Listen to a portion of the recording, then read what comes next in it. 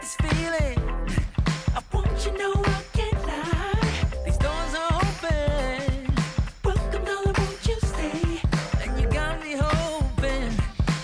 Forever's here, today's the first day. I wanna be closer to you. Closer to you, yeah. You to be all mine. I got all these choices, but I so made up my mind, yeah. There's nobody better, gotta be you. A thousand voices, 'cause it's so good to be alive, yeah. There's nobody better, so it's gotta be you. These myths are busted, the grass is greener on my side. It's done and dusted, I'm never getting off this ride. 'Cause life with you is golden, so how can I go back to silver love? I'll be holding on, can't get enough. Wanna be closer to you. Closer to you, yeah. You to be all mine. Oh, yeah. Got all these choices, yeah. But I so made up my mind. There's nobody better, gotta be you. Thousand voices, yeah. 'Cause it's so good to be alive, yeah. There's nobody better, so it's gotta be you. Yeah. It's gotta be you. Gotta be you. Gotta be you. Gotta be you. Yeah. Gotta be you. Oh, it's gotta be you. Yeah.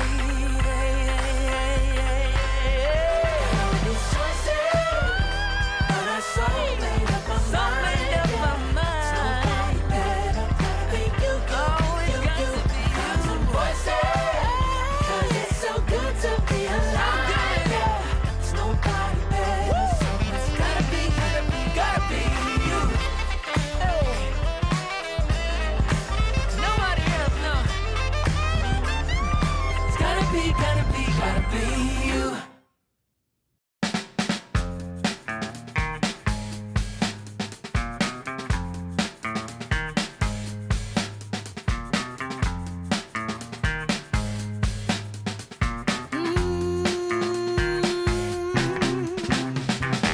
How I used to be was so good for me. In my mind all the time, no one I could turn to.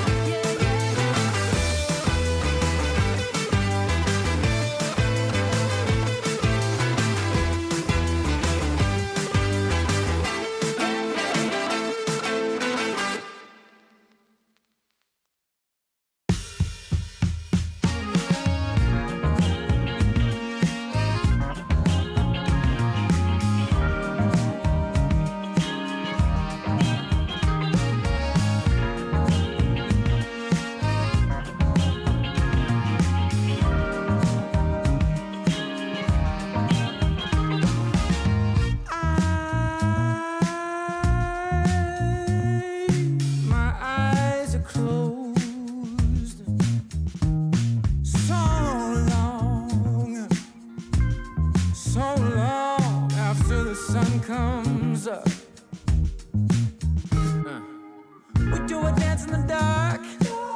Down the hall, pictures fall. Even the neighbors call. But then you rip out my heart. Every artery, a part of me.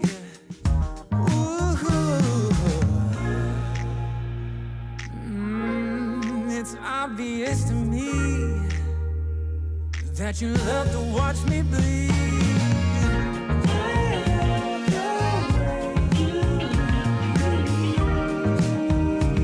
But not half as much as I love when you leave.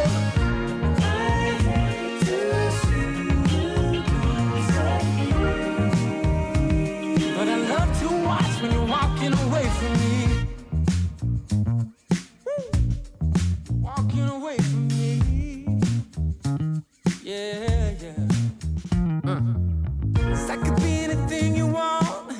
I could be anything you need.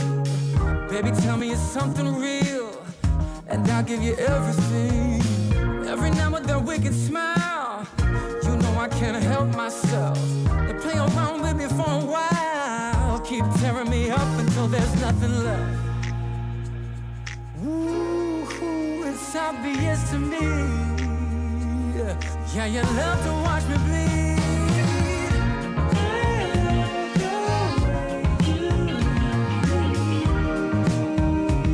But not half as much as I love when you leave.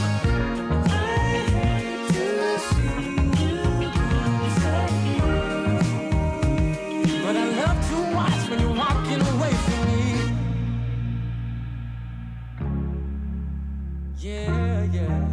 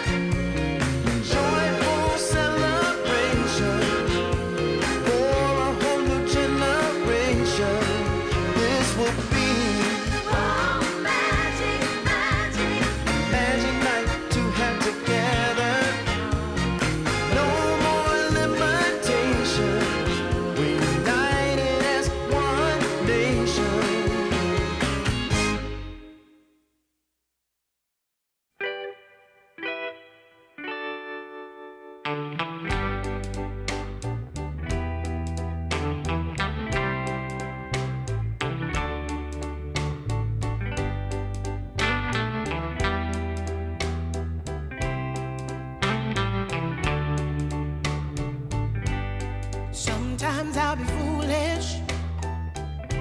Sometimes I know I get mad. Sometimes I say the wrong thing to you that makes you feel sad. But one thing is true in all that we've been through. You've never stopped loving me, no matter what I do.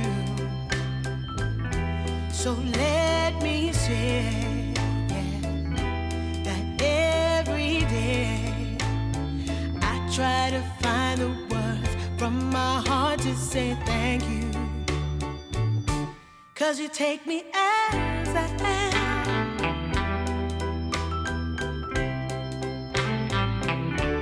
You take me as I am. Oh, baby. If you stop loving me, well, I would understand. But I won't take you for granted, no, no. When you hold my hand, your love makes me feel that I could fly to the moon. Not even the birds above can sing a sweeter tune. I needed to say that you find a way to make me feel anew. And I want to say thank you, 'cause you take me as I am. Oh, baby, take me as I am.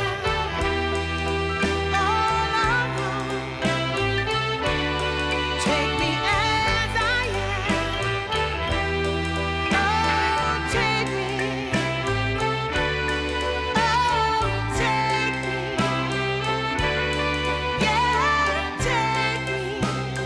take me as I am.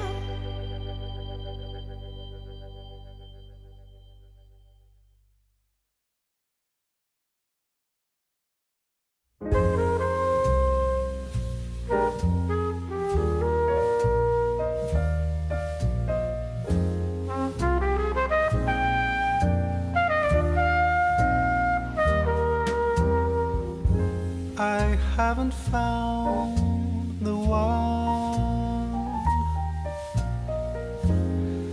I never knew what others do. I hope and yet again, what do I know then? I believe it's all meant to be. All my dreams are so out of reach. I fool around, but we never know.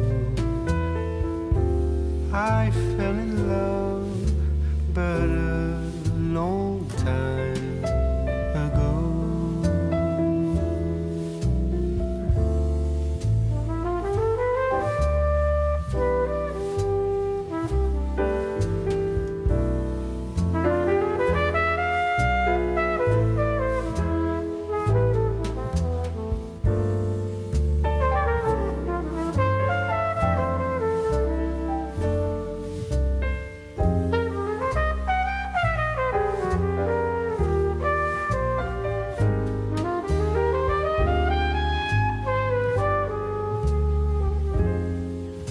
I sing the same old song, been going on for far too long. I hope and yet again,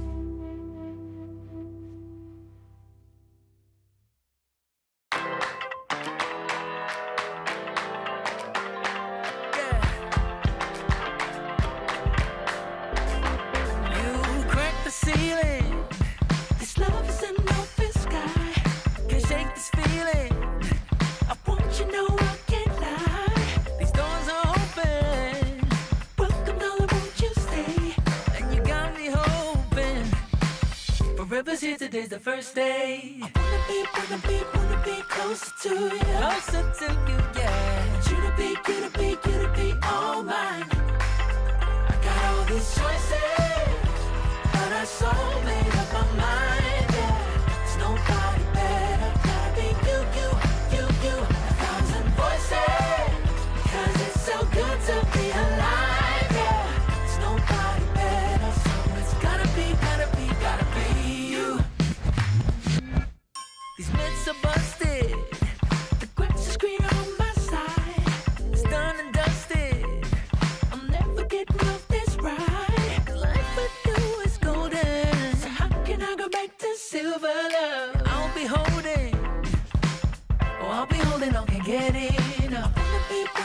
Wanna be closer to you. Closer to you, yeah. Want you to be all mine. Oh, yeah. Got all these choices, Yeah. but I so made up my mind. Made up my mind. There's nobody better. Nah. Gotta be you. Got to be you. Thousand voices, Yeah. 'cause it's so good to be alive. Yeah, there's nobody better, so it's Gotta be you. you. Yeah. It's gotta be. Gotta be you. Gotta be you. Gotta be you. Gotta be you. Yeah. Gotta be you. Oh, it's gotta be you. Yeah. All these choices, but I so made up my So mind. made up my There's nobody mind. better. Gotta be you. Oh, it's got to be Thousand you. voices, 'cause it's so good to be alive. Yeah, there's nobody better, so it's gotta be you. Hey. Nobody else, no. It's gotta be you. Sure gonna be a cold winter, baby, without you loving around. I will be waiting until you come back home. Sure gonna be a cold winter, baby, without you here with me. Don't keep me waiting, I need you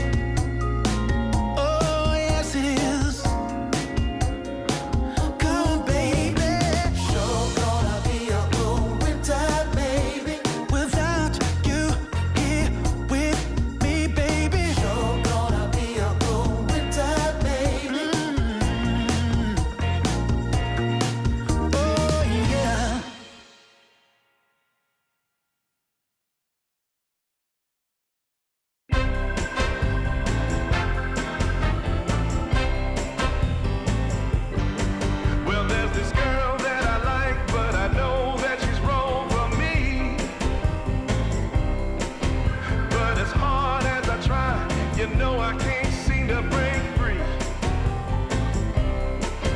Well, I don't know what I'm thinking of, but I can't get her out of my mind. When she walks in the room, I take one look at her, and all I wanna do is make her mine. But you know that you don't go messing around with a girl like that, a girl like that. You know she's gonna take your heart, and you're never gonna get it back. She's only 5'3", but she's got a little spell on me.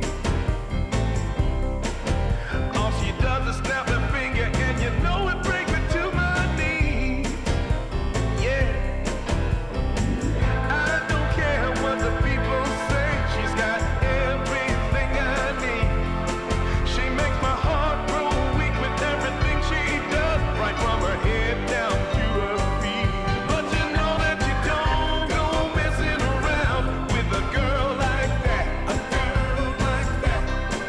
You know she's gonna take your heart, and you're never gonna get it back.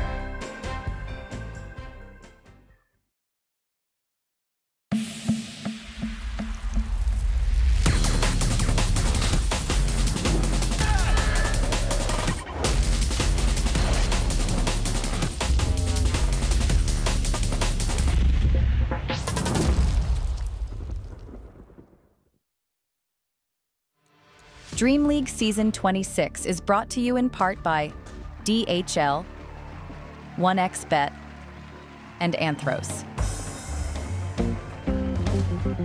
A very warm welcome. It is DreamLeague Season 26, and we are about... A very warm welcome. What? This is DreamLeague. Welcome to Season 26, and we're here with some wonderful Thank Dota you. action. And here Thank we you. have the PogChamp Pandas for today.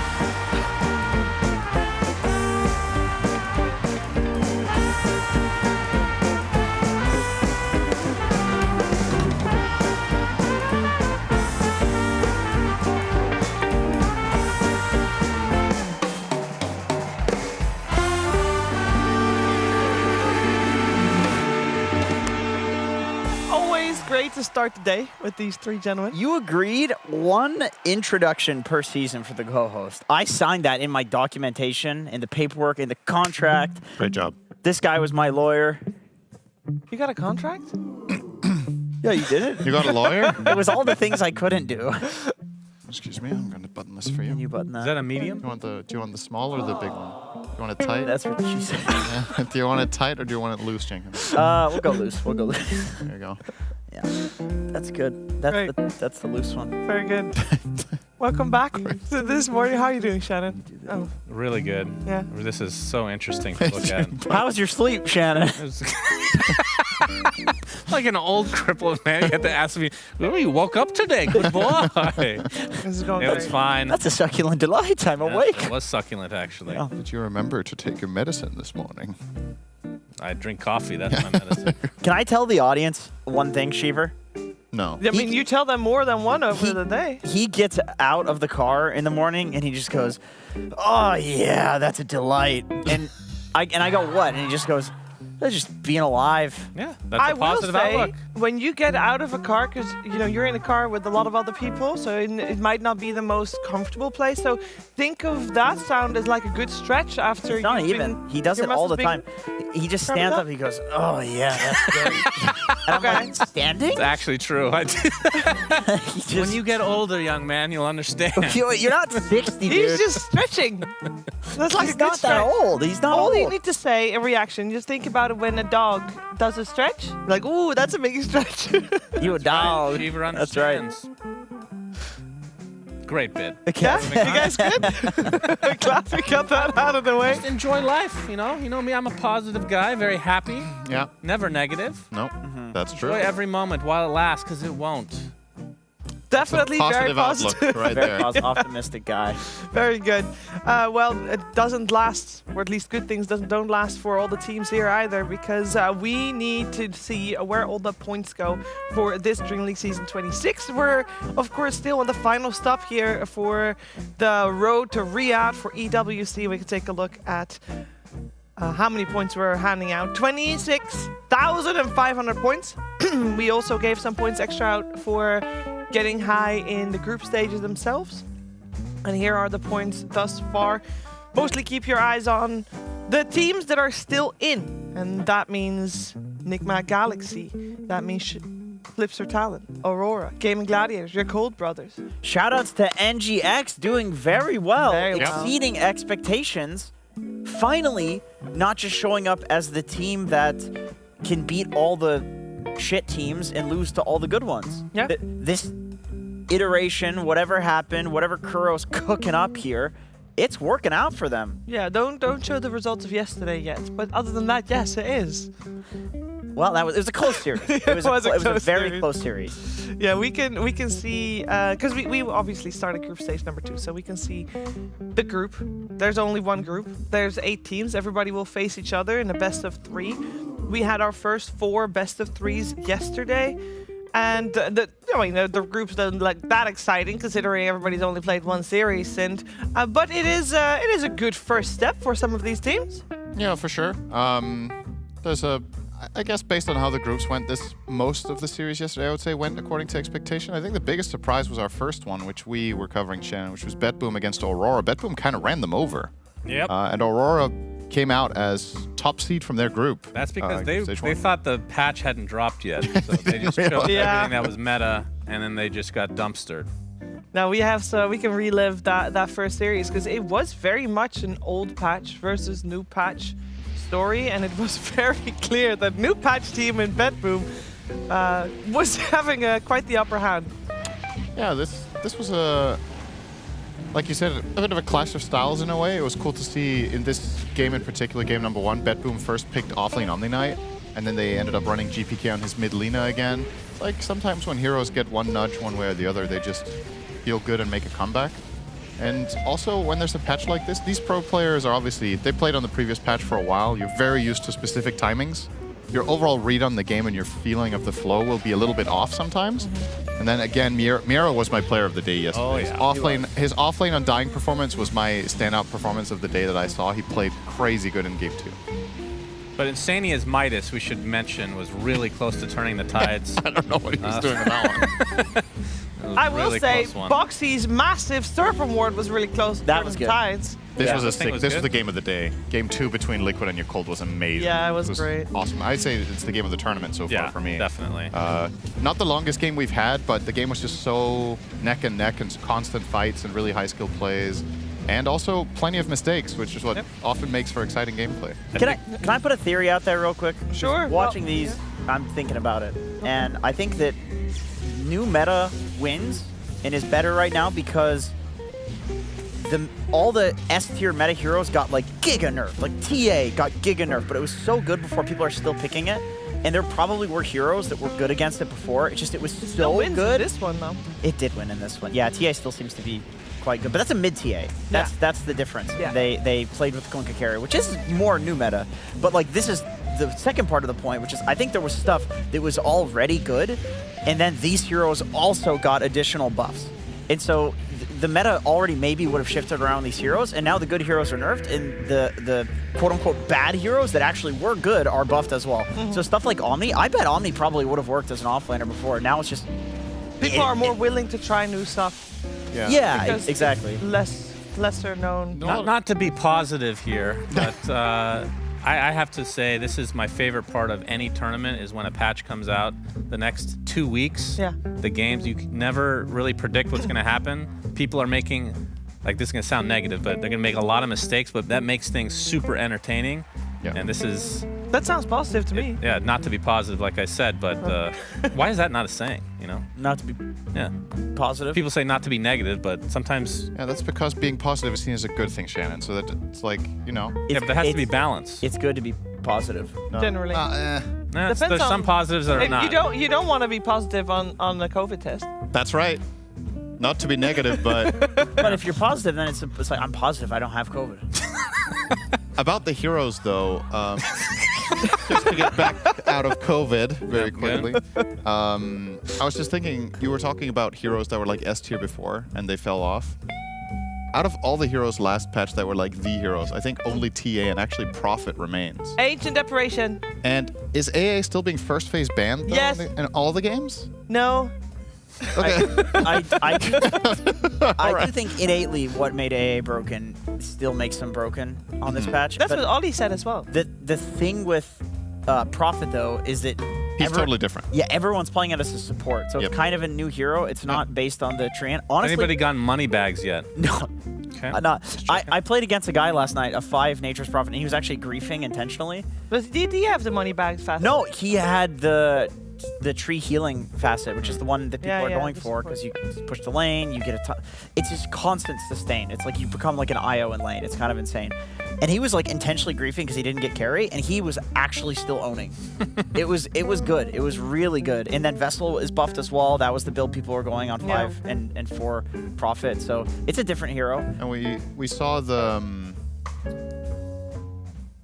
I lost my trail of thought completely. Back Okay, to you. because I was saw? gonna keep going. I was very surprised to see multiple treants.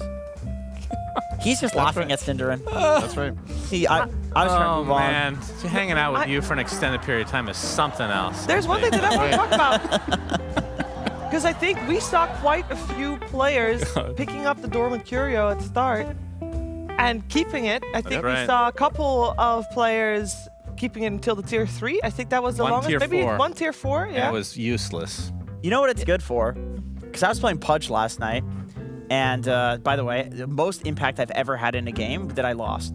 And this Nature's Prophet was griefing. I still lost, literally intentionally griefing. But I got the Dormant Curio because I was like, all the tier 1 neutrals are shit for Pudge. Yeah. So I just got that one. I was like, hopefully I get something good later. Vest quite good. For Pudge? Yeah. As a 4? Oh, it's a 4. It's a 4 Pudge. Well, you were griefing the game by playing I 4 was Pudge. griefing. Yeah, But I two got the car. griefers. So I who got was all the the griefer really? I You got bought the car? I bought the car. Yeah, I spent $150 to get the Oh car. my Oh my god, are you goodness. kidding? Dude, Value. it's the coolest taunt in the game. If you're a Pudge player, Pretty so cheap I'll- car. It's awesome.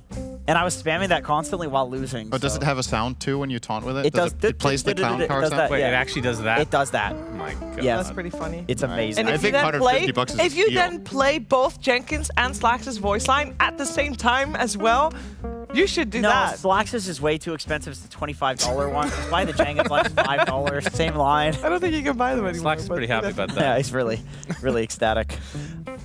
I just think that the Dormant, to come back to the Dormant Curio, because I'm excited about that.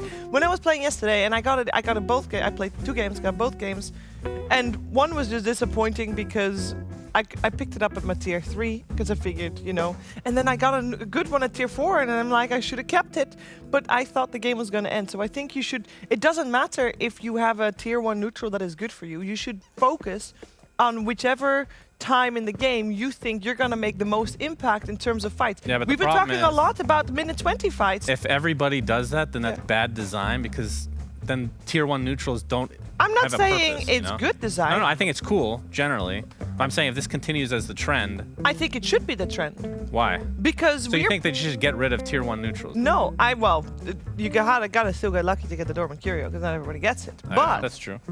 I think if we were talking yesterday about the Tormentor minute 20, we heard loads of players saying that they like that change because it feels like that's you're a more consistent or cohesive unit at that point, so you have better fights. If you're thinking that those fights are going to be very impactful for the course of the game, then you should. You always build items for that particular fight. You want to hit that timing. And if you want to hit that timing, that should be your strongest power spike. And if you want to have that your strongest power spike, you need the Dormant Curio for your tier 2. Unless you think you're going to lose early and you need the power spike to stop yourself from losing early so you can get to the point where... Yeah, level- but do those items make a big enough difference That's for that what I to was not thinking. happen? I don't think so. they- That's the Depending issue. on the item, They maybe. did. It depends on the hero because, for instance, the games that I didn't go farm a 5-minute neutral item on Sand King, I would get owned. In the games that I started doing that, I literally went like 8-1 in the next game. So, you know the impact that the shovel, which is now out, had on like Storm Spirit or whoever mid, Yeah. right? Imagine that is consistent throughout all the tier 1s. Then you're actually making a choice. Yeah, I mean, right? the problem is the other tier 1s are bad because I would get like Yeah. the Polywog Charm or something on Sand King, and that would be very impactful. Like, I think also another problem is that for the tier 1s, big thing that is impactful is the affix, the enchantment that you get on it. Yeah, you get that anyway.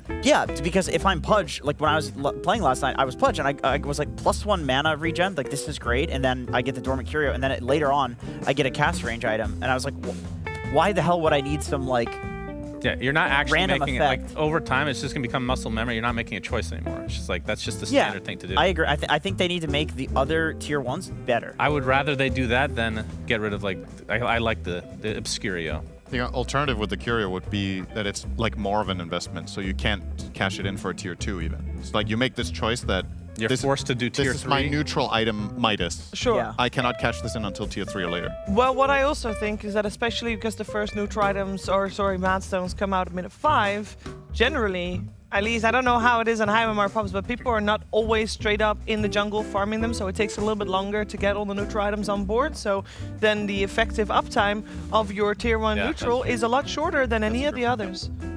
So then the value also goes down of your tier 1. I can say in high MMR pubs, people 100% all jungle at 5 minutes. It is very impactful. If I have a neutral item and you don't, you can't outlane me. I have like plus 200 effective HP. It's impossible. Like it's like a bracer or something of like effective net worth. Sometimes more. Like I'm telling you, Polywog Charm, you just don't need regen anymore. How many neutral camps is it you need to kill for your entire team to have items? Because not everybody jungles, right? The specific cores do. For me, I will kill 3, and I usually get the neutral item at that point. That gives 6, right? When you're the one killing the camp, you get 2, and when you get it for other people, they get half, right? So you kill 3 camps, you get 5, and somebody else gets 1. So at that point, like the carry will jungle, so this 5 will take the lane or something. It depends. It depends on the player, but like watching, I'm assuming DM does it, but watching 33's replays literally every single game on Sand King. It's rinse and repeat. How do you do that? How do you watch his replays? His competitive replays. Oh, okay. Because he hasn't. I don't have some like script. I wish. But he hasn't played any on the new patch, or at least not pro games, because Tundra's not so here. I have not seen on the new patch. I would imagine that because, like you were mentioning, the Tormentor's 20 minutes, not 15, and because like Sand King was also a hero that you would leave alone on an island, right? So you would need that effective HP to survive 1v2. Like there are a lot of things that play into it. So on the new patch, it might be entirely different. Also, people are just planning on getting the Curio anyway. Yeah. Then it doesn't matter if you get it at 5 minutes or 12 minutes. You just don't know if you're getting it, though. You just don't know if you're getting it, yeah. You kind of need to get the neutral items so that you know if you have a Curio. Because if you don't get that, you kind of want value out of whatever you're getting and not get that. That's a good point. Yeah, Sure. I can get behind that. But hit the jungle at minute 5. That's what I'm hearing. I wonder if getting rid of the enchantment as well would make it more interesting. You just have a dud. That would definitely make it an investment, yeah. It's an actual investment. But When I initially read it, it looked like it was supposed to be. Or like at first, half the enchantment or something like that. If you make it get a 30% complete, less. But, Yeah, making but it a if that's the complete dud. case, then I would want it to slowly build up, because you know how you get 30% more value out of it? I like then that. I would like No, I to really start like at that. 20 and maybe end at 50. Yeah. Yeah, that's you cool. save it the whole way until That's the end. really you get a cool. 50% Yeah, that's stronger cool. tier 4. That's yeah, cool. it's either that, or you don't have an active neutral for the whole time, so it's risk reward, which is cool. That is really Game cool. design right That there. is actually really There you cool. go. Good job. I like that idea. Hire her. The amount of We don't have any money to spend. Welcome but- aboard the Relic Arena. you know the amount of chainmail eaters that would save until the tier 5. Like I think the clockwork change and seeing the win rate drop exponentially is like this revealed a lot to me about the Dota community. Is that people are just They You want already to try knew, new though. things. masochistic. No, they want to try They new want to things. pick it up. I think it's all about seeing, because I think Dota very much is a game where it's not very clear about what is the way to win. So when a new thing comes introduced, like the chainmail eating, I think, I think if I'm a Clockwork player, it's like, well, they put it in, it's new, it must be good. Yeah. So I'm gonna try it out, you know? It didn't work out they've for been most of really those trying. players. I wonder what the win rate of the chainmail eating would be if you still had expanded armature with it. Because that's the problem. You lose the big cogs when you I take was it, right? surprised that they didn't just make the big cogs like a default, because what the facets changes look like to me from a game design perspective is that like Valve has, you've said it, like Valve is very data driven as a company. Like, and most game design companies are. You look at what people are doing, and then you don't say, oh, this isn't our design. You say, oh, that's cool. I'm going to keep that, or I'm not going to keep that. So a lot of the changes that they've made in this patch were like this thing that was a facet, Lich, for example, people seem to like that. The fact that the chain frost circles Frostbound. around. Yeah. Like, because the thing is, from a design perspective, if you are countering Lich ult, you're running away. So it doesn't matter to the Lich whether or not it doesn't matter to the person getting gone on whether or not it's circling around or not. If you're doing the right thing, you get away from it. But to Lich, it feels fucking bad if you ult and it just doesn't do anything. Yeah. That feels really bad. And so they Frostbound added it made to the it base. fun. Yeah, It gives the random like, oh, maybe he's gonna run into his teammate. It's exciting, right? Yeah. It's nothing The idea less behind than the exciting. cog facets is actually similar to Sandstorm. They tried doing the Sandstorm where you're picking one of two things, and it's drastically different. And one is always going to be better than the other. And Cogs that's is where the same thing. That's right? where I think you just make it the base and you try new facets. Yeah, that's what they did with Lich. And then if they at some point remove facets altogether, but they kept all the things that they learned were good from facets, you just have a game that's like 20 years old that somehow we've reworked the best parts of these heroes, and we have the best versions of them because of the data that we have. Yep. Speaking of data, there's a couple more data things that we gotta look at. We have got still 8 teams in. Let's see what they're playing for. We have got the prize pool. We're handing out $1 million in prize money in the left column. I think that is excluding the club rewards, but I might be wrong. I think that's excluding. Can you do quick math? What's excluding the club Is rewards? the whole everything? If you Everything combined is 1 million. including the club rewards. Oh God, I Cinder. remember looking at this at home. Okay, cool. Thank you. I did the math. Oh my God, I believe it. I appreciate Sadly. that you did though, because now I got the answer. So Because I was curious myself. I was at home. I was like, oh, and it's 1 million prize pool. Is that players or total? So I just quickly checked. No comment.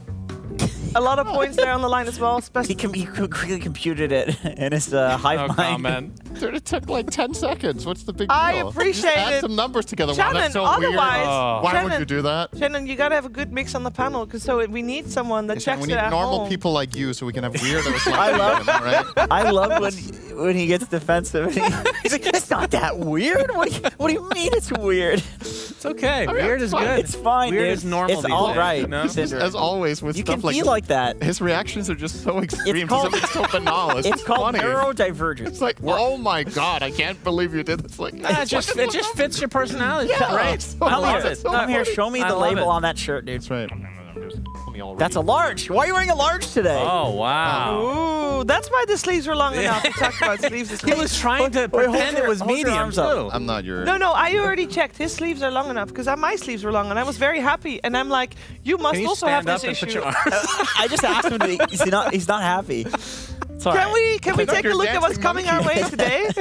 We have a full schedule. Yesterday went very late, past midnight, and today we're gonna see how long this one goes. We had 2 series going the distance. It's all best of 3s all the way. Looking at these 4 series, Shannon, which one has the highest probability of going long? Going long? Yeah, I have my eyes on one in particular. Final series, Bet Boom Paravision. Oh yeah. It's gonna be extra hype. Yeah. I think it was a 50-50 because Aurora also sometimes has very long games. But I guess yesterday they were a little bit underwhelming. But Liquid, you know, it is DreamLeague. True. So it's only a matter of time, right? Not to be positive. I think there's a decent possibility the first series is actually the longest. Yeah, Colt had a very long game yesterday against Liquid. I think Nigma are looking quite good. Yeah.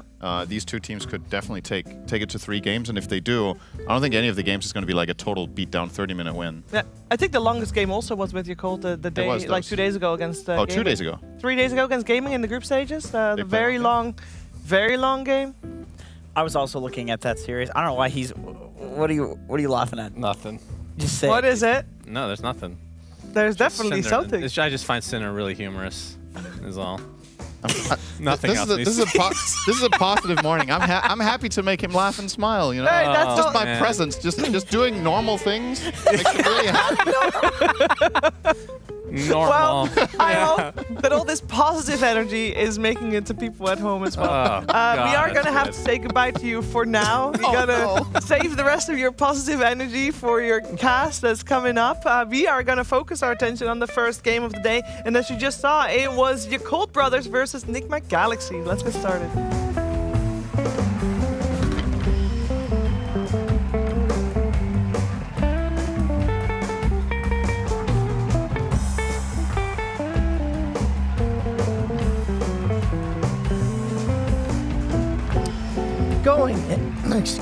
Going into Nigma Galaxy versus Yakult Brothers, we got a new patch, right? Second day of the new patch, and both these teams yesterday on the new patch, first day, whipped out some new heroes that we had not been seeing in the last couple months, and I wanted to check out the stats of these new heroes that these teams are utilizing on Dota Buff, right? So these are Talon Brothers heroes that they picked yesterday that we had not been seeing before. Void Spirit at a 51.4% win rate in his pubs, and that's gone up 1.2% since the new patch. This change comes from giving him a little bit of base agility, giving him some damage on both of his nukes in the laning phase. And it's not that much. It's 15 damage on Resonant Pulse and 5 damage on Ether Remnant. And so it's pretty cool to see how much these heroes change just from these small things. Oracle, 53.3%, up almost 2%. The main change for Oracle was that you can now not only see where the rune's going to be, but also what it will be. And we saw Talon Brothers playing around the rune. Pretty much with 3 or 4 heroes because they knew where it was and what was coming. And then Alchemist, which we saw them play as a support for position, the buff that they gave him was that his corrosive weaponry is a bit stronger level 1 and accrues the slow quicker from his stacks. And so he actually took a value point in that in lane and used it to effectively pair with the Darkseer that he was laning against, getting some kills. Going into Nigma's new heroes that they played yesterday, Shadow Fiend, who surprisingly is up 2.1% win rate, finally overcoming the 50% win rate. Eclipsing was the word I was looking for. English is only my first language.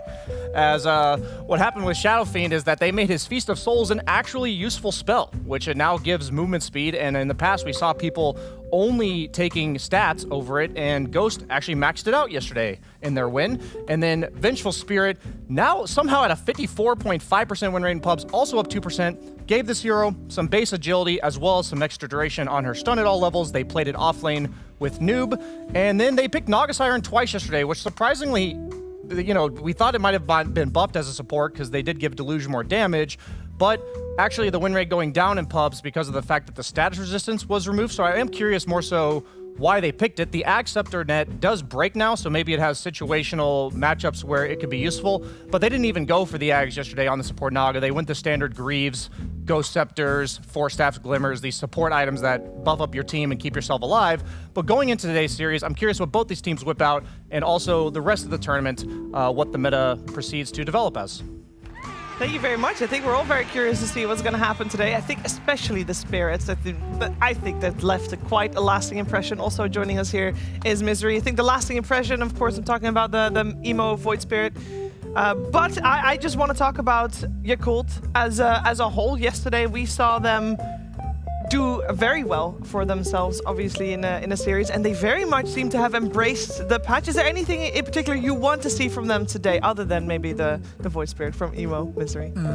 I think I would like to see them continue with the very cohesive drafts with a good idea behind, not just random new heroes, but actually strong overall lineups. I think that's something they mastered yesterday a little bit, and yeah, they're looking hot. They are looking pretty good indeed. Liquid did ban out Storm Spirit and Ember, both of those games that they played yesterday as well. So we'll see if Enigma Galaxy will do the same thing today. And before we continue talking about both of those teams, I think it's also very cool to hear from Talon Brothers themselves. 一定强度的水平的话，应该会拿到一个好的名次，但是也可能就是我们可能互相配合不了。 可能就会一轮游。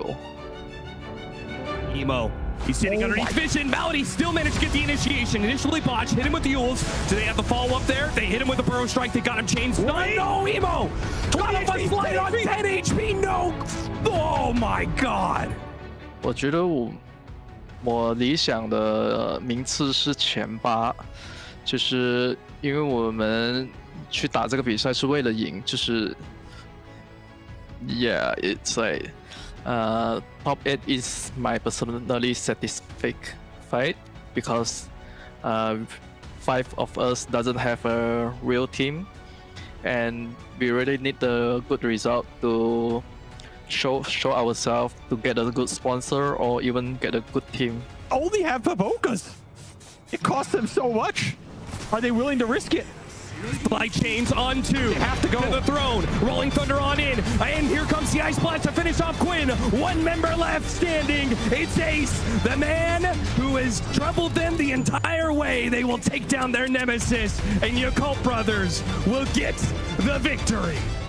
就是我们会在这剩余的几天里，训练还有比赛，尝试一下能不能打得这套真人打得完美吧。然后到 DreamLeague 26的时候，发挥我们该有的水平。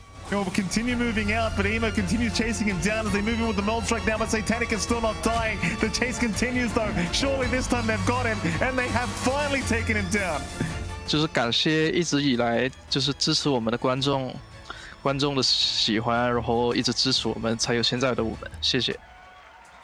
Very wholesome and very humble from Ollie. His goal initially is to get top 8. Well, that's secured already. Yeah. And on top of that, I mean, he's talking about wanting to show the best of themselves to potentially, hopefully for them, secure a sponsor, because Yakult would be nice if Yakult would sponsor them when it's actually the nickname of their manager. I think, Jenkins, there's a lot to play for them, but they're definitely on the right track to get that. They definitely are. I don't know what happened to Emo. I don't know why, but this guy is hungry. Like, he just wants to win so badly. And you can see it in all of the games. Like, not only is he popping off, going beyond godlike in every game, he's doing really crazy shit, like double jumping into the pit to steal the Aegis in the last hit on Roche.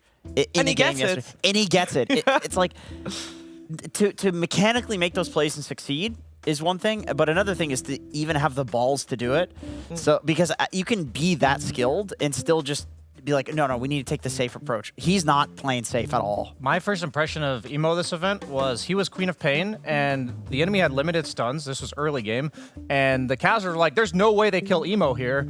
And then for some reason, he held on to his blink until he was like 50 health or something, and we're like, wait, what? He's almost dead. And they actually committed 4 heroes to kill him and then wasted their time. And I was just like, what is this guy on? Like, he's not only high risk, high reward, but he's also doing it in times where I think to the average player it just makes no sense, which it has to mess with the mind of the opponent as well. And you have to have an insane amount of confidence to take that type of risk.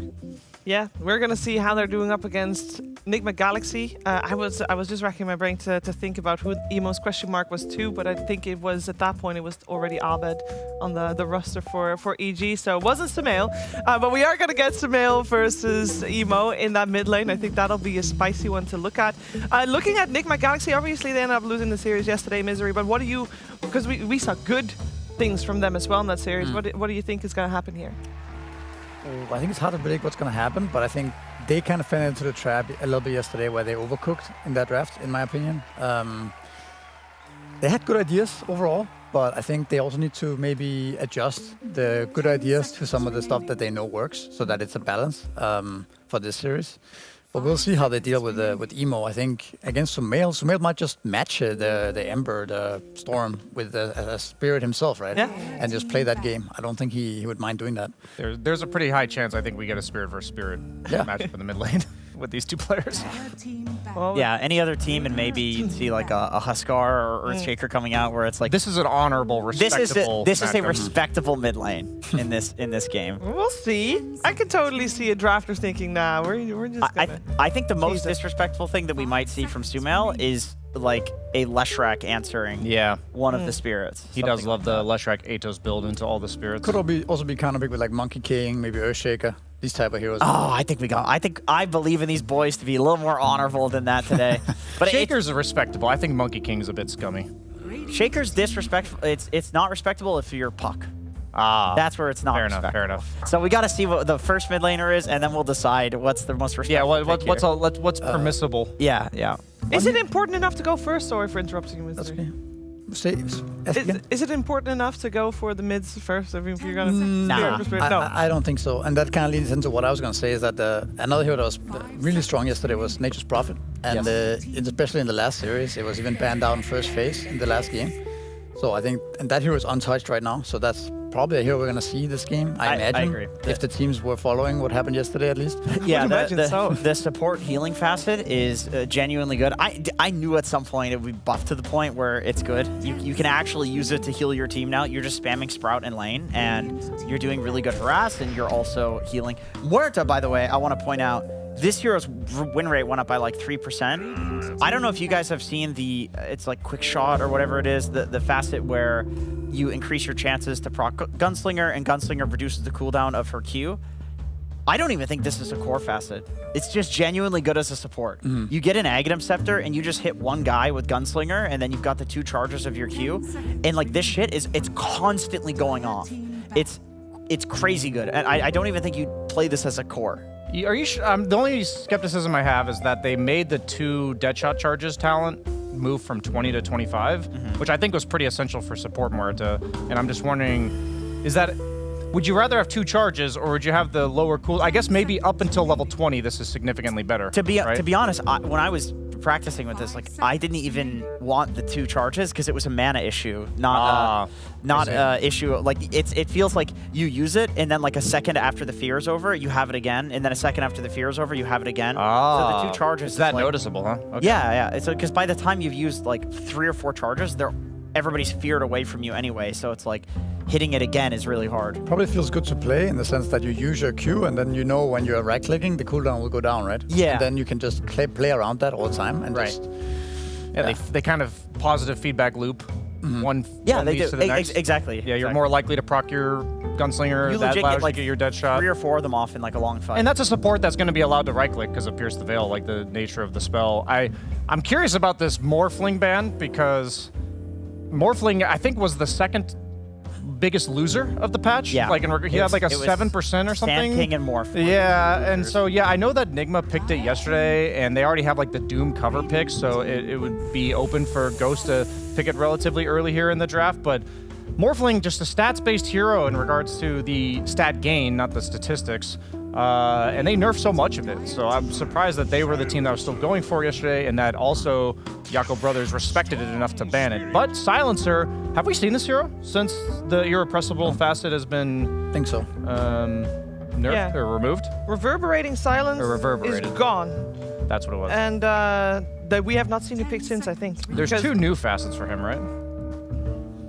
But I think it's a nice way to cover your Storm Spirit, the Silencer, because Storm Spirit is extremely good against the other spirits, like the Ember Spirit, like the Void Spirit. So I think this is it's also setting up for Storm jumping in, then you have the global. Like that's a nice aspect of it too, but I think it protects the potential mid counters coming out for Nigma. If they were to go for something like Monkey King, Storm is not the worst matchup there is as well. So I think this is something that they thought about, I'm sure. I think it's pretty good against Shadow Shaman and Doom as well, because these heroes, it's like really obvious when they're committing to a fight. Doom literally uses Doom. Shadow Shaman sits there and grips, and it's a channel, and you can interrupt it with the silence. So you can pretty easily also like decide when to disengage with Global Silence for your team. I think it's a big deal that in the previous patch, if Doom has a BKB and you global him, that he then BKB'd and had to wait 2 seconds to Doom you. Still the Leshrac though. So like, now you can press BKB and insta Doom somebody. So I'm just wondering, like, it's definitely a big deal. I agree. I think for heroes like Shadow Shaman who are shackling you and you cancel their channeling, the hero's the exact same. But against cores that needed to press 1 button to get rid of global and it previously didn't work. What did he get instead then, the Silencer? He doesn't have that one anymore? So he has 2 facets now. One of them's more of a core facet, which I highly doubt they'll take. The other one is that Silencer deals 25% more damage to heroes that are silenced, and he takes 25% less damage from them when they're silenced. So I feel like unless you have the Ags build, like late game Silencer isn't really going to benefit from that. It is only 10% in the laning phase, like it ramps up over the course of it. But in lane, I guess if you have like 1 point Curse plus 1 point, I don't even know what the spells are called, the third one that silences you. Last word, then he does more damage, right? So, but this doesn't seem like any of these would compensate for the reverberating facet. Yeah, I think it's just a casual Silencer Storm. The combo is good.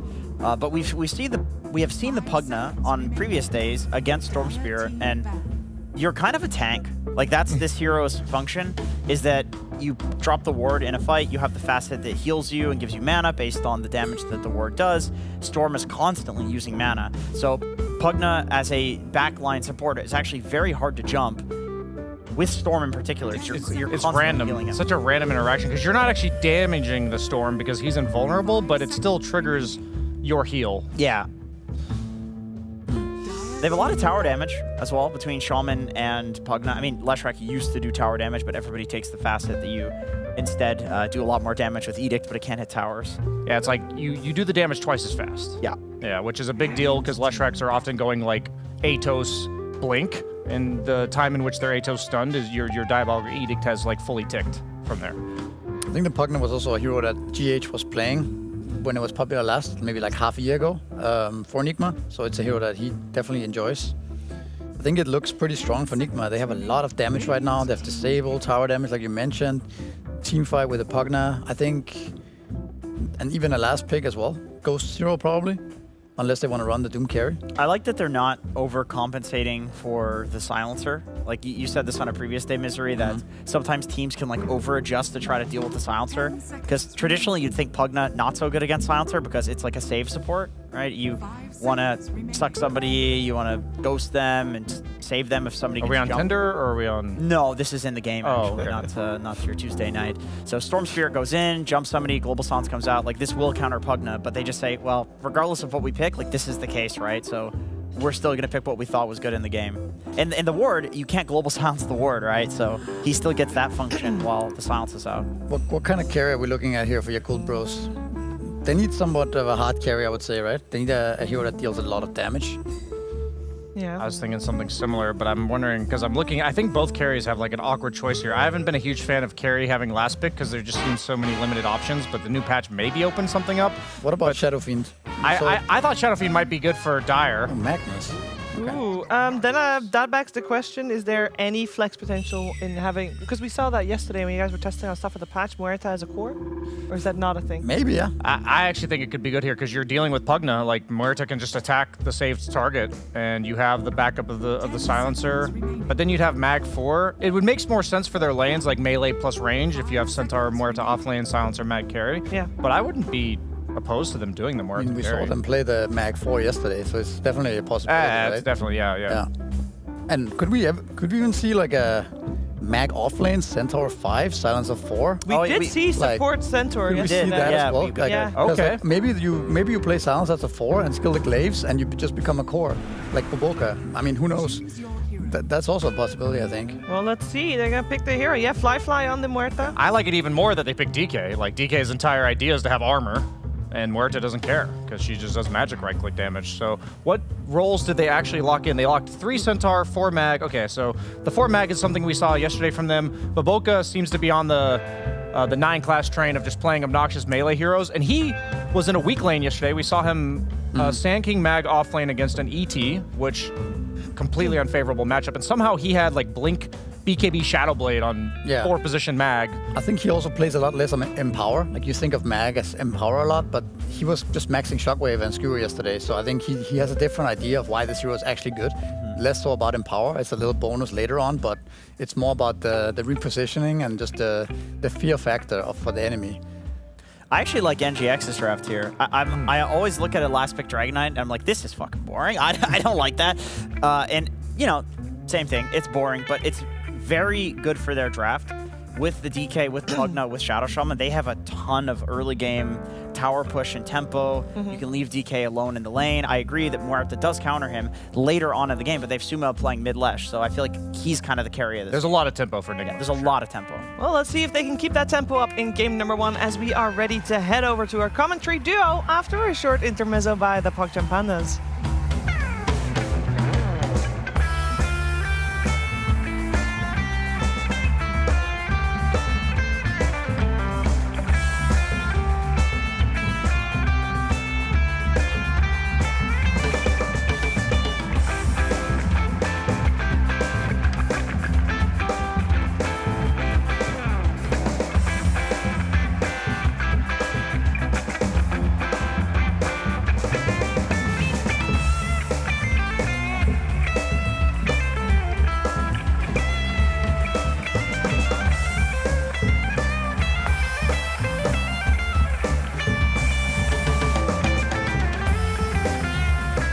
Greetings! Welcome to game number 1 between the Talon Brothers and NGX. Sunsfan here with Cinderin.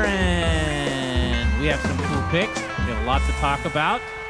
Yes, sir. This smoke will turn into any kills unless they can run into the carry, Muerta, with the new facet, which we'll discuss in just a bit. Oh, they actually might run into her. She broke it below. Yep. Well, dead shot for the Vision, and out she goes. I want to talk about the negative stuff first, Cinderin. As you do. Ollie picked Silencer. I thought this hero was supposed to be dead. To my knowledge, and correct me if I'm wrong, the hero was picked in the last however many patches, literally because of the reverberating silence, and that is no longer in existence. This one, it feels like both facets are kind of like, hey, you should play this hero carry or core in some respect. I'm trying to remember the chronology of when he got reverberating silence, if that happened simultaneously with getting back the old last word or not, because in that case, it's a little bit hard to say whether reverberating was the reason or if it was getting back this spell, right? Because Silencer has been changed, I don't know, 5 times in the last 2 years, it almost feels like. They've really tried to move his spells around and change him around, but at the very least for now, Talon Brothers think this is still a viable pick. Together with Storm in particular, it's a complete classic. You ball lightning in, you global silence, and you kill someone. So, pretty straightforward stuff. And then Muerta overall first pick here, playing with the quick draw as a carry. I looked at this facet when it was introduced as long ago as yesterday. Old days. It looks really good. So I'm genuinely not that surprised to see them rate the hero this highly, but let's see if it's going to work out as well as we expect. Yep, I'm excited. Been used to seeing the, I mean, even support Muerta is fun to watch, but having a little bit of variety never hurt anybody. And when this hero was introduced the first time, I feel like people were playing a carry, and then they moved things around and it became more and more of a position 4. Every new hero starts out as a carry. That's right. People love getting their gold and seeing how far they can take it, right? That's right. So NGX's lineup, I mean, the first thing I think of is redonkulous push. You got Dragon Knight, you have Pugna, you have Shadow Shaman, you have Leshrac without the usual facet that we've been seeing in the past. So Diabolic Edict actually hurts buildings. Their push is insanely good. Yeah, it's really cool to see Chronoptic Nourishment. I'm honestly more excited about that than any other Yeah, you would game. Just because, I mean, Leshrac, his identity forever was Edict on towers, and then we just lost that for half a year, basically. Nobody took this, but they changed Chronoptic now, so it is a flat 25% at all levels instead of scaling up. I think it started at something like 12 before, and then outscaled to 15 eventually, or 25 eventually, but it doesn't really matter, right? This is a laning ability, and Sumail will be putting this to good use to harass in mid. And this is also the way he loves to play Lesh in mid is very oppressive. Give him more mana, you know what he's going to do. So, interesting stuff. Yep, definitely one of his best heroes. Looking forward to seeing what he can come out with it here. He gains 10 mana every time he hits Emo. Right now. I just checked. That's a lot. Yeah, every good. 10 hits, he gets to cast a free Lightning Storm. Pretty crazy. Actually gets more than 10. Wow. Yeah, why don't you do the true calculations? Yeah. Give us the decimal point. I think it was 12.3 there. Okay. Appreciate that. Yeah, you don't really like numbers, do you? Whenever I talk about numbers, you're like, this is boring. Is that me? That's you being me. I feel like, oh, okay. So you just burned yourself, man. No, All that's right. how you were. That's how you were being me yesterday, and I was like, "That's I how love my numbers." That's you. No, that's you being the Pugna Butler. Oh, he's back. Well, no, he's not truly back. He can't give mana anymore, right? He can still give health as usual. I guess he's still a butler in our hearts. As Boca pulling the wave, shenanigans. Yep. He's playing with diminishing returns again, like yesterday, instead of the eternal empowerment. Yep. And this time they don't really have any wombo combo that he can fuck up with the shockwave, so that's good. I could skewer everybody out of Centaur Stomp. I wouldn't call that a wombo combo either way, though. RP into Centaur Stomp? That's pretty wombo-y. Really? It's like a 5-second chain stun. Oh, we're going to see first blood. Ollie. We're also going to see second blood. And the Hex onto Fly, and he gets zapped by Yamich. Now it's a 1v1 support battle. Neither player has any honor. That was a fight to the death, surely. That's Sumail fighting off Emo. 25-3 right now to 24-3, so very, very even. Yeah, We'll Emo see. doing great here, in my opinion. This should be a lane that's relatively tough for Storm, especially when Leshrac runs Chronoptic. So being able to draw on the Storm is definitely a good look. I mean, Emo, he's been having a great tournament so far, and he is a Spirit Hero specialist. All of them. That I would say, maybe, perhaps, Earth Spirit is definitely his worst, but the other three, he's S tier on all three. Okay. So if he gets to run Storm, Ember, or Void Spirit, he'll pop off. It's hard to ban them all. His Void Spirit was something special as the Split Earth is there from Sumail. GH making his way over. Not exactly the best ganking hero, Pugna. I'm interested to see when NGX want to kind of have this little group up session, the snowball, the... Why can't I think of the actual name of people use normally? Amalgamation. Oh, I do love amalgamation. Congregation. No. Get together. Yep, that's what I was thinking of. Potluck. Radiant's bottom Gonna get me tower hungry. is under Yeah. attack. Death ball. There we go. Yep. That was the word. That was the word you're Yep. Death ball. Oh my god. Emo. Not quite level 6. Yamich. Oh, he is level 6 now. The chicken fingers, though. As Ollie is nearby. Do they have the lockdown? Oh, they do. Baboka It's a dead gonna chicken. be here. They're gonna take out Yamich as Emo, again, has the ult, so should be fine. A little bit of miscalculation. I mean, if Emo hadn't gotten 6 on that, that would have been pretty rough stuff for him, potentially. That was perfect timing. And it also, by extension, means that was a cool play from Enigma Galaxy. They were just unfortunate to be a few seconds late, but the overall idea, I really like that. Between Shadow Shaman and Pugna, ganking Storm is not an obvious play in there at that time. Fortunately for them, just a bit too late. Yep, both stomp in the top lane. Emo makes his way over. 3 versus 1 is the TP on the way. GH puts down the Nether Ward. That's not going to do too much at this stage. And Ghost will go down to the double edge. Yeah, Centaur, one of the heroes that suffers the least against Nether Ward since Double Edge has 0 mana cost. That's true. So it doesn't really matter. Plus, he's a beast. He wouldn't care even if there was Cinderella. Right. He likes taking damage. True masochist of our day. Did he go UN horsepower again? I was hoping we get to, I hope we get to see Counter-Strike try it a little bit. Yeah, I'd love to see subtick in Dota. But it's horsepower as usual so far. Yeah, the double edge. I'm not truly a believer. I don't think the changes made that much of a difference, but I've been wrong consistently, so we'll see if somebody takes it. Yeah, it's kind of your brand by now. What? To be wrong. Is that true? No. Okay. But it's getting there. I do have a company named Double Edge Games. I thought that's what you meant by brand. True. But yeah, I think the issue is that Centaur, with this facet, it's just a free slot. As Yamich going to come from the south, the double hex into the shackle. Baboka is here to assist, try to turn this around onto Yamich. Ollie has made his way over as well, but Sumail with the shield rune. This is something to truly fear, but he is quite slow. Flyfly is actually going to right into him, has to pop the ult. Sumail can't target him. Stampede to give it a little bit of distance. Gets the dead shot and will survive as a result. That was close, though, as Emo finds a solo kill onto GH. So across the board, 3 dead for NGX. The dive, very much so not successful. Emo will take a lot of damage from Sumail. Has the haste rune. This should be the eventual kill. Surely? Yes. So they finally get 1 out of all of that. It is an important one. It's worth noting, Ollie has already hit level 6 on the silencer. He got it very, very quickly from the couple of kills and assists he has. He's 2-0-2. So, yeah, I'm really interested to see the impact the silencer is going to have. Global silence, 1 dispel will just get rid of it now.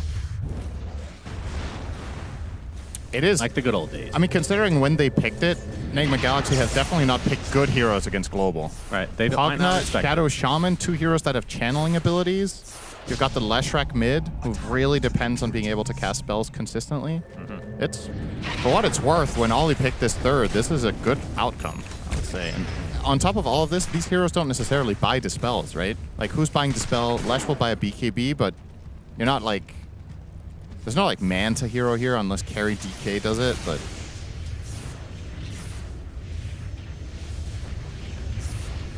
Yep, tower has taken considerable damage. But you can see Occult Brothers going to be pushing their lane to try to counteract it, taking out GH. Of course, the push will be way faster for NGX as Ghost shows up to casually kill off the Silencer. And Emo, away he goes. We're at the 10-minute mark. Oh, Ghost is rich, man. How's he this far ahead? 85 CS? Or clocking in for the other one? Okay, he's just ahead by 30 CS. That will do it. I was wondering how fast NGX were going to play this, though. We've seen teams with these, even just 3 out of the 5 push.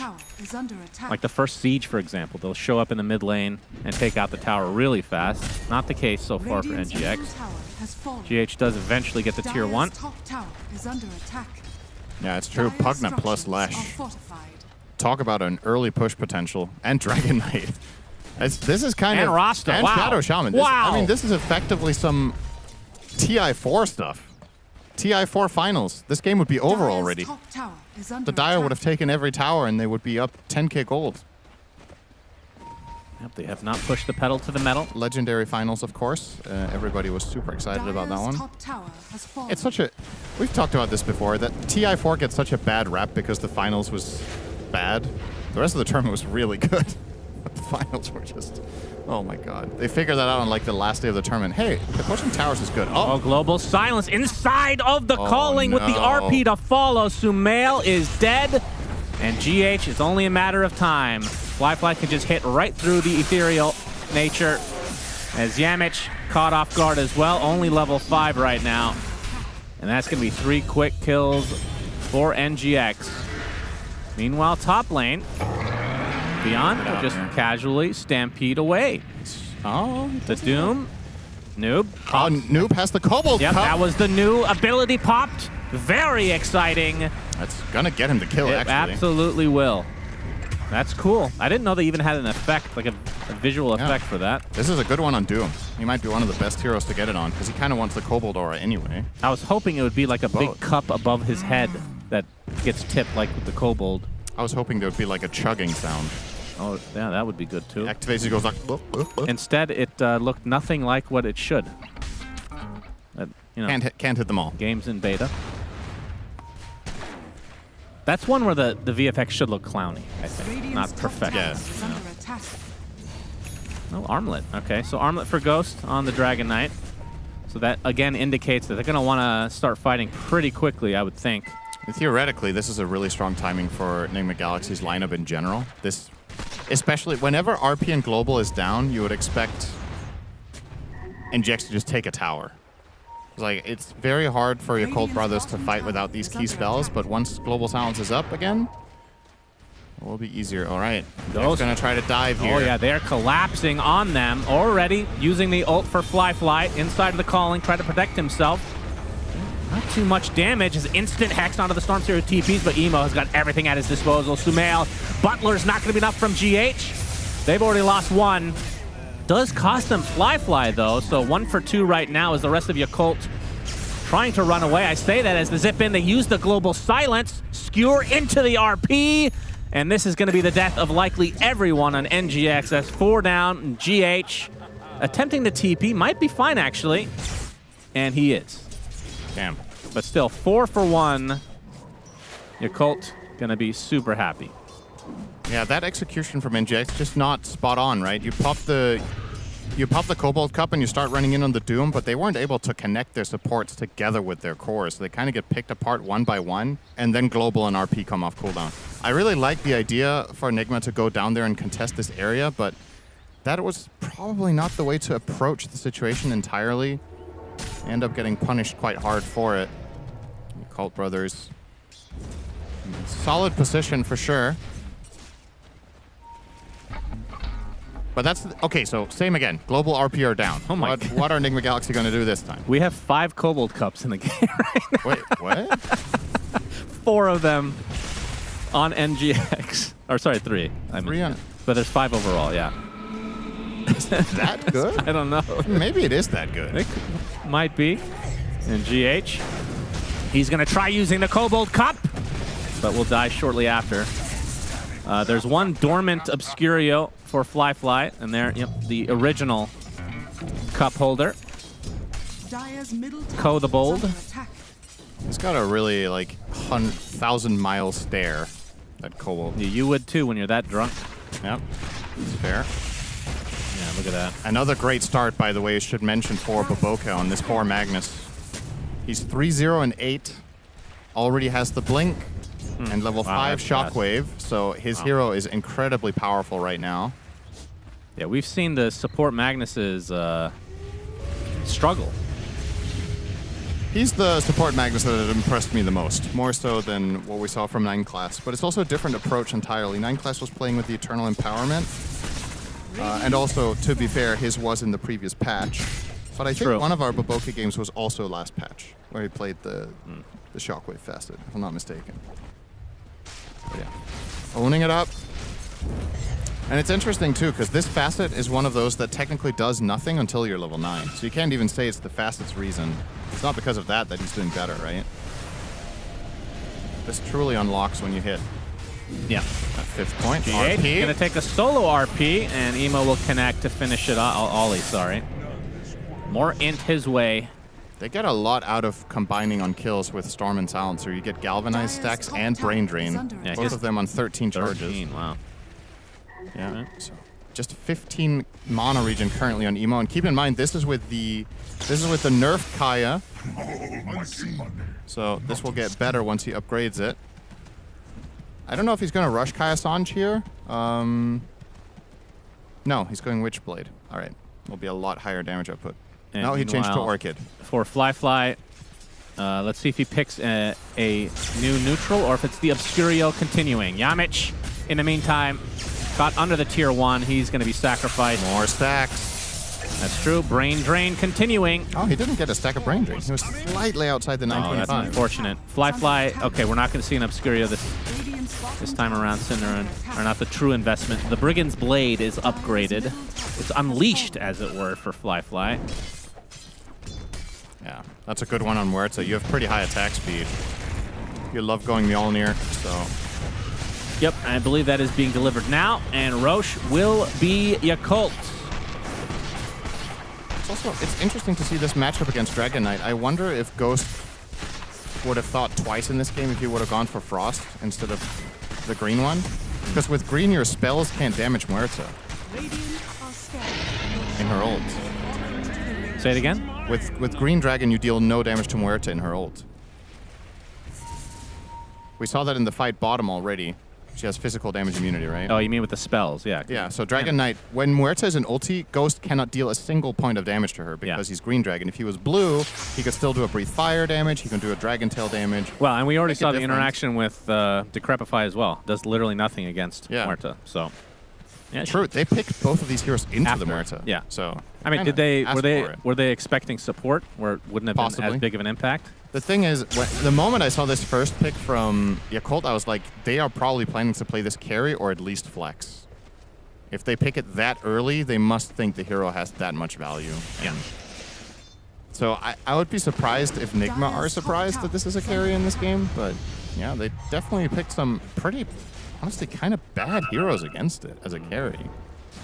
So I kind of like Yakult, whether you want to call it upgrading it or keeping it carry. Oh, we got more trouble brewing here. Yep, Emo with a jump in, Orchid, and even the creeps are going to help out. Basically a double hoof stomp. Noob, very tanky though. Pipe applied. Oh, but the RP is going to cancel this combo. Beyond stuck inside the wards. He's got to use Stampede to try to get out. They get the support Yamich. Now the big zip in from Emo, focusing everything on Sumail. He is dead. Emo's first life is gone. Aegis expended. This is a 5 versus 3 though.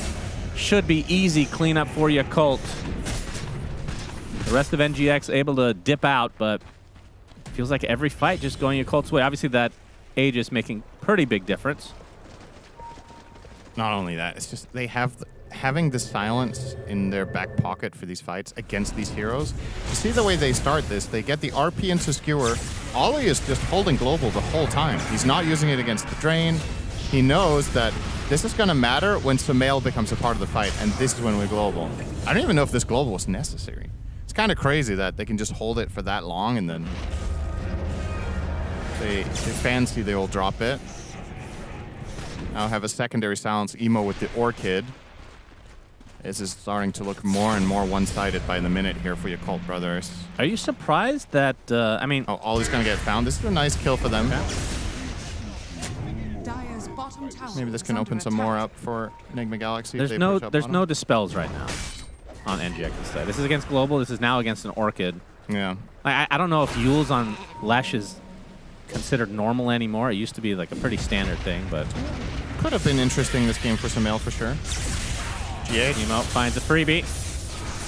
Snack. Will pop to the Orchid. Meanwhile, Fly and Baboka will team up to take out another. Ghost, though, taking out Emo. That is a huge kill for NGX. Managed to get the Atos from Sumail into Split Earth, into Dragon Tail, and that is the biggest kill of the game so far. Finally, Enigma Galaxy take down the pesky Storm for a second time. He was on a 7-kill streak, and all that gold, he was worth about 1,300, of which Ghost claims 7 of it. Make some nice progress here. And I love that he bought Blink on this carry DK. I feel like this is something too many carry Dragon Knights bypass. And I know it's a game-by-game basis kind of thing. In this one, your mid laner is a Lesh, your off laner is a Doom. Get the Blink. Start the fight. You know you have damage from your mid and your off laner. It's just a matter of getting good terms. And with a DK Blink, that gets infinitely easier. Also because against Global, a lot of the time what really beats Silencer in fights is burst initiation, where he doesn't get time to react. So Blink Dragon Tail into a little bit of a follow-up kills heroes very quickly. It is 21 minutes. I believe Yakult's going to be grouping up to take out the old Tormy. They've got a lot of magic resist now on the side of Nigma. They've got 2 Glimmers, Pipe. Sumail has his own Glimmer, so he will always be around for one. And now have a Glimmer on GH. There goes the Tormentor, as you said, of course. Muerta are good at this. Didn't even need to use Pierce the Veil. And they will get the shard for Silencer. If this was retroactive, yeah, he would have 45 install. That would be nice. That would be crazy. Gonna get scanned here on the gate by the Dire, so Enigma Galaxy know that Yakult went through the gate, at least some of them. They're not gonna use it. Oh, now they will. They will try to turn that into a play. Would be big for them to get Fly here. They see him under that board, scouting out the Ancients, and his counterplay is non-existent. Dragon Tail, Global Silencer tried to buy him some space. He's gonna pop his ult and TP. He's out. Yeah, he didn't have any counterplay, but Ollie did. Now that Global Silence is down, though, maybe NGX can scrap something up together. I mean, we have not really seen the push. There's 2 tier 1 towers down. That doesn't seem like that should be the case with the ridiculous amount of push that they do have at their disposal. Well, yeah, Cult Brothers are just very adamant about defending their towers, and that's exactly how you beat this type of lineup. If you can stand your ground and hold, so much of what Enigma Galaxy are proposing and trying to do in this game just gets negated. But you're right, on paper, if the lanes went better and the early game went better, this is when Cult Brothers would have no towers left outside of the base, but they have 4 out of 6 still. GH trying to be cute here. Yep. He is successful. He is cute, but he will die. He's a very, very cuddly young man, I would say. Yeah, look at him. Like a little teddy bear. Yeah. The bear to Jenkins Twink. 7K lead for Yakult. I like that you just moved on from that immediately. Yep. Really good call. Nemo. Going for that Lincoln Sphere. Dragon Tail and Doom. Of course, they do have a lot that can pop it.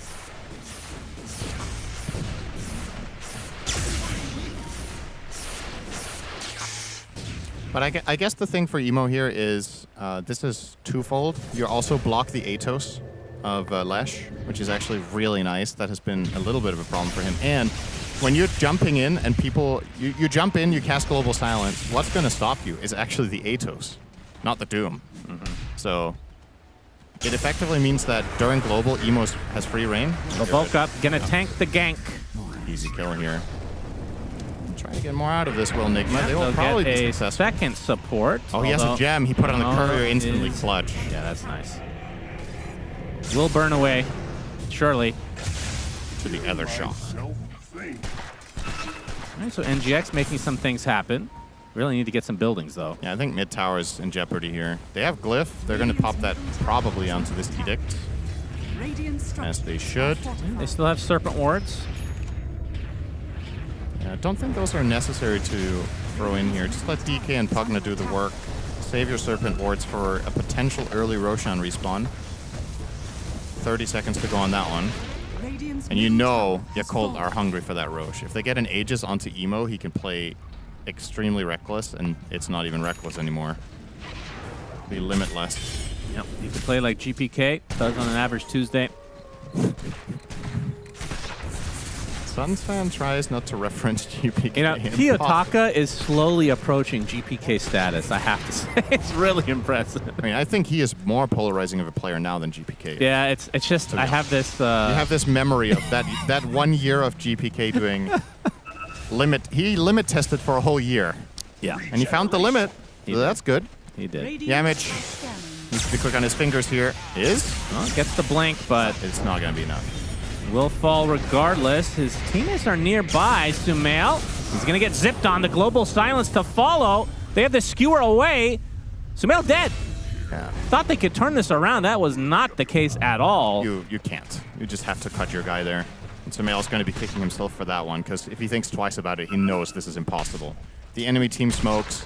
They've got to be 5 people there making that move. If you try to help at all, you just become collateral damage. You get caught up in the meat grinder with the global silence.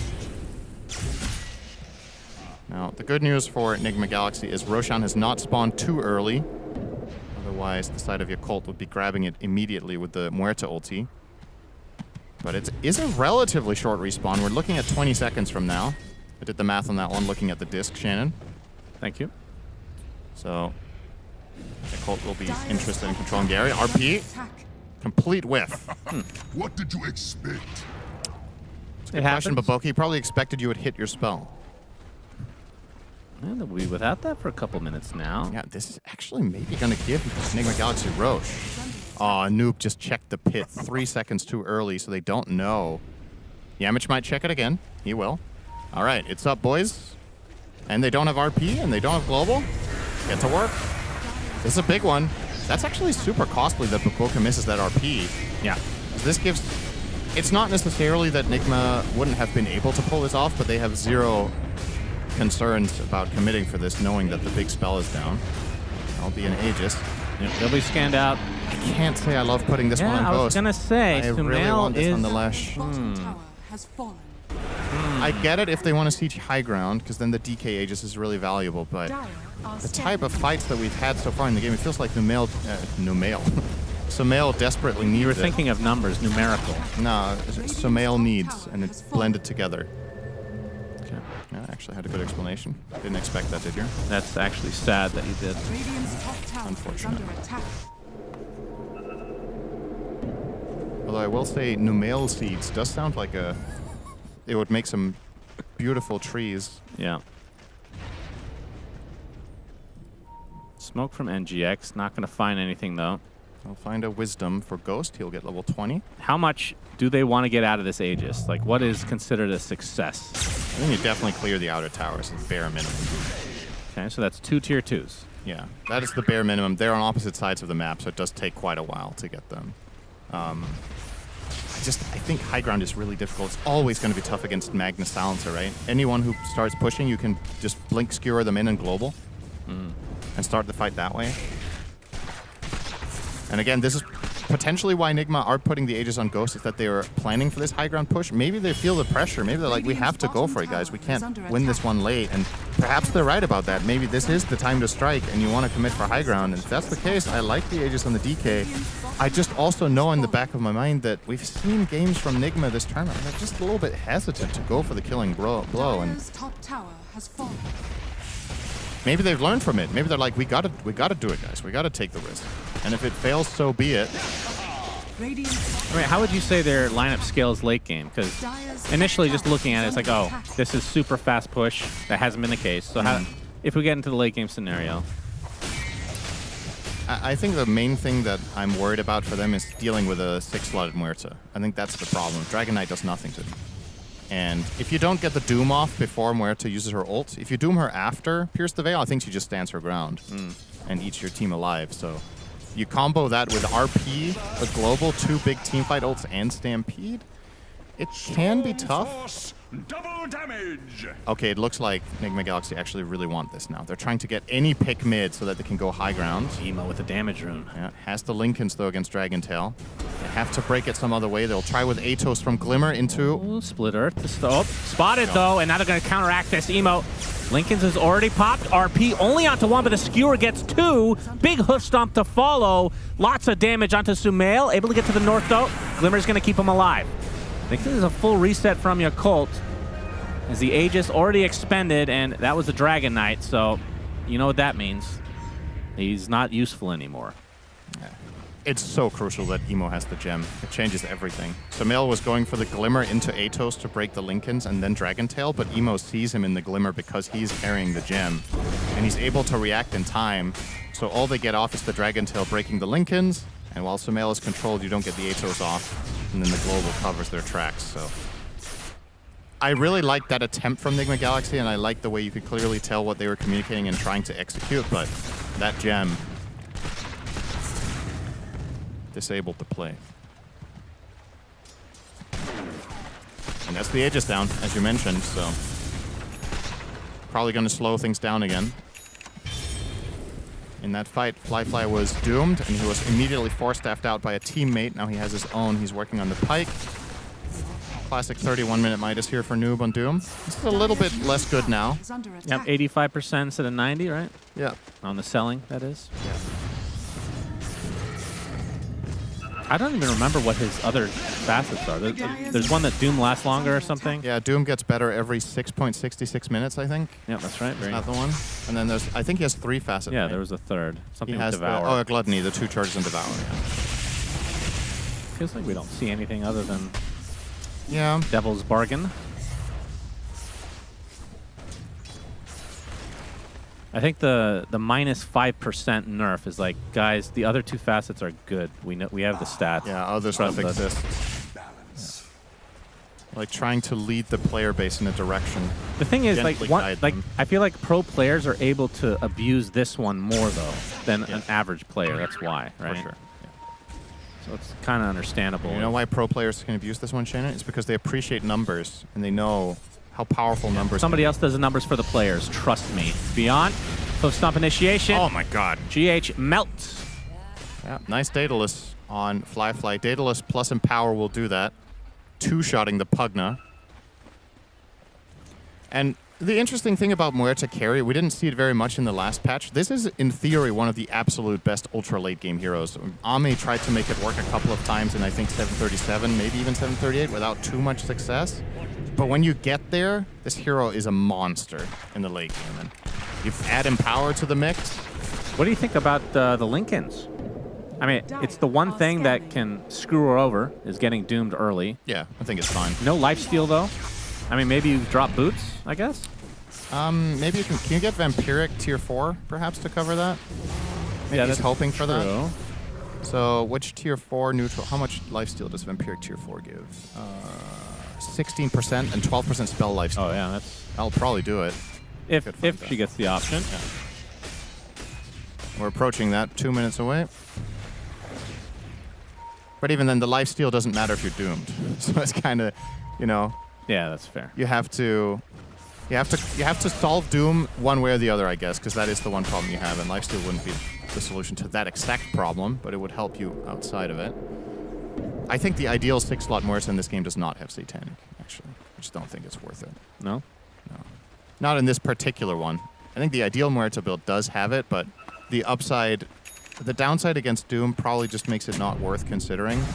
And you get this Lincolns, and then you replace your treads for, I'm not sure, just more damage, probably. This hero just needs to stand and deliver. BKB's arriving now. BKB on Storm, BKB on the Muertes down to 8 seconds. Magnus with a 9-second or 2. How on earth will Nigma take these fights when heroes are BKB? Their lineup does not deal well with that at all. Well, Sumail does have Gleipnir now, so AoE increase. As Ghost, he's going to get initiated on, or is it the other way around? He gets pulled out. RP onto 2 with the global silence, and the damage from Flyfly is ridiculous. They're able to take out 1 support to start this out. Crimson Guard about to end. Looks like Ollie will be the trade, so 1 for 1 at the moment. Baboka with the horsey, finding some distance, blinks away. Flyfly is actually all alone. Do they have the tools to deal with this Muerta? Pike going to the north. He's going to get stunned. Yeah, Gleipnir into the Dragon Tail. They have the damage. A huge kill for NGX. That isolates her from the team. That looked like Occult was going to clean house when they got the initiation, but the problem is they blinked Centaur Stomp the Dragon Knight, but then they RP'd the other heroes. They didn't want to fully commit onto Ghost. Maybe Boboka's read was that he was too tanky. Wait a second, Emo. Oh, get out. But yeah, Enigma Galaxy just leveraging the tankiness of their carry. He's got the Satanic as well, so if you want to go on Ghost, you better finish the job, or it's just a wasted initiation entirely. The RP from Baboka was pretty good onto 2 and skewering them in, but they couldn't kill the heroes fast enough, and once Enigma Galaxy outlast the initial BKB volley plus the Stampede, definitely have the chase potential to run them down. I want to see if Sumail gets that tier 4 that increases your AoE. Oh, yeah. This is, I believe, this is the reason that they nerfed the Shard. The Shard only goes off 2 times instead of 3. Yeah. But obviously it is RNG, whether that's going to pop up as a choice for him. Oh, Roche is up.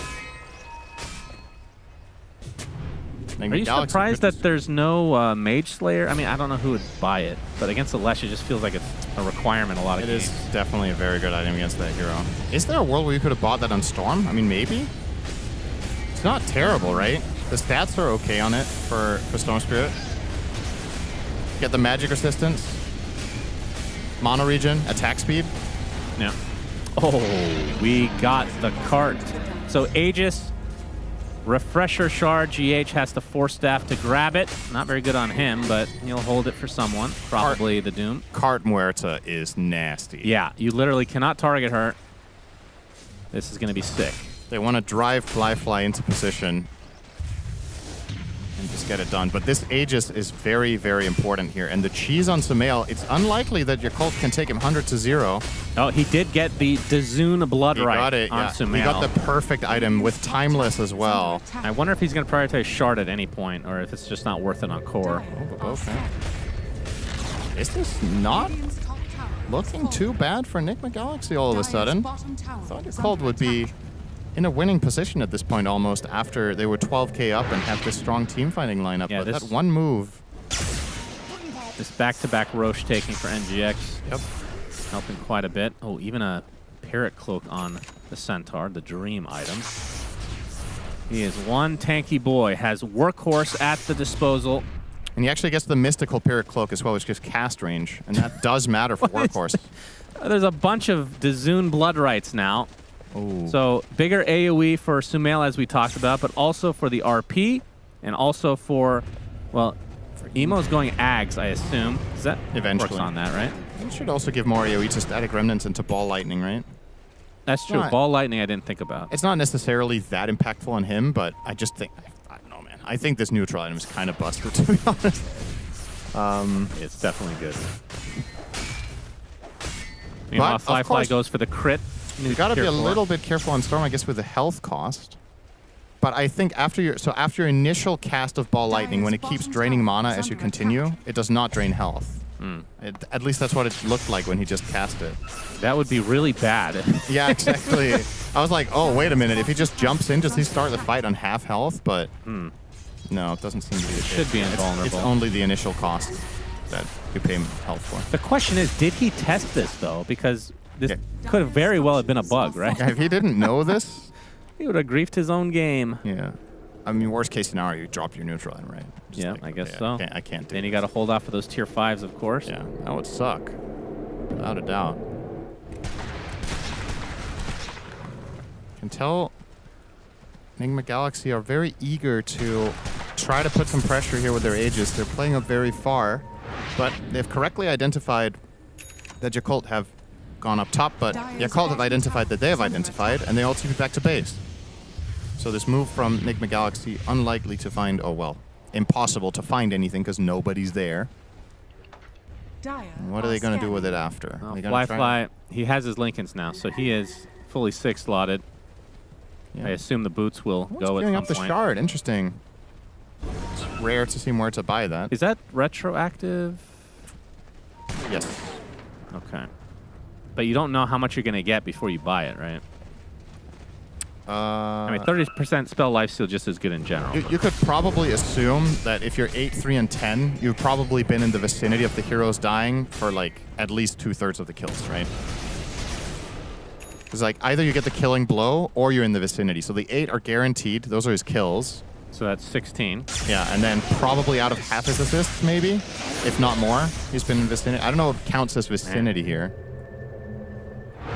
Maybe that's like 1,200. In that case, it might be all of them. Yeah, that would be a pretty big vicinity. Thank you. To the impurities. I would use a different word for that. Aegis 1 minute away from expiring. It doesn't look like NGX want to push the envelope. Yeah. Ghost is spotted. We did talk about that, right? It's like... And it's again the Dragon Eye picking it up. Yeah, you put this on DK, you'd think, okay, you're going to try for this push, but maybe Nigma Galaxy feel like this is too difficult to pull off if they don't get a gank off, and, well, Yakult Bros haven't given them an angle, so this is effectively just will be an expiring Aegis. Of course, it wasn't useless. You did gain a gold advantage during this. It was a power play. You're up 4K during that, And but... you still have Refresher and Cheese. Yeah. Can't help but feel like there might have been a way to put this Aegis to use, but of course the risk-reward might just be too unfavorable. Then my question is, when are you going high ground ever? If this one, I don't think it's going to be easier with your next Aegis. Like, are you just hoping that eventually you get a good fight outside the base and then you can press the issue? Maybe. You're just playing on moving around the map consistently until you find a successful move and then you strike. Have double Doom on Noob with the Octarine Core and Shard. He has enough mana. So if any good fight were to break out, Nigma Galaxy could definitely try to clean house with it. But gotta be wary of the 2 Lincolns.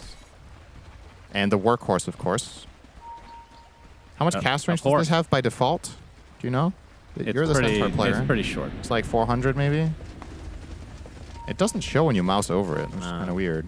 But yeah, he has another 100 on top of that with Pyrrhic. Yeah, because Workhorse is a 2-button thing now. So you have to click that first, and it creates the card. Then you have to click it right. again. Yeah, okay, that's why. So when after he activates it, you can see the radius. It's very short range. Yeah. I would say it's smaller than 400, probably. Oh, Splitter destroying all the trees, and Emo destroying all of his mana. We'll take the Wisdom Shrine, though. Nice. Level 25 is getting close. That's a big level up. The Boca RP. Storm's not even in the area at all, but Sumail, he's just dead. Sumail's in the area, and that's all it takes. The Global Silence definitely not needed, but maybe just in case type of deal. And here's the bad news. He doesn't have buyback either, so 80 seconds. What does your Colt want to get out of this now? Because it feels like both teams are playing quite passive. Yeah, Nigma Galaxy approached the base slightly with Lesh and he dies, and now what they're going to learn from this is, don't get close. Probably not get close to their base. So, but I feel like it's a different condition, a different situation, right? You didn't have Aegis. It was the wrong hero getting caught. You weren't around to help. Sumail was just out of position. It's definitely a mental condition. I would agree with that. Just out of position. Mistakes happen. Chalk it up to that and try not to bleed out any more deaths. Of course, with the Leshrac dead, finally we're seeing Yakult Brothers spill out onto the map. Nice catch from Yavich. The Lincolns, but the cart! He's inside of the Workhorse! Centaur's the one getting stunned instead. BKB popped by Emo, wants to jump out of the cart, no longer needs assistance anymore. Now the Doom comes out. Noob will pop his Refresher and then just casually die to the right clicks of Fly. Remember, they're not even fighting with Sumail.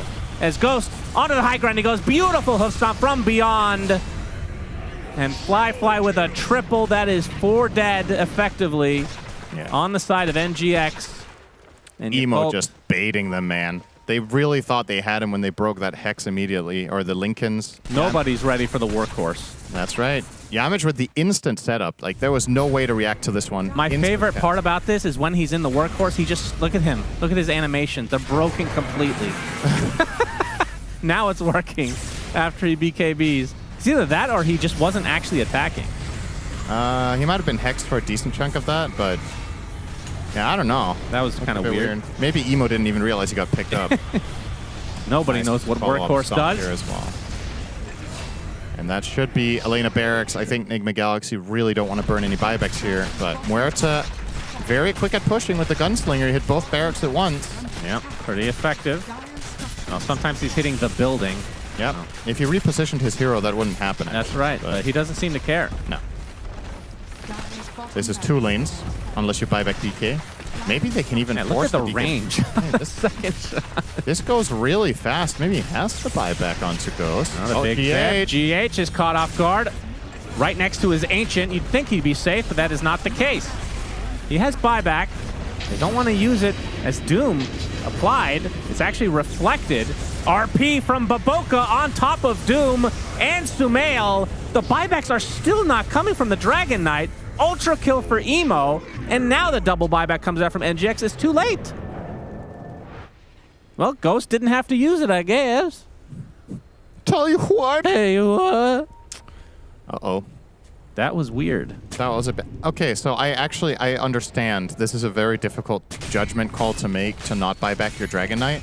But if you're not going to buy back your Dragon Knight, you better not bleed out 3 additional heroes while you wait 20 seconds for him. Yeah. Like, then you have to just be like, all right, we're giving them 2 lanes, guys. We're going to glyph both lanes. We'll stay back. If they think that your cult have time to take all 3 lanes, you should have bought him back for the first one. Right? It's one of those... It's so easy to say in hindsight, but at the same time, at this level, you kind of have to make these decisions better. This is what makes or breaks games at the highest level, is being clutch in those moments and having the right ideas. And that was almost worst case scenario for Enigma Galaxy. If they would have bought back Dragon Knight and Yakult back off, that would have been better than this. Yeah. And if they don't buy him back and they lose 2 lanes fully and don't fight, that's also infinitely better than losing 3-4 heroes and Roche. Now Yakult are just going to go back up again. Yeah, this is looking quite grim for NGX. They have a refresher shard on the side on the Magnus now. They have Aegis onto their Muerta. Like, how will you possibly be able to break up this fight now for their side? They'll try for a flank. You see the line drawn here by the Doom. He wants to try to backstab, but as you mentioned, he used this refresher in the previous fight, so he doesn't have that now. Yep, Roche Banner gonna assist. Sumail does have the shard now, so Split Earth can be very annoying, but these buildings are melting super fast. Ghost casually blinks in and does basically nothing. Waiting for what exactly? It's Fly gonna get hexed. Remember, he has the Aegis. Baboka with a nice skewer onto Rasta. The Doom applies to the center. That is a tanky-ass horse, though. Fly inside of his own calling, just right-clicking. The poor Dragon Knight can't do much about it. And the rest of the team kind of isolated on the back line. Beautiful. Emo will apply some pressure to Sumail. This is just not good news for NGX as they are dropping like flies. I mean, damn it if no you're damn pun it if you intended don't, for right? Fly. Triple kill for him. If you doom the Centaur, you're like, man, you doomed Centaur. But if you doom anyone else, they get picked up and rode away. That's right. That's the workhorse for you. Look at that. 5-star Uber driver. Hell yeah. GG's called. Would be a Ghost in this guy's cart again. Yakult Bros, game 1, 41-11, and it lasted 47 minutes. Yep. Well, what's that about? To be fair, about 15 of these kills just happened in the last 5 minutes. That is true. Something like that. I don't know. It felt like NGX, they had this really fast push lineup that they never really used. Yeah, they didn't have that death ball that we were talking about. They just got countered on a couple of the early fights, and then they ran out of steam very quickly. I don't necessarily dislike Enigma Galaxy's draft. It is just rather delicate in that phase of the game, and Yakult Brothers had a very good understanding of what they needed to do. Especially, I'm sure Misery will be talking about this. He's a big fan of how Baboka is playing right now. I think his Magnus' game was stellar. 3-1-27. He was super active early on, got a very early Blink Dagger, just found so many good opportunities for his team. And that is what stopped the team fights and the pushes from Nigma Galaxy from really bearing fruit there. So well done by him. Yeah, Yakult Brothers looking super impressive in this first game. 17-2 for Emo, 15-3 for Fly, but nothing compares to Shiver! Thank you very much. So that's what Syndron. I do want to straight up go talk about the thing that Syndron also mentioned. Misery. Yesterday we had a very clear MVP of the series. I think we're starting to see a very clear MVP of at least this first game for Yakult Brothers. Yeah, like Syndron just said, I was kind of stunned at how well Boboga was playing this game once again. I think that Magnus is a real problem actually for the opponent teams. He just keeps hitting these 2-man RPs. He's always ready. You see Sumail steps up in that mid lane for a half a second and he's getting RP. Yeah. The amount of impact that he has from this position 4 mag is unlike anything I've seen, I think. I'm just more impressed because that's a hero that's traditionally a weak laner, and they're not like handing free farm to the enemy carry or putting themselves at some huge deficit. And this is also a lane that both days we've seen it since the new patch, they've revealed it before the enemy carry got picked. So the enemy has a response, and they're not able to punish it, it seems. It's funny because I was looking at the patch to see what changed about Magnus that makes it all of a sudden good. The slow duration got nerfed on Shockwave. Yeah. So I guess in a way it's like better to max out early.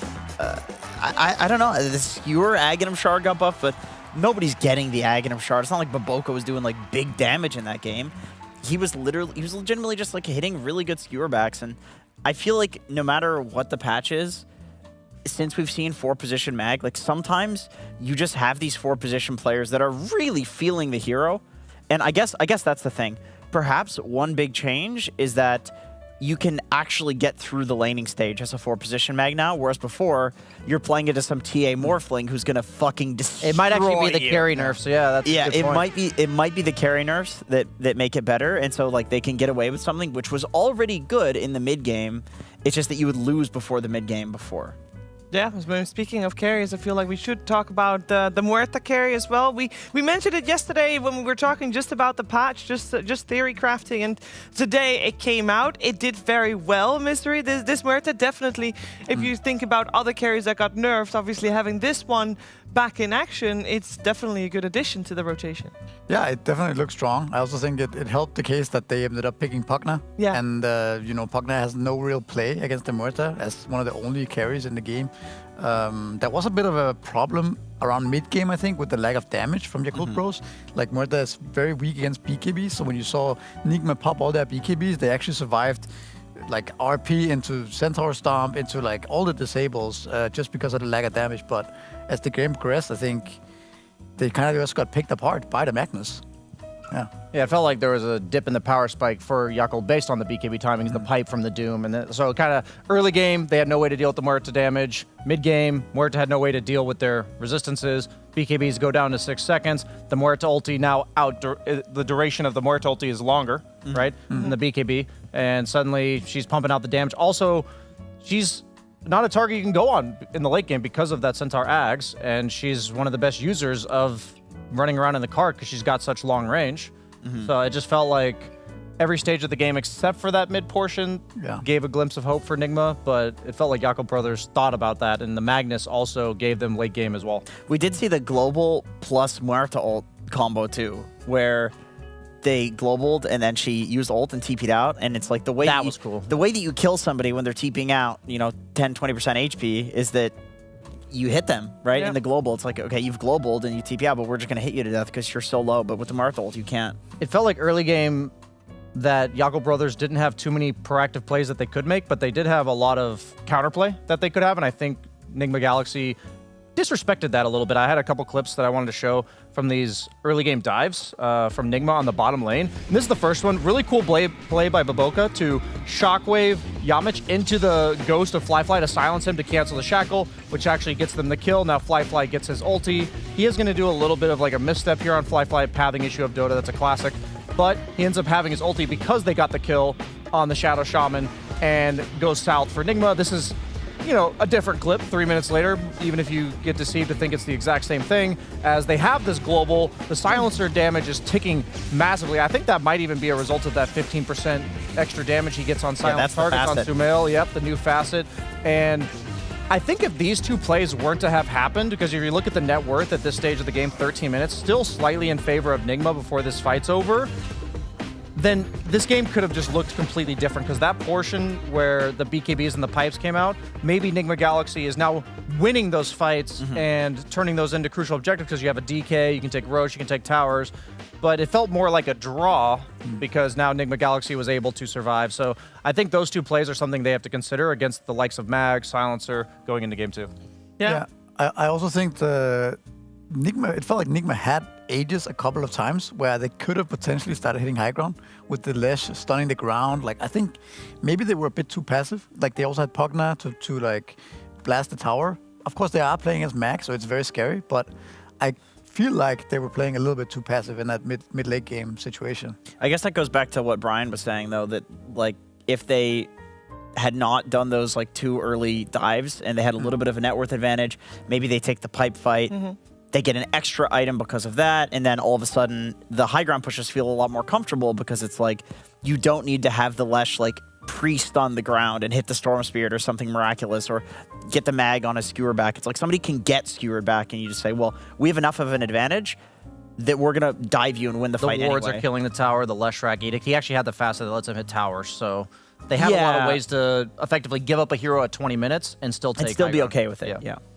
We also talked before the series started about how this mid lane was going to go, because this would be maybe one of the series where we would see 2 spirits against each other, which didn't end up happening, but you kind of already predicted it, Jenkins, that you thought maybe Sumail was going to pick his Leshrac against one of these spirits. We did have Storm Spirit versus Leshrac, so I just want to touch base with how that went. Obviously, Leshrac ended up losing, but what are we thinking? How did we feel it went, and how do we think that they're going to adjust, if at all? I feel like on this patch, you're just generally happier to have your mid laner be a spirit, like a hero that can run around, be active, start stuff for your team, be disruptive. It's not like Sumail did bad. I think he did fine. It's just that if you are picking a Leshrac to not necessarily counter a spirit, but if you're picking a hero that's not a spirit, like you want it to do more than what he did. I don't feel like he popped off, but perhaps that also goes back to what Brian was saying, is that like, if those fights go a little better, he gets some items. All of a sudden, he's got Blink, Atos earlier on into the game. He starts getting more kills, and we have a Sumail, being 17-2 instead of Emo. Like, that's very possible. So I don't think they need to take that off the drawing board, but maybe pick it a little bit later where you know it's going to have a better game. I think there's also a little bit of an ease of execution problem. Like, if you compare the drafts, for example, Yakult Bros, they have Centaur, very easy. Blink stun, go for a target. Storm, sip on a guy that's out of position, right? Mag, if he's out of position again, it's very easy. Whereas Nigma's cores are like Doom, there's Stampede, Lesh, there's Stampede.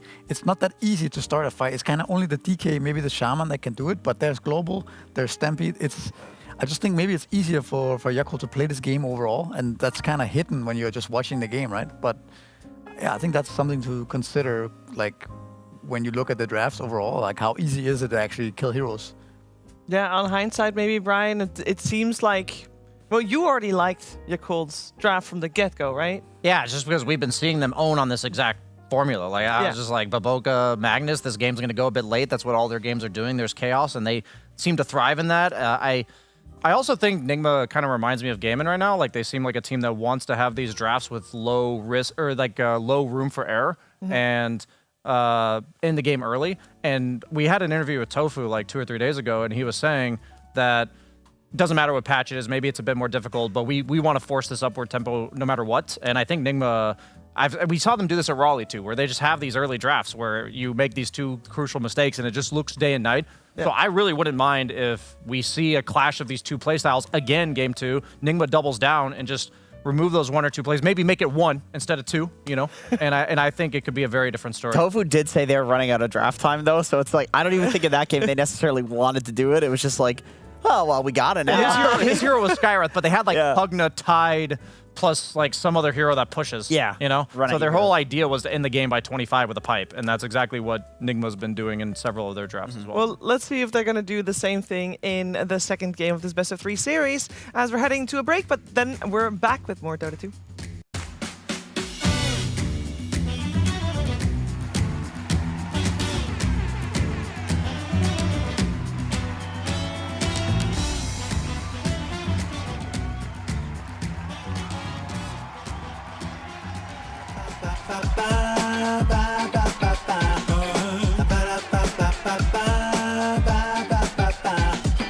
If you wanna get with me, all you gotta do, call me when you need me. I'll be waiting for you. I know exactly what you want, satisfy your need. We can have a good time, don't you worry about a thing. If you want it here, or if you want it there, you got it. Have yourself a good time. Act like you don't care. You got it. Get that motivation. You got it. I got just what you need. You got it. I got just what you need. You got it. I got just what you need.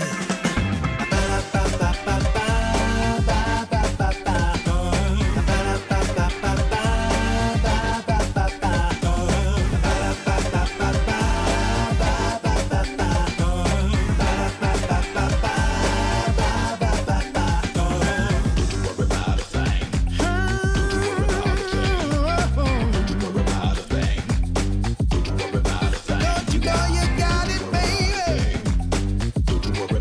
Don't you know you got it, baby? If you want it here, or if you want it there, you got it. Have yourself a good time. Act like you don't care. You got it. Get that motivation. You got it. I got just what you need. You got it. I got just what you need. You got it. I got just what you need.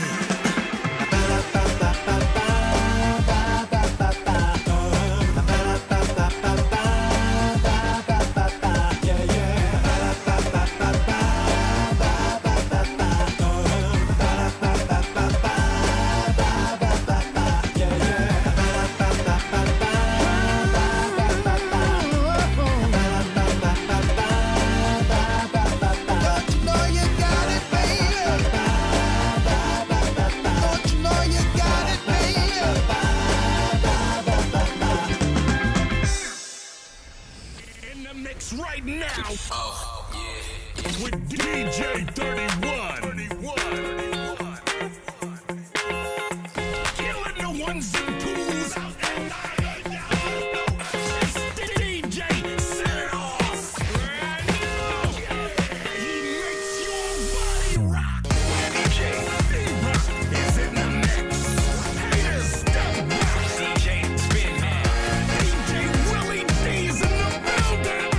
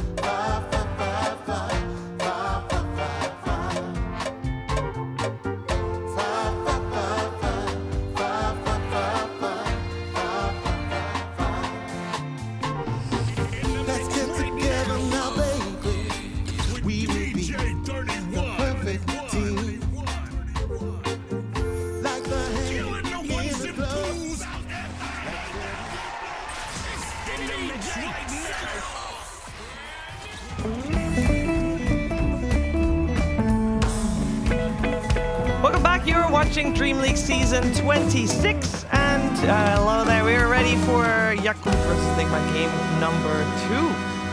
Game 1 was taken by Yakult, and to be honest, it looked pretty solid. We talked about the draft maybe potentially being an issue where maybe Nigma Galaxy didn't leave themselves enough wiggle room for making mistakes, but at the same time, Isri, I'm gonna throw you on a bus here potentially, but during the game when you were watching at some point, it's like, well, Yakult's just outplaying Nigma Galaxy in these fights. Yeah, I think it goes a little bit back to what I was talking about on the couch earlier, that it's not that easy for Nigma to start a fight, lock people down, finish off the target because of the saves in Centaur and the Silencer Global. So I think it's a little bit on that as well, just the nature of how the heroes interact, and less about perhaps one team playing better than the other one. Fair enough. Well, we got a new draft. I'm really confused by this. Very opening. interesting situation. I really thought when the patch came out that Morphling was gonna just suck. Like, I thought those nerfs were massive. You know, the hero did have a massive win rate drop in pubs, but we did see Nigma Galaxy pick it twice yesterday. Now Yakult is picking it against them first pick. They do ban the mag. Respect for Baboka. Yeah, very good. Can we just close this Morphling conversation once and for all? Sure. The hero is not that nerfed, guys. It's pretty much the same as before after a certain point. It's a little bit weak in lane. It's a bit weak early on. He had to buy Null Talisman to compensate for the buy a ban. Null. You have to skill one more point in your shift. Yeah. But then actually it's 0.1 more than it was before. And then I think there's one more, right? That the strength gain is a flat nerf for sure. Like you're not gonna get as much HP, or agility because of morph. But I don't think it's that big of a deal. I really don't. Interesting. Okay. Yeah. They changed the morph sub ability, so if you want to morph back, it's a 2 second cooldown. Which I feel like you were just staying as the guy anyway. Yeah, it wasn't a huge. It was like you stay as the guy for a few seconds and then you morph back to waveform. So I guess then turning back into the guy after that has the cooldown. But the spells are still going to be on cooldown. So if you think about it, how often do you morph to the target, use it, and then morph and then back? in a second morph it's back. Not that often, I would say. Not with the way that the stats work now. Yeah. I'm going to be the devil's advocate and double down on the fact that this hero is significantly worse than it was before, and it is at least situational. Meaning, like, people weren't even first picking it before the patch. They were like 8th picking it. They should have been, though. They should have been first picking it. I agree with the should have been. Yeah. I agree with the should have been. But I guess I'm just thinking, like, the hero was sitting at like a healthy 50-55% win rate in competitive. And so if you get nerfed and that's the win rate you were sitting at, it just has to be like a 45%, 47%. You know what I'm saying? Like, it has to move. I think that let's just finish off the morphing point for this draft, but I think that the fact that it puts every hero on a timer eventually is a big thing in Dota, right? That's so annoying. Yeah, I hate that. It's very annoying. You just win late game. It's like, okay, pick whatever carry you want. I'll be probably better. the be-all, end-all still, yeah.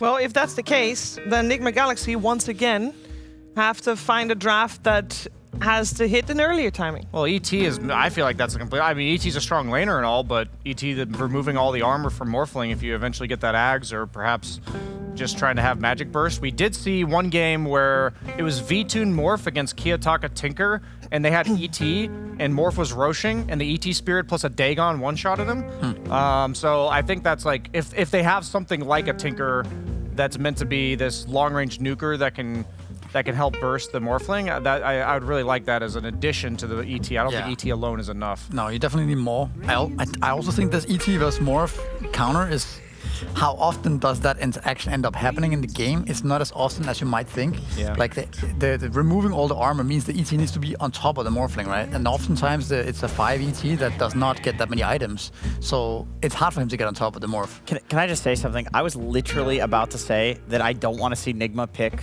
something like a Terrorblade that is just countered by Morph. Because last game, they picked DK, they picked Pugna into Muerta, and I was like, okay, I respect the balls, but like in a 1-to-1, and I get Dota's not in a vacuum, like those heroes get destroyed by Muerta eventually, and they did. And Morphling eventually destroys Terrorblade, and I'm worried he will, you know? I don't think that matchup is that bad anymore. I don't think, it's definitely not as bad now that it's not like they a have counter, though. Elder Titan. But I feel like Morphling, we talked about be-all, end-all carry. Like, Morphling turns into Terrorblade, gets his Metamorphosis, gets his illusions. It's also, this is a very good Ember game too, right? Like, sure, you get the puck to lock him down later on, but if he goes for the double strike facet, I think it's a very good matchup for the Ember. I'm surprised they picked puck into here. I mean, maybe it's a good puck game overall. I think you also get the puck ET combo, which is a classic combo with the Elder Titan.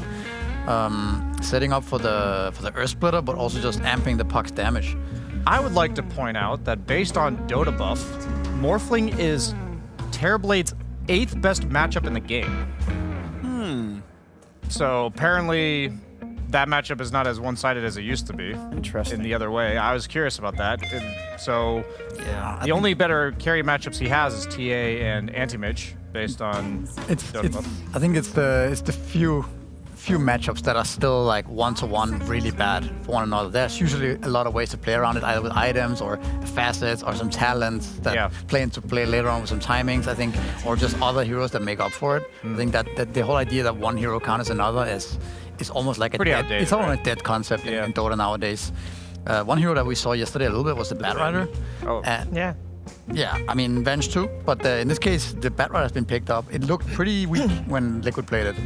But use the extra spell amp facet. Extra move speed. put yourself on fire and like go ham. I mean, that does sound like a Baboka thing, though, as well. I could see him going Arsonist.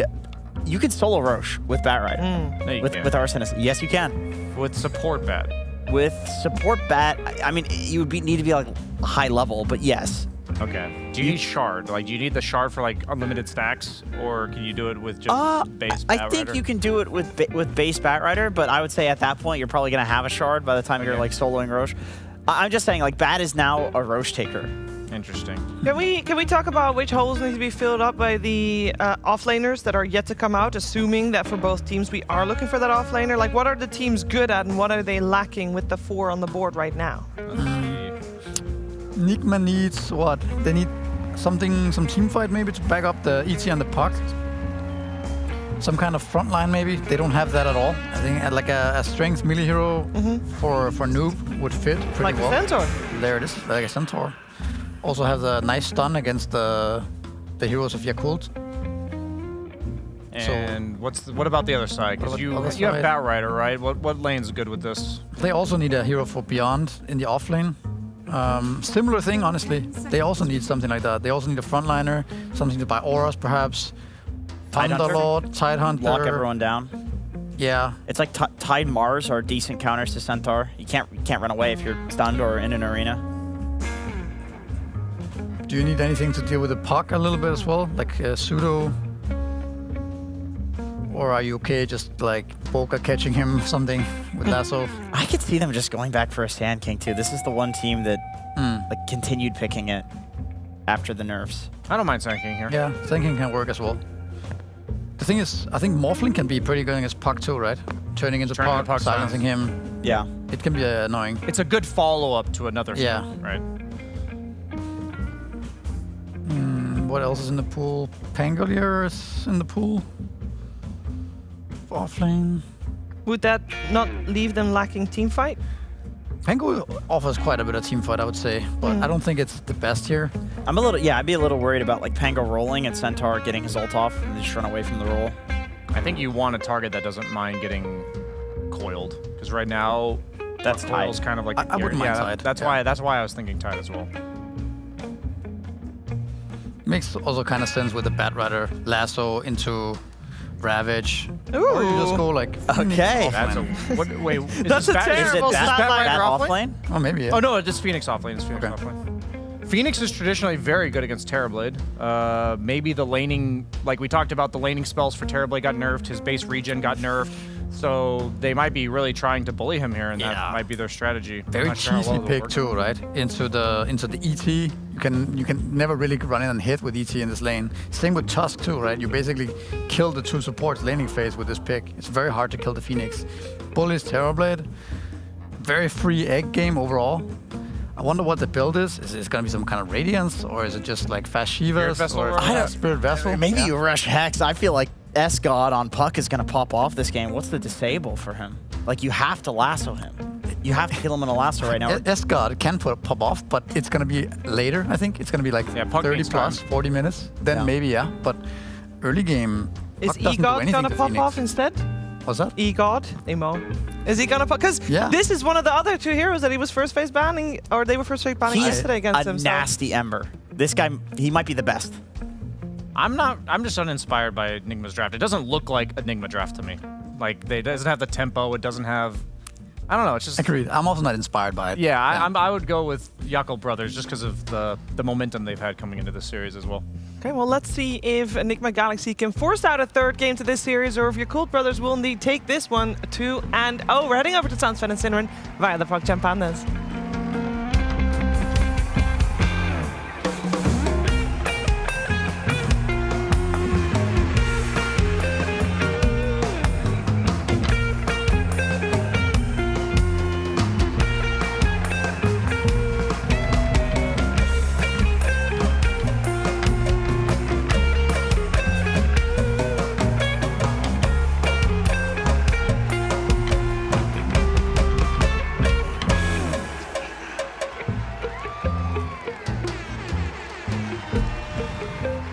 Welcome to Game 2, ladies and gentlemen, between Yakult Brothers and NGX, who got slapped a bit in Game 1. Yep. These lineups, there's some interesting wrinkles here and there. I'll tell you what's not interesting. I'll tell you what you're and about to tell me. Parablade. I know that you know that I know. 30 seconds to battle. These carries can die in a fire. But hey! Everything else is cool, though. Morphling was first picked. Yeah, that's true. And I just want to say, I mean, Fly seems to be oozing confidence. One game they first pick his Muerta. This game they first pick his Morph. Most teams do not first pick their carry hero. And Fly is just like, I just want to play this today. I want to play this in this game. Well, he's backing it up with performances. Then, you know, no need to change as long as it's working. The Muerta could have been a flex. Morphling, not really. No, not really. I mean, maybe a mid. I don't guess. think Emo should play Morph when there's Spirit heroes and they're good. True. He does have the Ember Spirit after all. He went for Chain Gang. This got buffed this patch. Wait, did that Watcher go into the ground? Is that new? Or am I an idiot? That is new and you're an idiot. Oh, okay. Wait, why did it go into the ground? It's in the ground. Huh. Oh. When is you this disable a teaser? it? No, I think when you disable it, it just becomes dormant like that, like an Obscurio. It's a reference to the I think it's a Obscurio. teaser for the next hero. So it's going to be a hero that you can AFK with? It's a it has an ability that sticks its head in the sand. Okay. And then you can dig for worms while you're down there. Like a little mini game, like the fishing mini game of Crownfall. That was actually a test bed for that hero. You cast that spell, and then you need to find 3 worms, and Sounds you like can eat fun. them. Yeah, I'd play that. Yep. Valve were like, you know what this game is missing? Fishing. Because that's big in every other video game ever. So we need fishing. Yep, I'm fine. We do not have that. It's got to be channeling, though. Yep. Let's talk about the offlane Phoenix. Yeah, that's Core really Phoenix. good pick this Love game. to see it in general. Why here, Cinderman? I mean, I don't know how this happened. Yakult Brothers have just really leveled up. I feel like there's... I love the way they draft. I love the way they play. I think the Phoenix pick in this game is... I can't really put a finger on it. It's so good because Terrorblade doesn't fare well against it. The ET and the Tusk the panel was talking about, these are 2 supports that are dependent on attacks. And you just Fire Spirit them and they can't do anything. So you know for a fact your Phoenix is going to have a fine laning stage. Later down the line you have the Fire Spirits plus Sunray against the Terrorblade, who is very much a stand and deliver kind of carry. And that's quite difficult to deal with. The only downside in this game, there's only one, and that is you can Stampede out of Supernova. But hopefully for the side of Yakult, you're going to deal with that problem through chains and through lasso. Yep, you have a lot to deal with it. And with this Chain Gang buff, it hits additional targets now up to 4 with the Searing Chains. Yeah, that thing's pretty insane. It's in chains.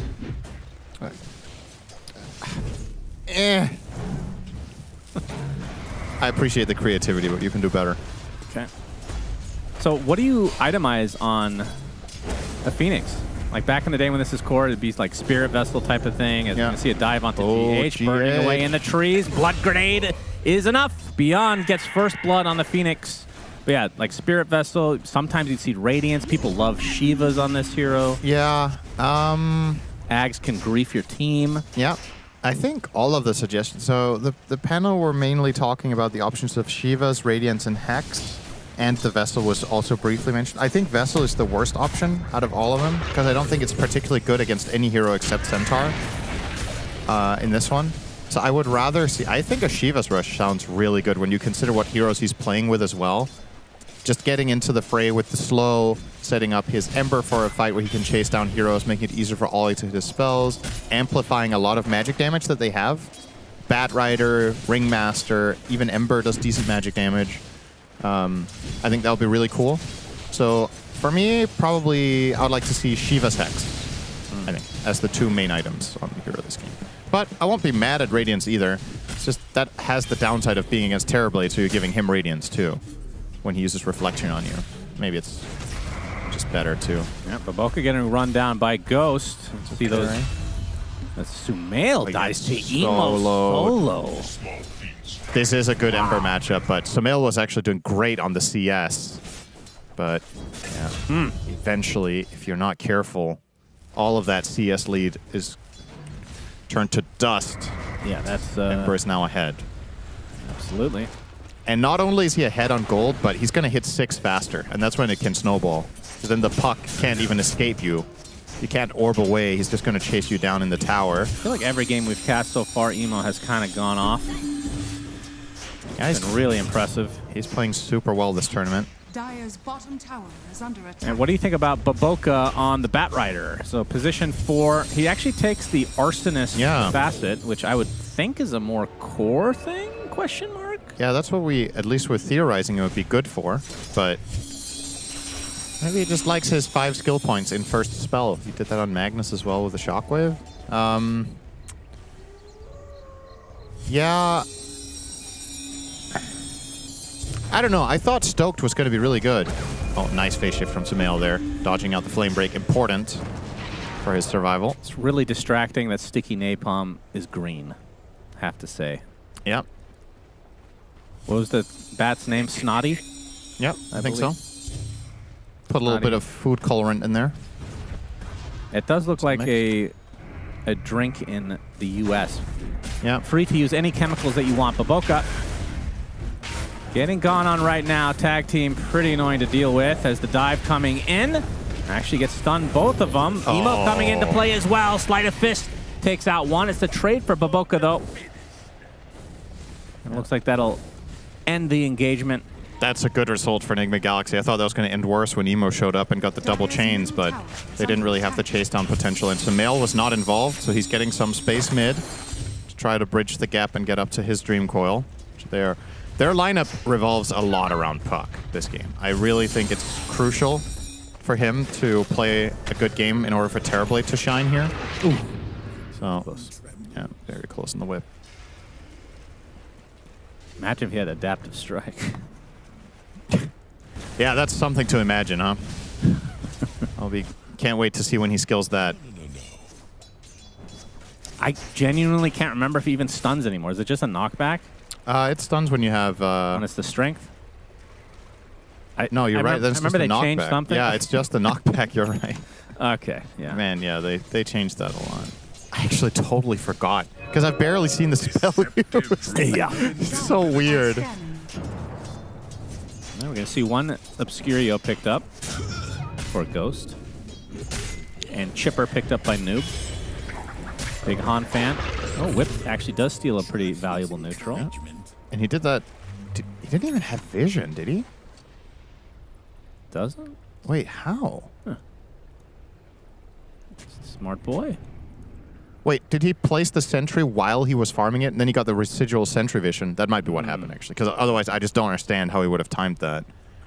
I think it was the sentry vision. He's got ESP. What can he do? Extra superpowers. Sure. Yep.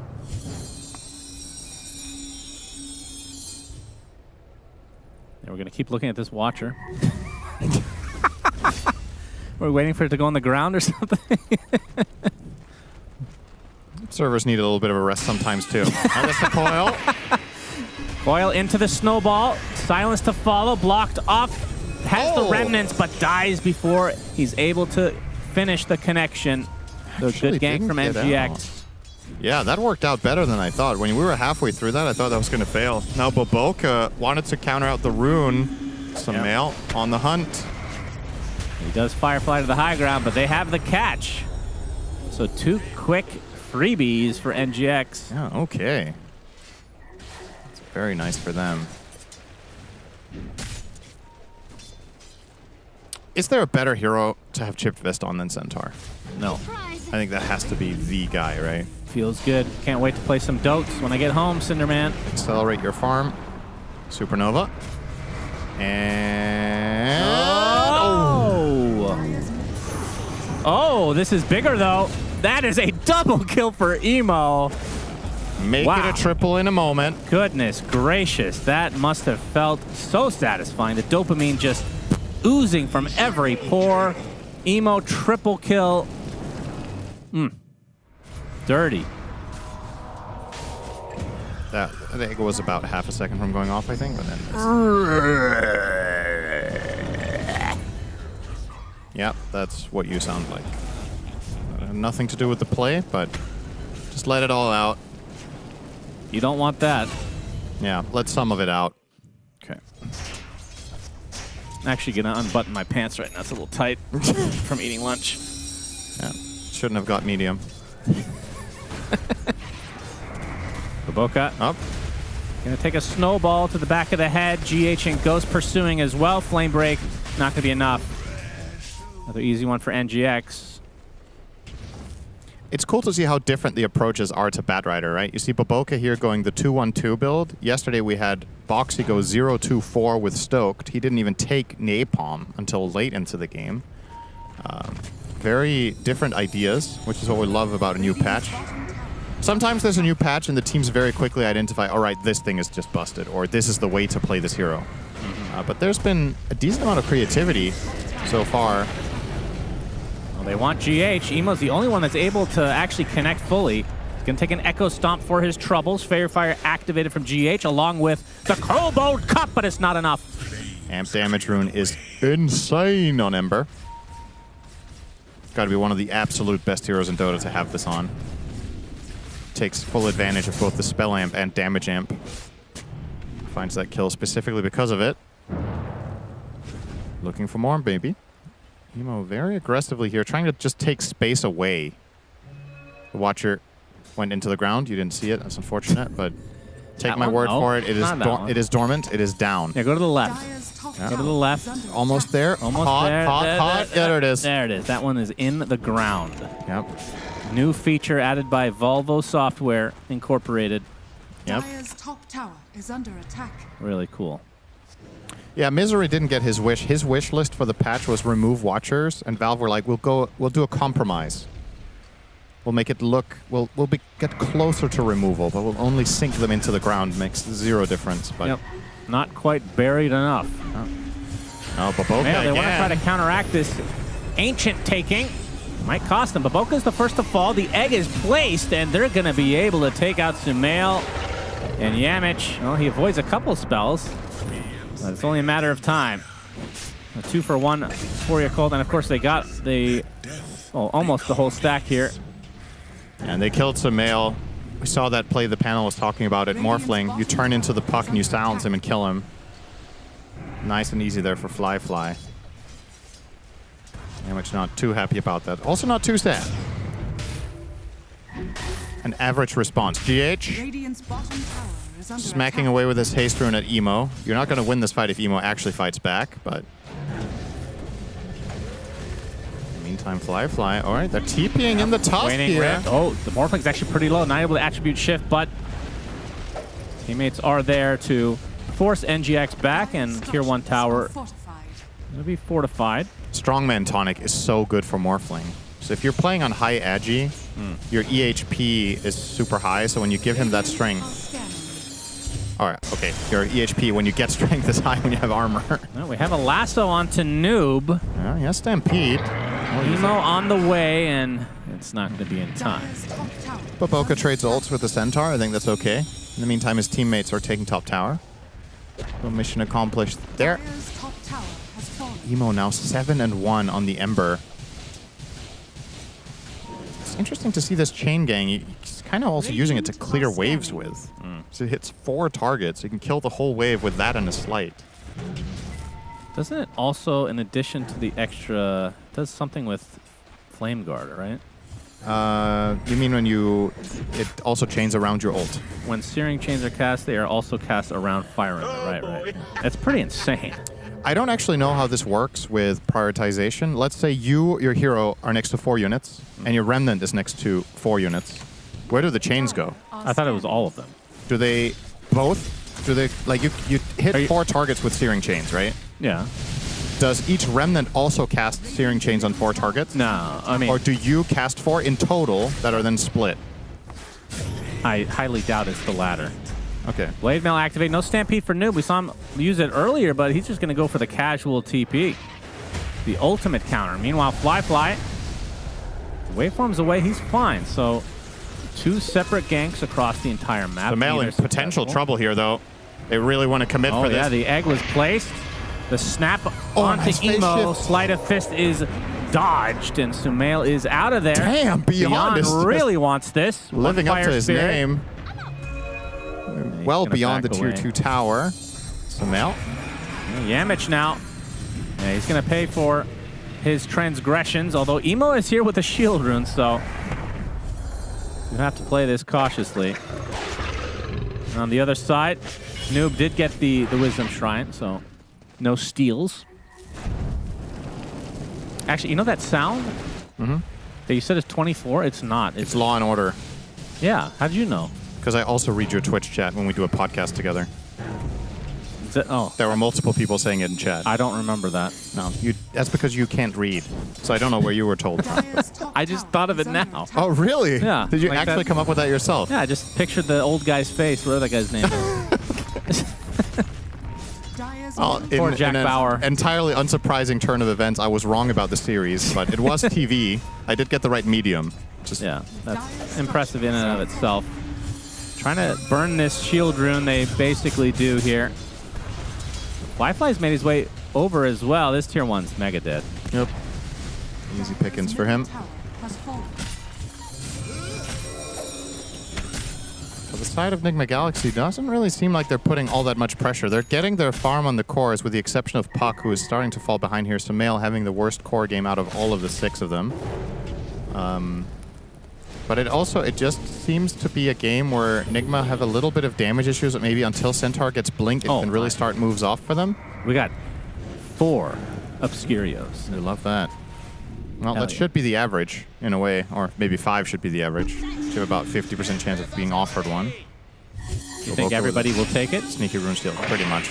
Okay, Coil used. Yeah, what was the plan? Was he hoping? He was hoping GH could get there in time with the Sentry, but oh, now Sumail walking in. He's actually being tracked here by Baboka. Could just lasso him. The lasso. Oh, this is... Spaceship. Oh, he actually gets the Waning Rift off, but the Searing Chains potentially set it up. Snowball, they actually want to get aggressive. Wheel Wonder completely wasted. Ollie looks to be dead right off the bat, along with Emo. So somehow NGX able to turn this around. The egg also pops in time. So NGX with 3 kills in their name. That's crucial. If that egg goes off, they're in trouble, because Morph was ready to give up chase there. Damn. Close call, but really nice and decisive move there from Nigma Galaxy. And it looked like it was going to go poorly when Baboka got eyes on Sumail out of his Invis rune, but Sumail had the read, got the silence, stayed safe, and they get the nice initiation for now a 3K lead, so big fight for them. Finally unlocking the potential of how this lineup can be played in team fights with their AoE stuns, and as long as Terrorblade gets to stand and deliver, things will be good, but it's probably not going to be this easy every time.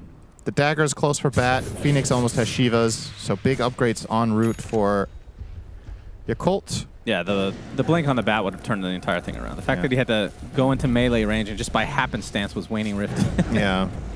Emo also has Orchid now, to make matters way worse for Sumail, but he's working on a Ewels. as his solution to that problem. And the smoke. Yeah, they want to catch the puck. They want immediate value out of this Orchid. Nemo saying, go smoke with me, Ollie. We can kill him 2v1 easily, which is a correct. show. They might go for that instead. Yeah. It's a Dire's top tower plan is B, under but I attack. don't know if they can kill him as 2, especially anticipating there might be backup. And instead, it looks to be Nigma that might pull off a play here. Oh, but Fly, they runs don't. into 2, punched into the A. Gets the attribute shift up, but it's not enough. That is way too much damage. Tag team Demon the Zeal win. is dirty. You hit so fast. Yeah, he was close to full agi before that. Yeah. I believe he even got off the shift there, He but did. He definitely did. didn't get off the stick. Perhaps he would have lived with level 4 attribute shift. Who knows? Would have shifted twice as fast. But of course had fewer stats. We have as well. 0 Obscurios now. Everybody converted. Radiant's top tower is under attack. See this massive mana for Fly. Massive power spike. Yeah, 2 upgraded essence rings, Emo as well as Ollie with that. Yamich finds 1. Baboka able to get to the other side of the shards, though, as this is going to be a Shiva's reveal coming out for Beyond. Of course, does have his egg, might have to use it, leashed up right now. Great Boyle stop. use ET, ult coming in at 3. Massive damage. The egg is applied, though. Nice steering chains as well as Fly. Looking to finish off somebody. Goes extremely low. You're going to be able to take out Sumail. It's going to be close. He does die. And now the Centaur is next on the list.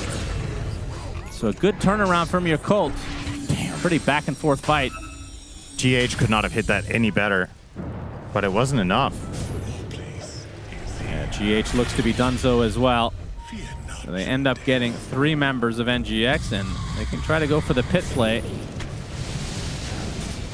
And I assume after this, they're just going to go straight to the Tormentor. If you can get... Well, I guess it's not a support. I was going to say, if you could get the Shard on Phoenix, it would be pretty huge. He's going to have to buy that. You see the replay here. These chains. This ET right? ult, it's only amazing, level but 1. 3 heroes were chained during it. And then coming out of this, he gets another quad chain. This facet is absurd. Emo is it's ridiculous how much he's doing in these fights. And we're pretty much back to even off of that. Oh. Are we? Yeah, more or less. Radiant's bottom tower Age is under now in the attack. hands of Emo. He can play even more ham. Yep. This chain gang fascinating. Did that really need a buff? I was thinking the same thing. And what was your conclusion? No. Impressive you were thinking to begin with. Radiant God, I'm going to think of it every time that goes off. That's actually really annoying. I've never watched an episode in my life. Maybe Law & Order sponsored Dota. That's true. This is a partnership. Could be. Ollie trying to defend the Wisdom Shrine. He will be ganked for his troubles. He's saving the life of Fly, though. And they're getting the Shrine. So this is actually a really good death from Ollie, and they might even get a chase going. Yeah, oh, they will. Waveform onto a couple. The Echo Stomp into the Stampede, though. Baboka looking for a connection, gets silenced. Emo wants to continue, but won't find the distance. So instead, they lose 1, but they still maintain the Shrine at the very least. Had Emo orchided the ET instead of the Tusk, they get at least 1 kill there. Maybe even 2. So, bit of a mistake there. Looks the like Galaxy with a good disengage. Beyond is going to be going for Sheepstick as his second item. Yep. I'm happy to see this. This is the exact item build I was asking for. Shiva's into Hex. You don't think Shard? I feel like it's pretty damn good. Phoenix Shard is very good, but I think it's better to rush the Hex here and then get Shard after. Okay. Well, smoke up Baboka. They're He's still in full agi right now. Get the Echo Stomp off. Oh. A little blood grenade for good measure. Yeah, okay. Just walk away. Just going to wake him up with another right click, I suppose, but pretty close to dead there. Emo with the Searing Chains. Orchid onto Tusk. Sumail with the counter silence. It's going to illusory orb away as, oh, there's a Blink Dagger on Yamich apparently. They'll still take a Searing Chains. They'll catch up. Gets the punch off as well. Is he actually going to survive this? It looks like he is. Oh, go to Orchid. Orchid He's onto leashed. Centaur. He has Aegis. He does have Aegis. Doesn't want to use it. Still 2.5 minutes. I feel like a big waste here. Such a crazy quality for Ember to be able to chain around your Remnant so that when you're leashed and you can throw out a Fire Remnant, you can still hit chains from range. Usually you wouldn't be unable to because you can't use slight chains when you're coiled by Puck, but he can just Remnant chains. It's actually counteracting a ton of this counter. That's the one counterpart of the match that Puck even has to begin with. Damage immediately TPing back up top. But we should mention, while all this is going on, Ghost is farming up an absolute storm here on the TB. He is forgot he was in the 2,000 game. ahead of the Morph. He's just quietly approaching 300 CS, minute 23. Radiant's bottom tower is under Really attack. making the most of the amount of space that his teammates are giving him, and he will need to pay it back later. As the panel talked about, though, not the best Terrorblade core matchup, so important for him that he is ahead. I think if you're tied here, it's going to be a tough one to deliver in against heroes like Morphling and Phoenix. But if you're an item ahead, it can help with a lot of problems. He's going to rush the Scotty here. I say rush. He's going to get Scotty next, which is now changed. Yep, 35 stats now. Yeah, it's 35 all stats. You use 2 ulti orbs instead of the point booster. Never seen that one before. Stampede. They really want this Arcane Rune. Yules into the air. Emo still gets it, though, but the coil comes out. This is going to be Aegis. And now NGX is going to be happy with this exchange. They will hightail away. But now, the counter smoke from your cult. Yeah, they know there's no coil. And there's also no Stampede. Yeah, NGX should have a decent idea that this is happening, although Noob looks like he'll be the sacrifice. Very tanky and a nice snowball. Is that going to be enough to save him? Simel comes in with a Waning Rift as well. Wheel of Wonder to follow. Emo has to use the Essence Ring to stay alive. They get the tanky target they intended. Oh, now they might have to back away now, though. Fly turns into the Terror Blade. Little miniature version, of course. Snowball upon him. He's a half HP. Baboka with a Force Staff. Fly. Waveforms away. And looks like that will likely break things up. I say that, but Emo wants to fight, apparently. Gets the steering chains on a multiple illusions. There's the egg in the midst of all of this. The Orchid now onto the Terror Blade. The egg will explode. It's going to be in range for the TB. It is. Down goes Ghost. Very good connection from your cult. They're going to find a support on the back end as well. So all said and done, it's 3 dead for NGX. Nice little bait and switch there from your cult. Yeah, I mean, these are just some cores that are really annoying to play against. Ember and Morph. When you strike, you got to make it count. They just kite them out the entire way. Can't quite take down the Ember fully. And afterwards, when they try to go on the Morph, he gets Force Staffed first by Baboka, and then afterwards he pops the Manta and gets out. You're going to see that replay here. So this opening, quick little Force Staff, Puck Silence, waveform out. And now you're in a compromised position because your only way back to base is to run straight right, but Phoenix will just cut you off here with the Shiva's Guard. And this is a beautiful setup that Enigma Galaxy just can't really do anything at this point. You either need to blink earlier on the Tusk for the save snowball before the Supernova explosion goes off, or you just need to cut him. But you really don't want to cut Ghost. You know how rich he is and how much he's worth for your team. It begs the question, was that a fight they were meant to take to begin with? With Centaur down, as you mentioned, maybe that's just a bit too rough.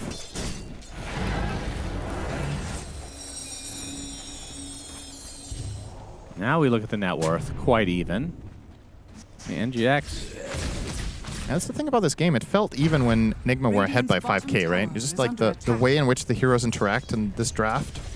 I don't think it's necessary for your Colt brothers to be ahead on gold. They just need to buy the right items and play tight.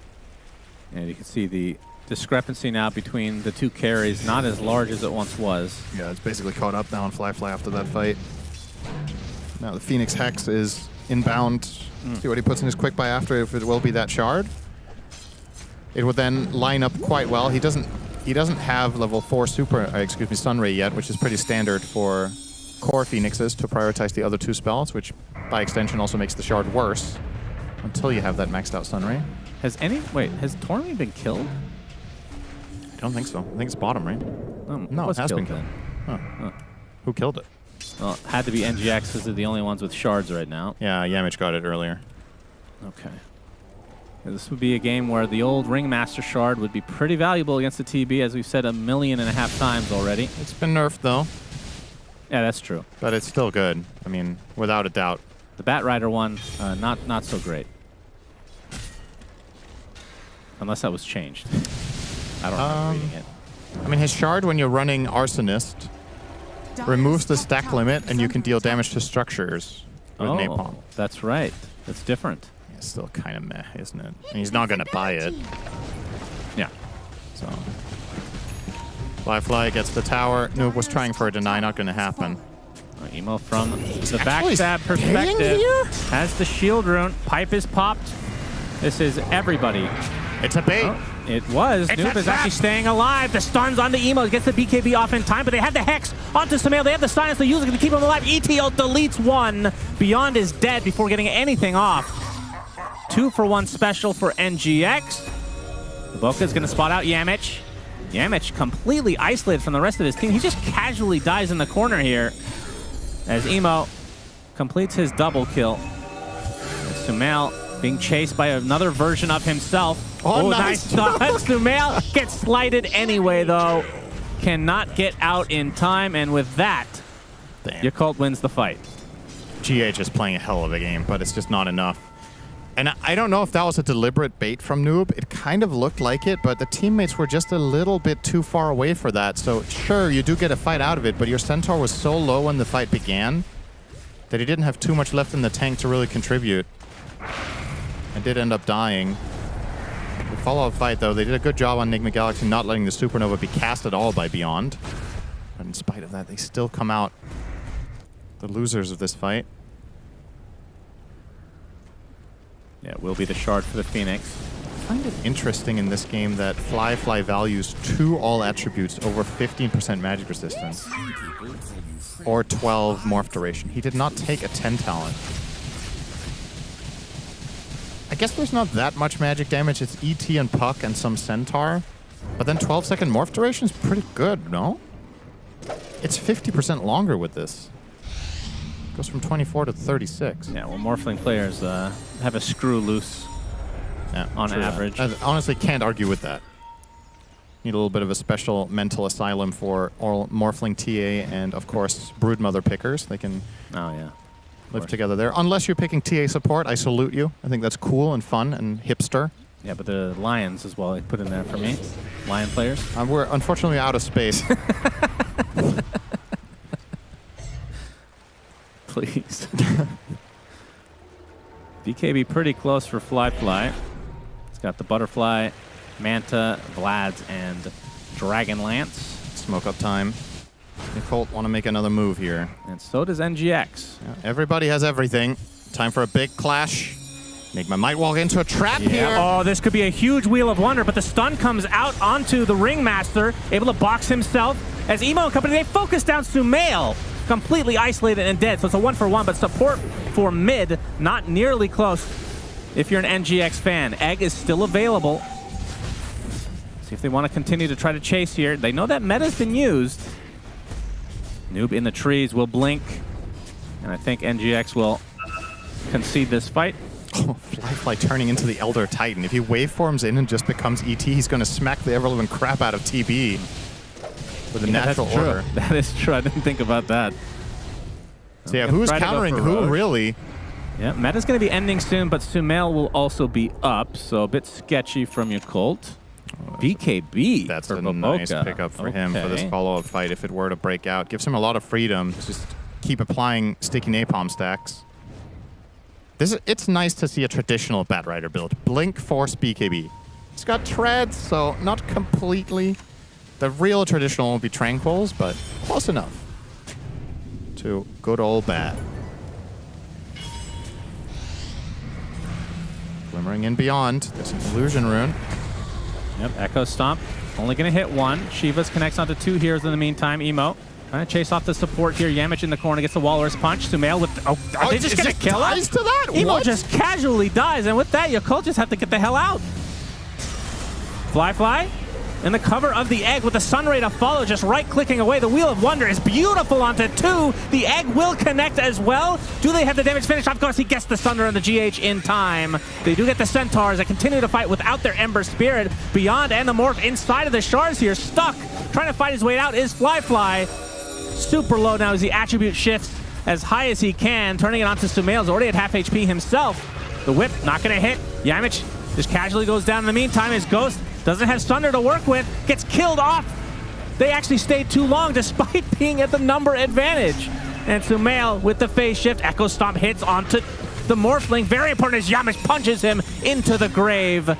And surely with that, Yakult will eventually lose this fight. Ollie stuck inside the shards. They don't have the vision though. He actually goes to the north. Oh my god, he's actually gonna get out of this. Are you kidding me? TP. Snowball. Oh, punch him. All right, they eventually find him. Okay. Boca, the only one to get out for Yakult. That cost 2 buybacks for NGX though. That was a crazy fight. Considering Ember died before it even really broke out, what an insane result that ended up being. You gotta say that Enigma Galaxy do come out on top there, even though they have to expend 2 buybacks to the 1 of Ollie. Yeah. But the fact that that was even competitive 4 versus 5 is kind of insane. Yeah, it's such a great area to fight for Phoenix though. The stairwells in Dota is like one of the best places. Like everything is so... I mean, you could say the same thing about ET though. Yeah, I mean, both of them had great impact in that fight. I think the main difference is just the Phoenix impact lasts longer. And the ET Stomp gets counterplayed by the BKBs and by, you know, you have BKB on all 3 cores on your Colt, and the Phoenix got Supernova off, then ET does nothing to you. So, did end up drawing the longer straw in the beginning of the fight, but had Ember been alive, that would have been a complete beatdown. That's why Enigma Galaxy went for the chase. Now they're trying to get the grand prize here. They all start getting chained, though. This is super annoying, actually. He just chained them off cooldown here. He's going to go in. Sees that Roche is at about half HP. Emo all right. Being super aggressive here, still with the BKB activated. We'll finally have to Remnant away. Yamich barely survives. But they do defend Roche successfully. That's so obnoxious for the Roche pit. Just throw in a Fire Remnant and then use Chain Gang Searing Chains. You hit the entire enemy team in the pit. Yeah, I don't know how you deal with that. I mean, you need to have vision in order for the chains to hit, though, right? When you throw in the Remnant, you have to also obtain some sort of information somehow. But they have ways of doing that. Phoenix, Batrider. Roche on the way to the north. Emo's damage rune about to run out. Does he throw invis targets? That's a good question. I don't think so. He can't see them. But he bumps into you, I assume, still. This it's like, what was that? Tripped over a person. NGX, they're in the opposing triangle right now. These teams are doing circles around each other. There's one scan. Yeah, Dire scan successful. There's the Law and Order. Yep. Thank you. I hope they never change that sound. As a matter of fact, I hope they change it to the exact sound from Law & Order. Oh, they should change the sword that comes up into a gavel instead. Yeah. And then it should say Law and Order here. Yeah, next episode this week. Radiant structure. That's different when we do it, though. Tower is under attack. Yeah, that sounds different. Huh. So maybe it's not that exact ping. Is it the exclamation mark? Is it the caution one? No, it's not the caution one, right? It's not that one. There's an exclamation mark as well. Maybe top right. Spectators. That's also that one. Wait, what? That's why we were confused yesterday. Yeah. Yeah, there's an axe in the game. That's a really important one. Radiant's middle tower is under attack. Why is that axe? Is under attack. Are observers just axe? Yep, understandable. Axe is watching. And look at where these two teams are. They've been around here for a good minute and a half. Well, your call, they're going to say, fuck it, let's go. Yeah, Roche. And it'll work. NGX. Igmar too far away. They do have Stampede, though. And they kind of just pull one on them here. They got this for free? I guess so. It looks like it's going to be the case. Wow. After all of that. Yeah, that just got outmaneuvered a bit there on the side of Enigma Galaxy. That's definitely not what they were looking for. And they still had to scan, too.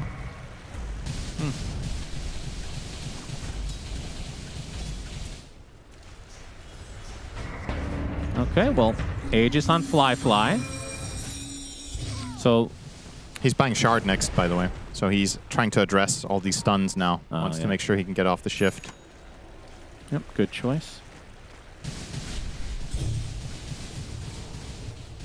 So if you can get the instant initiation onto Ember, that has got to be your go-to in terms of the cores.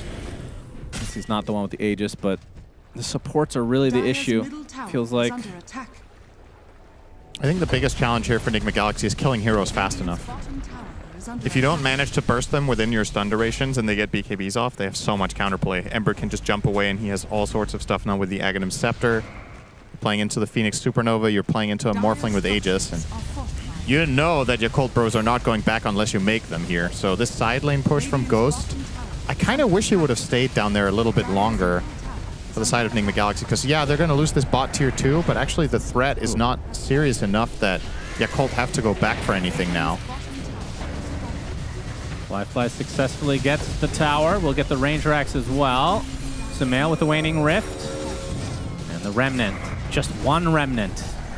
Forces NGX back. They're scared of Emo. I don't blame them. I mean, if he roots 4 of their heroes next to each other under the barracks, I mean...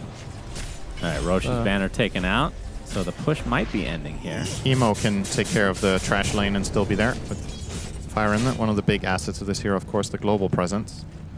So make no mistake, there's still 5 heroes mid, just one of them showing bottom for the time being, but he is able to immediately connect effectively into the enemy base at the mid lane melee barracks. But he's losing that ability now. Fire Inlet is running out. But I think of another hero that hits the same type of power spike that Ember does with Ags. Like, in terms of just the Aghanim Scepter. It's got to be top 5. It's so crazy, this thing. It's very, very good.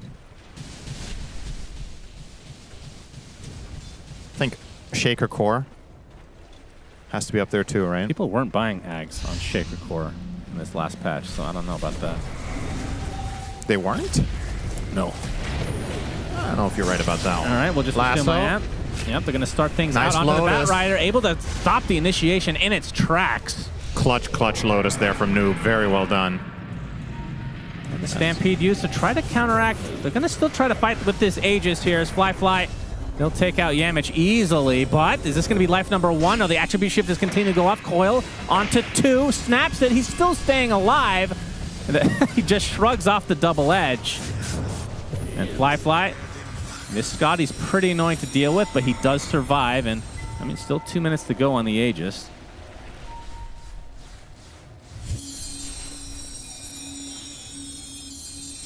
Just a little bit of time to lifesteal here off the wave.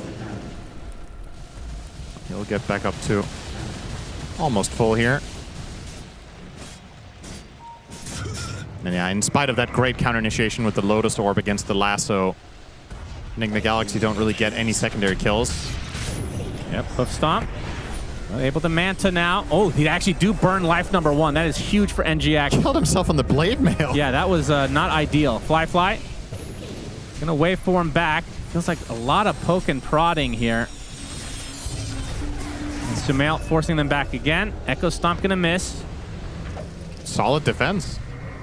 They only lost the range tracks against this Aegis push. That is not bad from Enigma Galaxy. And getting the Aegis for free there on a Blade Mail is kind of funny. Seeing the replay here. Let's see this. Okay. Yep. Interesting sound effects. Some of the outtakes of Law & Order didn't make it into the real show. That's the kind of noise you make when you say stop hitting yourself. So I think it was appropriate, actually. Is it? Yeah. Oh, I guess that's kind of close, actually.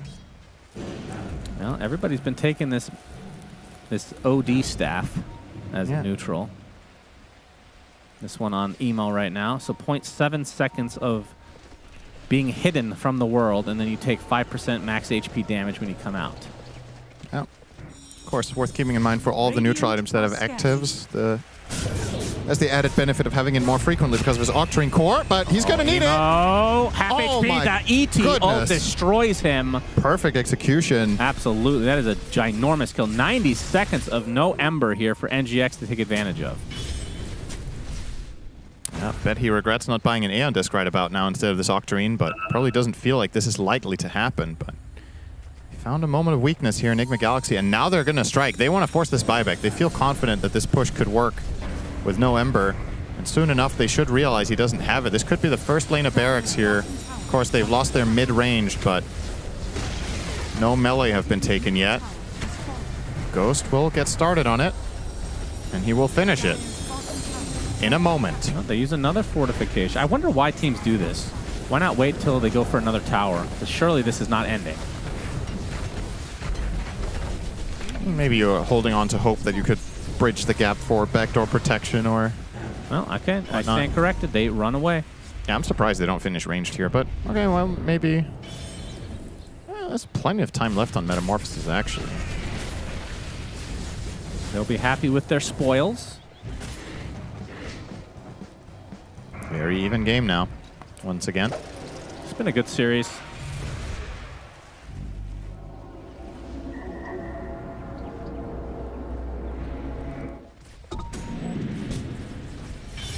So what's the next item spike, would you say, for either team? Well, Phoenix is working on a refresher for the side of your cold. I guess that's pretty big. Yeah. Ember will go for Wind Waker next. I don't know. I should mention the Phoenix has the Dazoon Blood, right? Yep, Large AoE. I don't know if Wind Waker is the right choice here for Emo. I still stand by that. I think Aeon Disc is really good here. You look at the way Enigma Galaxy take fights, it's either they 100-0 you in their stuns or they fail. And nobody's buying a Nullifier in their team.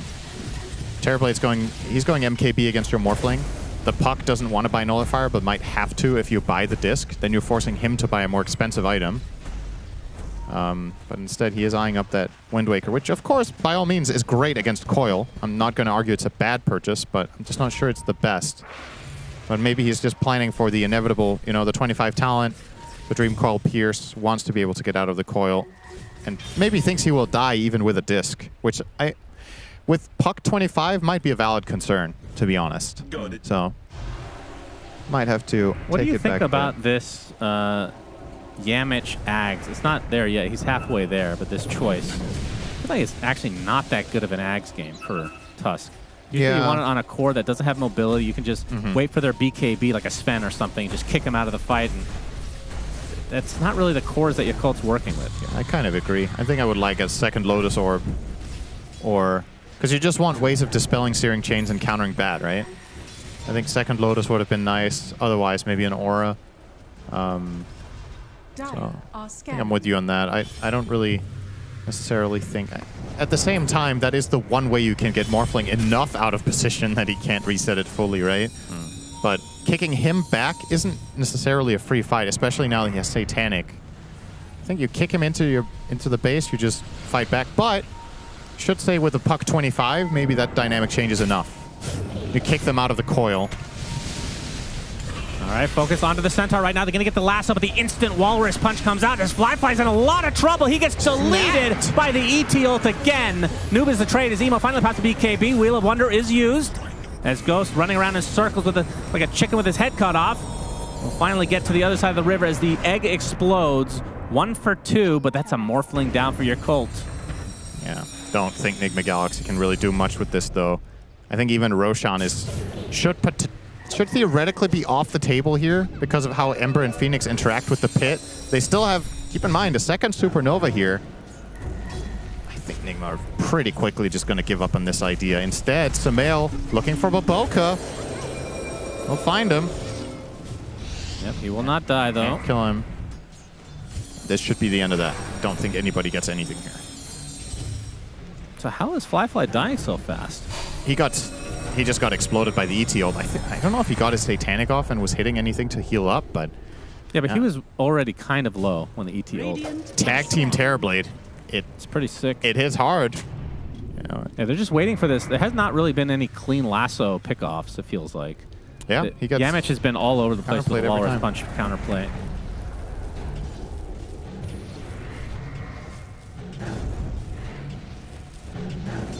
Very fast fingers on the Tusk today, and Roche will live for another day. Is there a point where this Phoenix as your core falls off, you think? I mean, I know that there's like pretty much... There's so many possibilities with like an eventual Ags that can just be, you know, game breaking or game throwing. I don't really think this hero falls off. The 25 talent is also great. Either you get supernova hit count or you get way longer dive range. And I think you go the dive range, I would assume. Nobody's killing the egg. I would like him to buy Blink Dagger. They're going to find Yamich. It's a nice little free pick. Can they turn this into a Roche or at least threaten it? You want a Blink Dagger, huh, Phoenix? I think so. You pop all your stuff, you blink on top of the enemy team, and you just egg when they're in chains. And one of two things will happen. Either you force all their BKBs in a disengage, or you force Stampede and you have a second egg. I don't know. The coil onto the Ember. Puts himself in a step exile, but he gets boxed up. Trying to get to the other side as they do find Ollie in the end. And Emo just barely gets out. A few hundred hit points. Quite a lot there. Yeah, into the pit they go. That's a buyback now. And this is the remnant searing chains you're talking about. Yeah, they need vision to chain them up. Nullifier was completed, actually, from Sumail. Oh, he suddenly got that. That was out of nowhere. This definitely makes an Aeon Disc way less interesting for the Ember. They still have the one on Phoenix, but it is popped. This is for the box, I assume, mostly. Yeah. That was the sole reason that Emo survived there, was the box. And yeah, with the Nullifier, I don't have to worry too much about that anymore. The Galaxy are threatening Roche once more. Man, this has been quite an interesting game. Emo just scouting things out, making sure Roche is not being plucked. In goes Fly. He will be spotted. Roche they stopped Roche for him. That's kind of helpful, actually. Use that to his advantage. Ice Shard's blocking Roche from fully getting into the sweet spot of the pit. Fly trying to solo this, but Noob coming in with the hoof stomp. Oh, the stomp! Echo stomp onto 2. Beautiful timing. They have the Walrus punch onto the Phoenix. Phoenix is dead. No buyback at all. Fly has to pop the BKB. Likely will just retreat now with no egg, and that's a double egg potential. Wow. Beyond getting caught off guard. That Echo Stomp was beautiful. Talk about the dream timing there for GH. Yeah, that Roche is theirs. Without Supernova, no way Occult fight them. And that seemed almost by chance. Like he was stomping and then Phoenix dove into it. Yeah, 2 Supernovas. They just both unused now. Aeon Disc was on cooldown, so it wasn't able to break out of it and cast the egg. This is going to be an interesting defense for Occult. There's a damage rune now for Sumail. They have Aegis, Cheese. Who's the refresher shard is on Sumail, actually, so double coil potential. Yeah. Nigma are going to be very strong in this upcoming fight, but it's not going to be free in the enemy base. Lasso. Yep, Lasso trying to pick off this pesky Elder Titan, and they'll do so. GH is dead. Does have buyback here. As the pressure being applied to the tier 3 Ghost in that meta form. We'll get the Conjure image off again, and they should be able to get the tower. Although the fortification finally comes out. Work it onto the Centaur. Emo just trying to delay as much as possible. These knives are pretty annoying for the Centaur. Percentage max HP and all. I have so much annoying force poke. them out. Are they actually going to continue to go at Baboka? Flame Break onto 2. They're trying to get to the high ground. Ghost, his meta's going to be running out at some point. Emo with the BKB. The Wheel of Wonder onto 2 heroes with the Sunray. The Terrorblade is life number 1. They get the second onto the Centaur as well as Yamich has the BKB trying to run away. But the perma-stuns right now into the Hex, onto Sumail. He's in a lot of trouble. Fly with the Satanic, staying alive through the ET ult. Turns into the Meta Man himself. Sumail gets to the other side of the trees, but they get the Thunder onto Fly. The box is immediately dispelled by the Nullifier. Waveforms to the low ground, still very healthy on this Morphling. In the midst of all that, Emo dies. God, this is such a close fight. The big difference maker this time around for the side of Occult is they finally have a fight with 2 Supernovas going off, but once again, Nigma Galaxy are able to isolate and kill Emo relatively early in the fight.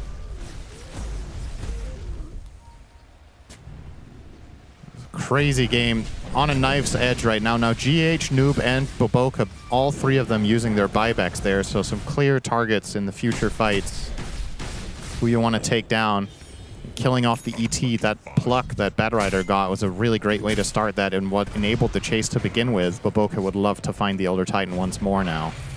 Oh yeah. If they manage to take him down first, the fights just get a hell of a lot easier for the side of Occult. As GH, one of the best ET games performances I've seen in a long time. Really bringing it together here.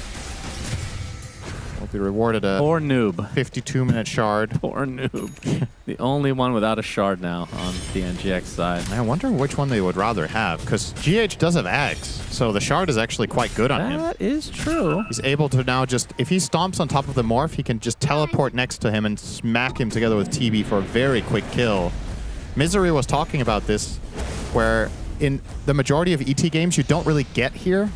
So the whole ET owns Morph thing is kind of more of a niche thing, which is how often is your ET meleeing the Morph in a fight.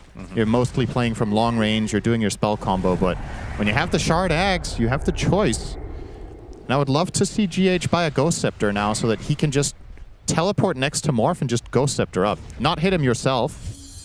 Let Terrorblade take care of business and make sure you survive. By. Radiant are scanning. But we'll see. He has a Gale Guard at the very least to protect himself with for now. But we're approaching that point where Morphling 3-shots you. So you have to be very, very careful when you go in. Smoke up from Nigma. This is a potential game ender, one way or the other. Multiple buybacks unavailable.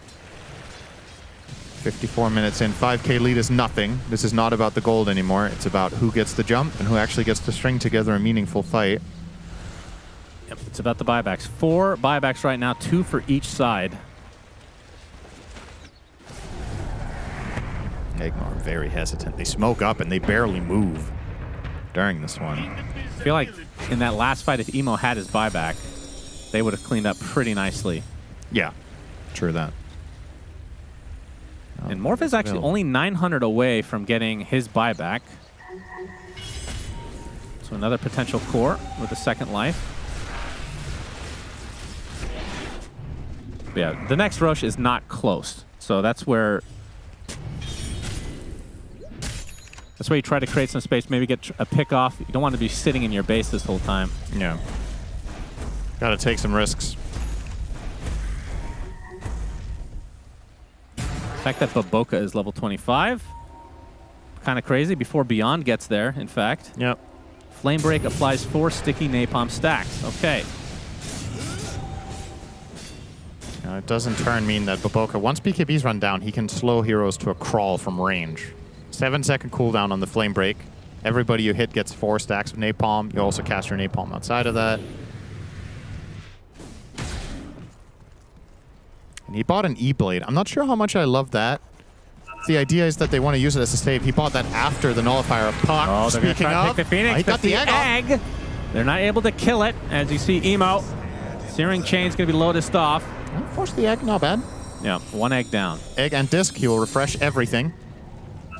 And they will smoke up themselves. So not they know that thwarted by this. coil is down. Yep, that's big news for Emo. This is actually, I really love this play call of consider that trade of victory for yourself when you have refresh on Phoenix. Sumail in the river. Oh, Baboka. Baboka. No vision. Doesn't have a way to pop the Lincolns easily. He has E-Blade. I guess he does have Hurricane Pike, which is probably the fastest. Don't have the information. Radiant's bottom tower is under attack. Very tense game number 2 here. Yeah, they're going to back off. They just don't feel like they have enough information, but they did leave a ward behind. Yep, Walrus Punch finds Baboka, has to pop the BKB in retreat. Oh, gets off the lasso. The Tusk onto the other side. Looks like Yamish is going to be the first casualty here. Does have buyback. The E-Blade worked great for himself. That's true. When he was BKB'd during that situation, they couldn't hit him. Emo's in. Chains onto Ghost. Oh, they actually forced out the BKB again. The coil already expended. There's the buyback onto Yamish. Ghost going to avoid the Wheel of Wonder with the BKB. Applying all the pressure he can to Fly, but this egg is doing work. The Stun Ray just ripping through him with Fly's right click as well. Down goes Terrorblade. Now let's see how much more Yakult can get out of this. The Hex onto Sumail. The whip to follow. They have the control. They should have the damage as well, though. Fly ends up on the wrong side. Doesn't matter. 2 big kills for Yakult. 3 even. The Tusk buyback too, true. right? So at this point, every kill is big because if you force buybacks, it's worth a lot, and it limits the amount of counterplays the enemy team will have when you make your inevitable counter push, and that is coming their way, and make no mistake. Yakult will not play defensively once they get a little advantage here, so the question is, how many buybacks will Nigma Galaxy need to use here? Can they somehow float this defense with just the Puck, or do they have to spend both? And if they do, they better get some kills. if they buy both heroes back and get no kills and Yakult just disengage, if they get the next Roche, that would probably be game. With the raw numbers advantage they would have. There's the Crimson flip. Guard with the fortification, gonna delay things. There's still a tier 2 bots. I think they might just go throne here potentially to try to force out this buyback. Well, they can get top, I suppose. It's a very safe play, though. Yeah, I don't think they had a chance of getting mid in 30 seconds against Puck ET. Tier 3 top will fall. Noob with a nice double hoof stomp. And the Waning Rift to follow. Yamich with the Walrus Punch. But remember, you can use Attribute Shift now while stunned with that shard. And Yamich is going to get a dieback now. That's no Little good. bit too close for comfort. And now potentially going to be getting the Centaur as well. Noob gets the Stampede off. The box to save one. Coil expended already for Sumail. The ETL doing work against the Morphling, but now he's starting to heal up. Terror Wave from Ghost. Didn't know he had an Aghanim Scepter. They're going to try to get the hell out of dodge. Morphling TP's out to safety. The Bat Rider, Hoof Stomp cancels his TP. That's a Phoenix. That's a Phoenix. He dies anyway. That's a Phoenix. That's a Phoenix. Okay. Can they force these two buybacks? Because if they can't, then Yakult are going to be at a massive advantage in the next eventual push. We are approaching 60 minutes as well. Yep. Oh, we'll get there. Don't you worry. Oh, yeah. Bat Rider only 30 gold away from. Well, it looks like he's going to have his buyback in 10 seconds. So the full squad of Yakult Brothers will have second lives. Roche spawning in about 40 seconds here. That's what my math tells me. Thank you, Valve. Considering the 100 QOL things you put in the game, you didn't put in the one thing I asked for. I appreciate that. Of course, the Nobody clock. listens. Nobody wants to look at the clock and actually read what it says. So that's fine. Don't you worry. They didn't add Push the will come in. Tormentor thing either. That's right. Yeah, actually, the two things we would like for quality of life. They added everything else. Everything we didn't know we wanted. Now right. Ghost with the Demon Zeal. These illusions are no joke. Lasso? The lasso onto the Terror Blade. The right clicks are doing so much damage. Ghost with the BKB trying to retreat now. The Force Staff away. Ooh. Spooky. That was close. And that got the Phoenix buyback, actually. Because Yakult thought they were going to take a game-winning fight there. But still. So it ends up working against them a little bit. That's 1 out of 5 buybacks. Yep. Roshan is up in the bottom side. They know there's no lasso. Will Nigma Galaxy try to pull the trigger on this? That's pretty risky. Refresher for Morphling. He bought it and 60 instantly minutes. sold it, I think. Let's see 2 what and a tier 5. 5s we get to play with today. No, he ladies does and have gentlemen. refresher and buyback. Wait, how much gold did he just How have? He had many? like How many 10K. Undyes winning again? We're going to see the Terror Wave come out. They're going to be able to delete Emo right off the bat. They get Ollie as well. Both of these members have buyback, but still. I wasn't even looking there. That's why I started talking about items. Like, Yeah, I was wondering what the hell you were doing. No, but why were they that far away from everyone else? This will be a free Roche. Total blunder. Yakult Brothers unnecessarily fragmented in that moment. Enigma Galaxy with an easy grab, very quick and decisive kills. And they get the grand reward. Now, who gets the Aegis? It will be Sumail. He's the core without buyback, so I guess it makes sense to put it on him over the TB. Has another 4 minutes on his buyback cooldown. Took me a while to read through the 17 lines of text when you mouse over buyback now to figure out where that was, but it is the fourth bottom line is the buyback cooldown. Okay. Actually, it looks different there. That's because you're mousing over a Titanic hero that doesn't Divine have it. Regalia for Fly. He will do 20% more damage, along with the 20% base attack damage from Titanic and gonna hit 50% so hard. status resist. But if he dies, that neutral is useless. As Ghost knocking on the door, still 2 buybacks for Yakult. They're just going to give this up? Beyond. Damage. Yeah. Oh, they're going to get the lasso onto the Terror Blade. The Sunray to follow with the egg, trying to keep the Morphling alive. Morphling is more than fine as the stun actually does connect onto the puck. He piked There's a out. refresher. Beyond. Oh my god, that double edge destroys Baboka.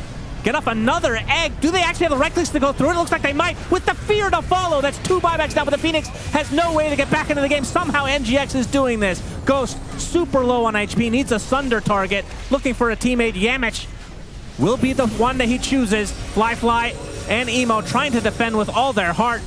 Feels like they have thrown this lead away, potentially. They're going to get forced time in. Emo is dead. Buys back instantly, but look at NGX's HP. The super low. Emo gets destroyed a second time. He dies twice in a matter of 3 seconds. As GG's called. How did the game end like this? NGX take it to a game 3 somehow. I have no clue. Yeah, your guess is as good as mine. That was such... I mean, late game Dota is like this. Heroes just explode left, right, and center. You have so much damage. It's sometimes almost impossible to react in time with your defensive plays, but can't help but feel like Yakult dropped the ball a little bit there around the last row. Snigma just get 2 free picks. They get the Aegis, and then they go high ground and force the issue.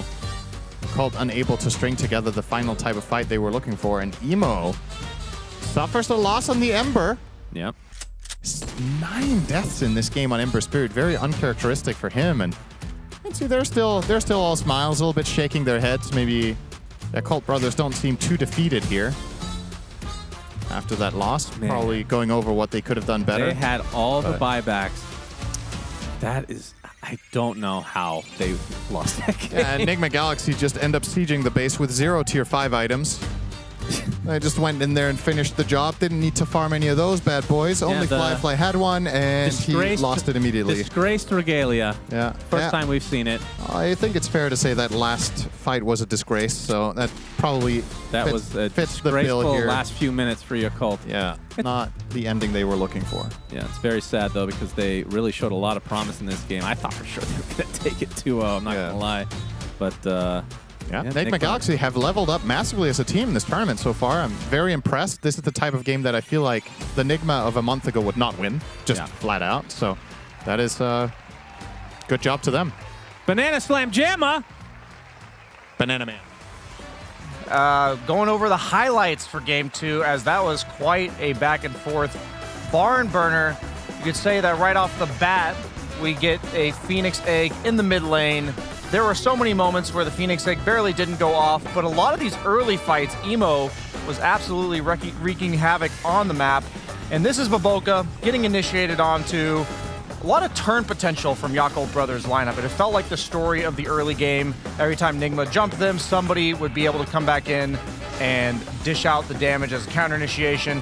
But you see here, Sumail on the back lines, buying so much time for his team, setting up for the ET splitter. Ghost actually able to hit in that fight. This felt like some of the glimpses of Nigma's potential as this game went on. And, you know, the amount of chaos, if I tried to shoutcast all these fights for you, I would have to be OD Pixel, I believe, as we are watching Ghost barely pop his BKB, think, oh, maybe a Terrorblade is going to be able to man fight here with the Satanic, with the Daedalus, with the Butterfly, but no, he gets bursted, and this is that last fight that you guys just saw right before the game ended, as it just felt like with that Aegis, with that Divine Regalia that Ghost lost almost instantaneously.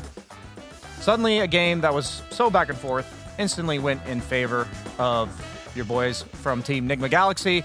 And for this game, I would like to highlight the 2 mid laners, as this is quite the showcase matchup between these two. Both I would consider very flashy, very high risk, high reward players. Sumail 9-6 and 19 to the 16-9 and Emo, 12 from Emo. Both players all over the place. High kills, high damage, high net worth. Sumail having that extra 10k, that's responsible for the Nullifier, the Ags, the Refresher, that build that he had. But you guys can see here, both of them doing so much damage in these fights, so much control. And I wanted to show a few clips from, you know, about an hour ago, because there was so much happening between who was getting momentum, and we see Emo getting off to that early momentum. In this case, Sumail setting up for his team. Then he's going to end up getting cleaned up on the side of Yakult Brothers, which leads into my next clip that I wanted to show. This is Sumail putting on the... trying to remember what... Oh, this is the 4-man chain into 4-man chain. If you see this, the chain gang facet coming out from Emo. You saw the first one coming out there, and then the second one utilizing that remnant chain action. It felt like this facet it did get buffed in the recent patch, moving from 4 targets up from 3. And then this is just a little fight that I really enjoyed. Both of them just chasing after our Arcane Rune. Emo even has the Aegis, but but this just felt like a potato sack race to try to get across the finish line, and they do end up killing him, but that was just an Aegis. And then this was also the emo show, forcing so much attention onto himself, despite not being killed. And just, I felt like these guys were both just responsible for so much havoc. This game was really all over the place, and every fight I'm watching, since this game was so long, I can't even remember in favor of who it went because of the fact that each one was so back and forth. But Emo continuously setting up for his team, allowing for the egg to be placed in a very strategic advantage position. We saw that orchid on the Ember. Ended up being mainly for Puck, but we see it used there to kill Ghost in the early game. Quite a game 2. Looking forward to a game 3. We'll just have to see if Nigma can carry the momentum on the back of Sumail and the rest of the squad. Hello, hello. So this one I call the Sonic the Hedgehog opening. Oh yeah, the Black Stars, right? Black Starts, yeah. Yeah, Black always But starts. it's a response to your opening. Whatever you do, I can do the same thing. Right. Yeah. 60-minute games, huh? What a game. Yeah, that's a barn burner. Are you a fan of 60-minute games? Or do you not like them as a good player? When they become an everyday thing, like if it happens all the time, then it's not as hype. You know what I mean? Yeah. Then it becomes a bit... I mean, it depends on the game, I would say. Come on, take this seriously. Right, yeah. Yeah, you're right, you're right. What do you think? Do you like 60-minute games? Or? I like them. I enjoy them. But you're right. It does feel like they're happening quite a lot on the patch. They did previously. But, you know, on a new patch, it makes sense, right? It's like people don't know how to end the game. They don't know what the timings are. So I wonder if this is an artifact of the previous patch and it's just still the games are supposed to go long, or if it's like a new patch thing. No, I think last patch had a tendency to go late, but now it's more like, because we had a lot of kind of short games yesterday. I think we had a mixed bag yesterday. At least the games that are going late now are actually very interesting and can go both ways. But yeah, I mean, do you like the new patch overall though? I like the new patch. I've been enjoying it. I like that on the new patch, it feels like right now you can kind of get away with picking anything. You know, everything has a timing, and once again, maybe that's because it is a new patch. But like, you know, Sumail carrying on Puck in the late game, like he actually did more damage than his Terrorblade did. It kind of feels like anybody can be a carry. Even support position players can be a carry, you know. 9 class, for example, he proved that on the previous patch. Kind of anything is an option now. Yeah. I guess I can't think of a thing that I don't like about the patch, actually. Like, so the last patch that came out with the whole water theme, I felt like was very messy, and there was a lot of things I didn't like, but I feel like all the changes to this new patch has been very good. Yeah. What do you think is going to happen next game? Because now you have Nigma actually coming back to a 1-1 series, right? And game 1 was also very close. Yeah. I feel like in this game, Nigma just straight up outplayed them in the late game. Like, this doesn't seem to me like it's an outdraft, anything like that. Maybe we did see the weakness of Morphling in the late game, that like if he did have 20 more agility, Brian was saying this backstage, he's like, there's no way that with 20 less agility at this point, the hero is the same carry that he once was. And you know what? Terrorblade got plus 20 damage on Metamorphosis, so this is like a 40 damage swing, effectively, which can matter in those late game scenarios, especially when you have a Puck that's popping off as well. It felt like the later the game went, the awkward kind of setup with the offlane Phoenix and no clear way of starting the fight, except for Batrider, became problematic, I think, for Yakult to play late game fights compared to the easy setup for Puck, Centaur, Tusk. Like, all of these heroes have a good way of starting the fight, right? So I think the later the game went, the harder it was to fight. I don't think it necessarily the Morph versus Terrorblade matchup, but more so the rest of the draft. That's true. Offlane Phoenix always makes it weird. I mean, he even rushed it. Didn't rush, but he went Shiva's Hex, and Man, that buyback where they had Baboka lasso the Terrorblade base, yeah. in the base, and he buys back on Phoenix, and I saw his Hex was on cooldown. I was like, oh shit. He used it during the BKB. Like, there was a frame where the BKB gets off, and he's able to use the Hex. And it just makes me think, like, if that works, the buyback from lasso into Hex, that the Terrorblade is surely not going to expect, right? The Phoenix was dead. Oh, of course. The game is over for the other direction. Yeah, I mean, it could have easily gone both ways, I think. So, yeah, are you good at chess? That's a good move. Yeah, I'm a good chess player. I'm at 69 MMR actually. 69 MMR. Yeah, 69. That is also a good move. Move that. Yeah. But yeah, the offlane Phoenix, this is like their answer to Terrorblade, I guess. And I respect it, but I feel like more stuns to enable the Phoenix probably feels a lot better. This is how Paravision usually does it.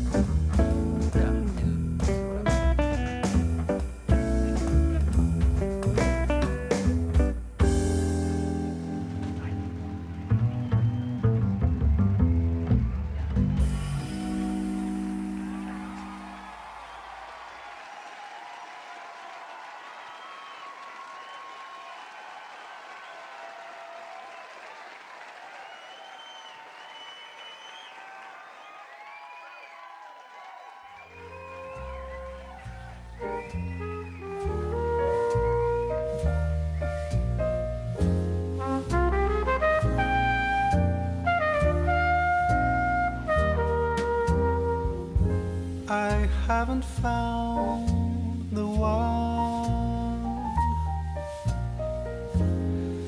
I never knew what others do. I hope and yet again,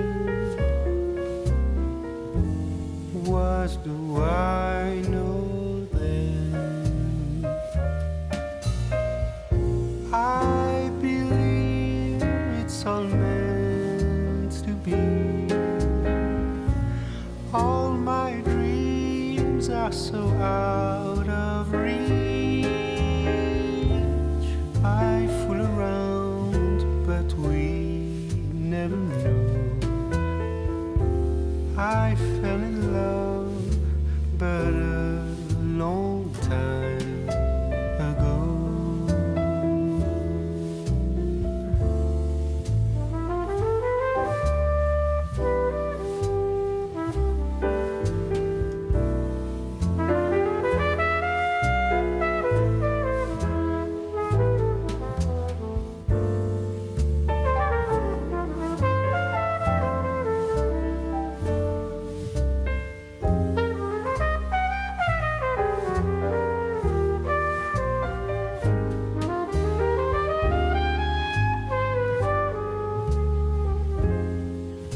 I sing the same old song,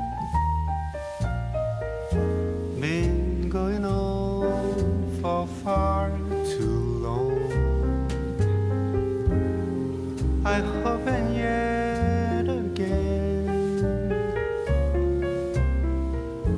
what do I know then?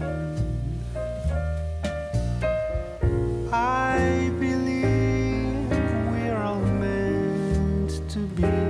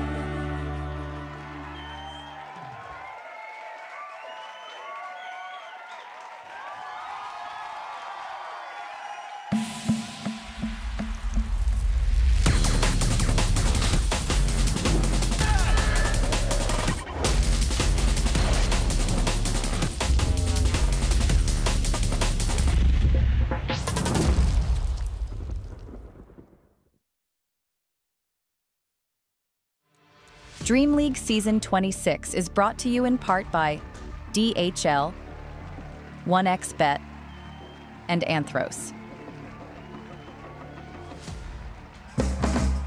Yakult Brothers, Enigma Galaxy, they are tied. It is 1-1. We're going to find out which one of these two teams will take the point home in the group stages here for DreamLeague Season 26. I'm joined by Misery, Jenkins, and BSJ. And we're going to talk about what's going to come next, because, woo, we're not going to talk about it. We're going to see right now, because we're already in the draft, Brian. This is a fast one. Yeah, back to the previous patch. We got Bristleback, first pick, versus Terrorblade in response. I hope it's. You sound too excited. No, Hold on I was for a just second. about to say that I hope it's not going to be one of those patches where it's like a lot of, explosive drafts the first few days, and then we just slowly make our way back to the Bristleback, the Morphling, the Terrorblade once again. That would, The Toxic X. yeah, that would be really boring. I don't think so though.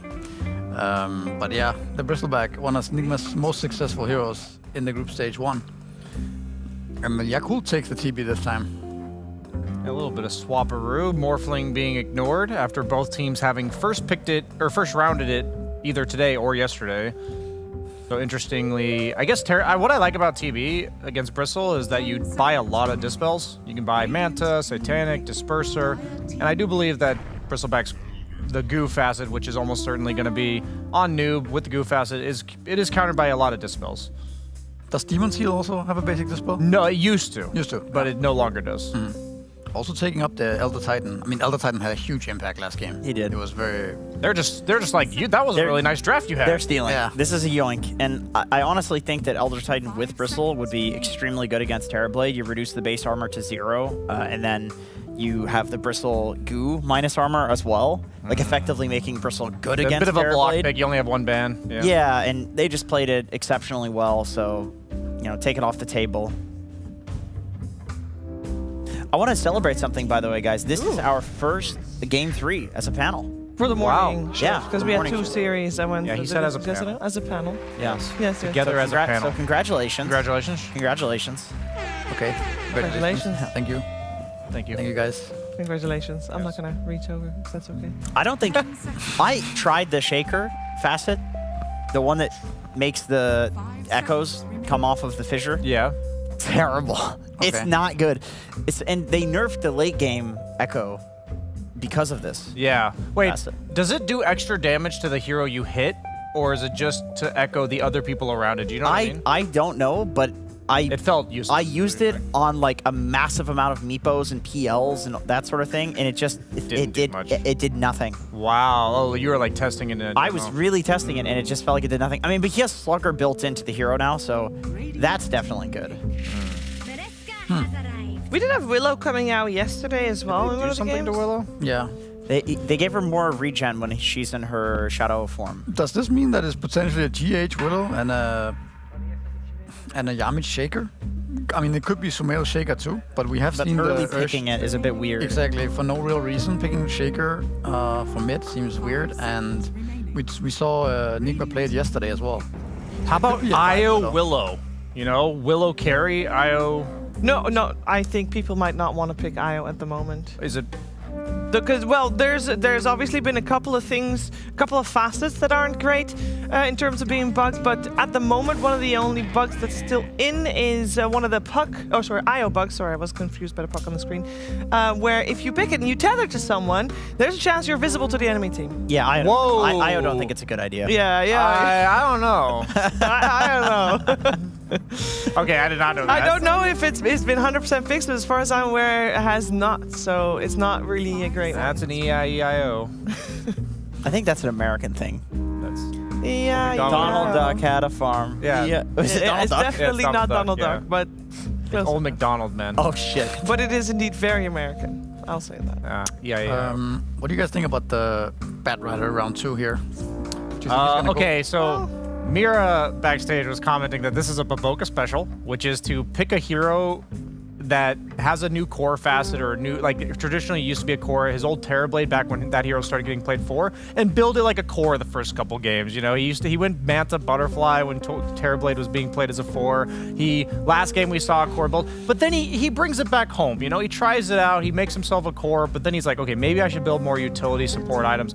I would be fine if he just runs it back with different items. Do you think one game is enough for a learning curve there? Okay, it might be one day. So maybe he'll try it again here, and then tomorrow we'll see the reform. I think there's a good chance he'll adjust some things from game 1. Maybe the way he's stacking or the way he's skilling his skill build, maybe the facet. Who knows? I think he learned a lot from playing that one game, because obviously you don't have time to play that many games. The patch is brand new, right? Yep. So I think we might see something different from him this game compared to the last one. Also interesting that Tinker coming back. This is, I don't know, backstage a bunch of analysts have redeemed this hero completely dead. So now we see it here. I don't remember what it was. Did they nerf Core Tinker at all, or just support? Something about his armor being nerfed, at least. I remember. Base armor by 2, and then March of the Machine's damage, but then they also nerfed Holy Locket for support's sake, but I'm almost certain this is a Core Tinker. Right, it might just be a Sumail Tinker, right? So base armor. That would affect you against Pango. Definitely. In lane. And in game. Yeah. Pango rolls on you, get 2 less armor, he's doing a lot more damage. Yeah. But ET, it doesn't matter. But again, that's true. If Tinker gets the mid Tinker gets the ball rolling, it's gonna be the same hero, right? More or less. I think like, you're thinking not of gonna, Pango. What's that? Because it's right. Yeah. I mean, if Pango gets rolling, then nothing can stop him. Right. Yeah. I don't know. I'm not sure about Tinker. Is it a good Tinker game? You have the bad lasso, the Pangolier, like we talked about. Don't have all a on top of save him. either. It's, I mean, it's the TB answer, I guess. Like, it's a classic TB answer against the illusions. Laser, Ags, very strong. Maybe if you answer TB with Tinker, then it opens up, like, a Bloodseeker to counter the Pango and the Batrider. How about, like, a carry a Batten to, like, get rid of the Batrider lasso, the sticky napalm in lane? You think even in the matchup against TB you can pick it? I think your job is to enable Tinker to carry you. And last time we saw this, it was Ghost on DK, and it was more like Mira was mentioning. He took over the game. He was making a lot of space for the team, but it was also that Sumail could carry the game on Tinker. I also think that it doesn't have to be a mid Tinker. You could easily just put the Shaker mid for Sumail here against the Pangolier and put the Tinker on support. That's true. I don't think it's the nerves are there, sure, but it's still the same. It's the same idea, you know, same hero. Yeah. It's gonna be strong in lane. You lose some armor, yeah, but you still have this insanely annoying spell Laser, the March of the Machine. So I wouldn't be surprised if we still saw the Tinker support. Yeah. I mean, let's be real. If it's played as a support, you can just play it as a core anyway from a support role. Yeah. Like, plenty of support Tinkers have been going for an eventual Aghanim Scepter, even if they do go for, like, the Aura and healing items. And reduced cooldown on Lotus sounds pretty damn good against Batrider, Lasso, and Sunder. But anyways, we need a Ghost hero no matter what, right? You would think, unless they're gonna do some kind of Bristleback carry. Yes, I think But so. they usually last pick his hero. And Morphling. Okay, I wanted an enabling carry. I mentioned a Batten, something that makes his team harder to kill, and Kunkka's a good example. I like that. It's great against the, like, Lasso, Elder Titan, Pango, all of these heroes, like, even Terrorblade with meta, they, like, commit to a fight. And if Kunkka can throw a boat in there and, like, counter commit, like, that feels pretty good. I think it's also a really good pick because it sort of enables the Dark Willow 5, if it is a Dark Willow 5. Dark Willow, pretty greedy hero overall, right? But when you have a non-greedy type of carry like the Kunkka, that's a very strong laner, you suddenly can get away with the greedy 5, right? And also you have the X setup into like brambles, like you have some tools of killing heroes in the safe lane. And you can X your teammate who gets Lasso. Okay. You can save in a way from the Lasso. It might be a bit tough, but it could make a difference if you do it one time. X the Pango roll too if he's trying to, like, roll TP at the end of it. Speaking of the Pango, we see Nigma Galaxy banning out as if that Pango is on the off lane. Do we agree with that, or is there something better in the mid lane that we can still see for Emo? I think a Slardar here could be pretty cool. Yeah, no Void Spirit possibilities. I think the Shaker or Tinker flex is actually something they have to consider pretty heavily here, because I think Void Spirit would struggle against Shaker. Okay. No, but they pick it anyway. I'm wondering, is that what Nigma's thinking now? I think the Tinker Shaker, they were going to choose which one does which based on the matchup. And they are debating now. Oh, I really thought they'd rotate Shaker based on a melee matchup, but that means they were pretty much going Tinker the whole way through. Yeah. With their draft plan. What do you guys think? I mean, the Tinker game is not that free, I think, here, right? You have a lot of ways to get on top of him, lock him down. But I think Nigma's draft looked really strong to me. They have so much team fight and control. They have very tanky heroes. I think actually both drafts are strong this game. Hard one to call, I would say. That's good. This is good. I mean, I guess the Boboga Batrider for me is a little bit of X factor. What can he do this game? Can he do more than he did last game? Is he going to do the same build? Do the thing. Will he be normal, or will he be Boboga? Is the question. Somehow, in my experience, Terrorblade has a really tough time doing damage to Kunkka lineups, just because you have like Radiance, you don't want to go on this guy. You have the boat. You have your own innate. So I'm leaning towards this Kunkka matchup. I think this hero's going up and up in stocks this tournament, and they've got the semi-carry Kunkka with the carry mid. I really like what Sumail is set up to do here. Any final words, Jenkins, before we head over? I think this is a Yakult Brothers draft through and through, and they're going to win based on being on their comfort. Okay, let's see if they will indeed be able to take this third game, or maybe it will be Nigma Galaxy. We're finding out together with Sons, Panda, and Cinderin.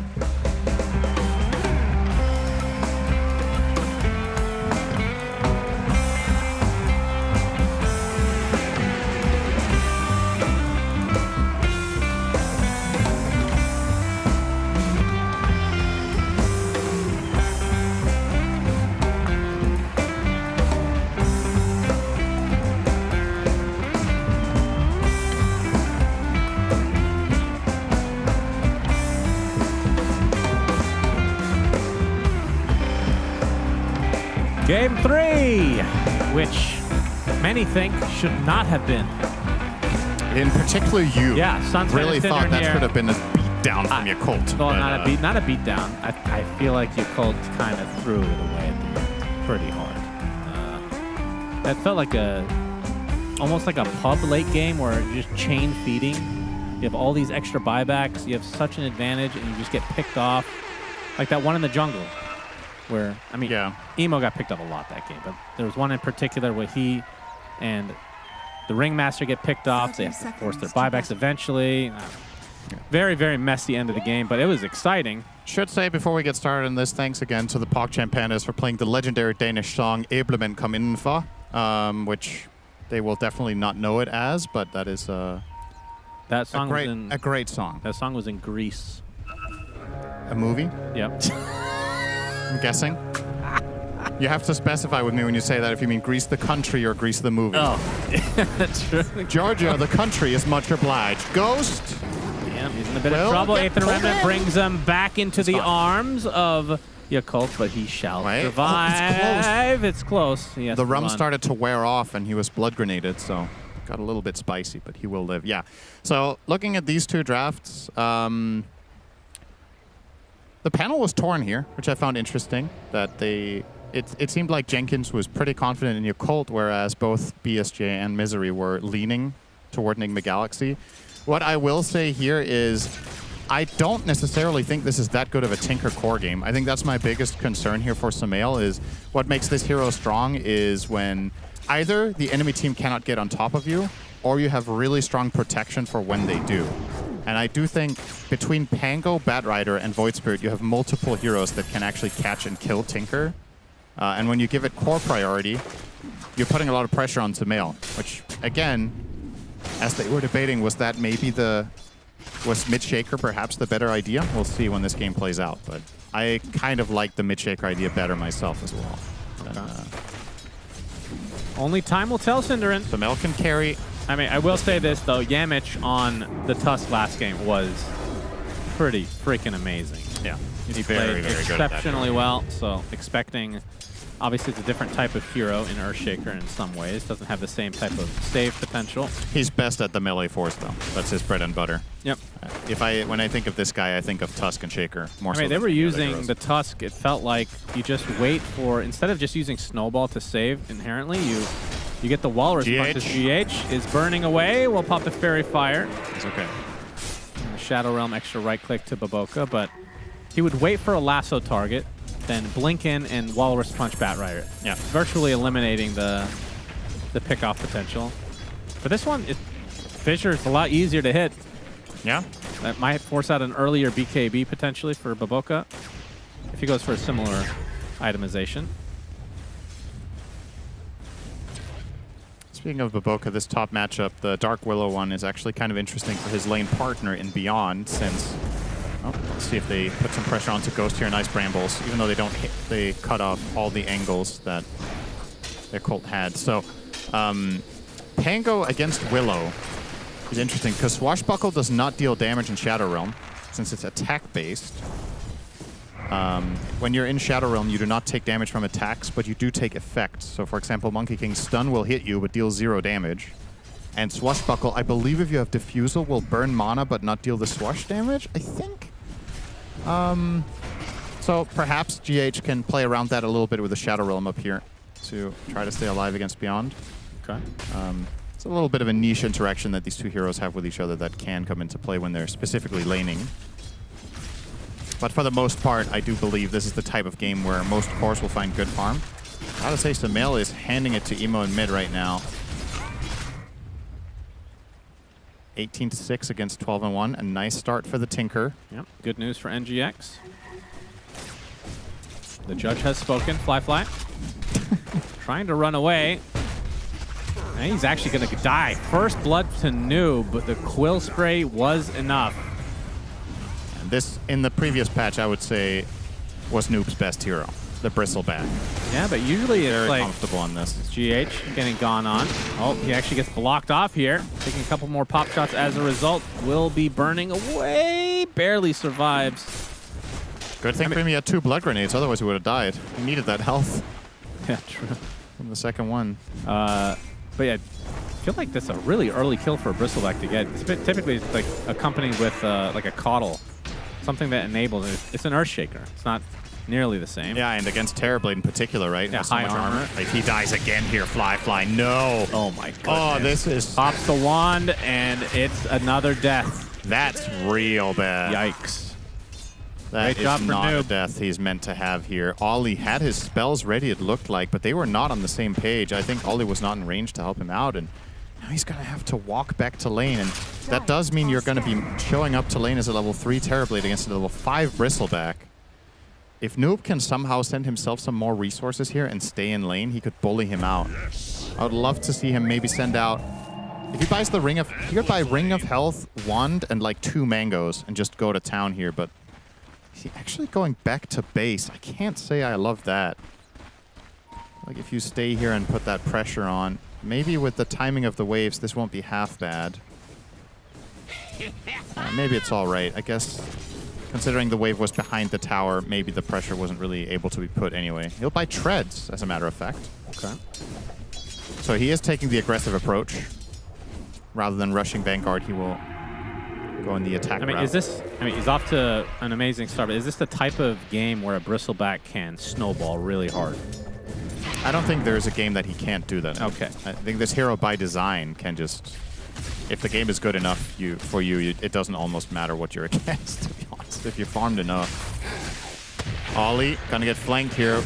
Yep, slowed to a crawl. And Fly, he's not going to be able to do too much here. Echo Stomp is not going to be in time, and that is a dead body being thrown across the battlefield by Yamich.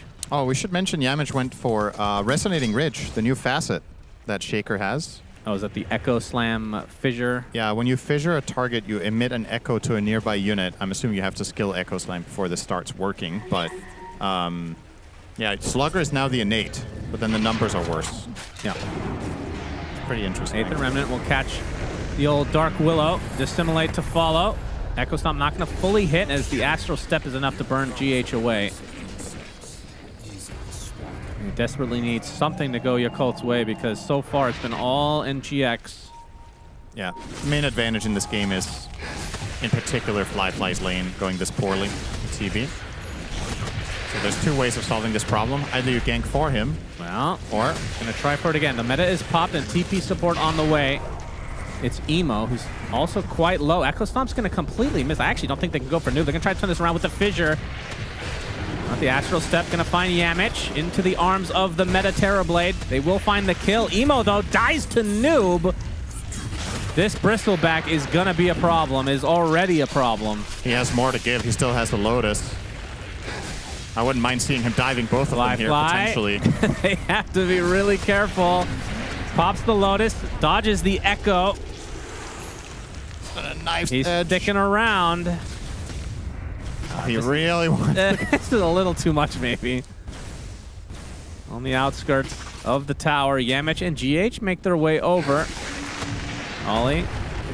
Well, Fly, if he gets some vision with the Shadow Realm, it's going to be the death of him, but the Echo Stomp in time. Yeah, now GH. Now GH on the high ground, stuck in a precarious spot. Fly will come in for the last hit. It'll go to Baboka still. Fly just can't get anything to go his way. At the very least, he does live. Wonder if he gets Sunder here. He actually does. Yeah. Oh, the fissure just kills him, though. Oh, my goodness. And the current. Oh, my God. Yamich with the patient play. This is the saddest, I should be happy, the saddest Terrorblade game I've seen in a long time. Yeah, this gets completely shut down here. Now Yamich on Baboka, but Noob Ghost connecting. even makes his way over. X, boat at the ready. Baboka won't be receiving it because he dies beforehand. Celebratory ship. And down goes the tower. Enigma Galaxy with a very major head start. And this is worth keeping in mind. In this series so far, we have not really seen Enigma Galaxy win the laning stage. Yeah. So most of the time in the other games, either it was a slight lead for Yakult or just a draw. This is a meaningful advantage. You're up 3K minute 9 here after taking that tower, and in particular Noob on his signature hero with an excellent start. Treads Vanguard minute 840. It's pretty ridiculous. And of course, while all this is happening, Sumail just gets to farm. Opting to go for Kaya first on the Tinker. We've seen a lot of players in the previous patch go Null into Blink. But going for, I want to say, a slightly greedier build-up here. It's harder for you to get involved early, but good news is he doesn't really have to. When Bristol is popping off this hard, he can kind of be 2 cores at once for a bit. Yep, they'll find a little pick off onto GH. Seems to be the only hero that they can kill. Yeah, 3 out of 4 deaths on Nigma are the Dark Willow. The last one being, of course, the Shaker. So they have only killed supports on Yakult. I know you're going to not think this is a thing for this game, but I wonder how much that last game... That's not a thing. What are you saying? I wonder how much that last game disastrous end for Yakult is in their heads, and they're just tilted for game 3. Well, they were good at hiding it on camera. Yeah, true. I'll say that. They did not look defeated at all. You got to give NGX credit. They're taking the momentum from that last game, and they have definitely started with it here. Very impressive beginnings to this game. 10 minutes. 3K lead already. Zemo is going to get rooted. Echo Stomp will be dodged, though. Doesn't have a whole lot of mana to work with. Defense Matrix onto GH. But Emo can't even finish the job. He has to Astral Step away. This is 4 members of Yakult here. And Noob on the high ground just double taps Emo. Easy kill for him. Bristol here, minute 10. Noob is dominating everyone now. Nobody could have expected that And Noob would the be root there. just in time. Beyond can't even get his ult off. Where did he even come from? Bristol there, minute 10. Isn't the enemy ancient areas the offlaner? He has the whole map. He basically, at this point in time, Noob has the whole map to play on. He can farm all of the bottom area. He can farm his own ancients. He can farm stacks. And he chooses the aggressive angle, and no doubt Yakult were not expecting this rotation. That's one of those things where you're used to a certain play style, and Noob just has a different idea. And that pays off big time. They even steal some of the ancients here with Ghost. Echo Stomp onto the Kunkka, but a lot of the remaining members of NGX are nearby. As the Torrent will hit Beyond, who's still on the high ground. The fact that NGX are even thinking about this is crazy. It's a huge Echo Slam coming after Yamich on a ton of creep, doing so much, destroys Emo as a result. As Yamich will be the recipient of the Rolling Thunder, as Noob continuing his dominance with a double kill. So Beyond gets 1.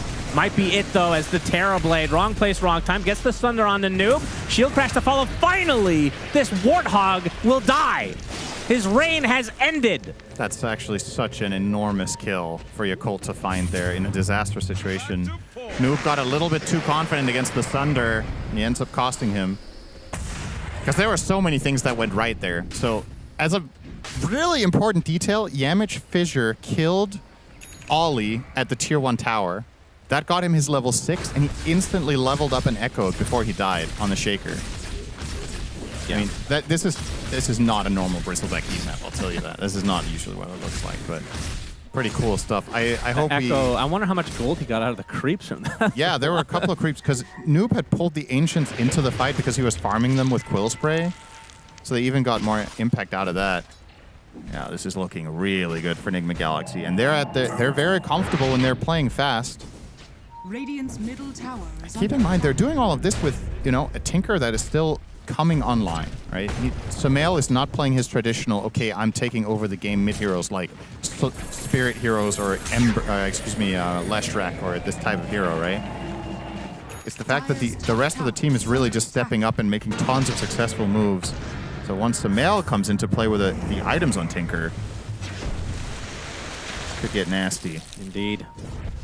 Has the blink, and he's working on Ags. We have 3 Obscurios on Yakult, playing for the long game.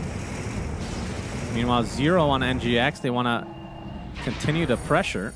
Radiant. Beyond planning a dive here, but yeah, the Boca. He's got his lasso at the ready.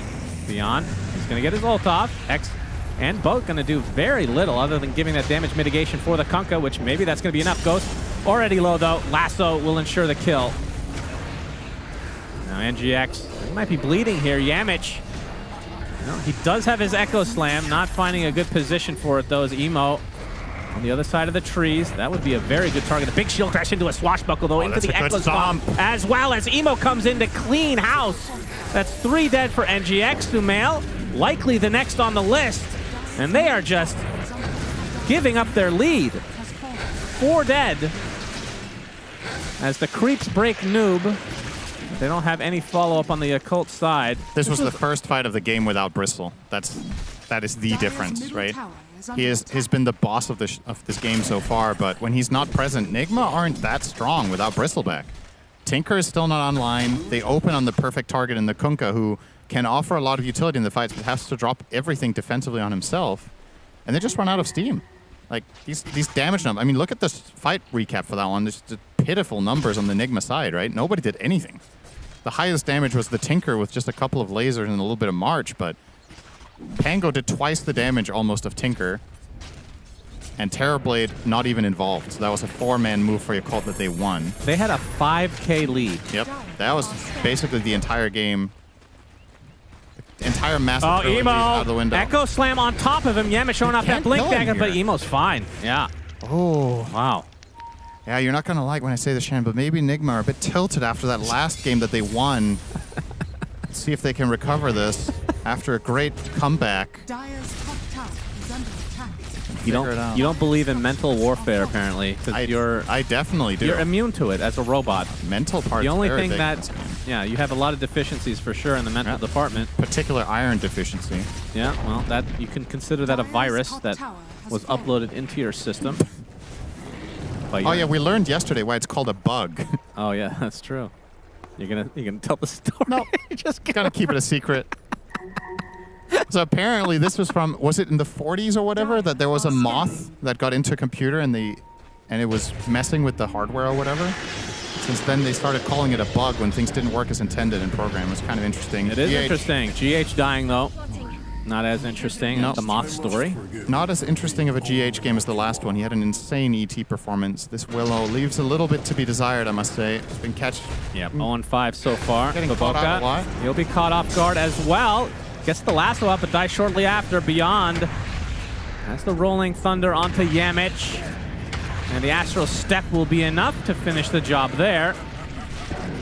Noob is the only one they can't deal with, so they'll just kill everybody else. Vessel feels so good to buy on these universal heroes like Pango. Yeah, that's true. Now that it gives 10 all attributes instead of the health from before, you get some damage out of it. It's very nice to rush. Also, getting the urn in lane is just that much nicer because it uses a circlet instead of the fluffy hat. So it gives you a better laning stage when you do go for that item. And we didn't really talk about this much, but this is one of Beyond's absolute specialty heroes. Offlane Pango, not particularly popular. There's like a handful of players that play this at a pro level. He's one of the best. So far, so good. 3-1-4 for him. And wait a second, Emo bought Midas on Void Spirit? What? Huh? Had a little bit of a phone call with Instanian this morning. What the hell? Said, bet you can't buy Midas on a worse hero than Disruptor. And Emo said, hold my beer. Dude, still quite dominant right now. Top net worth. Yeah, I mean, it's not like he's doing that poorly. He's top net worth on his team for Emo. Second in the game. I don't know what the logic is. I don't really have a good take on this, which is very rare for me, of course. I only have good takes. Firefly. Fly plus Firefly. Yep, great show, Noob. Going on top of Fly. They get the stun in time. No thunder for you, good sir. So NGX showing a little bit of life after dominating early game, then falling flat. Yep. And they're back at it again. I'm trying to wrap my head around this Midas purchase. What the rationale is here. Maybe he was like, I found Dormant Curio. I can be greedier than this. I'll sacrifice my item and my neutral item simultaneously and still own. Yeah, that's a puzzling one. Oh, that's a big item here. Finally, Samael. Yep. Level 4 laser with the Ags. Closing in on level 15 talent as well for the extra 50 damage on the laser. He is going to be a problem. But as we talked about, your Cult Brothers do have pretty good heroes to catch him with. Question is if they have the damage to kill him during a defense matrix. Are they actually going to go for Roche? This is interesting. They do have Echo, but this is against an Elder Titan. Yeah, and Noob does not have Seeing Red. He has Snot Rocket, so less damage for... Oh, they find the Echo Slam into the fissure. Boat's coming. Should be able to get the Thunder off. Oh, they do have the damage with Tinker going in with the laser, the newly picked up Ags that you talked about.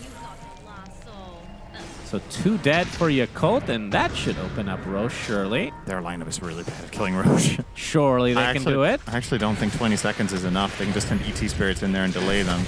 Emo, however, getting beat to a pulp here by Noob. He's got to keep chasing him. He's really fast. Well, eventually the Centaur. That would have been bad. Yeah, Centaur as well as the Fissure. Pretty close there. No cigar, though, but still... All right, well, NGX back in control. 7K all of a sudden. This has been a very roller coaster game. But as it stands... That Midas will pay off, it seems. As it stands, they just get to farm more of the map right now. Enigma Galaxy with the early tower takedowns are taking good control here. Contesting the enemy triangle multiple times over.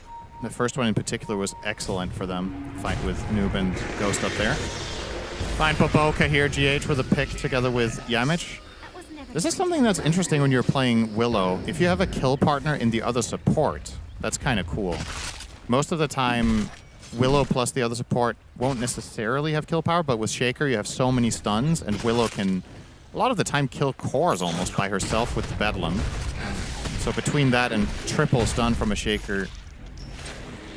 Do you miss Bedlam on Ally? No. No? I never thought it should have been put in to begin with. I actually think it was... Oh, Emo, he's rooted. Has the shield rune, though. Pops it. Will be able to dissimulate away. Dodges a lot of spells as a result. Terrorize not going to be fully formed as Beyond with the Rolling Thunder, but we see the lasso onto the Bristleback, but that's going to do nothing. He is super fine, and Beyond's ult not going to do too much in the end. Fissure does connect onto Baboka. Sumail showing off that laser Ags. Baboka onto the high ground he goes as Beyond taking the brunt of the damage from Noob. He just two-shots him. Emo on the other side of the wall as Noob actually does have to be a bit careful here. Not completely invincible. Close to it, though. Yeah, they're going to X him for the quick heal. And he has Crimson now. Radiant's top tower is under attack. They're going to maintain strong position. This is a free tier 2. This will be up to a 9k lead. They're giving Sumail the Wisdom Shrine as well, their own that is. So he's level 17 now, and of course level 18, a total game changer for Tinker. Once you get to that level 3 Keen Conveyance, you can teleport on friendly heroes. Of course, the faster rearm. Beyond turned his, or got rid of his Obscurio, upgraded it to the Brigand's Blade. Emo continuing to stick with the Obscurio Cinderant. Yeah. So tier 2, we'll be getting tier 3 choice, and based on the trajectory of this game, you got to go with the tier 3. Yeah, I think. I agree with that. All right, what would be a good one for him to get an upgraded version of, though? I suppose Whisper of the Dread, probably. Yeah. Either that or the Shiv, right? You want one of the two. Well, the what's the punching one? Yeah, that Gunpowder Gauntlet? Yeah, that's definitely good. Because it works on Astral Step, right? Yeah. So Well, maybe get that's that even extra better burst than I damage. think. There's Torment Time. Crystal back. Great for this. Oh, yeah. GH. That's a good shard. They made me check again who died, but it was just the Tormentor sound as usual. I'm sure that will be changed soon, because literally every time a Tormentor gets taken, I think someone died. Yep. Nobody wants your suggestions, though. No, on the that's Valve. true. That is very obvious. Used to. See, used mine to get like in. them. Chipper got into the game. Yeah, so all done. Thank you. You're welcome, everybody. Your All the Han suggestion fans out came there. in via old item reintroduced. That's right. Oh, Ghost on the high Boca, ground. he is cooked here. Baboka, yeah, looks to be dead, although Rolling Thunder coming in. Baboka and Yamich will trade Oh, they have lives. Sumail. They get Sumail. The stun is there. ET ult disintegrates him. He is dead. We're going to be able to find a couple more supports on the back end. So 2 for 3 so far as Noob has arrived. Oh, the Swashbuckle was really short range. Noob not sure who he wants to fight right now as the buybacks have come out on 2 respective members. This Fly. Gonna get X back. Sunder? The lasso onto, the Sunder is beautiful onto Noob. He pops the Crimson Guard though. Echo Slam used more than a defensive measure to get Noob the space he needs to get away. Beyond, can he find him? No. No, Unless he can hit a huge swashbuckle here, but he is slowed to a crawl with the hairball. He actually got out of that? Nope. Wow, okay, that's crazy. Clutch from Yamich to lock them all down and secure that escape for Noob. He's a very big kill, 11-1 currently. Take him out. I mean, what's the next item for Noob? He's got SNY, Crimson Guard, a casual cloak. Is he going to upgrade this cloak to Glimmer or Pipe, something like that? I think Glimmer would be cool. He's eyeing of Lotus for now. Remember, Glimmer was nerfed in the passive department, right? 5% less magic resist now. Less magic resist, but bigger barrier. I think the Lotus is solid. It's also very standard for Snot Rocket Bristle to go for. Lotus in this game, he can remove sticky napalm stacks. He can reflect lasso, just like last game. A couple of big plays against the Bat Rider with that from him. Yeah. Wants to repeat that success. You'll be able to take off the silence from Void Spirit Ags, which is 1,200 away. I think Sumail should get this Aegis, but he's in base. So, just they're giving it to Ghost. Yeah, not the best hero for it. It's all right. It's just when you saw how the last fight broke out and what you called were able to accomplish, feels like they want the Tinker Is under attack. more so than anyone else when possible. I think Tinker is a really good Aegis hero. But of course, it doesn't really matter if you're not going to find a fight around him, but since he can be in literally any fight you take, shouldn't be too difficult, right? Doesn't need any fight to break out, and Tinker's a part of it. Emo close to Ags. Will be a massive improvement here. Tinker does not have a solution for it just yet. Sumail working on BKB next. Yeah, Midas is paying off, Cinderin. I mean, I guess. I don't know how much it's doing. But well, there used to be a number on how many uses pays off for itself / becomes worth it, right? But that can easily be a logical fallacy as well, right? Because you're like, okay, now it has paid for itself, but you got to remember what you didn't get. Yeah, yeah. Like maybe if you had something else than the Midas, you would have found another kill or won a fight or survived one time. I mean, but if it becomes a 60-minute game, then it's worth it. Of course, yeah. You know? At that point, you need to have died a lot for it not to be worth it because you didn't buy another item. Yeah. Tier 2 taken out. Meanwhile, this Tier 2 still pretty healthy. Ghost arrives to defend. Radiant's bottom tower I is think under we got the attack. best of both worlds. They take and defend. I actually can't believe Flyfly is 4th on net worth, top of his team. That is shocking to me. He's playing terribly. It should not be shocking to me. Were you not watching the beginning of the game? Yeah, but he's Terrorblade, and that's why he's 4th and not 1st. Okay, got it. If his early game was good, he would have been 1st. So. But it's only 1,500 difference. Yeah, it's not that bad. So insane. He's going for the Scotty. More expensive now, but Radiant's middle tower is under a lot more stats. Seems like a very powerful item now. 35 all attributes is a ton. Oh, Emo! That Echo Slam set up by the Manta to try to get rid of the laser. That was not great. Emo gets destroyed. Lucky for him, Midas will be available when he's up. That's right. Got to focus on the positives here. I think that's how you're thinking as a player as well. Whenever you die, you're like, at least I have Midas. That's right. Jamel, only the recipe away from a BKB. Yeah, he'll have it when it matters. Things are looking good for NGX after Absolutely. a game 2 where I think you and I agree they, I think, played 9 times out of 10 in that same state at the late game. They would lose. Maybe not 9, 8. Yeah, like 8 out of 10. They would lose the majority. Sumail protecting this wisdom, very important. Ollie was trying to snag it here, but won't be successful. Sumail gets his level 21 off of this, and I haven't talked about this too much, but of course Tinker, a traditional hard counter to Terrorblade late game. That's with the old laser axe that was just AoEing all of them, but you can get there with especially level 25, the 200 AoE laser. The bouncing laser used to bounce 1 more time, I believe, than it does now against TB. It's gonna connect on Ollie here with GH, nice and easy. Big for the 2 of them. The map feels very small right now for your Cult Bros. If you try to go out anywhere and you get skirmished on, you know Tinker is always a +1. Yeah. The supports are so good at killing between the Shaker and the Willow, and we'll He'll showcase find just another. that. Emo gonna try to counteract this, but you can see Sumail TPing right on top of him. Gets a nice laser onto 2. As Beyond does get his Rolling Thunder off. Baboka, though, lasered down into the grave. As Noob leads the way, and now they can start to pound on these buildings a bit. This poke. This is a dieback Bat Rider, by the way. It's a very old buyback. It's like 4.5 minutes ago, but of course the timer, the punishment is still there. So Nigma know they have a full minute of 5v4 with an Aegis. So technically 6v4. See Flyfly desperately trying to cut the mid wave to prevent them from pushing, but the bottom wave will still connect soon. And Emo dares to walk outside of base. How dare you? He takes another Echo Slam. The tidal wave brings him back as well. He's rooted. The Echo Stomp should provide enough space, surely, to dissimulate away. That is a lot of damage from the ET, though, to try to counteract this. Emo still falls in the end. And they're going to find Ollie in his own base.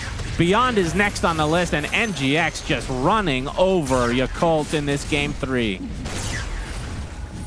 3v1. And Bristleback pushes really fast. In spite of not having Seeing Red, just the number of Warpath stacks, and he doesn't give a crap about Flyfly as it looks. Well, he has to give a little bit of a crap. But here comes the laser.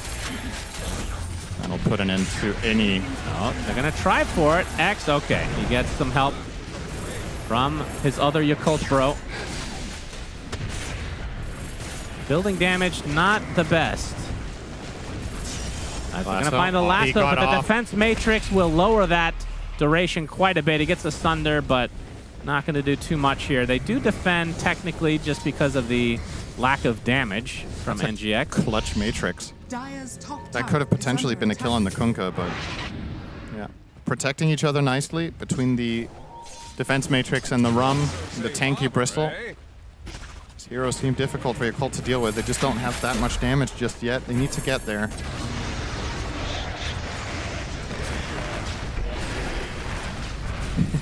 Boca on the chase. I don't even know what he's doing.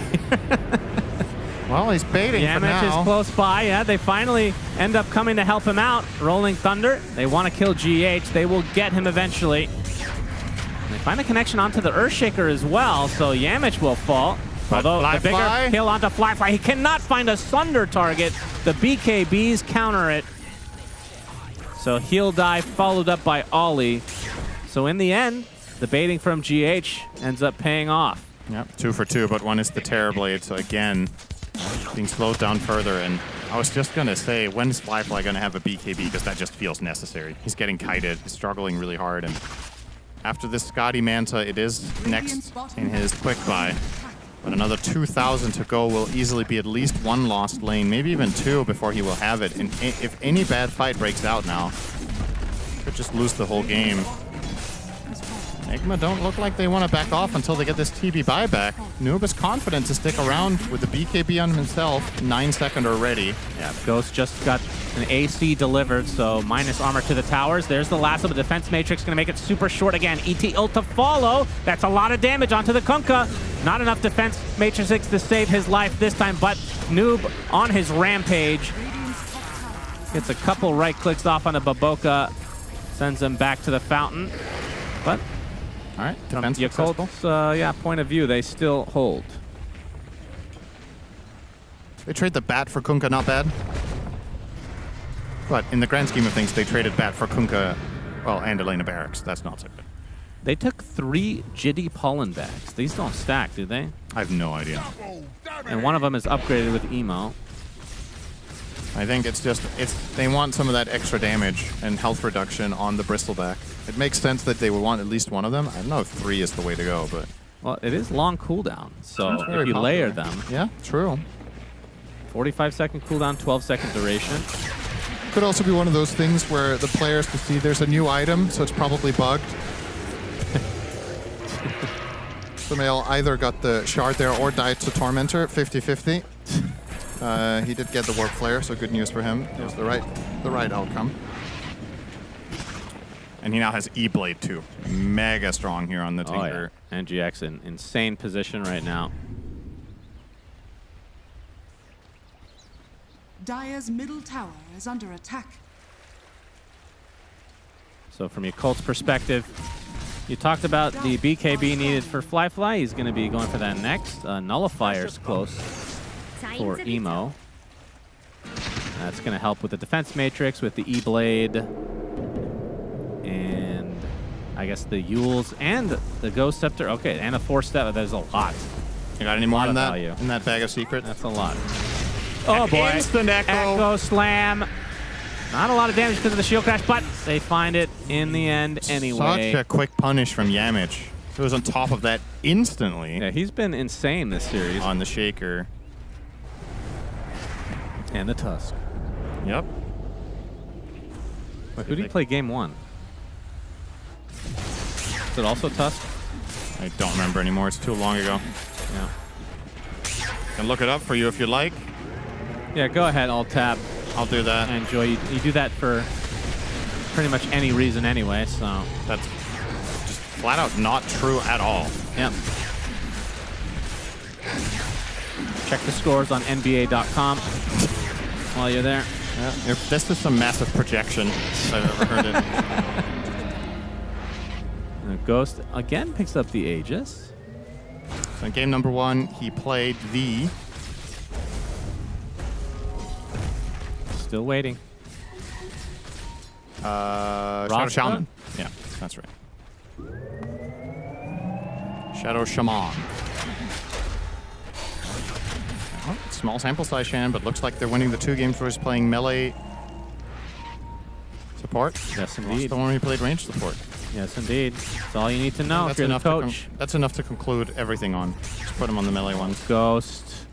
Gonna run into Flyfly. He has BKB now. He can get out. Does. He's gonna have to use it.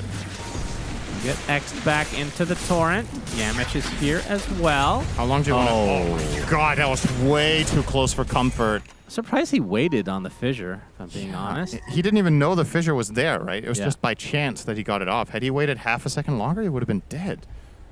It's like, what were you hoping for? You had no teammates nearby. You know it's not really a full bluff. Like, they would not... I don't know.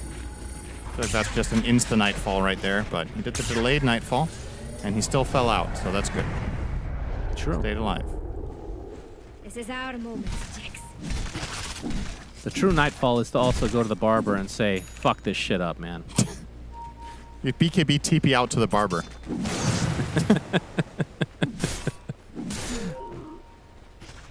19K lead for NGX. They got that Aegis. Again, their building hitting is kind of meh. Noob is probably the best at it, but Ghost is the one with the Aegis, so he will frontline, and we got the Roche banner in play, which means Yakult's going to have to do something here. Okay, good amount of damage onto the Kunkka again. He'll pop the BKB. Gets the tidal wave off. A little bit awkward here for him. He's stuck thanks to the fissure. Not sure how much I love that BKB. He still had Aegis. Still had Aegis, and he still does. Either way, Noob will be like, all right, I can hit buildings a little bit harder. Yeah, and safer.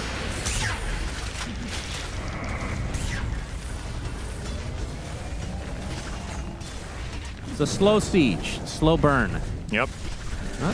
Flyfly does use meta, though, and Noob with the BKB. I feel like they just wait out the meta now and just re-push. Yeah, probably feels like he has to do this to break the banner. But she said that's a big cooldown. Enigma Galaxy will have plenty of time after this meta ends while still having Aegis in hand. So effectively, Terrorblade without meta is kind of like, I don't know how big of a percentage of the hero you would say you lose when you don't have it. It's a pretty decent chunk of it. It's better with Shard now. Yeah, it helps to have Demon Zeal, of course, but it's, yeah, significantly worse. In particular against the type of lineup he's facing. Playing melee TB into Shaker, Bristle. Yeah. And Willow Brambles, no fun. And yeah, Enigma Galaxy, they'll go straight back in. They know this meta is down now. Gives them 60 seconds of 5 versus 4.6. Ghost will get to work here. Getting slept first. They do have a range creep alive still, so backdoor will not kick in until someone deals with this wave. Emo will try his best. Mission failed. The wave is still alive. They can make this difficult just by killing the waves. Like you said, their building hitting is absolutely pathetic. Kunkka at half HP already. This is life number 1. Might have to burn it here. Lotus applied. Can avoid some pressure as a result. There's the lasso initiation. It's the Aghanim Scepter brings 2 with them. That's life number 1 of the Kunkka. Now Emo, stun lock for the time being. Echo Slam with the boat as well, and the laser, he's dead. Does have buyback though. We'll have to expend it surely as the tidal wave on the Flyfly will just casually scurry away. And Noob and company, in all likelihood, should be able to secure this set of racks as Flyfly forced the BKB with super low HP, looking for the Sunder onto Sumail. Full HP for Flyfly now. Down goes Sumail. Buyback from the Void Spirit as Ghost. That's the second life dead. As Emo, he is taking tons of damage from Noob, will eventually be able to find the distance. Echo Stomp onto 2 though. As Noob and company, well, Flyfly evaporated there. Where did he go? He evaporated. Hello? That was, we have to see a replay on that. I think this laser's the laser made him so ray. tiny. And that might be the end of the game, honestly, although the building hitting still hasn't gotten any better. But 70 seconds of no Terrorblade. And this is going to be the second set, surely, beyond. Man, they're doing all they can to try to defend, and they're doing a decent job in all They brought honesty. back the bat. He has lasso He here. doesn't want to work with that defense matrix, though. The melee rack survives. This is so strange. Here we go. Oh my god, it was E-Blade laser? That's basically it, man. Jeez. He did have a death animation. I just didn't see it the first time around. He died so fast. That was insane. Oh. Yeah, you can barely contain yourself watching Terrorblade die over and over. It's nice. You're loving this. It's nice. Thank you, Sumail. Yeah. Well, now you know, Shannon, if you're playing against Terrorblade, all you got to do is pick Tinker, which I know you love this hero. So you only have to become the lesser evil, but still evil that you hate. Yeah, well, the difference with Tinker is he's not picked literally every game. He is in pubs, I think. I don't care. Not in my pubs. Nobody's good enough. That's right. As Noob finally will come back to get this second set. God, their building hitting is so atrocious. Bristol is not that bad. Could be better. Where's that Troll Warlord when you need him? Yeah, or Tiny. Or old Nature's Prophet, of course, but that's not hero. Where's the friend when you need him? Yeah, true. Rest in peace, Nature's Prophet. Yeah, you're now only That an version. S tier support. I'm Yeah. so sorry for you. That version of Very Nickel, unfortunate. You have been degraded to being a better support. Do they have breaks for him at all? Because they're going to try for it. Lasso, initiation. Oh, they have actually damage. do have the damage. ET ult rips him a new one. He was facing the wrong way. Yes, he was. Easy kill when he's looking forward. No need for breaks when Big he's not. pickoff for your Colt Bros. Recover a gem here for Ollie. Wait, Ollie bought Octarine. Okay. I didn't even notice until now on the Elder Titan. Lower cooldown on his spells. It's a pretty cool idea in this game in particular, because I think you're forced to play backline the whole game. I don't think you can ever come in close against Shaker Tinker, so it's better to just get your stomp more frequently. And you do cut down the cooldown of your combo to 12.8, because it's obviously the Astral Spirit that is the limiting factor. So that has the longer one.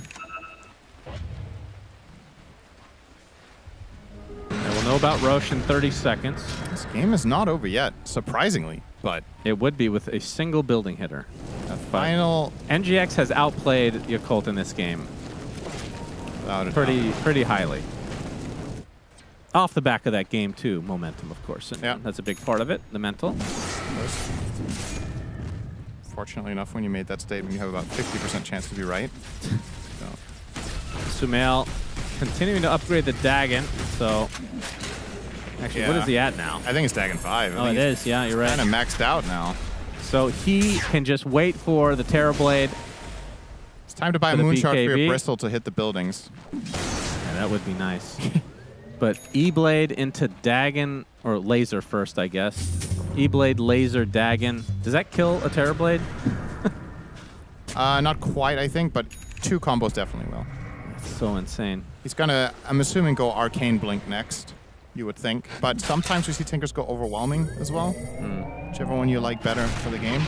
Sumail, of course, with the true gamer posture. If you're trying to get better at the game, people talk about gaming chairs. They don't talk enough about sitting like this. That's very good for your knees. Very ergonomic. You stay young. While you play, you train your thighs, which is effectively, he's min-maxing life. Imagine posture. Imagine playing Counter-Strike, a pro with that. There's no way. Yeah, it's kind of hard to sit like that and have your face next to the screen as well. That's right. You got to lick the monitor for good luck. Yep. Actually, a common problem in Counter-Strike that makes them pause is that the monitors damage fog taken up. by Emo. Sorry, you were saying really important. Yeah, the Counter-Strike monitors, they get foggy, so they have to pause and get out the cloth. Oh yeah, the spittle. Sound smoke. Yeah, Colt Bros know that this fight will decide the game. Emo's in there. Oh, starts things out onto GH. Gets off the Shadow Realm in time. Meanwhile, Beyond focusing on the Earthshaker. Very nicely played so far from the Yakult side. They get the Earthshaker, but that's the buyback now. Have they run out of steam? Emo with the BKB will have to dissimulate away. Sumail popped the BKB for himself as well, as the fight resets a bit. Meanwhile, Yamich doesn't reset for him. That's a dieback. That's a big one. Oh, okay. So NGX at the number disadvantage.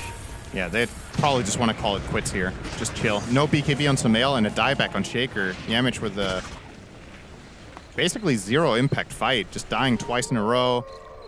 GH managed to somehow escape there out of the Shadow Realm after being initiated on. His Shadow Realm blinked away.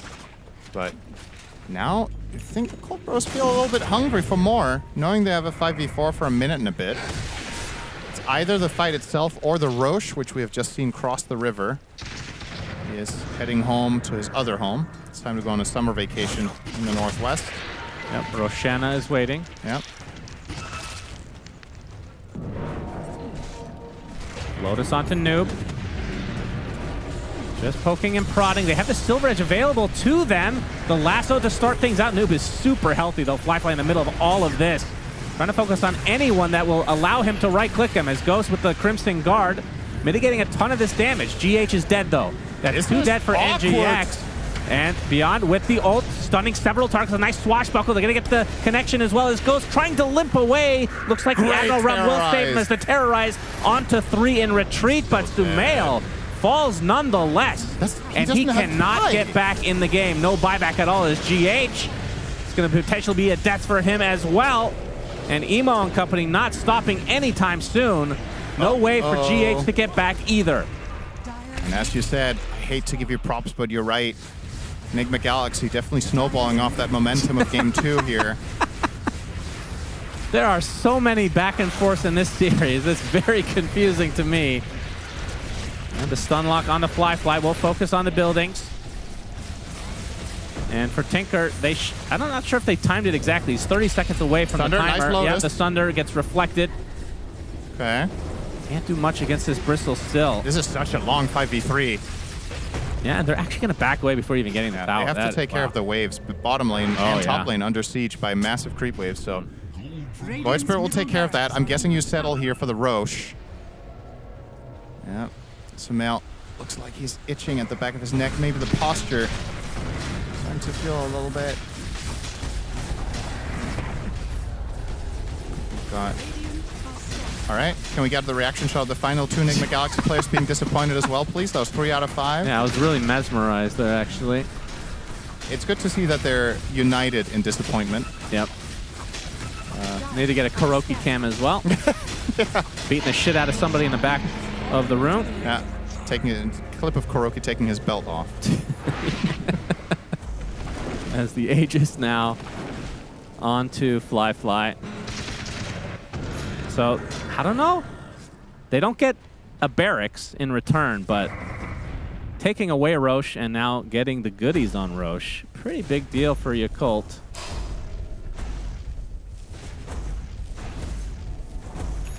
Dare I say this game's even now? Is that a bit of a stretch? This series is so weird. I don't know. Like, you're 2 racks down and the third lane is open, but... It feels like I'm casting Aurora versus Bet-Boom. Yeah. I don't know why it would feel that way. Because these it's games like have nothing in common. Kiyotaka versus GPK, Cinderin. It's something to behold. Okay, so getting you're saying, some of those vibes right now. So you're saying Sumail has I guess thrown the game? It's more emo, I guess, from the last game. It's just stuck in my head. Okay, so Kiyotaka's GPK and and Kiyotaka at the same time. Just allow me to have this reference, for God's sake. I will never allow you to have a reference. That's just bad, Shannon. You can do better. This is what friends do, Shannon. They empower each other. They expect something of each other, and you try to bring it up. So, but I expect nothing of you. So what does that mean? It's a one-way friendship. I see. Smoke from Yakult.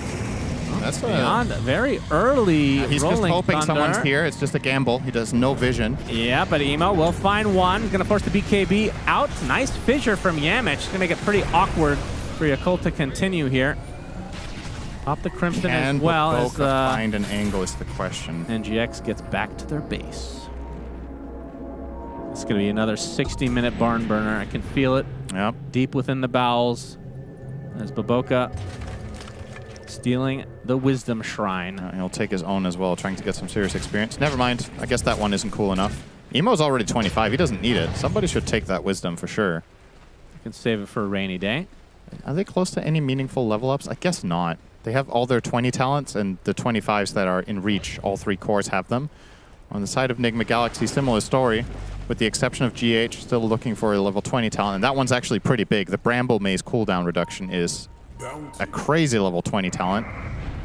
Minus 7, huh? GH was hoping to get that from the Wisdom Shrine, but it's taken, and now he will just get it from the camp. And there it is, so effectively cutting the cooldown by about 33%, going from 22 to 15.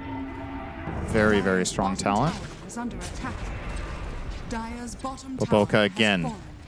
2 minutes on this Aegis for Fly. He's had this Silver Edge for quite a while. They haven't really found a clean connection. I guess they did find one onto Nuke earlier, but been few and far between. As the Tier 2 tower will be there, so only one Tier 2 tower remains at the top for NGX.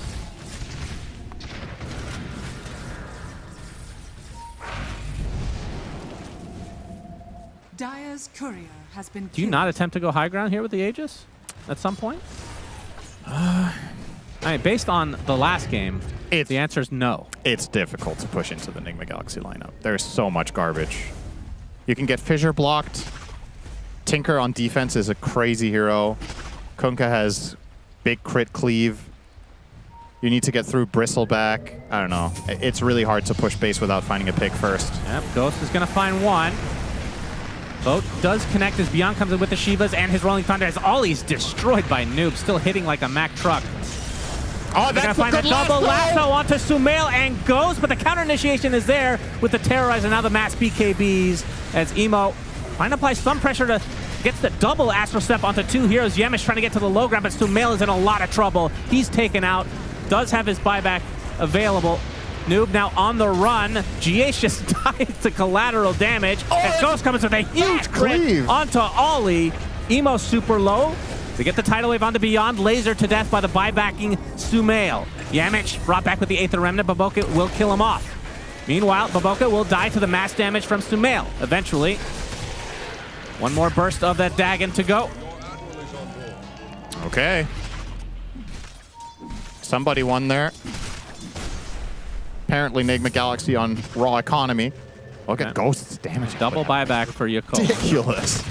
12,500 damage from the Kunkka there. It's insane.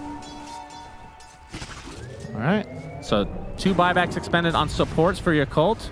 And the Tinker big one for for Sumail.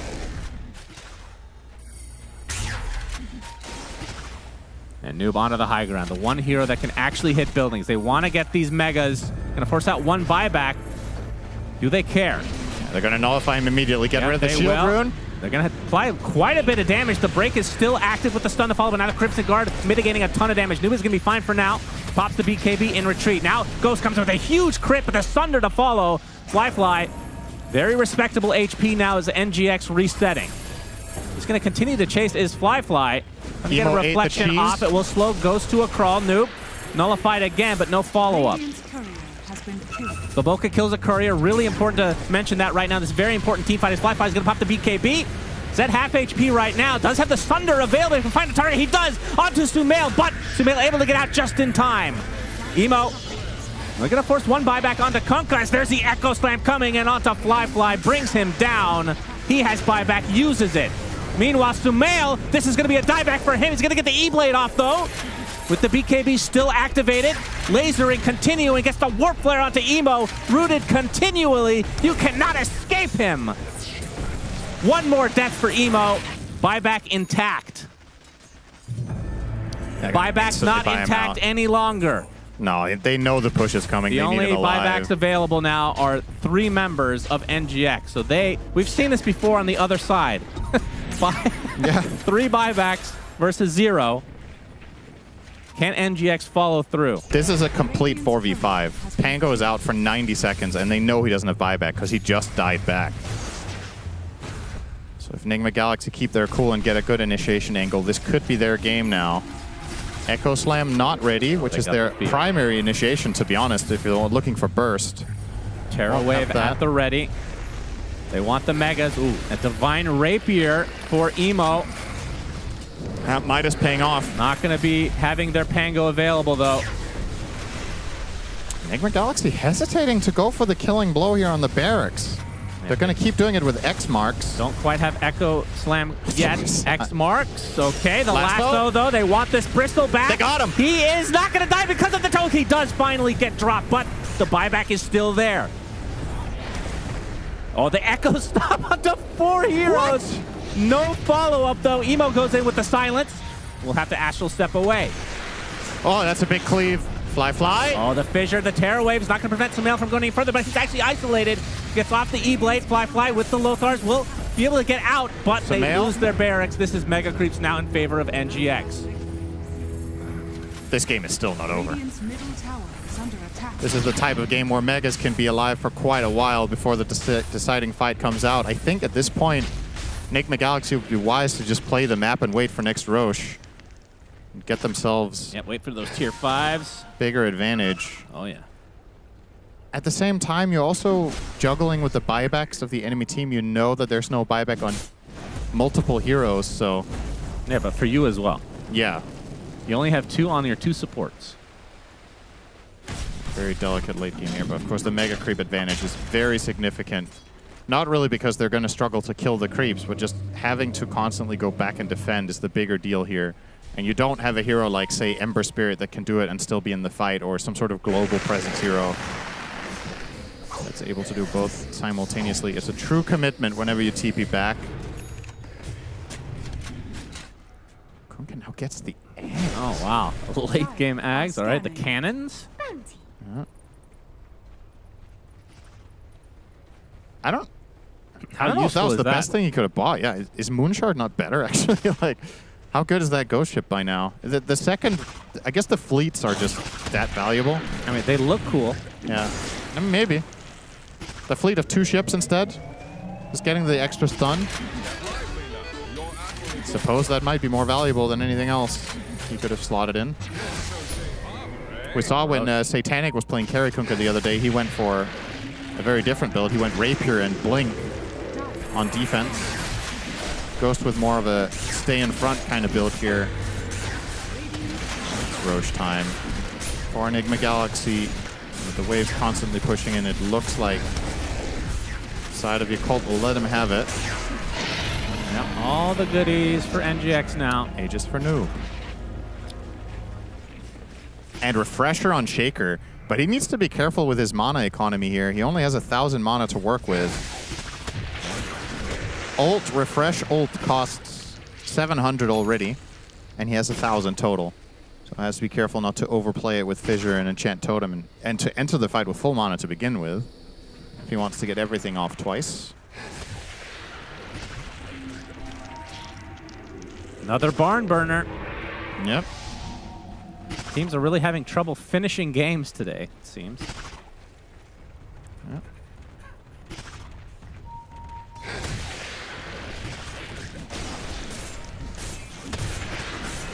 Now, with the Mega Creep advantage, you could theoretically starve them out just for a couple minutes and get the tier 5s before them. Is that, you think that's the strat? I think that's the best play. But I also think Yakult will try to counterplay that exact play. I don't think they're going to just let them run the map for the next 3 minutes and get all those items. I think when we approach the 1 hour mark, Yakult will look for a smoke play of their own, and if they catch Nigma off guard when they're splitting up the farm, Manta helps out the Echo. It's a double Echo. That's a dieback. Okay, that's the best play. If they can find that, all right. That's probably just... Please tell me the game doesn't just end here now, after everything we've been through. One pick off on the Emo. With a Rapier on Ghost now. He has no buyback. They have to try to defend 4v5. I was looking forward to an epic fight with buybacks here. Yep, that was epic for one team. Yep. So this turns into a 5 versus 4, not including Aegis and Cheese. Advantage NGX. Rolling Thunder at the ready. There's the Roche banner, placed at a pretty good spot. Noob will have to BKB in retreat to wait out this Rolling Thunder. There's going to be a second one available for Beyond, though, as Roche's banner is eventually slain. Fly on the cover. Oh my god, the crit is insane. Gets off the Thunder, though, but it's reflected, so he's still low. Noob, first life down.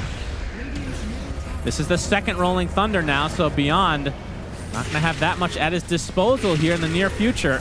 And remember, Emo's still dead for a full minute. There you see the cannonball spraying all over everybody's faces as the ET ult goes off. Laser onto Baboka. That's Yamich. The buyback for Yamich is... NGX can just try to hit these buildings a bit. They can wait for the meta, but I believe he has Refresher on Fly. Really hard to deal with that timing. E-Blade dagging again. Fly has the Manta in retreat. Tier 4's down. We're about to be last fortification likely of the game. There's so many creeps. Lots of marching machines as well. Mega creeps in the base as Noob will pound away at this Ancient right now. Flying Company get Gleipnir onto 2. The Fly does get off the BKB with the Refresher, so the meta is there along with the Terror Wave, but just doesn't do enough damage. Emo's about to respawn. They managed to survive for 80 seconds here. And it looks like NGX will retreat as a result of that. Time for tier 5s. That's true, although Emo wants to get aggressive. Can get stun locked for a bit. Will dissimulate in retreat, and yeah, tier 5s. Sleep on Sumail. Oh, we got the double lasso. Do they have the damage to follow? Yamich with a big Echo Slam, though. Emo with the BKB. They're going to be able to take out Sumail once. Can they force the buyback is the question. Beyond. Rolling Thunder. They're going to be saved by the Echo Stomp, actually. So gets back into his base. The Ancient is at half HP. Remember, Sumail can always buy back and TP in at any point. Ollie now, hitting level 25 on the Elder Titan, has the 100% cleave talent. So he can actually kill creep waves on the ET to relieve a little bit of pressure from his other heroes that otherwise have to take care of this constantly. Now he becomes a valid wave clearer. It's time to queue up that Maelstrom that Insanio was queuing up yesterday and then immediately changed to Yules, of course. I don't know why he had it, but some attack speed and some... Oh, yeah, I didn't notice that Emo sold his Midas at some point. Yeah, that's how he afforded the Radiance Rapier, I think. Well, Ghost retained the Rapier. He now has Spider Legs. Oh. Who else has got something? Bristleback has a choice to make. Helm of the Undying, Fallen Sky, or Spider Legs. For the Willow, Book of the Dead, probably going to be the pick. Yep, I would think so. Yamich. Oh, he missed the Echo Echo. Slam. Oh, very quick jump from Emo. He's too busy looking at his neutral items. I don't even know if they could have killed him. Did he? Maybe they could. I guess they could. Ghost is pretty Book of the Dead. Yeah. They had a second choice of Book of the Dead as well. Yeah, I think, yeah, so Willow took it. So that's 2 books. Yeah. Willow and Shaker. And Tinker. Now, this was nerfed. Oh, Helm of the Undying. The Book of the Dead was nerfed. It does piercing damage, which is half damage to buildings now. So Male's Book of the Dead has a 32-second cooldown because he's Tinker. The other ones are 80. Jesus. Okay. Yeah, that's pretty good. Emo. Ooh, he's really trying to get enough neutrals for his item. He's on the other side of the trees here. He's Is he stuck there? Yeah, he doesn't have a jump yet. Now he does. Okay. All right, we have Fallen Sky on Fly.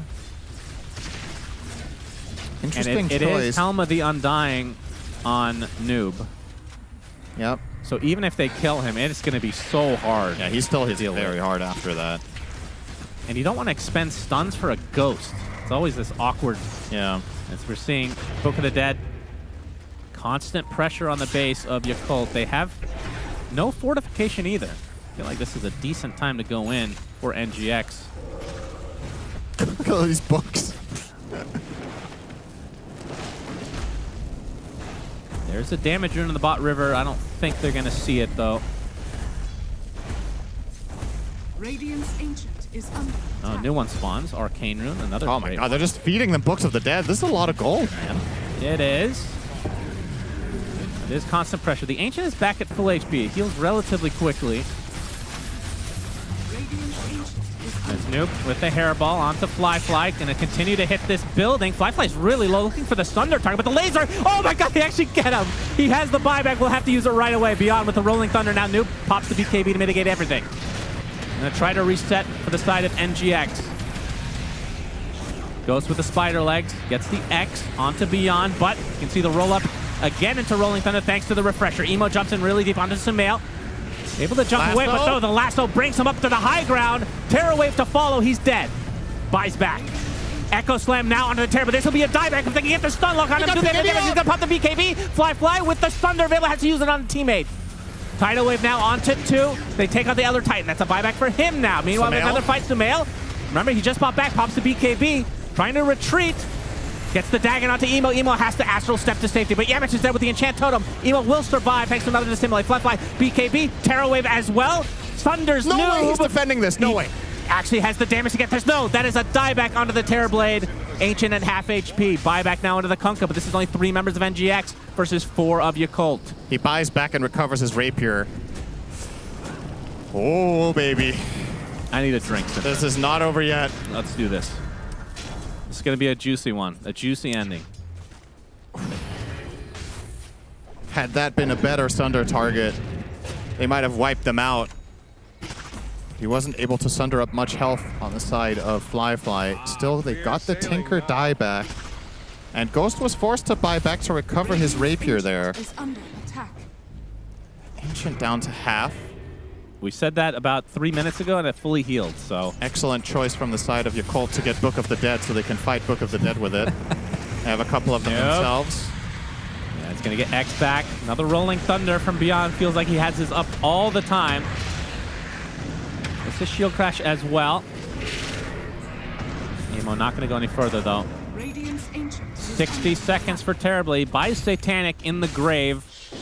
I guess he pops that in for either Refresher or BKB at some point. Ollie now with Gleipnir and Ags.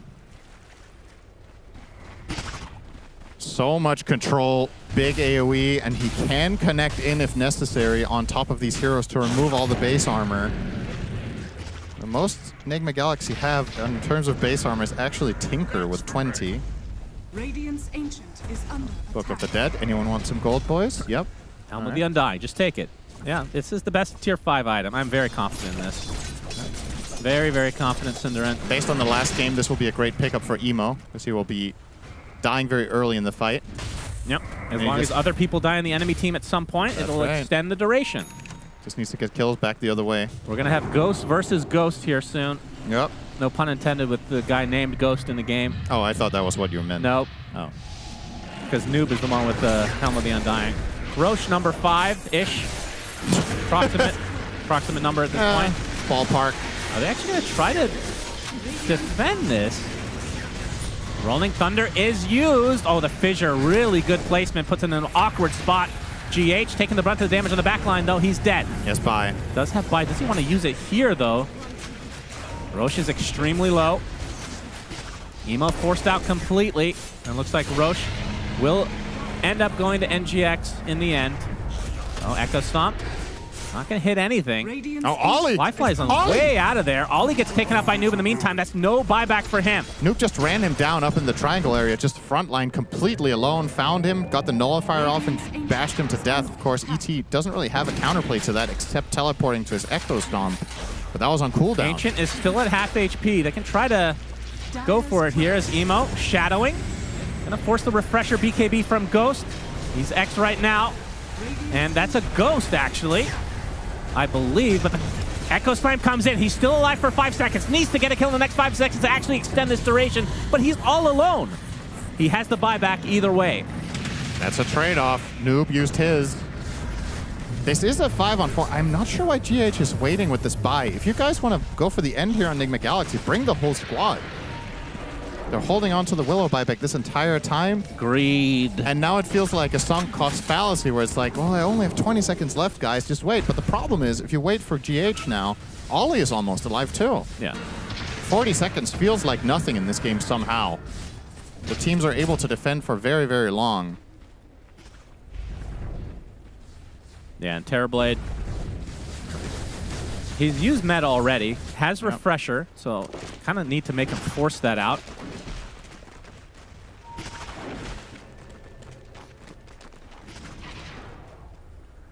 All right, NGX attempt number 5 at going to kill the Ancient.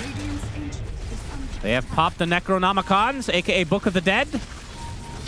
They are hitting the buildings slowly. The piercing damage, not very piercing indeed onto buildings these days. Flyfly uses the Satanic already. Noob just waiting right now. More Necronomicons. They're not really doing very much. I'm not sure if they read the patch notes. They don't do anything to buildings at this point. And now Elder Titan's up. Yeah. They've waited quite a while. Ghost. Flyfly playing with surprisingly little fear here walking forward, despite having no bye-bye. Yeah, this is where the puns get really strong. And you can actually, I believe, start recrafting tier 5s, right? Isn't it 10 minutes after? After you obtain it, right? Or is it? No, it's after minute 60. 70? I think it's Okay. just 60 to 7, yeah. Yeah. Oh, yeah, you're right. They're starting to, but you need a lot of shards. You need 20 to recraft. Oh, no, 20. What will you do? You need to kill 10 neutral camps to get 1? That is incredible. That's a lot That when is you're so in your hard. They're in their base. The whole map at the... Oh, I was talking from NGX. Yeah, for Enigma, it's easy, but for your cold. Well, why would they need to recraft? They barely even have tier 5s to begin with. They have all of their tier 5s. Well, Ollie doesn't. Yeah. But everybody else does. Yeah, they're fine with them. You can be picky if you're NGX because you have map advantage. I think Flyfly might want to replace the Fallen Skies guy. Doc, here we go. Flyfly. Maybe he could get an unrelenting Satanic eye. back up. The crits are Pretty juicy from Ghost. Or, of course, a Helm of the Undie. Oh, somebody died. It was the Tormentor. I thought somebody died too. All right, more gold for NGX. Oh. I mean, I feel like, yeah. When's the last time you've seen a Tormentor kill that did not give a shard? I feel like that's pretty rare now in Dota, that teams even bother. Yeah, that's true. To kill it just for the gold, but... Oh, Enigma Galaxy. I think teams are realizing that the Book of the Dead is not as good as it was 2 days ago. Yeah, it's time to recraft GH. Let's see what he does. His options are... Okay, he went Book of the Dead. Okay, nice. Anyone else? Samael did too. He recrafted it. All right, Book of the Dead, good. Okay, good. Yep, He got the keep it up. Boundless. Boundless one's good. The piercing damage is really good against creeps, though, so Yeah. they can help out their mega creeps. Oh, nice.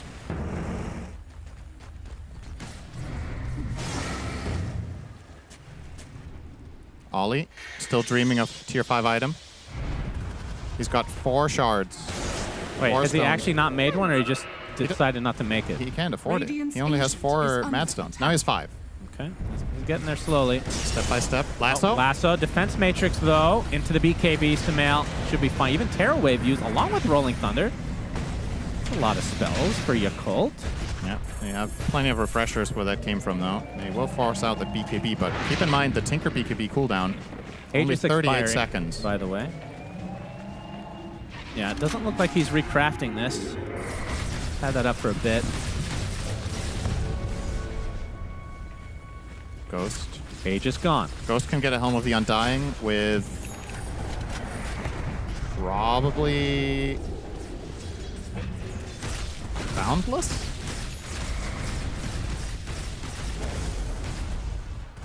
I want to see 5v5 Helm of Undyings versus Helm of Undying. Oh, yeah. Give me that. Ghost with a shield when that is pretty ginormous at this stage. There's still a couple nullifiers in play, though, so... There's a there's a cheese. What is it called? Block of cheese. Block of cheese. On Bristleback right now. Very good. Extra barrier. They waited so long that fortification's back up again. Imagine if they had any building hittings this game. It would have ended 45 minutes ago. All right, the smoke. NGX want to go for this. Nope. In very deep. Fly. Already at half HP, getting lasered and fissured from afar. Uh-oh. Okay. Instant smoke. Yeah, we'll head back to base to heal. They want to try to get an angle here to start off with Sunder. Never mind. He's going to heal up from the creeps. Yeah, he has buyback anyway. Nope. Greetings. Okay. Emo BKB'd for that. He sure did. That's not bad. If He they keep sure poking did. and prodding and baiting out defensive abilities. Oko wants a lasso target. Samael. Defense Matrix, though. Gonna dissuade the old Bat Rider. Oh, the Yules actually catches Bristle, so they can't do the X mark shenanigans. He's gonna be forced to BKB. This is another Rolling Thunder from beyond, but no connection. This is just a stalemate. Look at the Aether Remnants. Oh, that's the shard. It's like a little. It actually moves. Yeah. That's cool. That's like a clock going backwards. A clock that we can't read, just like Roche Pit's clock. Actually, this was inspired by the Roshan. Yeah. That is a cool one. I don't know if it's good. Does it always go counterclockwise? No, this one goes clockwise. All right. Very cool. All right. Are they even waiting for the next Roche? Like, does it even matter? They didn't want the Aegis. It just takes up a valuable slot now. Especially if you can get a Helm of the Undying, which I think they're regretting now.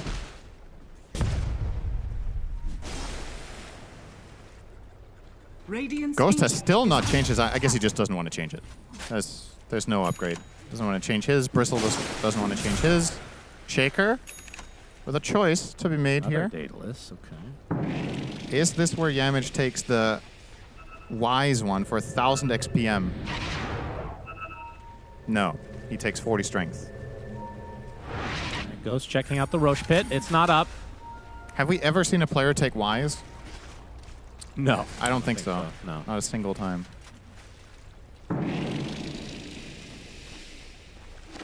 76 minutes in. Stalemate still. NGX cannot finish the game. Here's what we need. We need a tier 5 that allows you to eclipse level 30. Dire are scanning. So when you have Ys, you can get to level infinite, and you can keep scaling attribute bonus, and you get your passive level up bonus. I like that. Really, really good game design. Yeah.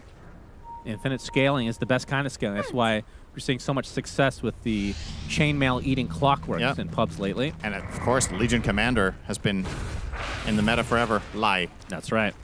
Not sure what this means. It means push. Yeah, or I should not have said that out loud. He gets tipped by Noob.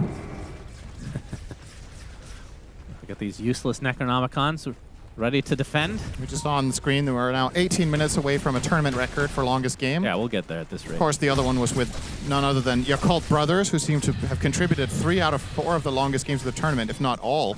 Yeah, after the game number 2, I can see why. They have a hard time finishing. I can say that for myself as well, but And for MGX in this Roche. game, in addition.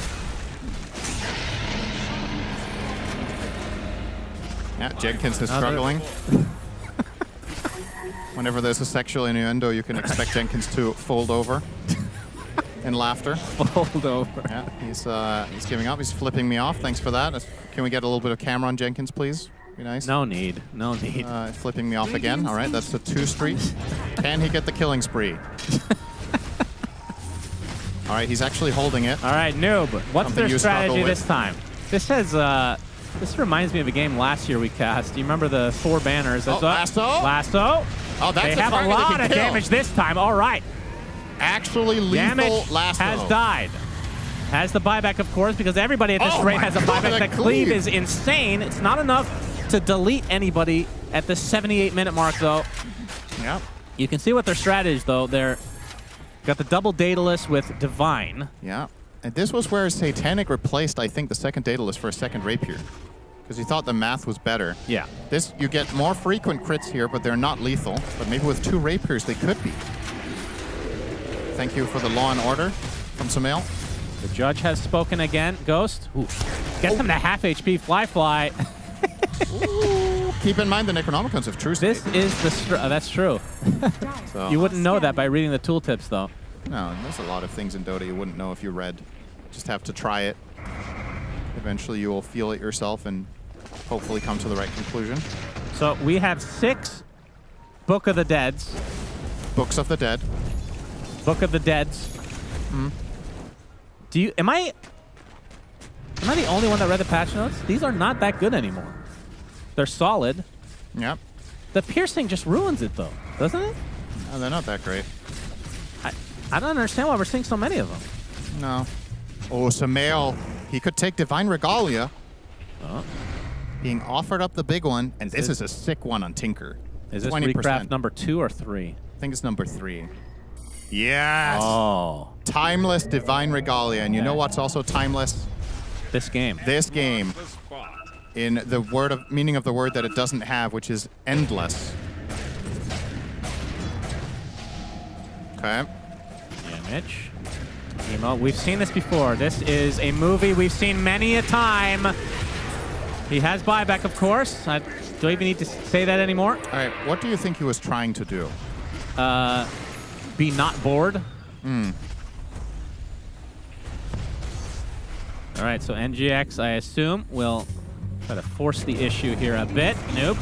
Tickling the Ancient. It's a decent amount of damage. The Lotus will reflect the Yules. Now Noob puts himself in a weird spot. Buyback now onto the Void Spirit. Stunlock onto the Bristleback. He has the Helm of the Undying, though. He's stuck inside a ward. It looks like he's actually hitting the building for a lot. This Ancient is taking so much damage, but he does die because nobody else on the side of Yakult falls. This is the next level strat, Shannon. You send in Bristleback. You all in the Ancient with him. He dies, and then your team fights around you and keep extending your life while you get the throne. Yeah, but you have to kill some of their heroes to extend it. Yeah, right? your teammates have to do that while you keep hitting the building. That's why I feel like if they just committed, well, there was fortification still. Yeah. But every hero that dies, every enemy that is, 5 seconds extra. Okay. Echo. Yamich gonna find a Pango who just wanders up to the high ground, gets destroyed. Has the buyback though. Likely will be forcing a buyback onto the Bristleback as well. Got the lasso onto Sumail. Warp Flare applied. He's on the other side of the fissure as a big Terrorize hits 2 heroes. Echo's Prime is on the Terror Blade as well. Just another right click will do it. He's dead. Buyback again. Sumail, he's dead. Guess what? He has fucking buyback. That's right. Said it 100,000 times this game. Noob and Beyond gonna face each other in a match of the Rolling Thunder. He's gonna get Abyssal Bladed. We'll get another Rolling Thunder stuck in a corner. This is the worst basketball I've seen in my entire life. Baboka with the Wind Waker trying to get to the high ground. He's stuck. He gets Enchant Totem dead. Guess what? Buyback. Okay? That's not a buyback for once. Fly at half HP with the BKB activated, looking for a Thunder target. Pots the Satanic, gets the Thunder as well. He's going to get Tidal Lift to the other side. Meta is doing so much damage to life number 1. The Aegis is there. Sumail. That's a dieback for him. 2 minutes on the deck. As Ollie and company trying to chase the Yules. Going to stop Ghost in his tracks. He is taking tons of damage, but he has a Divine Rapier. He's going to be able to destroy the Terror Blade. 3 dead for Yakult.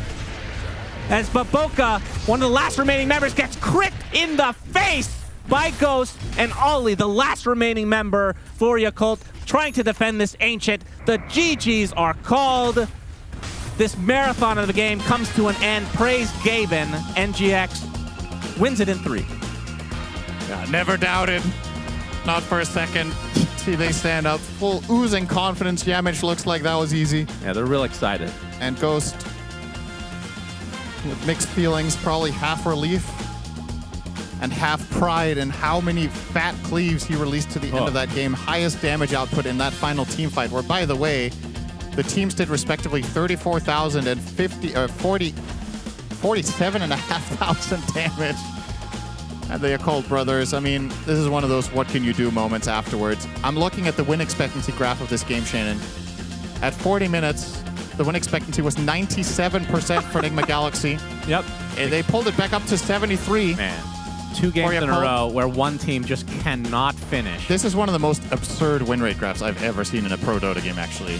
I don't know if they will show that on stream here, but it's honestly ridiculous how long Enigma Galaxy held us an above 90% expectancy here. They do end up winning in the end, but man, the Colt made them work for it.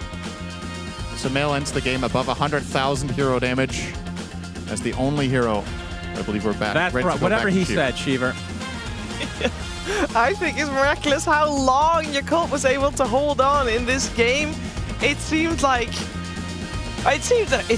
there was no end to their defense, Jenkins. Yeah, I mean, Yakult did a really good job at throwing guys in that always had buyback, and any time that would happen, they would get a counterplay. Like, they would have Baboka lasso somebody, or they would have Ollie using like a big Earth Splitter or something that would just like chunk somebody. By the way, Ollie, sick build this game. Gleipnir, Octarine Core, Elder Titan, position 5. Like, they knew how to delay this game.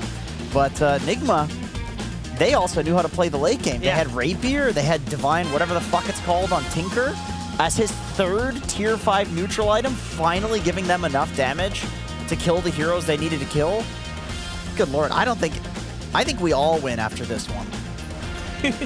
Everybody apart from Yakult. You first. Okay. I mean, I feel almost exhausted from watching this game. And I don't know, can't imagine how they feel. Well, I can, but it's definitely a rough one to play, I think.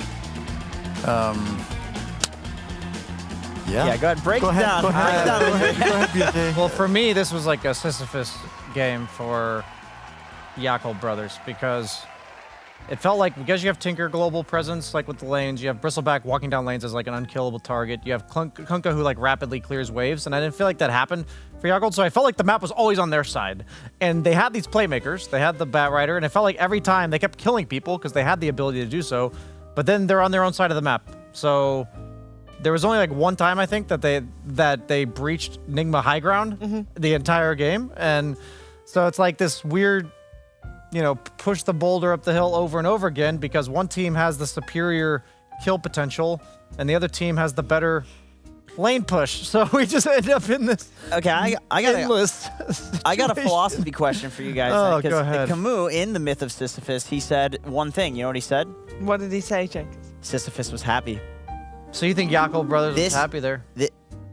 I think Yakult Brothers was the boulder. To be clear, I think Sisyphus was Nigma. That's a philosophy question of itself. He said Sisyphus was happy. Do we think Nigma was happy pushing the boulder? Oh, there it goes again. Pushing the boulder. Oh, there it goes. That was even farther that time. Philosophically, not too familiar with this.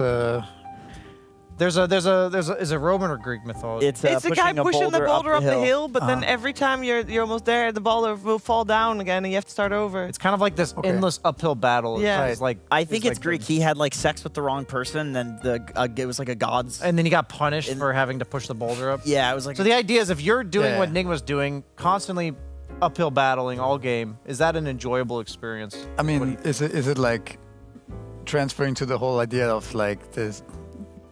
The pleasure within the journey type of thing? Exactly. Yeah, like enjoying the hard work and not the end goal type of thing. He said there's an absurdity to life. He said that the absurdity of life is that we want to find a point in it naturally, but there isn't one. And that this is a very chaotic and depressing thing for people, and that people should embrace that and live with it by just enjoying the process of life. So trying to understand a point from that game yes, please. is pointless, is what you're saying.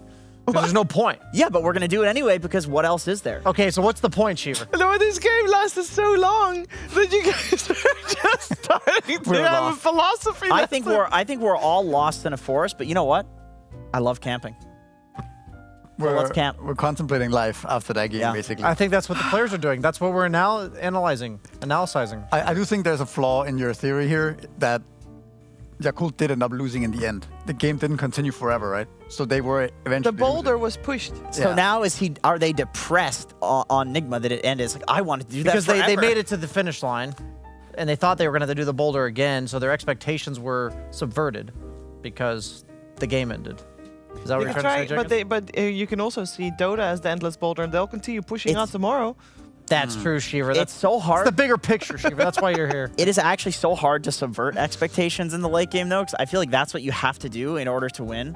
Like, you have to somehow kill a hero that doesn't have buyback, giving you, like, the true 5v4. Yeah. But you know that the guy that's going to go in front, if you're playing against a good team, buyback. Is going to be the hero that has buyback. So it legitimately takes, like, on the third item, Sumail on Tinker getting the Divine Regalia to tip the balance, because they're running all their calculations from the last 30 minutes of fighting based on the damage he's doing, and it's minus 20%. It was ridiculously close there in the end, though. Like, it was like Tinker diebacked, you know? Yeah. But the only reason why they didn't lose the game right there was because Void Spirit and Pangolier also diebacked.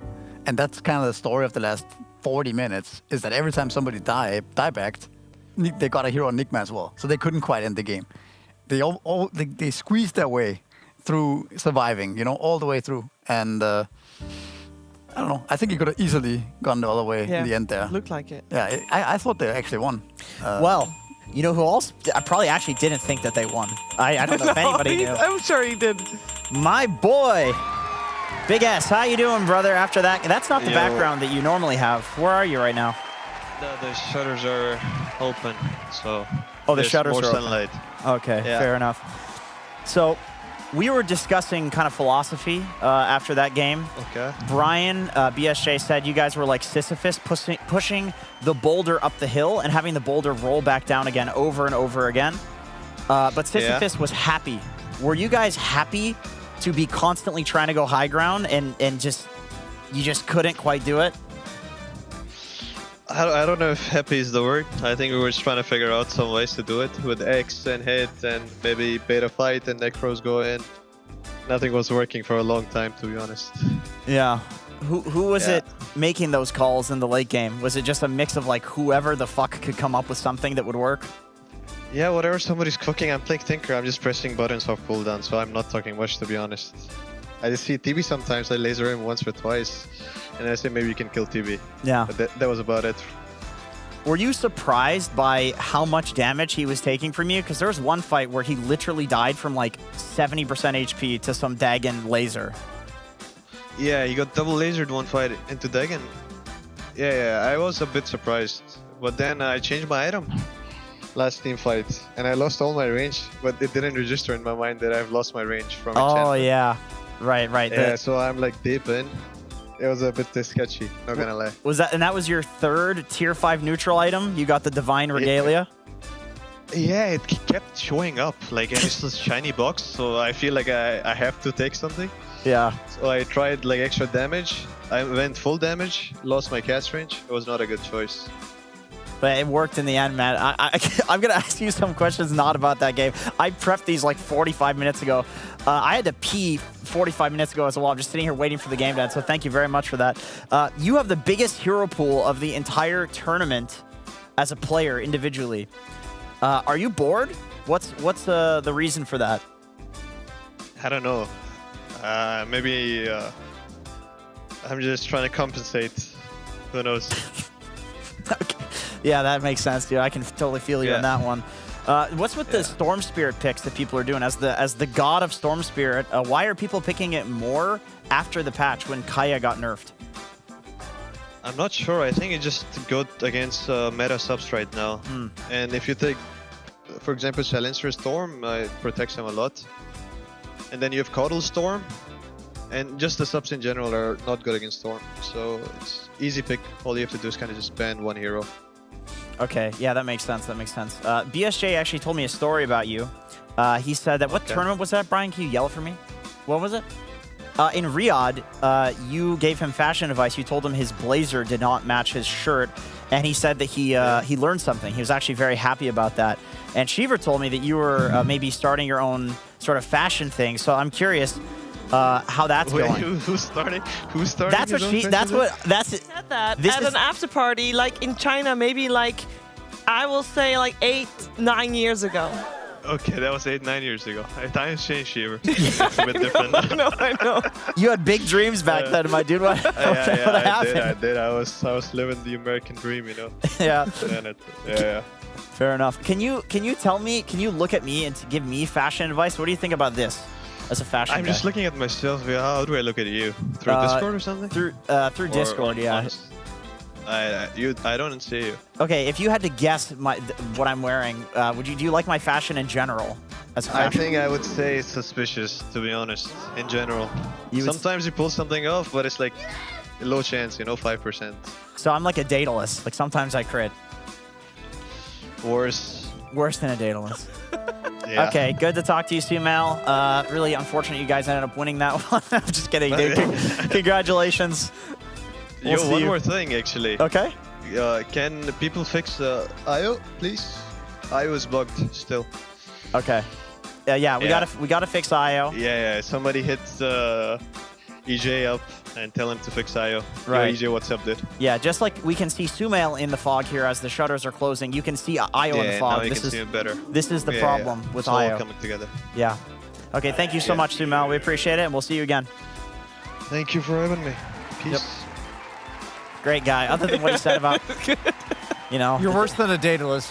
It's okay, but I'll take Revenant's Brooch, dude. That's fine. Maybe you're gonna be a small crit. you're like a Daedalus. Chrysalis. You're like a Chrysalis. Daedalus against Pango. You know, the Pango And it's passive lesser that chance. makes you lesser chance. Guys, Fair enough. I'd love to follow this and continue this conversation. We cannot. I don't know if people realize this, but this was only Series 1 of 4 today. It's also 4 p.m. actually, so we time. started at 11:30. This is 4 p.m.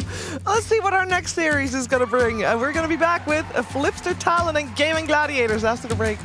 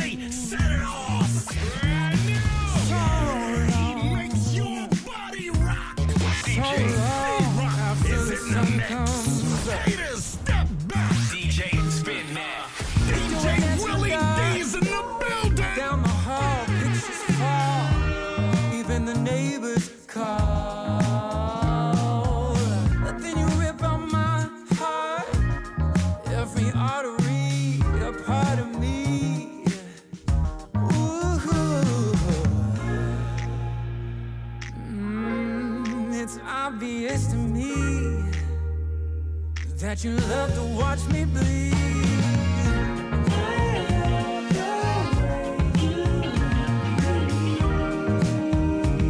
But not half as much as I love when you leave. I hate to see you go. But I love to watch when you're walking away from me. Walking away from me.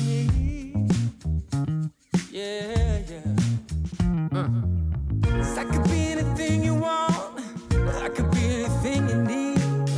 Baby, tell me it's something real, and I'll give you everything. Every now and then a wicked smile. You know I can't help myself. They play around with me for a while. Keep tearing me up until there's nothing left. Ooh, it's obvious to me. Yeah, you love to watch me bleed.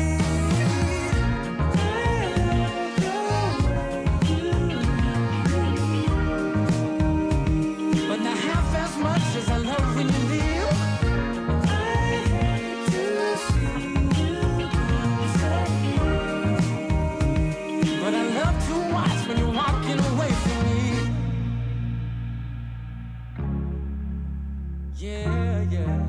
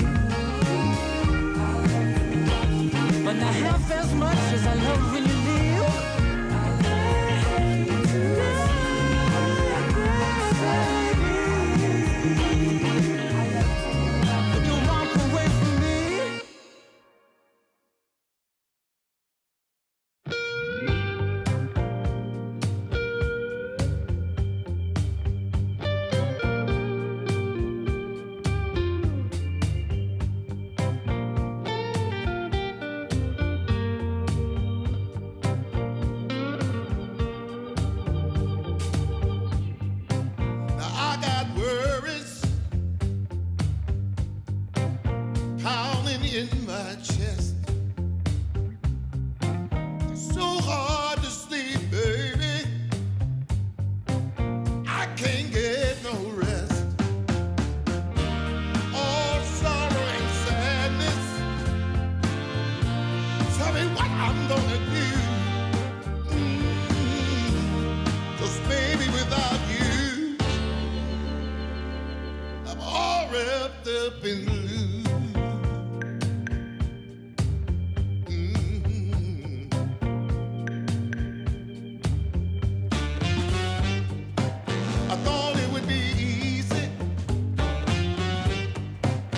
Make it on my own.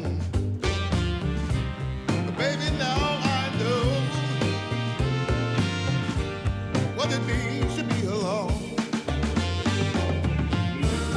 Lost in the shadows. Tell me what can I do? 'Cause baby, without you,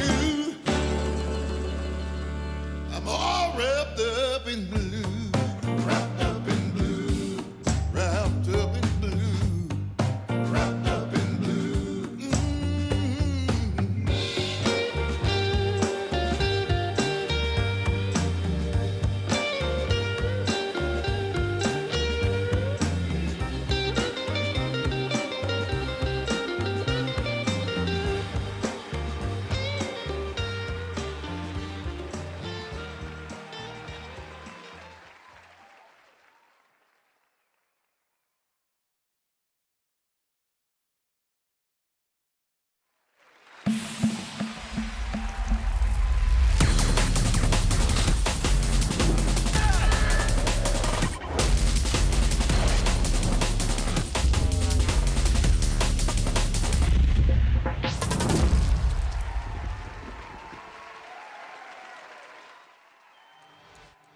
DreamLeague Season 26 is brought to you in part by DHL, 1xBet, and Anthros.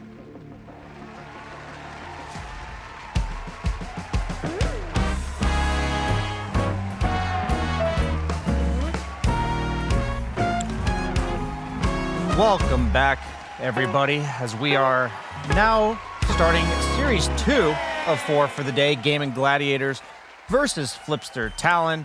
And going into this series, I wanted to take a general meta update for heroes that went unchanged, that also had the highest win rate changes in the positive direction from 7.39, because there's a lot of indirect changes that heroes receive, and there's also nerfs that affect them significantly. And those three heroes all happen to be carries, and my theory behind this is the fact that perhaps the most significant nerfs of the patch, the Terrorblades, the Morphlings, are in the carry role. And so we see that Sven, 5th highest increase in win rate, Ursa 6th, and Luna 10th. All heroes, Luna's case eclipsing the 50% mark, Sven and Ursa rocking a solid 51-52. The important part about this is these teams, they're still going to stick to picking a lot of the heroes that they were comfortable with from the previous patch, but it's important for us to keep an eye out for when teams decide, okay, maybe it's time to swap it up. Maybe it's time to try the new up-and-coming stars. And this is the limited statistics that they have, right? They don't have pro-level pubs or replays. So I'm curious going into this series if we're going to see any of these three new heroes, and also keeping an eye out for heroes that are going to replace the nerfed heroes, or are we just going to keep seeing the Bristlebacks, the TBs, and the likes of them? We'll just have to find out in our second series today. Thank you very much, Brian. I mean, we saw that Bristleback in the previous game. Previous series did quite okay. Welcome on the panel as well, Effie. How you doing? Thanks. Long time no see. Long time no see. I'm doing great. I mean, I'm coming down from the high of that last series. That was pretty intense, but I am looking forward to seeing what the next two teams are bringing to the table, because yesterday they already tried new things and they already drafted new things, and the Q1 actually is the Nature's Prophet support. I think that's going to be highly contested in this series. With the Soothing Saplings facet, it's healing like 200 max level. You hit level 15, you're getting 260 heal for very low cooldown.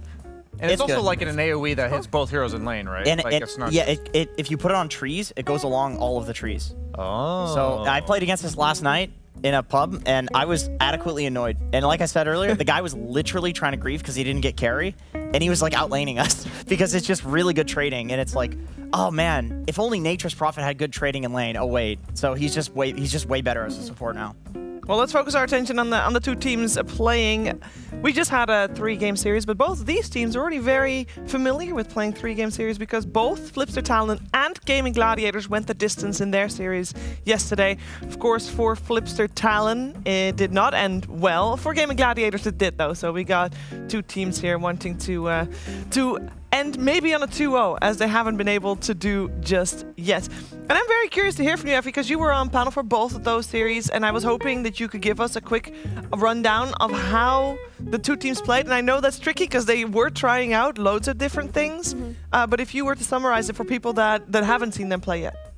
So I think Gaimin are kind of interesting because they're so hit or miss depending on how they draft, but I will say that when they get good drafts, they look very strong, extremely strong. Like, they'll just play with Quinn in that mid lane, they'll take over the enemy triangle, and they'll just constantly oppress. If their draft doesn't set them up to do that, they can be caught in these games where they just look atrocious. Whereas for Talon, I think it's a little bit more difficult because while they're also draft dependent, I think yesterday they impressed me the most when they had Mikoto on TA from the mid lane and 23 was sidelined playing Kunkka safe lane. And together, Mikoto is kind of the star of the show with the backup of 23. They looked insanely good doing that, and I would kind of want to see Mikoto do a carry from mid again going into this series. I agree with that completely. When they beat Paravision originally, when they went 1-1 in the first group stage, it was with Mikoto basically popping off on Storm Spirit. For both of these teams, I would say, to me, out of the remaining top 8, these are the two teams with the most variance. I didn't clock that for game minutes, like draft related, I didn't see as many of their games, but I know they had a game where Quinn went like 0-10 and they got completely shit-stomped. 0-11. And then they had this like 97-minute game, so they've had some really crazy games. And for Flipster Talon, I've seen them within one game like look like they're the better team over Paravision, and then the next game they're like literally griefing each other, not with their picks but with their play. So I don't know what it is, but I love watching Flipster Talon right now because they have that old SEA vibe of like literally anything can happen within the game, and that's really exciting. Yeah, and for Gaming Gladiators, we got the chance to hear a little bit more from them just not too long ago. Yeah, no, I think we definitely have the potential to win the tournament. We just need to, work hard, play well, and hope the chips land in the right places. He's unkillable, and the rest of the Gaming Gladiators have arrived. You've lost the Shadow Shaman, and your Centaur, Spoiling Knight, has been killed by Tofu. I mean, the beginning of the year, I think we suffered from laziness combined with a roster change, and I think the combination of those two things bites you pretty hard when you change some stuff, and then also you're lazy and you aren't like at the same level of work ethic and stuff as other people. I think we were all individually just not playing very well. I don't care about content. So then as the year's gone on, we've rectified that. I think we're much more in shape now and like individually playing well, and I think we're moving in the right direction, or at least I'd like to believe so.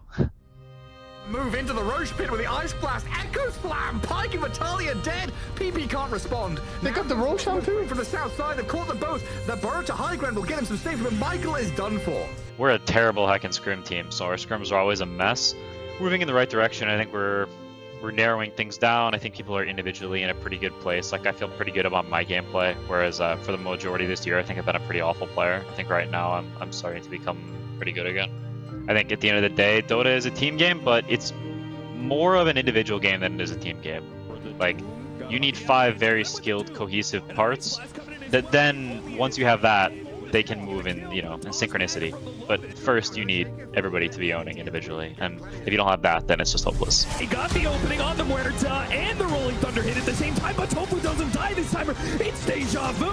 Winning at Dota, from my experience, is very much a ratio of time in equals results out.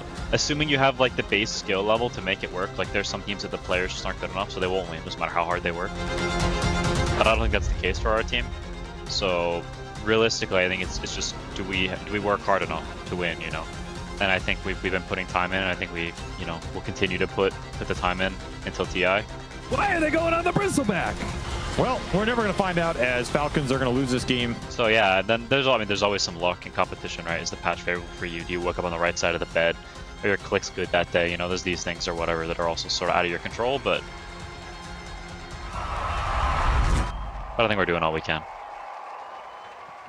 Yeah, Gaming Gladiators in a unique situation where they are the defending champions of the Esports World Cup, and therefore they get invited straight away. So they don't have to play for points, but I think they have a little bit of a chip on their shoulder, Brian, to just prove that they deserve to still be playing as a tier 1 team with all the other tier 1 teams, obviously, because they had a little bit of an up and down season. Yeah, I was gonna say they haven't had a performance this year like across the board of, yeah, we feel like we can go ahead and cruise. Like, sometimes teams will qualify and they'll allow themselves to take a bit of a break right now because they have the confidence that when the time comes, they'll be able to show what they got. But Yeah. I think Gaming Gladiators, the people they need to prove something to is themselves. I don't think they're worried about, the haters, the doubters. They're the ones that just need to have their ideas locked in. And I think it's been a constant tweak over the course of the year with new patches throwing a wrench in things.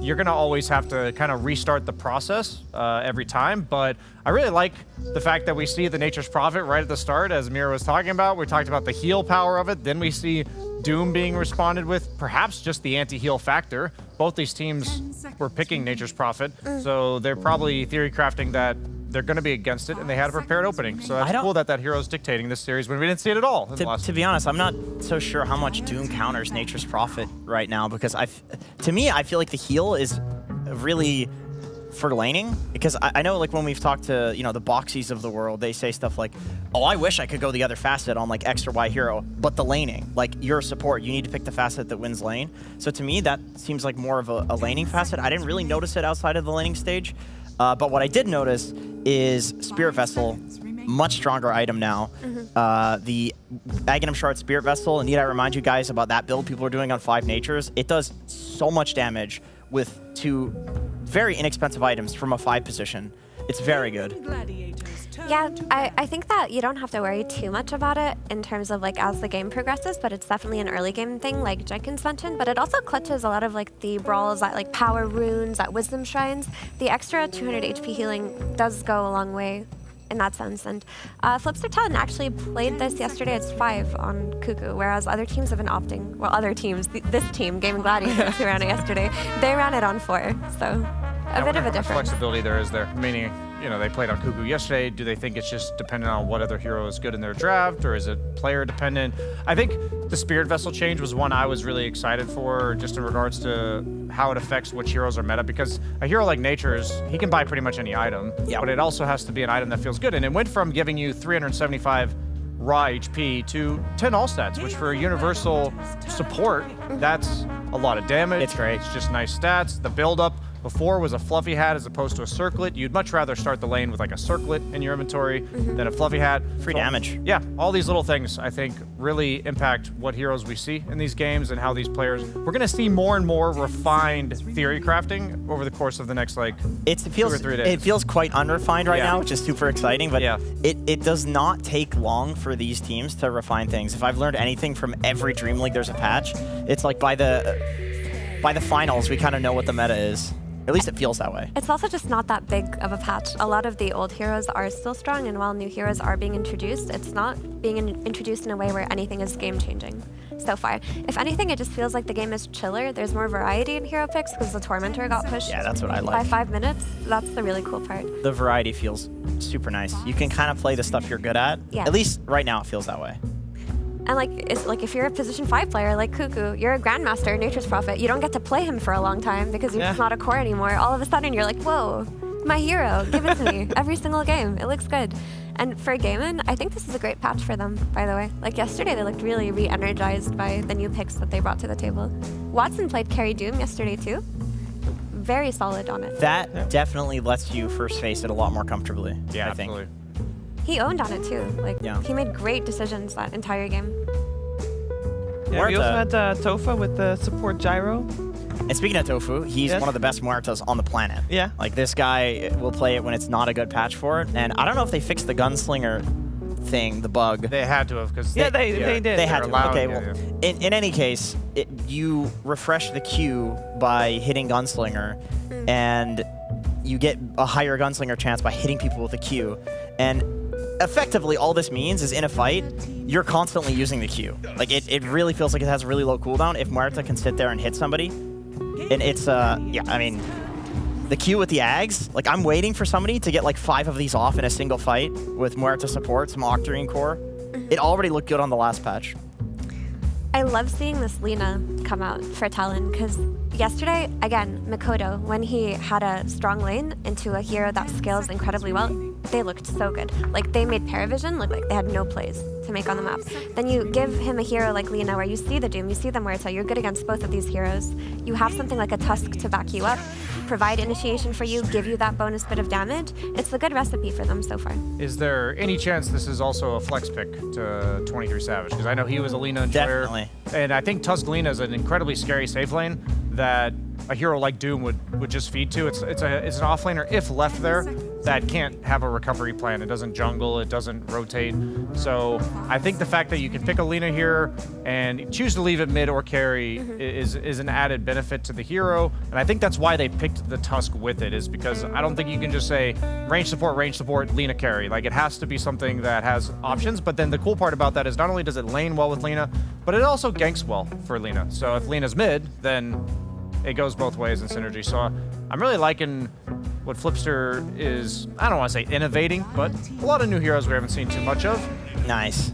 Now, is that a support or a core? Because we're looking at, like, potentially that could be 5 Omni, carry Doom. It could be offlane Omni, carry Doom. It could be 5 Omni, offlane Doom. Carry Muerta. We carry Muerta. Yeah, we saw that yesterday. The gunslinger facet, it could be. Yeah. It's definitely open.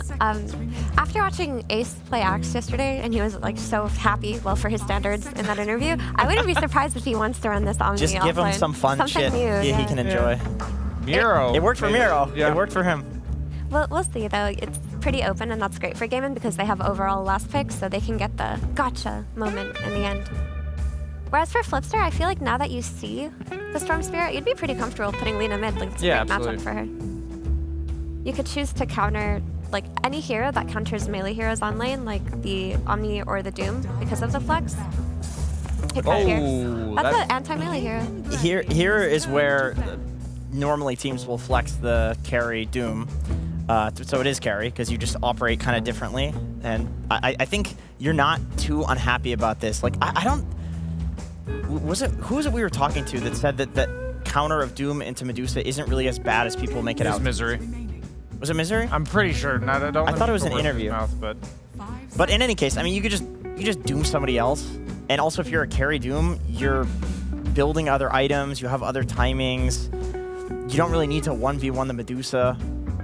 I thought these nerfs to Medusa added up a lot, to be honest. The Mystic Stake does less damage as you scale. It gains less mana as you scale.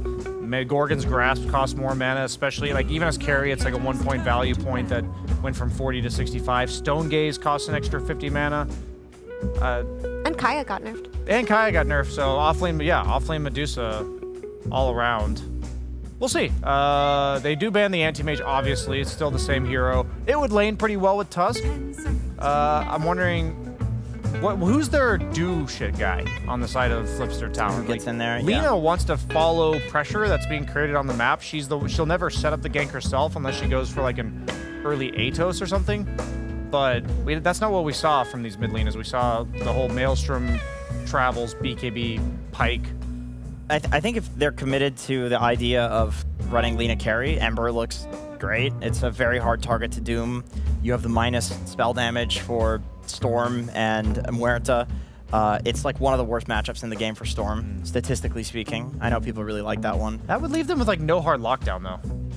You know what I mean? They really need a do shitter. And Ember does a lot, but I get what you're saying. I'm speaking to you, Mira? I would just prefer to see it mid, to be honest, but I can definitely see the argument being made there, especially if like WS doesn't see a great last pick for him. But you can just pick some like low CD stun guy, right, like Centaur, and still be pretty comfortable. You're not threatened on either side lane if you do pick Centaur. Yeah, the Centaur against Doom, double dipping on the counter. Mag would have been good too. I think that's not a bad idea. BKB piercing as well against the Omni. Also, keep in mind, like, you can choose to enable your offlane in this last pick here because you have the presence of a Nature's Prophet. Like, he will always be the +1 to your lane. You'll never be put in situations where you can't fight off of your offlane hero. That's true. Very true. And also, maybe I'm leaning towards this way a little bit too much, but I really think Mikoto on a core type of hero, like a scaling mid, looked incredible for Talon. Hey, you said it's day and night yesterday, right? Yeah. Yeah.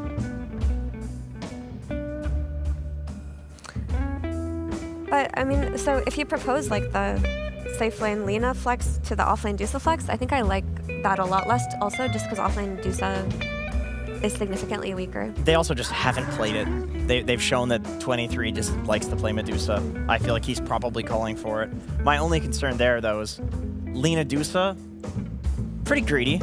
Like, the scaling is incredible. If they can get to late game with these two cores, pretty much nothing beats it. I just feel like when you pick Medusa here and you also picked a core mid like this, you're just gonna Doom Lena, aren't you? They do go Centaur. We like that pick. Yeah, Centaur against Doom. Low CD stun guy. Low CD stun guy who also can just run away from all the Muerta ground targeted bullshit. You can run away from the Doom when somebody gets doomed. Yeah, actually, now that you mention it, the running away aspect, they don't really have a means to anchor the fight on Gaiman. Like, they'll zip in with Storm, but then you can just stampede and run away in general. Or, like, if they Guardian Angel and the fight looks bad, you can kite that away quite easily.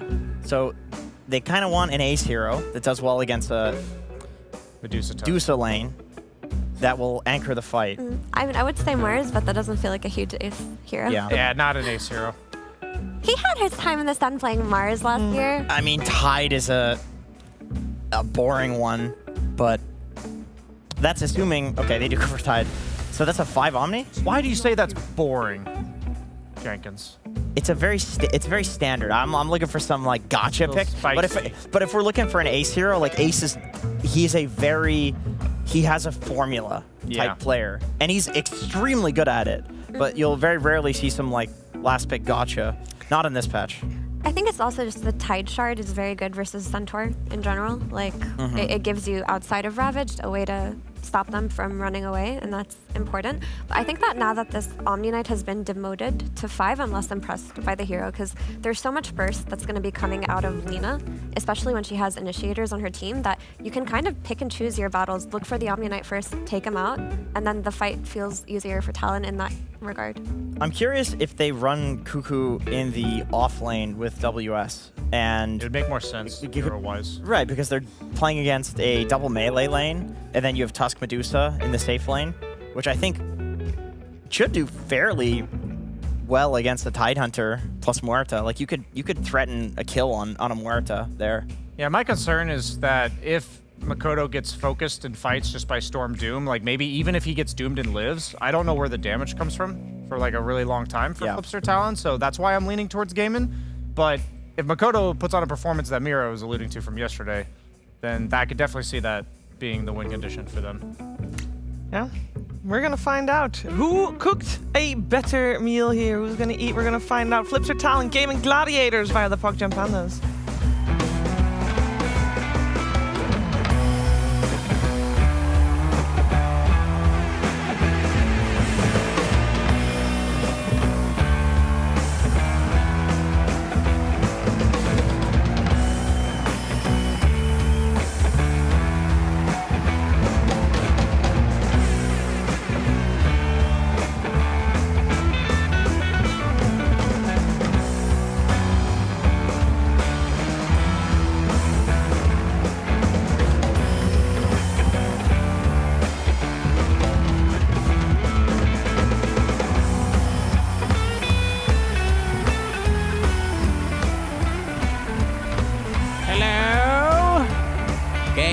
Is upon us.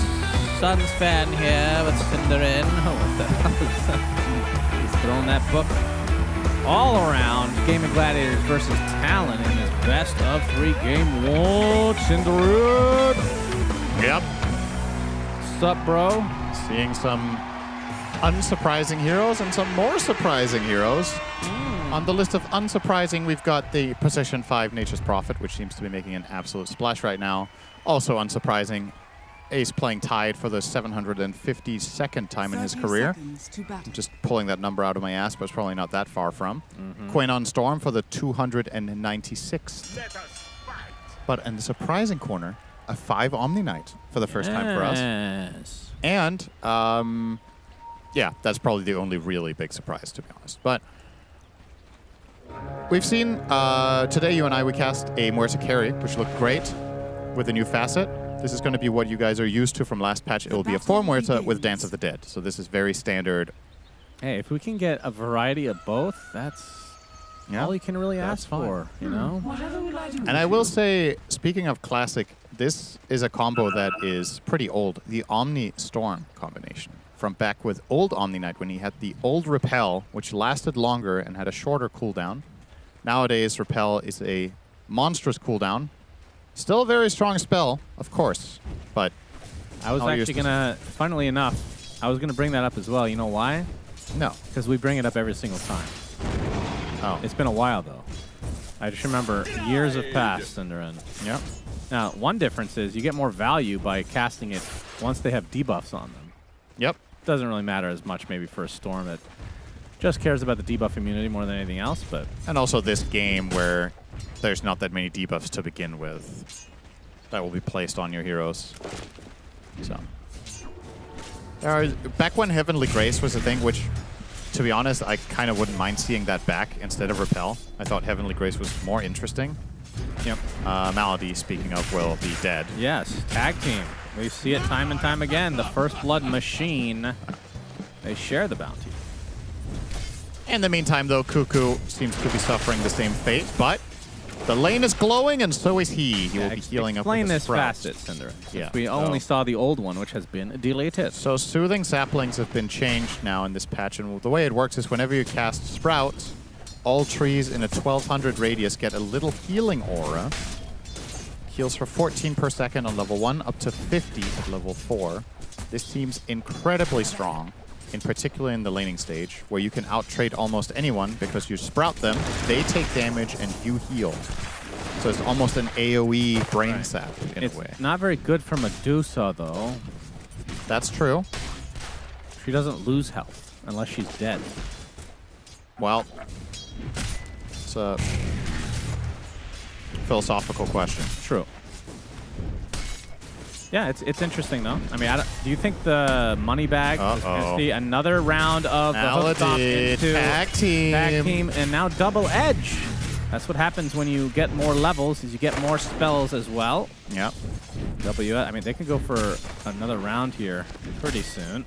Yeah, 10 seconds. They'll go shards now. Yeah, and the double edges, and this is going to be another kill. Not careful. One more right click suffices. His bottom lane is not looking dumpster mode in game. favor of Talon. Yeah. This is what can happen when you have a little bit of a slip up. You're playing double melee versus double melee, and one lane has Tusk. I know who I'm favoring. Yeah. You need to make sure you cut these deaths on Omni Knight. It really messes with the lane a lot here that Malady has these 2 early deaths. Now he's going to try to protect the Lotus. Is this wise? Because tag team is up again. Purification is going to do a decent amount of damage. Watson finally making his way over. Malady is dead though. As Watson will try to chase. WS gets the Lotus, and now Watson stuck inside the shards. Might be able to kill Jokam if he's not careful. The snowball going to cut it a bit. The stun to follow. WS with another hoof stomp for the road. And this is an absolute Gabe and shellacking in just this lane. Yeah. Now think about this at home when you guys are playing your pub games and you get owned like this. What you guys will say is, okay, there's a smurf. And then you report one of the enemy players like, they're smurfing. Guess what? It even happens in 15,000 MMR. Sometimes you lose your lane 5-0 in 4 minutes. It's a real thing. Now let's see if Quinn gets tilted by this, Cinder. Yep. He's got like a 5% GPK inside. I was just going to say, speaking of, I was sure you were going to mention him, but just in case you didn't bring it up, I was there for you. Thank you. Appreciate it. Yeah, got to make sure to give him a shout out literally every single game for no apparent reason. Quinn. TP's in to try to take the rune. Quinn doing a lot of damage, but Makoto is there to try to assist, and the snowball save. Stun onto Quinn. They finally get their first kill. It's going to cost Quinn his life in all likelihood. Jokam will finish the job. And he actually runs away from Tofu. This is an awkward path he's taking. He won't die to a dead shot alone. But, yeah, I don't know. Tofu kind of wasting his time here, to be honest, chasing him. Yeah, he's going to give up now. He's going to get a bounty for his troubles as well. Jokam with a very rare, what's it called? Oh, why can't I find the word for this right now? Error. Rare error. What's this item called? I'm just going to let you think about it. The one that he has. The one that he has? What do you mean? He's on fire. You didn't notice the Tusk is burning? Cosmetic? Yeah, this is not a regular cosmetic, right? This is one of the ones that were, I think, Perfect banned. World exclusive. Yeah, they were banned. Cosmetic was the word I couldn't find. You couldn't find Death Ball earlier. I guess we're tied. All right, why don't you go take a walk around the studio? Yep. I'll solo cast this for a bit. Might be necessary. Get a doctor in the house. Make sure you haven't had an aneurysm as well. That'd be good. All right, so that bottom lane is a complete disaster. Dumpster fire for Gaiman. Mid lane, Quinn, 25 and 6. Makoto, 26 and 4. It's very even. Of course, Quinn. You want to kill Quinn before 6? Yeah, that would be big. Inside of the Sprout and inside of everything, it seems. He is dead. Big kill. It's going to be a trade for the support. Laguna Blade. Makoto is level 6. Goodbye, Tofu. 8-2 advantage for Talon. Panel was talking about it. They love when Makoto is playing heroes that can truly carry. Lina, definitely one of those. We saw GPK do it yesterday. Shout out, of course, to GPK. Yep. Big fan. Yep. Set this up for yourself. Oh, he's going to get a regen here. Makoto, what a dream. This is just... He just used everything on this mid fight. It's like it never even happened. I mean, the CS was close, but feels like the bottom lane is bleeding into the rest now. 2 deaths for Mr. Quinn, as Ace will pop the Kraken shell to try to stay alive, but yeah, this should be a death in this lane as well. He's actually really tanky. Gorgon's Grasp misses as Ace. He actually there's no way, right? Mystic Snake. Right clicks are doing basically nothing, not even in the Sprout.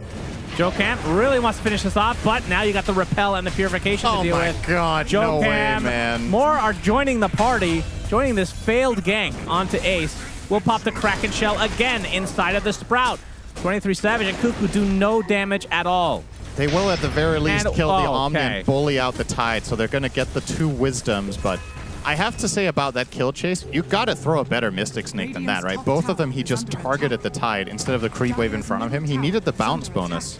Oh boy. to get this kill, but they take both shrines as well. regardless, This is a absolute dumpster fire for Gaimin right now. in spite of that not being perfect execution from Flipster Talon, they still have a great advantage, and all of this just starts from that bottom lane. 5 kills in 3.5 minutes. The Tusk is free to do whatever he wants. Centaur will free farm.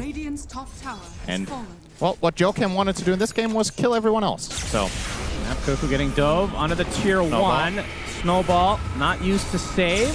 So Cuckoo will fall as Makoto makes his way over. Quinn is completely out of mana, by the way. Repel and Purification, though, to give him a nice little bit mango. extra HP. Oh, he's stuck inside the charge. Joachim Perfect. all over the place. Makoto will take him to the grave again. He might run this down. As Malady, nice dead shot from Tofu. Joachim, okay, will he commit? well, Been 23 committing a lot. Savage is going to see Tofu here. Will Joachim cut over? He will. Tofu. Yeah, we got the Nature's Prophet coming as well. Nice block off. Excellent placement there on the It's a Sprout. dead shot, though. And Ace trying to help out his friend by watching. Will lose his life, Mr. Tofu. 11-4 for Talon, 4K lead. The Gaimin are getting stomped right now. This is the most one-sided first 8 minutes we've cast so far this tournament. I think just completely obliterating them all over the map. And they have a lineup that can keep accelerating. Nature's Prophet. Oh, he's going to chase here. Quinn onto WS. Would be a nice pickup for him. He's got the mana. Still has some mana. Dead shot. WS eventually taken out. Quinn has to expend every bit of mana to do so. Surprised they didn't send any reinforcements down there with TPs. Yeah, Both Prophet and Tusk have them. Yeah, a +1 actually saves him. Yeah, I would think so. But they want to remain around mid with the Tusk to protect Makoto. He is 4-0, so he's a very valuable kill for Gaimin. And perhaps the read from the side of Talon was that Makoto will be the target. He ended up going on the Centaur. Makoto rushing the Maelstrom, similar to what I believe GPK did in the game that we cast. Maelstrom first. Haven't seen much caster Lina since that got nerfed.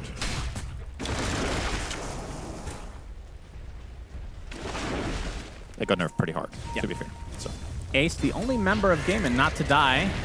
We can see why from the earlier engagement. Malady. Tier 1 tower will be taken easily. Malady will have to repel himself. That's going to be down for the rest of the game. 11-5 advantage Talent. Radiant's bottom tower is under attack.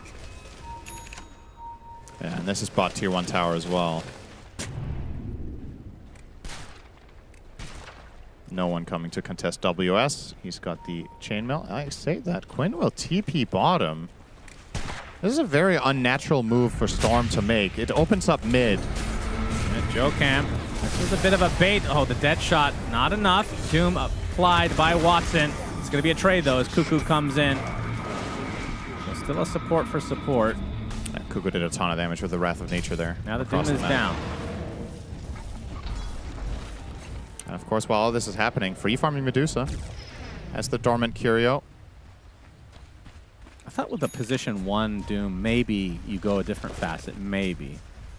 If you don't want to be like that guy that has to be active super early, which for this game, I guess he had to be anyway. But if you're just sitting back and farming. I mean, Gluttony is lower GPM than not having it. Yeah. So it's not really a choice, I think, most of the time. You probably, on Doom, might want to move things around a little bit with the facets. Quinn, get out of that one.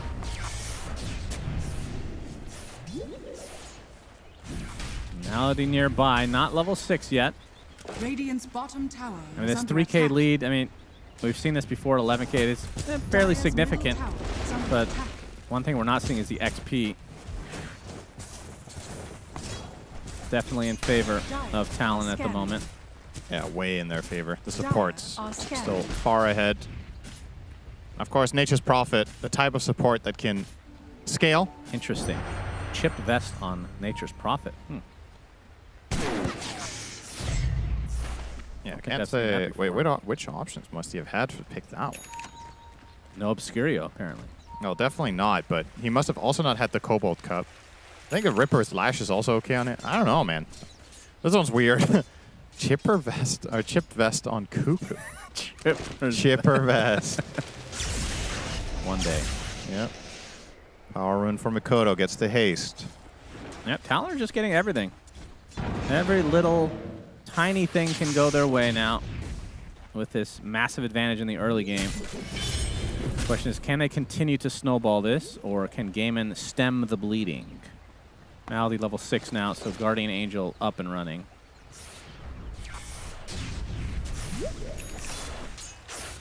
Now we're going to see the blink for WS. Already has the Blade Mill as well, so... I mean, he's second in net worth in the game. He's having quite the time right now. Yeah, this feels like the type of game where Talon are just waiting for key item timings, and then they're going to start kicking up the aggression because they have so much to work with. I think with this Centaur Blink, we're looking at an imminent smoke here. Maybe you can try to contest the enemy's triangle and then take the 14-minute Wisdom. I would really love to see them make that play. I think pressing the advantage when you're in this spot is definitely the ideal way to play. And yeah, if they were to smoke within like 20 seconds, that would be perfect. It's coming out now for Jokum. Guessing he will want to connect with the hasted Lina as well as potentially a TPing Centaur.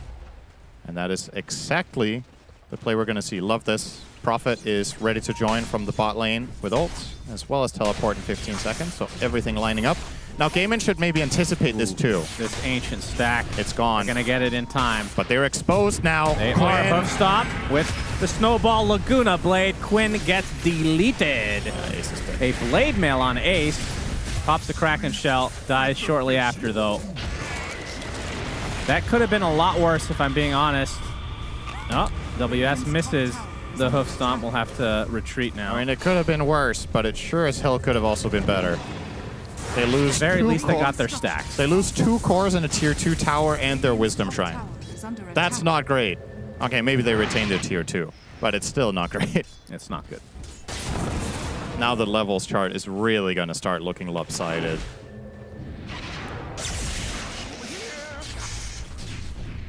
Nature's Prophet almost level 9, so is Tusk. Omni Knight is barely 6.5. Radiant's top tower is under attack.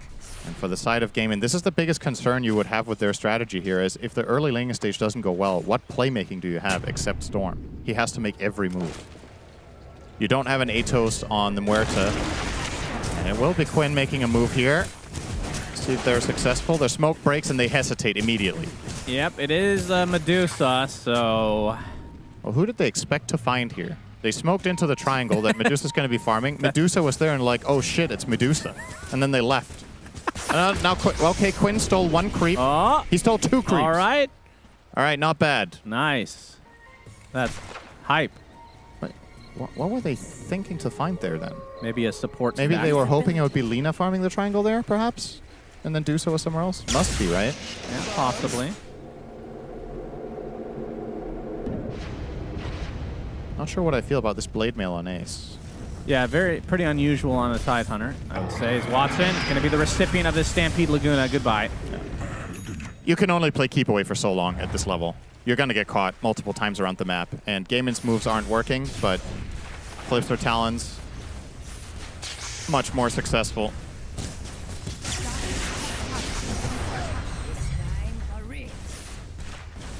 The lead growing ever so slightly. We have 2 Obscurios in the game on both Makoto and 23 Savage. When can Gaiman even fight now? That's what I'm trying to wrap my head around. It's like... Well, you certainly need a blink on Ace, I would think, right? He's going Crimson, actually. He's just going Ultra Tank mode. Doom went Radiance, and he's going Midas. Oh, he's going to use the Ravage onto 23 Savage. Out of mana, but has the Stone Gaze. I can't even kill him. There's a big zip available for Quinn. Not worth the risk, perhaps. I wonder how far he can go with that much mana at this stage of the game. Oh, that's Ravage down, so... If Flipster wanted to defend, perhaps would be a possibility, but they can also sack the tower and just farm the map. Obviously can play very effectively around here with the heroes that they do have.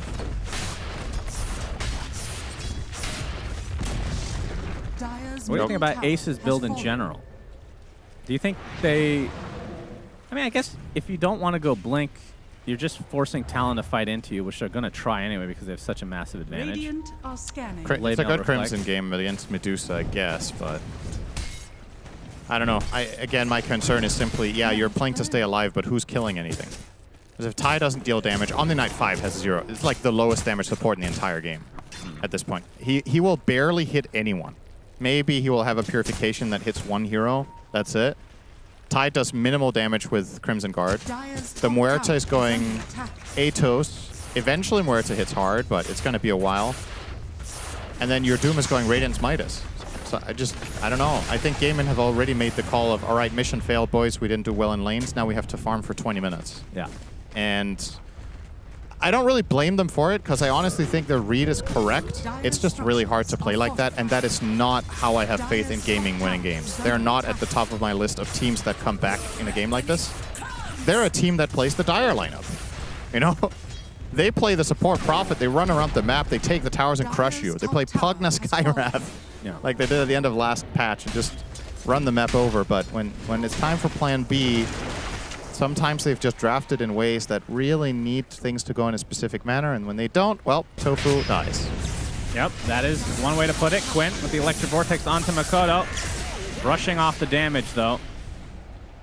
Cuckoo making his way over as well. A little bit surprised that Talon just didn't continue fighting there. I guess they don't have the vision needed. Yeah.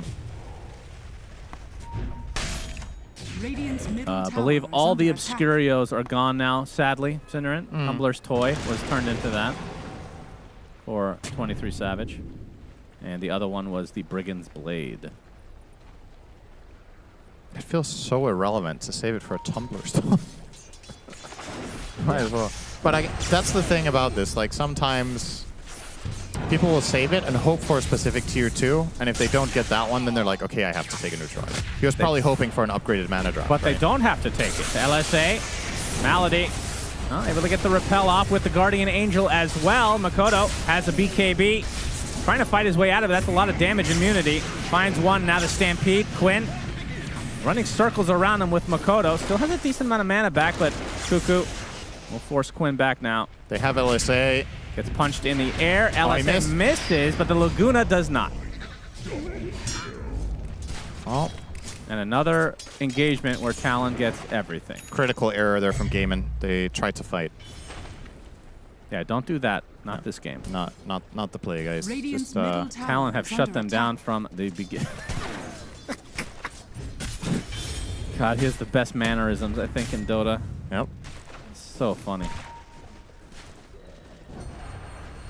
I forgot what I was wonder saying. what he was saying. Like, what was he surprised by in that situation? He missed LSA and I still died?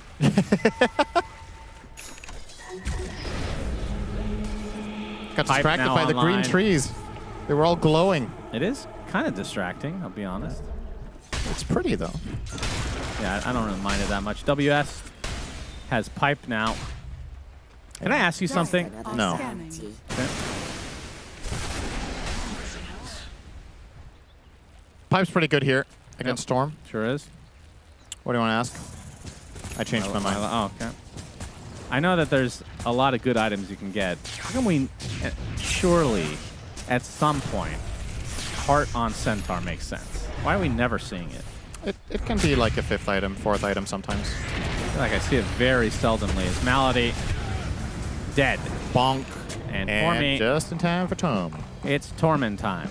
Sure is. They have tag team in 3 seconds. Torment time with tag team for Talon. Nobody died. It was the Tormentor. Joe Cam with the upgraded Ice Shards now. It was either that or Cuckoo's Shard, which is the undergrowth, overgrowth, something. Curse of the old growth. Yeah, close enough. enough. You got the growth part, right? Thank you. I usually do. Where's Jenkins to laugh at you in the studio? We need him here. At what point can they get Roche? Medusa's pretty pitiful at it, but yeah, Lina. Butterfly tag team, she's not that bad. She already has Butterfly. Wow. Yeah. Yeah, you know, there's a Medusa in this game just hitting creeps. It's nice. Yep, 22 Savage having the time of his life this game. 0, 0, and 2. How many... Okay, if you had to guess, how many of the carry players in the world do you think enjoy AFK farming the most, and that's why they play the role? How, like what percentage? Yeah, how many of carry players are like, I love hitting creeps so much? Probably like 80%. 23 Savage. That is so sad. Faking the Stone Gaze. Oh, here comes Jokum. Jokum going really deep. Going to force out the ult out of the Moreta. And some damage applied to the Tusk. The Ravage is going to come out onto 2. They delete 1, so Gaiman already on the board here in this fight. Yeah, they have Quinn no more getting damage low on now. mana, though, and yeah, I think they're running out of resources. As Ace, super tanky. Laguna Blade applied. Hoof Stomp to follow. Kraken Shell activates, but eventually WS takes him out. So ends up being a 1-for-1. Yeah, they used GA, Ravage, Muerta ult. No Doom, though. They did not use Doom. And that was also Watson's BKB reveal. So, honestly, a pretty bad result there for the side of Game of Gladiators, but you can't really get much more, I'm afraid, for the time being. You have to buy damage somehow. Because that is the biggest leak in your draft. Watson. Oh, LSA catches him. And he's just going to casually die. Mikoto 10-0. Hey, he's beasting it up. 10-0 and 5. Not too shabby. Quinn has the SNK. We'll be going for the Parasma. Yeah, Let the rest of Talon into the pit. Okay, do we have any other heroes buying damage on the side of Gaiman? They're getting Echo Saber on Doom. Tide's going Shard. And Huerta has Atos, so no damage. They're going to need another 10 minutes. And I know it sounds very black and white, but it just sometimes it just is, man. Like, who's going to kill this Medusa? I just can't imagine a world where they can kill 23 Savage if he's with his team. It's just not possible. All right, tell me this, just based on the draft. Like, let's take the laning stage out of the equation. How did they kill Medusa? Just theoretically. How they theoretically kill Medusa? Doom gets a mana burn creep. Yeah, I don't know, man. Do they? Yeah, do they kill that's Medusa? what I'm saying. It's not a great lineup against I mean, she's Medusa. been nerfed, but so obviously the balance has shifted a little bit, but I still think the hero is good enough in a game like this. I definitely think on a conceptual level, it's very hard for them to kill 23 in general, but yeah, when they're this far behind, it's borderline impossible to get him twice. So you have to kill the rest of the team, and that's always been the plan in this game from the very start, I think, for Gaiman, when they started game planning here, is you have to get the back line. Quinn, got to open on him, though. And the hoof stomp on the other side, though, is 23 Savage. Has the Aegis. Ravage comes out, hits 3 heroes. 23 Savage is going to use his ult. And we'll be able to reset as a result. Jokum with the punch onto Ace. Blade Mail activated, but they're not going to go any further. For reference, in that attempt where they used Ravage, Medusa started that fight on 40% mana. So if she were full, it would have been completely impossible. On 40%, they couldn't even do it. Yeah. They also didn't commit everything in fairness, but they don't want to because she has Aegis. But if they don't do anything, she takes all their towers. So damn it if you do, damn it if you don't kind of situation. As Quinn would say. Much more southern accent, Yeah, he would. I need a content piece of Quinn doing a cattle auction. I need it badly.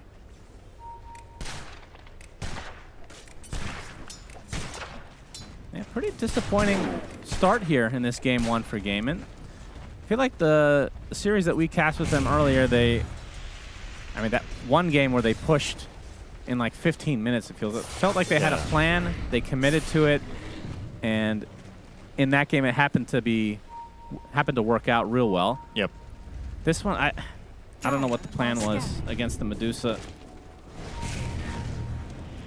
Even if it's an even laning stage, I think he would have trouble late game, but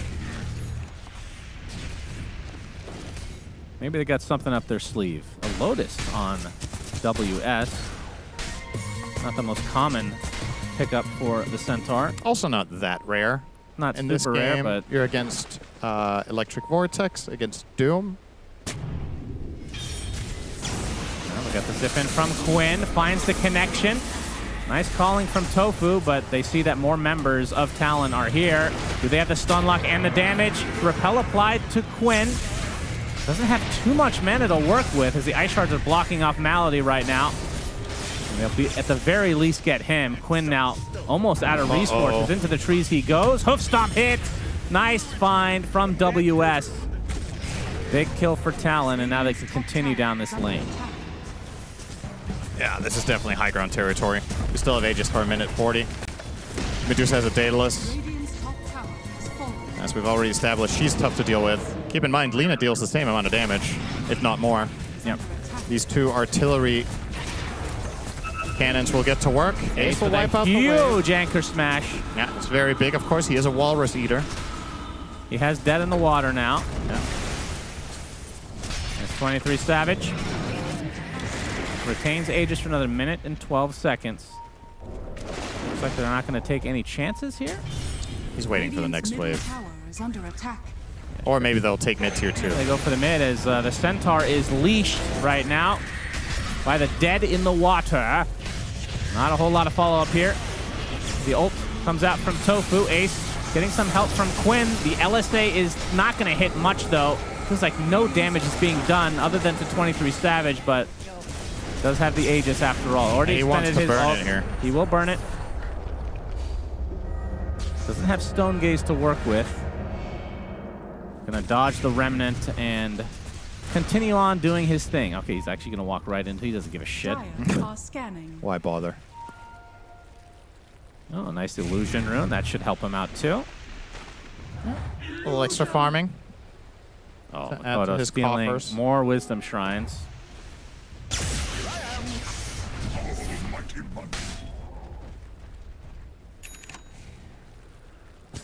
Radiant's middle. Perhaps they wait for the next Roche. So back to farming. 14k lead right now for Talon. The gunpowder gauntlet taken by 23 Savage. What's the cooldown on that? 6. 6 indeed. Cuckoo, spotted by Quinn, who's now spotted by the rest of Talon. Always have the repel at the ready, so he's going to be fine. You see, in theory, how powerful that combo is. They're just so far behind. It's Quinn with a huge zip. Makoto, LSA only onto the Tidehunter as Jocam kind of stuck in here. WS is going to get him with a nice hoof stomp onto 2, blocked by the shards as well. And somehow Jocam is actually going to live. And remember, Watson's the position 1 here, ladies and gentlemen. Gets melted. Ace is next, and now ready to go high ground is Talon. They'll get this set easily. Still buybacks available for Gaiman. As Purification comes out, but Tofu stuck in a horrible spot. Will be the 3rd death for Gaiman here. Man, this is such a... Yeah, I think he's getting ready to stand up. Radiant's middle tower. A lot of farming for him this game. 0, 0, and 5 on 23 Savage. But that is not indicating the importance of his performance here. Shannon, sometimes a spade is just a spade. Yep, shellacking. And Gaiman's lineup, I don't think this draft is particularly good, and they lost their bot lane 5-0 minutes 3. Yep, It happens. Easy as that. It happens, and they just cannot deal with this pressure. They're going to try, though. They will. Hoof stop onto Quinn, but the repel to save. Still stunned up a little bit. There's a Ravage onto basically everybody from Talon. Quinn, though, has to retreat. Where is the damage coming from? WS and Jocam against Watson. They will win that engagement as the Laguna Blade applied to Ace. Another one bites the dust for Gaiman Gladiators. 23 Savage is actually very low and does not have the 2nd life, but it matters not. GG's called. Whew, this was a rough one. Yeah. Well, we have a bit of catching up to do on the schedule after that first series going along, and Talon and Gaiman in unison will try to get us back on track here.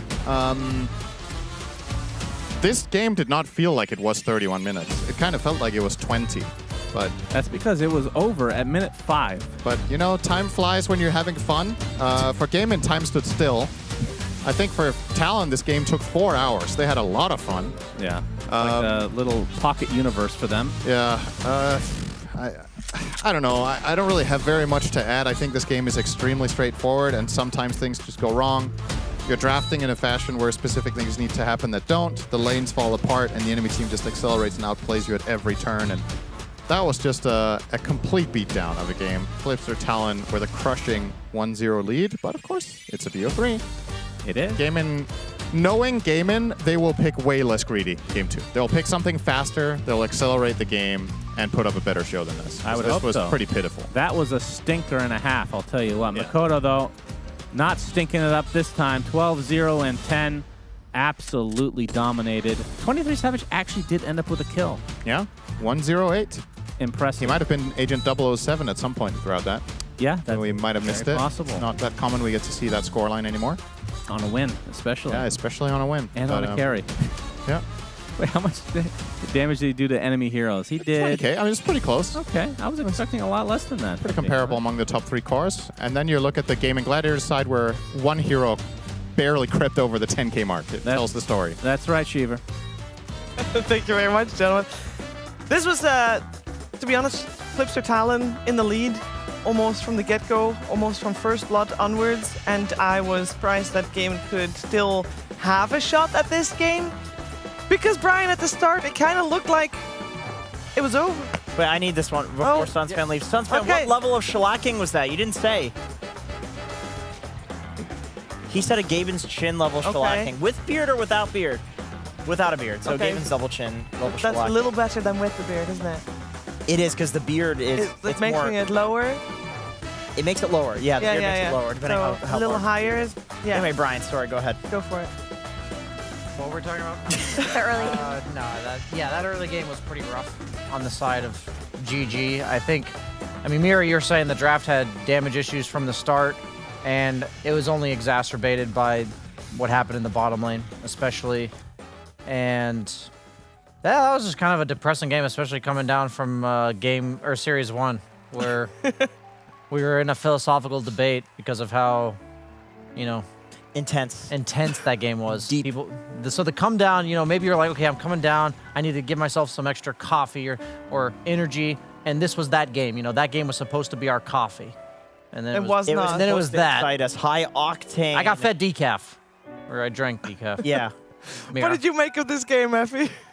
I think this one was just an outdraft. Like I mentioned earlier that I think Gaiman are really made or broken on their drafts right now because it feels like if they have some means to play the game, especially through Ace having a lane that actually does something. For example, yesterday he played Axe offlane, unusual hero. He was having a great time. He was dunking Morphling left and right. They look really different. I mean, this time around their draft lacked damage. They lacked counter picks for Medusa. Their only disable was Storm Spirit, and they picked this Omni Knight to flex it. They flexed it to 5. Didn't look good.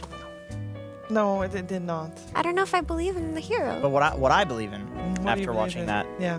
Nature's Prophet, he did 17.5k hero damage, and Makoto, who was 12-0, did 22k hero damage. Like, as a support, as a 5, as a healer, this hero is actually doing damage. With the shard, with the vessel. And you know what hero did a lot of damage as well in the laning stage because he had that free Hammer of Purity from that new patch, the Omni Knight.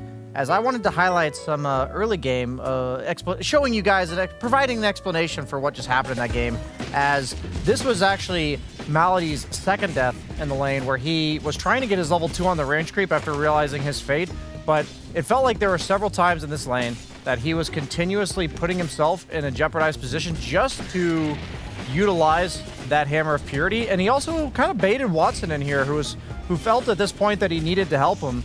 And then this is at the Lotus pool about 30 seconds later. They just respawned, bear in mind. And so his TP's still on cooldown for like 40 seconds. Watson, if he wasn't baited enough by the first clip, is now getting baited again. 2 1v2s in a row. Like this, I feel like Malady single-handedly put this lane in a really weird spot. I don't want to like just throw a guy under the bus. But then you are throwing. But we're completely throwing him under the bus, as this is then the treatment that Watson is receiving throughout the mid game, and this is, I guess, highlighting everything that was wrong with their draft, and it was even made worse by that early game. Is 23 Savage, Medusa, a hero that poses a damage issue for the opponent team potentially. They blew everything they had, the whole kit and caboodle on that one, and from then on out, it never gets any better. Yeah, that begs the question, like, if the bot lane had gone better, and let's say they played it differently, and the game state was more even, like around mid-game, would Gaiman have had plays to make? That's my question, because I think even if Omni didn't die a lot, they still wouldn't have had a means to run at the Medusa or pressure her. Then that would have been a job of Queen on his Storm, no? Well, I feel like Flipster Talon did a good job itemizing against that, where they're like, we see that you have damage issues. I said Ikuko had a Vessel. He did not actually have a Vessel, even though this is the build that every Natures is doing in pubs right now. He just went Crest, Glimmer, Vlad's. They built a pipe, and I agree with Mira. I feel like when they have these save items, like even if it's an even game, I don't see how a Storm can do damage. Like, what is he gonna do? Like, he doesn't have infinite mana, you know? It requires so much to go through all of that. My one devil's advocate to your devil's advocate is that I think it did free up Tusk, what happened in the bottom lane. Like, I think Tusk would have had to stay bottom for at least an extra couple minutes.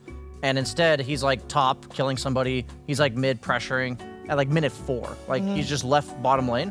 So I think that the snowball, literally, from Flipster Talon, you see this like 4-man dive on Tidehunter that they never even get the kill, but they're able to just do whatever they want on the map while Centaur's free farming. And he's like, that's Centaur's dream. He's just a Stampede bot for the rest of his team while he's farming. This is the kind of stuff where I'm not doubting that Gaming Gladiators had limited plays, but I feel like Flipster Talon had infinitely more plays due to the fact of what happened bottom, because they have a Lina mid who's going to be farming, a Medusa's going to be farming. Tusk was the only hero in the game that could instigate. Go ahead, Mira. I hear you, but to play devil's advocate, on you playing devil's advocate, on your devil's advocate, Kuku on the Nature's Prophet did not involve himself bottom. Like, let's say that Tusk needed to stay bottom because I went better. Then you have the presence of Nature's Prophet that wasn't needed in the first place. Yeah, he would have just come to that lane and they would have won it anyway. So that's the case I'm going to make, because you can leave Medusa alone versus Tidehunter. She's not going to be threatened. So your Nature's Prophet got to stay top for the entirety of the first 7 minutes, which normally, because side lanes go worse, you involve him, but he didn't even need to. That's true. Shiva, would you like to devil's advocate her devil's advocate of No, I don't. I don't think I do, actually. I would like to talk to you a little bit, a tiny bit, because we don't have that much time left, but I do want to ask if then, from the way you guys are talking, Nature's Prophet was the biggest issue this game. So should be banned. Are we heading to Nature's Prophet first phase? I don't think he was I don't think he needed to be an issue. I think if he was needed to be an issue, he would have been one. Okay. I think it's worth banning. I just don't think that game was a good indicator that it should be banned, because the bot lane was such a stomp. Like, we see this happen in our pubs all the time as Dota players. One lane gets so shit stomped that it's like the other people don't even need to play, and then there's no options for the other people on the opposing team in those lanes to do anything, because there's 2 heroes that have way too much net worth on the enemy side. But you were mentioning, you guys talked about how Quinn went 0-11-0 earlier in this tournament, and I'm not saying like Quinn sucks. It's like, this has happened a game in a couple times. None of the games I've personally watched has one team just been completely obliterated in the early game. But sometimes they do it the other way around. Sometimes it's gaming that does the obliterate. And maybe they're just like making these really aggressive trades early on that either snowball them the lanes or do that. Yeah, there's some reason for it. There has to be something they're doing. Well, we're going to see if it's something they're doing in game number 2, coming your way after a break.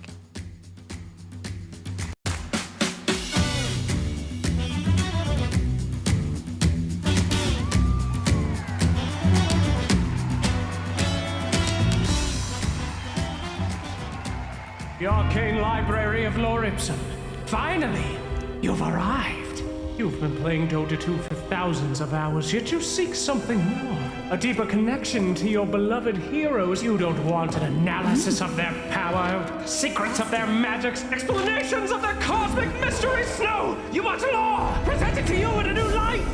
Each one of your favorite heroes has a past. Boring to them through fate, shaping them into something greater and transforming them into the hero you know and love.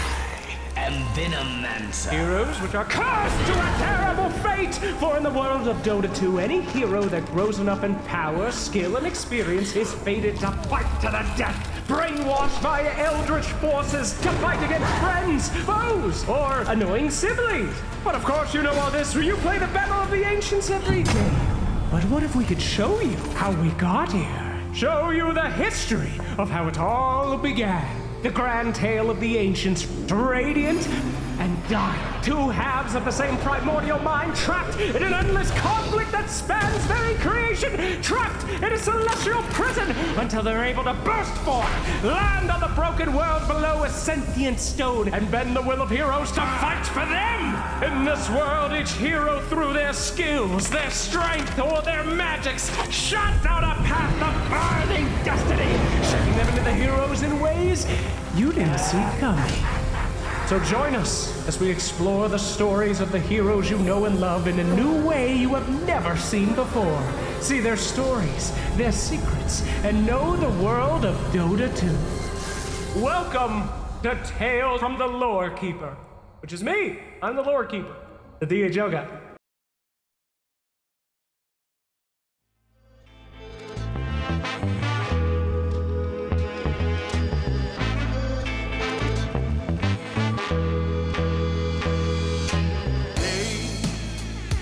I've had days of struggle, nothing quite as rough as today.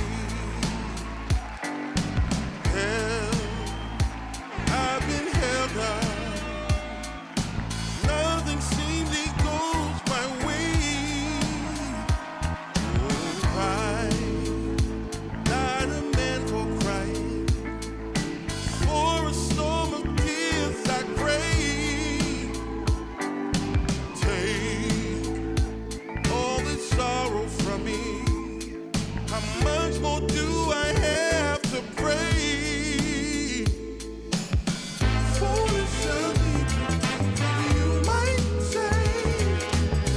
I make my way out of this here my way. All reservations I have come to bear. It's clear that I'm not going anywhere.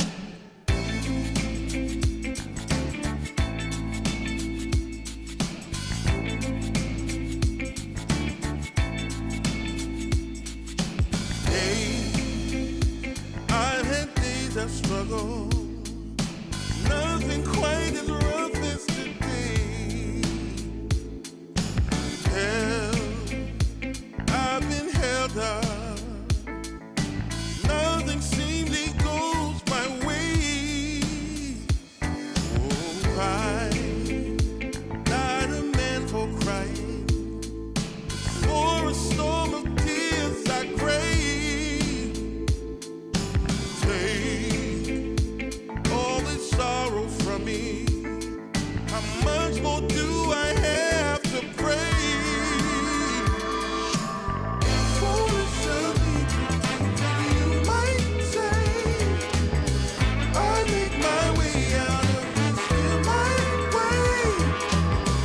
All reservations I have come to bear. It's clear that I'm not going anywhere. Foolish of me, you might say.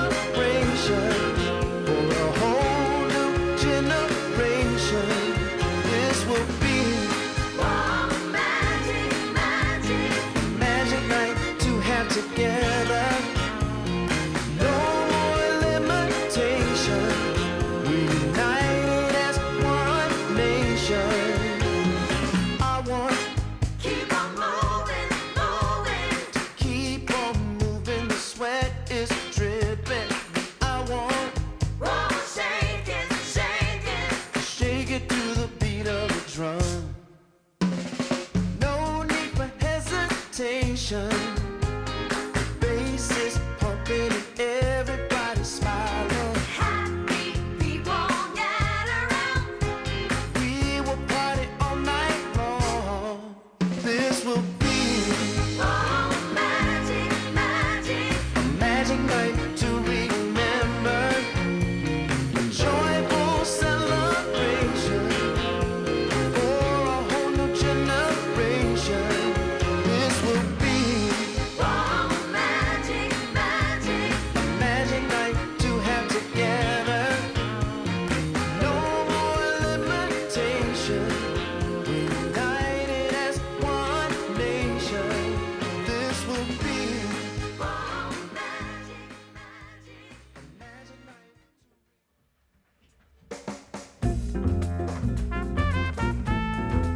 Welcome back. You are watching DreamLeague Season 26, and we're listening to the wonderful PogChamp Pandas as we're getting ready for our second game in our second series. It's Talon versus Gaming Gladiators. Talon took game number 1. Now, they do have a history of going the distance in game number 3, but we'll see first if Gaming is ready for that as well, as we do have probably some adjustments in the draft that for them should make it possible to have a better showing. Shouldn't be hard to have a better showing than game number 1, though, I'll say that, Brian. Yeah, this is just par for the course. Yesterday, Talon won game 1, lost game 2, game 3. Gaming Gladiators lost game 1, won game 2, game 3. Happened Series 1 today as well. Yeah. We got a trend here on this patch. Yeah, so just game call wins it. game 2. Done. Let's go next. Look at this adjustment already. Dusa ban, you want to pick Doom, just get the Dusa out of the way. Ultimately, that was one of the biggest issues in their draft, and Talon have to end up banning the Nature's Prophet themselves because they didn't have first pick, and Gaiman did run it yesterday too. So placing a lot of respect on this Soothing Saplings Nature's Prophet. And a lot of respect on the Lina as well, picking that up again for most likely Makoto, even though we did talk about the flex potential that Flipster Talon would have with it. I mean, I would say that you probably want to be able to flex this if you're first face picking it. They do have second pick, so it's not like they are allowing a counter, like they're getting bans as well, so maybe that's where it falls in the draft. But I do remember, like, whenever Lina was a viable mid pick, you could just first face pick it and always throw it mid because it does so well against anything in lane that it doesn't really feel like it's super counterable. Maybe because like Tiny's not that good, like these repositioning type heroes people are not really feeling anymore. I hope it's not the case of the hero doing well in one game and then getting over-prioritized in the next game as well, but I am curious to see where this idea takes them, because if they do end up winning this one with a first pick Lina, then there is a lot of validity to flexing this hero. Oddly Was she buffed enough? Yeah, I mean, Lina, she's still a 48.5% win rate in Dota buff level pubs, but she did have the biggest gain since the new patch of today, so... What's the gain? At 4.5% from last patch. So for whatever reason, I think it's largely what you said, Jenkins, where her counters got nerfed a lot. Like a lot of these gap closing displacement heroes, like Tiny being the most important one. You know, I would say that Lina was way better last game with a hero like Tusk, just obvious kill combo duo in the middle in the game. Also a save hero. Yeah. For her. So if you give her something like this again, then I understand why they're prioritizing it this highly. But I also think if you're going to do that for Makoto, you have to enable him. And have they been playing Magnus as a core role? Or, because we've been seeing it for Baboka 4 position a lot in the morning shift. WS has been playing it. WS, okay. I think it's cool that they took this Magnus, though, because you were talking about repositioning heroes versus Lina. A lot of them are nerfed. Magnus, that has now become a really solid support flex as well. Like, you don't want to give it away to Gaiman, so you take a comfortable hero that can set up stuns for a lot of damage coming out of your Lina, but also not give it away to the enemy team. This was banned as well in the previous game, so if they want it, they're gonna have to pick it early. Otherwise, it'll probably be picked. Now that's a hero that got nerfed a bunch. Maybe not horribly, but the dagger, especially in lane, a little bit of damage. I think the dagger nerfs aren't bad at all. I think it's the escape act and mana cost and the removal of the talent that were his big nerfs. Because like now instead of the escape act cast range, at level 10 you have a talent that gives you plus 75 damage on your dagger, so you're just making the damage back anyway through the talent at some point.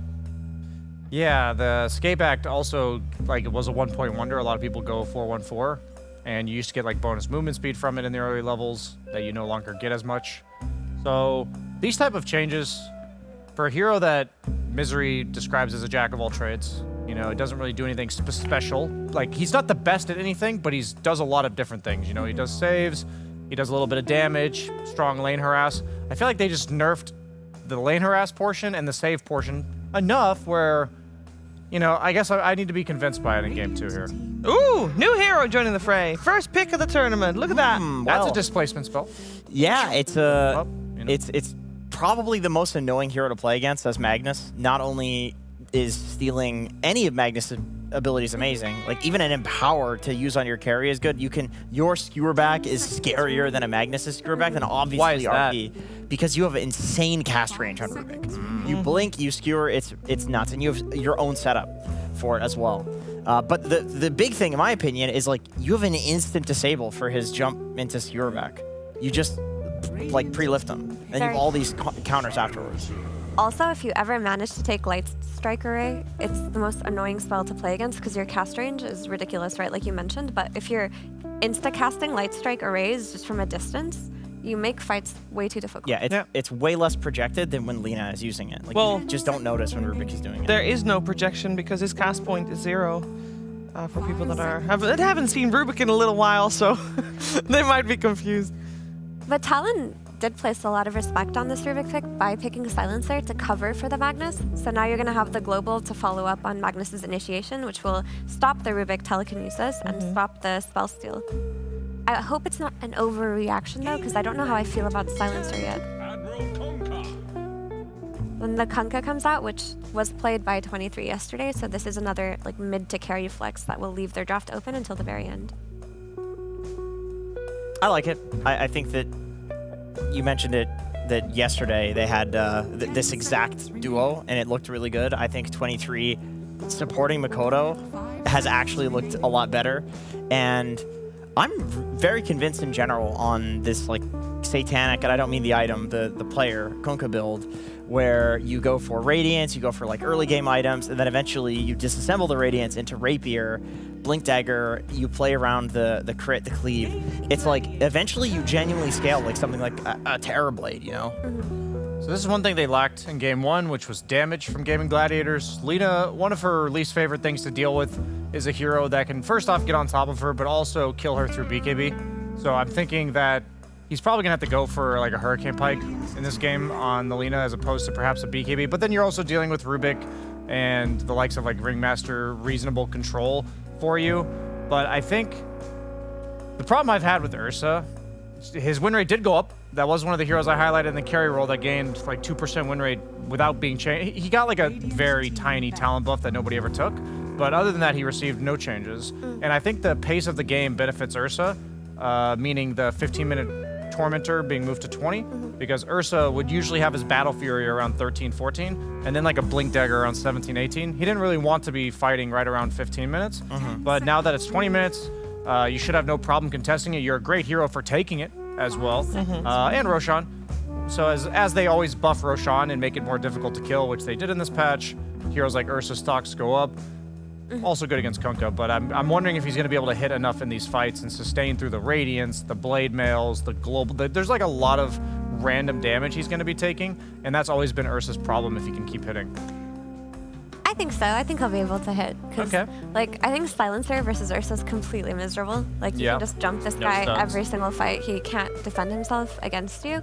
And if this is a support mag instead of an offlane mag, then that's just another free target for you to just get on top of and make it so that he can't get good RPs. Who gets Yules in this game? I know Lina's the obvious one, but do we stop there? I think Mag could. Like Mag Lina? Mag 4 would have no problem buying Because I feel like whenever you're playing against Ursa and it's like otherwise a very good game for Ursa, aka like he's countering, you know, half of the Flipster team, like you need at least 2 Yules. Yeah, that's the best way At to some deal with point. him in the mid game. I'm actually curious if he takes the new talent, because the new talent is not the new talent, but the buff talent, which is enraged status resistance. So against stuff like RP, Silencer, Kunkka, you're now I think at 75% status resistance if you do take that talent as opposed to 70. I know it's such a small difference, but you literally don't get stunned during your shard as well as your ulti. But yeah, I mean, I'm just looking at Gaming Gladiators draft, and they have no team fight. So, in the comparison to Flipster, they do have the potential team fight of Rubik. You know, you steal some of their crucial spells. But I think they need a hero on the side of Quinn. I think Puck would have been great. Something like that. Yeah, I was thinking along those lines as well, but the more I look at Game Man's draft, I think they'll team fight just fine because, like, as long as they're dooming a key target every single fight, you're just erasing one of Talon's team fights. And then you still have the Wheel of Wonder, which is a great spell. So it shouldn't be that much of an issue. It will become an issue, though, if they do lose lanes significantly hard, but I don't think they're in that position. The Monkey King coming out for Gaming Gladiators, likely the mid lane. Similar to Ursa in regards to a guy that jumps on top of Lina. I think we saw a lot of Monkey King versus Nature's Prophet mid. I feel like in the group stage 1. Would you say, Jenkins, because you and I were the ones that watched that a lot together, would you say Lina Monkey is kind of similar? Like where Lina should theoretically win the CS battle, but then Monkey can kill her with a +1? I think if the supports can rotate, then yeah, definitely. The thing with like Rubik and Ringmaster is I feel like if their games are good, they can rotate mid and it's decent, but it's not like a Tusk or an Earth Spear where it's like really obvious how you connect. Yeah, really good hero that Mira loves watching. Yeah, naturally. Sure. Yeah. Oh, Beastmaster. shit, Beastmaster. We saw previous game, it was last phase ban, so we already saw the priority of this hero drop a little bit, but I think before this series, even in the previous series and the games yesterday, we still saw it very highly prioritized in the bans. But we are going to see the Beastmaster offlane, first time in a very long time, I believe. Yeah, I think they're going to play the Drag Creeps game with the Mag 4, take a little inspiration from Bobica from the last 2 days. Yeah. I'm leaning towards Gaming Gladiators for this game, not only based on history of who's winning Game 2 in the series, but also I just think they have a lot better. I mean, it's not saying much based on Game 1, but I think their draft's a lot better than them. I mean, I think for me, this Beastmaster could be really game-changing if he doesn't go for Ags and just builds on Helmdawn and then just plays on his summons, and they play very early on to the point where Gaimin are going to be exploited because of their high cooldowns from Doom. That could be what I can see that working. You know? But if they're going to play to farm on this Beastmaster, I don't like that pick very much. So it will just depend on what WS does here. Yeah, I agree with that. I think for the Gaimin side, they have an interesting draft because I feel like they picked 2 cores in the Monkey King and Ursa that both kind of have potential to like pop off and destroy the game if either have like a good lane. If they can kill Makoto in the lane with like some support rotations, Quinn could totally pop off. But Flipster to me has like way easier to execute team fights. So if it goes super late, I feel like Flipster probably have it if they're not playing against some sort of snowballing lineup. And maybe not super late, but like mid to late. We do maybe believe in the Rubik that's also coming out, making a first appearance. We're going to find out. Will history repeat itself with this series going to a 3rd game? Or will Flipster Talon take this one 2-0? Let's find out together with Sunsvan and Sinren.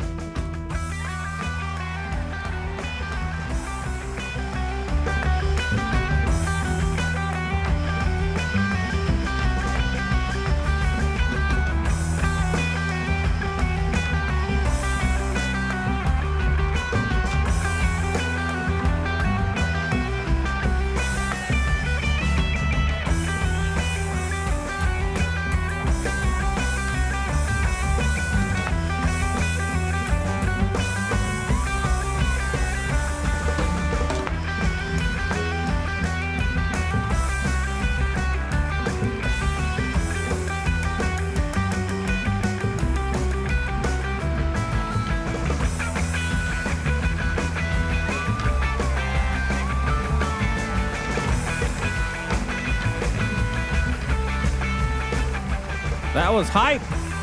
Oh my god, don't shake the kitty too hard. Game 2, welcome. Talon versus Gaming Gladiators. If you missed Game 1, didn't miss anything. if you're a Gaming fan or you like Flan, don't watch 30 it. seconds to battle. Actually, don't watch it regardless. It was not entertaining at all. We did a bad job of making it fun as well. Well, if there's anything tournament organizers love, it's when the casters say don't watch the Don't watch Game 1. It's very good. It was an excellent game if you like Carnage. Watson, we'll get away from He'll trouble. pop the smoke, and this will be a trade. Makoto eyeing up the top rune is getting help. The battle begins. All right, let's talk about some of the picks. So Makoto will be playing the Lina again. He has been beasting it up on this hero. Yep. Cuckoo on the Silencer, which we were questioning just in general if this hero would even exist after this last patch, but it's looked okay, actually. Yeah. So we'll see. We'll see. And on the other side, I guess the interesting ones, first of all, Tofu playing Rubik. Yep. Haven't seen Rubik in quite a while. Picked it Watson into Mag. on the Ursa, Big Bad Juicy Bear. And then Quinn on Monkey King with the new Facet, where you can switch places with a soldier in your Wukong's command. Can make some really high skill plays against, in particular, Lina with that here, where you can dodge Light Strike Array. Yep. I guess you can break Kunkka combos potentially with it. Yeah, that's true. So that would be interesting to see how Quinn plays around with that. And of course, when it's this early days, this might be his first game playing with this Facet. So he might need to get used to it a little bit in a game like this, at this level. It's one thing to have tried it in a pub or in demo mode. It's a different beast when you're playing against a coordinated team, such as Talon. Yeah, a couple of curious things here. Last pick Beastmaster. See how that goes. This hero has definitely been nerfed quite a bit this patch. So it went from overall first pick to sometimes last pick, it seems.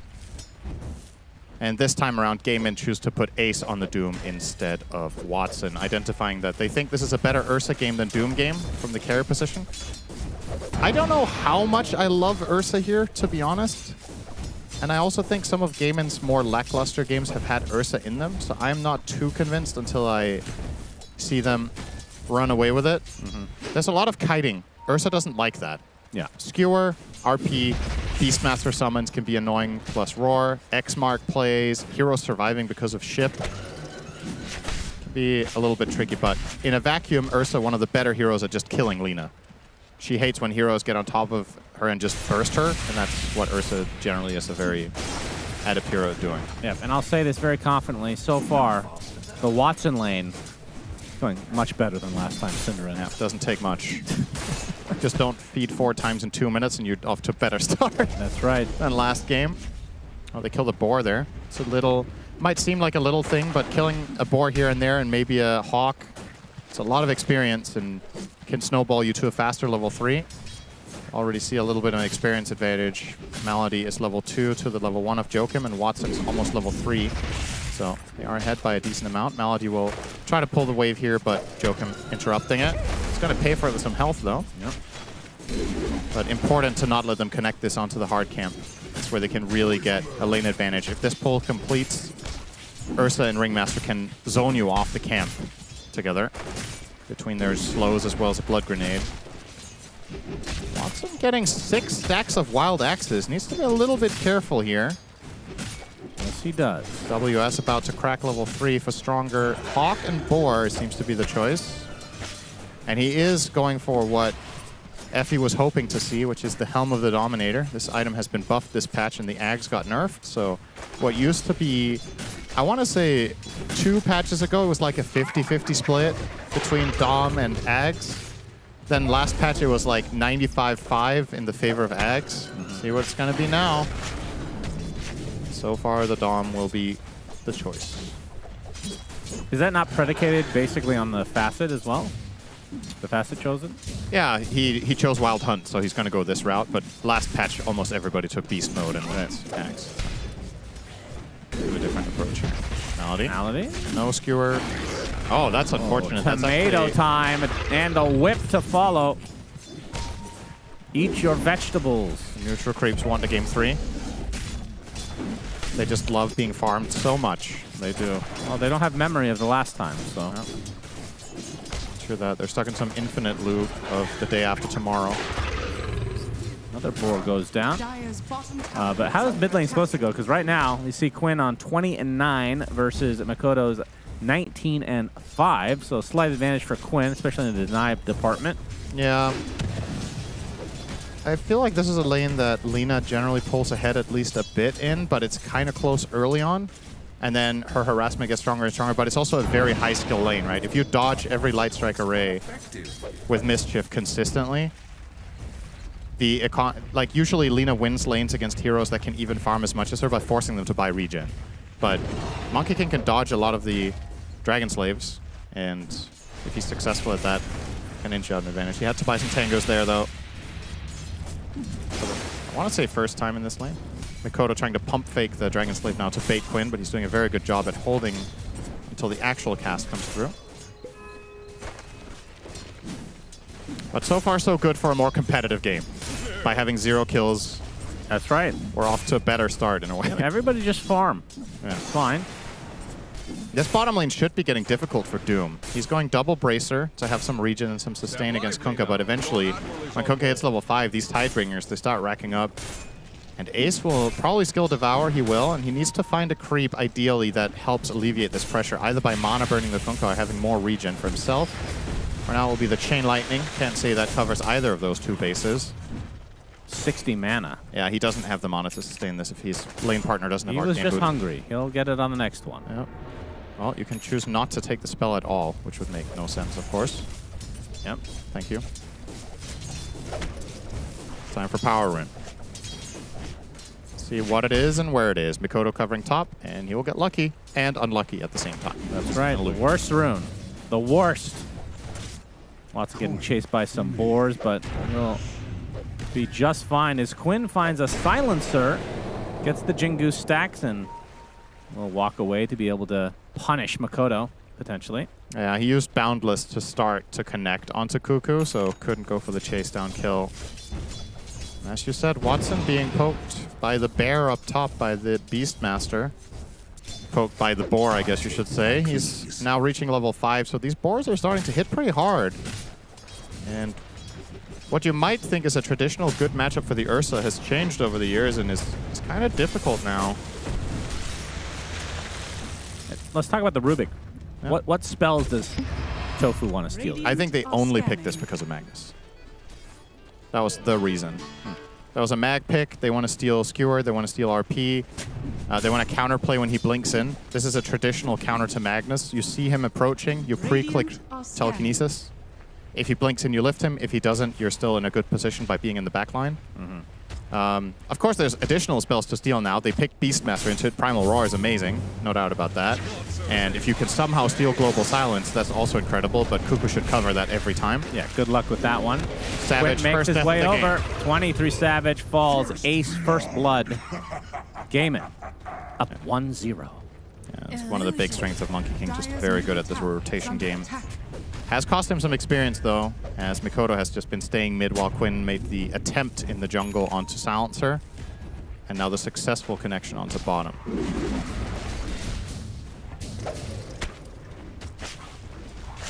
Have to say, I know Monkey King's been in the game for a long time, Sinner. One of the best designs, though. Yeah. I feel like he's... I mean, I guess some people are complaining about the hero being too much in the meta, which I guess is true for a lot of heroes, unfortunately. But yeah, we were having a conversation yesterday about, you know, there's some heroes that we both are kind of tired of seeing in almost every game, which include, for me, it's Morph and TA. For you, it's Morph terribly. You know, some of the carries that just get picked all the time. And then we were talking about, well, what's a hero that we wouldn't mind being in the meta all the time? And I guess Monkey King is one of them that isn't, like, at least he's entertaining to watch. Like, the play style, the way he moves across the map, the dynamic. In his heyday, he was a support as well. Like, he can play him, flex it a bit. Yeah. Mine was Pango. I know people got really sick of Pango, but I feel like he's just fun to watch in general. 23 Savage. Insta Ghost Ship. Yep, won't hit anything, Back but off. will force Gaimin back. And that was essentially just smoke and mirrors. There was no threat. Gaimin were just posing like they had a gank coming in, but it's just the two of them, and 23 was afraid. And now he has to go back to the jungle to farm because he doesn't have his ghost ship, so it's scary. But as I say that, he will return to lane once more, probably from seeing Quinn mid.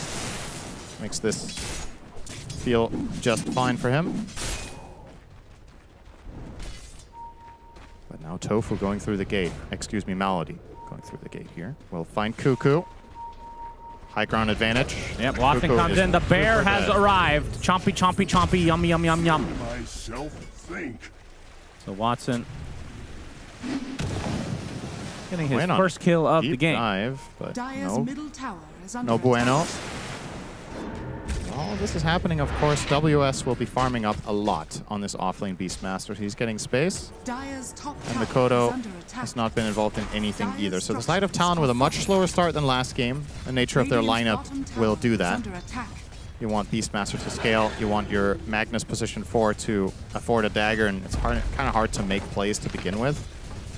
So, will be a calmer early game for them. This is a really good find for Quinn, the Invis rune. So now currently this invisible tree heading bottom. Unfortunately, Valve never made an invisibility animation for the tree, but this is not visible for 23 Okay, Savage. that's good to know. Thank you. I think.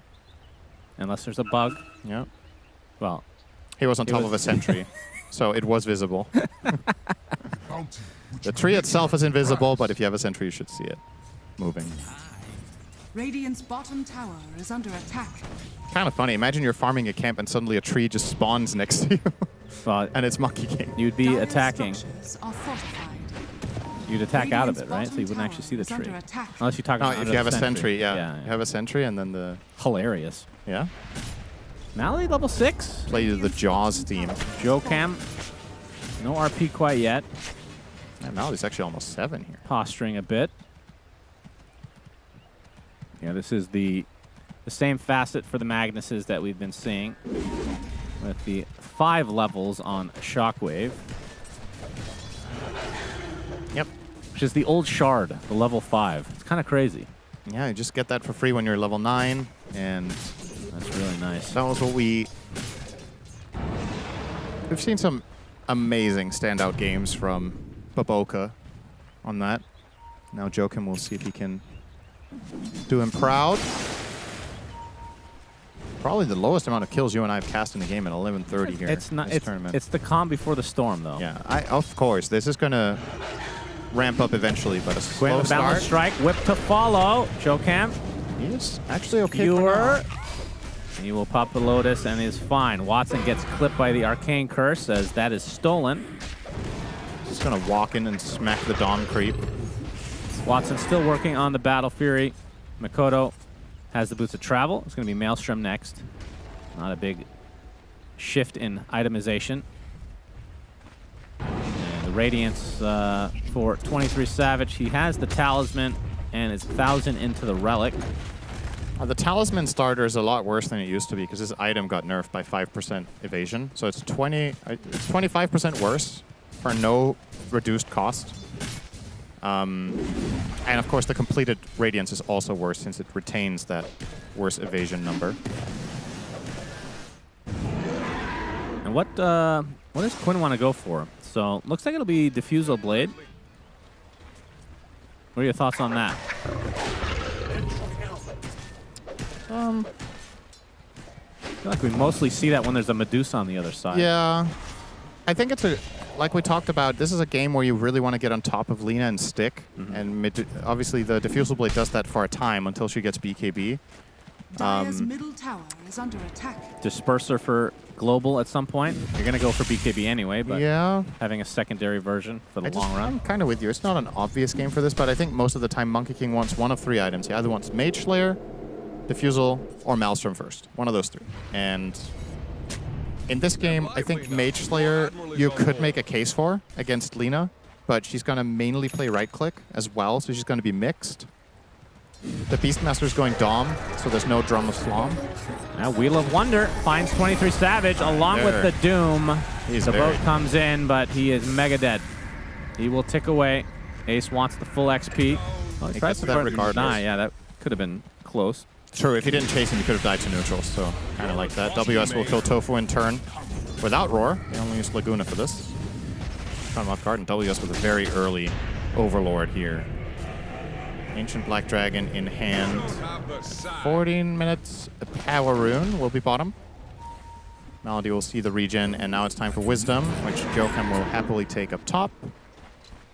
And you would imagine Quinn will maybe go for the one on the right. Now, Quinn is trailing by 1.5 levels now against Makoto, and also 1,000 gold. Wow, yeah. And this is what happens when you play Monkey King and you rotate a lot and you don't find the plays. It's just an overall efficiency loss, so there's a lot of pressure on you to connect successfully, but Talon have done a good job at not bleeding out too much. I feel like we saw exactly this in the previous series we casted them, right? Nice little highlight here. Just the RP, and then WS shows up and finishes the kill from the right. In just a moment, there it is. So it was a good try from Tofu onto the Mac, but not quite enough in the tank yet. Helm of the Overlord. Radiant's middle tower is under attack. Black Dragon. Dire's top Extra tower armor, is under nice attack. push. Down with an early 1K lead, nothing to write home about.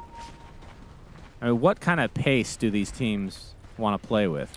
Typically, when you go for the Helm of the Overlord, you want to push the envelope a little bit early. You got to blink now on Magnus. To me, the thing about the 1K lead here isn't that it's a massive amount or anything, but I am a little bit concerned for Game in that they're not able to find more pressure on the map with the lineup that they have. Mid Monkey King has made 1 kill in 15 minutes. Dire are Your cores are farming okay, but as I was saying prior to the game, I'm not sure how much I love the matchups that they have. I think this is a pretty good game for Lina overall when she gets farmed enough. And of course the last pick Beastmaster, top of the net worth chart, will be taking advantage of that to get the Roshan here. The Dragon is super tanky. 15 armor and good HP regen. Yep, quite an early Rosh. WS will be the recipient of that. Instead of Makoto, we'll be frontlining a lot, I suppose. I feel like we see that more often when it's the Aghanim Scepter build and not the Helm, but yeah.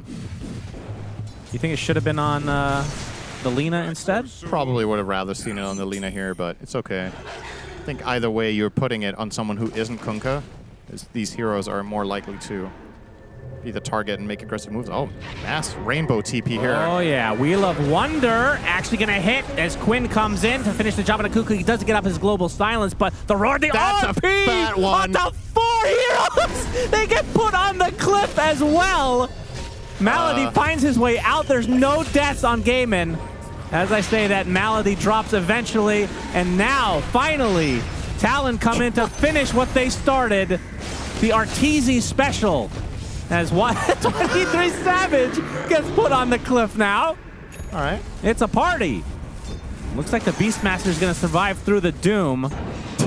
That is amazing. 5 heroes cliffed within 30 seconds. That's a special that was one. disgusting. What an RP. And imagine that situation if Talon had more heroes there. He had to secure them up on the cliff because there wasn't backup, and this way he could at least keep them contained until reinforcements arrive. But this is a beautiful RP. And you can see on your minimap here, Lina too far to the left and Kuka too far to the south. Oh, that is so good. That is so good. Really great presence of mind, too, to make the decision to put them up there. That's one of the best plays of the tournament, for sure. Just recognizing that they won't have time to kill them unless they place them there. Effectively a 10-second stun. So that Lina and Kunkka get over there. Beautiful scenes there from Jokum. 3K lead now for Talon. Yeah, just off of one fight, essentially. Now they have the Aegis, of course, still 3 minutes on it. Tofu going for the denied room, or the ward, I should say, but he's going to be caught. Does have Skewer and the box from Malady as we have Aurora on the other side onto the Doom as Quinn's going to use the Wukong's command. Beating onto WS, but they've already lost the Doom here.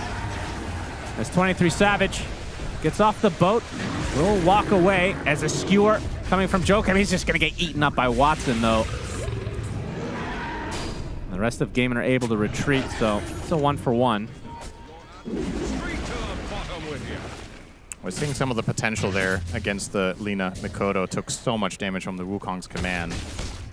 Once Lina gets caught in the middle of that, things can get spicy, but eventually he will have a pike. He's going for the Dragonlance first, which is pretty standard. That's the Monkey King. This is a big Makoto. kill. Finally for Quinn. Solo Something kill. good. This is as big as it gets. Killing the enemy mid alone in the jungle will give him a massive recovery. Nothing Tofu. comes for free, though. Oh, he actually gets the stun, but Torrent connection from 23 Savage. It's always a trade of sorts, but yeah, that time Gaiman gets the better of it.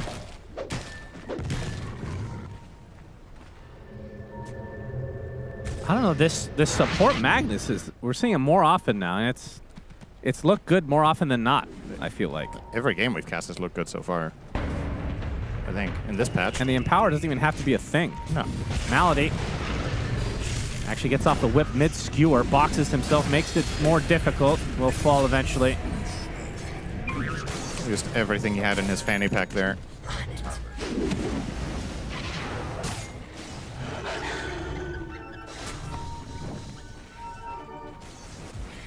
Wonder when Quinn's going to buy the shard. He is very good at using that on the Monkey King. As we're going to see an RP onto said Quinn, into the roar and the global. No spells to steal as a result. And Quinn back down on the bottom of the net worth for the cores at the moment. WS with that Black Dragon will apply pressure to this tier 2. Actually, think better of it and go to the north instead.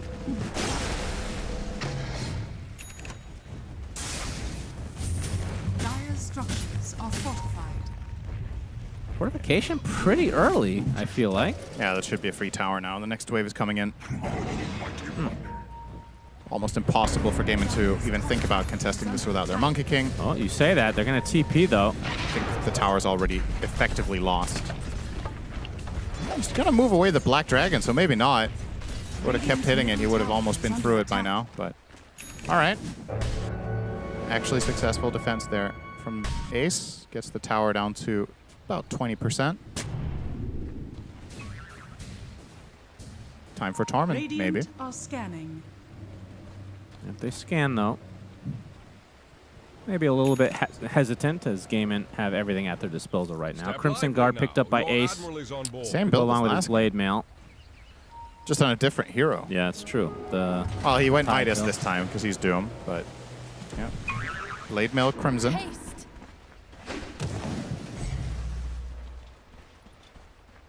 Right, definitely good. And now it's Torment time. There we go. A small delay. All right, so Shard. 23 Savage actually got his Shard already, by the way. That's really early. Yeah. As Jokam will get his. Additional range on Skewer and more damage when you skewer them across trees or cliffs. Quite nice. When you're playing Fishing Magnus, it's nice to get more Skewer range for free. Yeah. Can initiate from further away from your team. Now you can cliff them from a farther distance. Yep. I doubt we're going to see another one of those this entire tournament. That's a true rarity. Can't remember the last time I've seen 4 heroes cliffed by anyone, including Darkseer. Is under attack. Very, very uncommon. Here goes the tower. Eventually, they can delay it, Gaiman, but it is inevitable. Yeah, Similar to Beastmaster. Game 1, they're now in a tough spot in the mid game. Yep, true. 6K lead. Beastmaster now with the BKB. Makoto, Hurricane Pike soon to be. And for 23 Savage, obviously he's had the Radiance for quite a while. Has enough for the recipe on BKB now. So this is actually a pretty large power spike for Talon. Don't have the Aegis, of course. You could wait for the next one, potentially. Yeah. But either way, this is a pretty good timing for them. Especially considering Makoto now with this Pike also has the upgraded Brigand's Blade. That's the unleashed version. He's going to hit very, very hard. And even if heroes are Crimson Guarded, as long as they're low enough on HP, he's going to be able to pierce through it because of that percentage-based Dark Mercy passive on that Blade. Oh, they're going to find a connection onto Ace. Global Sounds prevent anyone from helping him. He's really tanky, but not tanky enough. Quinn with the Wukong's command now. Applying some pressure to 23 Savage. As WS getting pressured by Watson. He's already popped his BKB. In fact, they all have. X-Mark. Quinn, I'm not sure I've seen the soldier thing yet, Cinderin. What did he X-Mark? Pay attention to that. The box to save Quinn. Oh, but he's going to get RP'd on the other side. It was stolen, but he gets skewered from such far range away. Getting some nice lifesteal, though, thanks to that Jingu stacks. And now 23 Savage completely out of mana and now HP. And there's the RP from Tofu. Going to provide Watson an opportunity to right-click to his heart's content. Cuckoo dead. Now the tier 1 tower will fall as well. Big fight for Gaiman. Yeah, they strike back. Important for Quinn to have the Sanjin Yasha there so he gets to stand his ground and turn that around. Wanted to talk about that. Watson went for BKB. I'm not saying this is the wrong choice, but look at how many things go through. You got RP, you got Global, you got Roar. You have to buy a defensive item on this hero. I was thinking S and Y for status resist, Yeah. but, you know. I just don't think it's enough. This hero needs freedom, so you either need Axe or you need BKB, but Axe is not good against Silencer. Yeah. So you kind of just have to pick this one. I think it's the right choice. Feels bad, though. Radiant's Yeah, but at the bottom same tower time, if is you have under BKB, attack. you blink in and you go on someone, and they have to roar you and you don't die. That's already a very big tool, or RP you when you don't die. You just BKB, especially when you get the Basher, that's when it gets really interesting. You just blink on top of Lina or Kunkka, you get started on the fight, pop your BKB immediately when you go in. If you think they're about to use a big spell on you, you enrage. It's better than it might seem. Quinn wants to fight, gets the boundless strike off. Watson jumps in. Wukong's command not really going to do too much. They're going to be able to take out the Triceratops along with the silencer. Wheel of Wonder, not too much effect as the boat. Oh, nice box. Very nice. It saves him just for a moment, though. Eventually does fall anyway. That looked pretty sick. Yeah. After all that, it's just 2 supports dead. Mid Laguna. He boxed him up to save for later, but he got taken away by the tidal wave. I really like 23 Savage's choice of buying it. By the way, you did mention the early shard that Kunkkas don't usually buy when they're carry. Yeah. Tidal wave against Monkey King, right? You want to push him out of the ring. And also push back the Ursa, push back the Doom. All these chasing heroes really hate getting pushed away. So I'm very much on board the 23 Savage ship with that purchase. Have an even game on our hands again. The 6K lead from Talon has evaporated. Yeah, they just conquered it. Gaimin recovered this game nicely when they hit their mid-game stride. And they want to keep going. They're going to smoke up. No Wukong's command, but they have Doom and they have Enrage. You can see the path that they want to take. It actually looks pretty good for Gaimin. If they can get the jump, 23 Savage might be the one to break the smoke, though. And yeah, with that, Gaimin have to redirect themselves. Mikoto has a shield rune right now, so quite tanky. Great read from 23 there. It's good positioning. It was very clear he was anticipating the smoke and just going to break it. Just standing still there. Can get the Doom onto Mikoto. It'll dispel the shield rune as well. Obviously, that's the target you want to probably go for anyway. Yeah. Oh, the Prowler has been taken over now. Radiant are scanning. What does he have other than the root? What's the other thing? The Desecrate ability, the one where you stomp and reduce base armor. Oh. By 50%, but it's hard to use in fights. Very good against Terrorblade for once not in the game, though. Yeah. It's Creepus. Kind of hard to use. All right, so Gaimin on the other side of the river.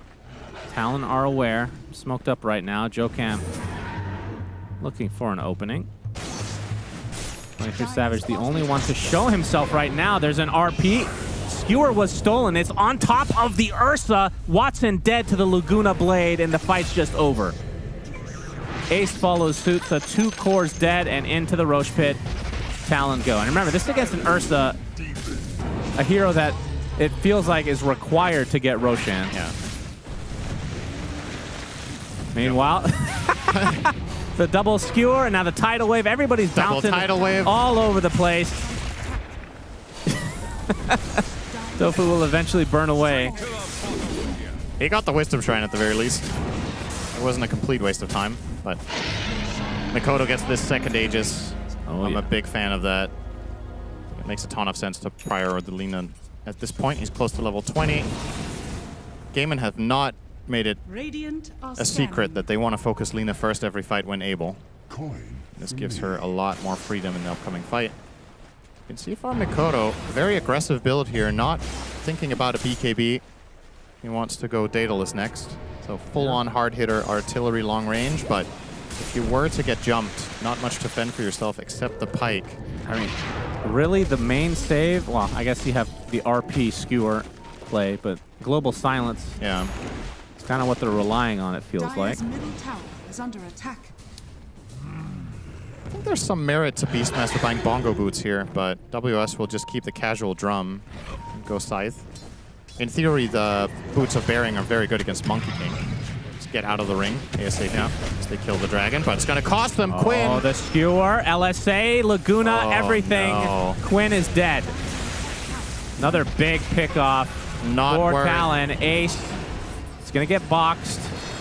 Tidal wave, that's Tofu's, I believe. Wheel of Wonder not going to do too much here. Actually, Mikoto runs into it for no reason. Forgets about that interaction. Watson applying some pressure to 23 Savage, but will have to enrage and get out. Meanwhile, Doom used on the Magnus. That is a support, but at the very least, Gaiman gets something. Yeah.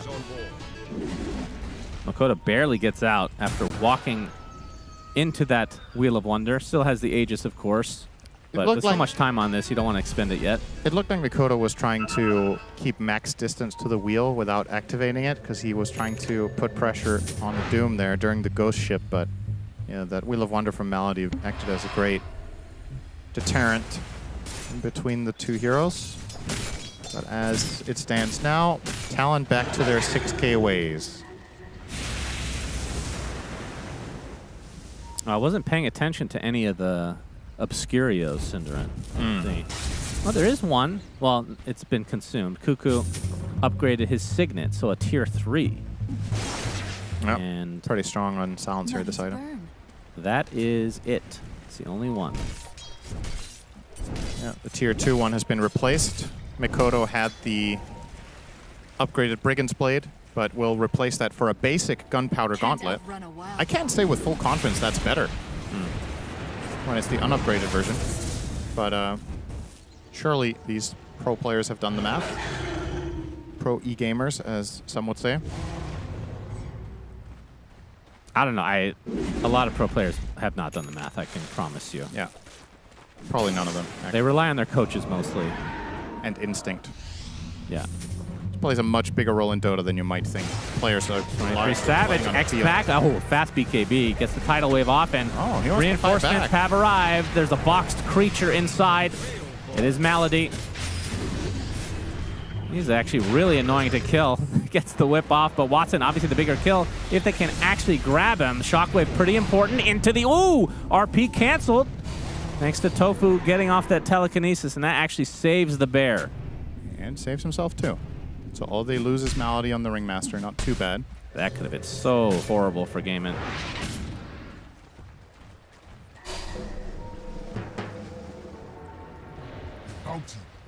WS. Looks like Sheepstick is next on the list for him into an AC. Hex, of course, as always, one of the items against Ursa. Even if he were to get Ags, can't use it during Hex. But also, of course, an amazing tool against Monkey King.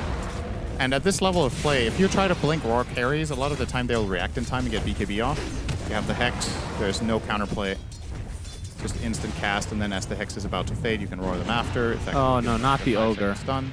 Granite Golem, poor thing. Bye-bye, Golem. He's gonna find himself a new friend. Oh, it's his family. It's his uncle. Ancient Granite Golem is back.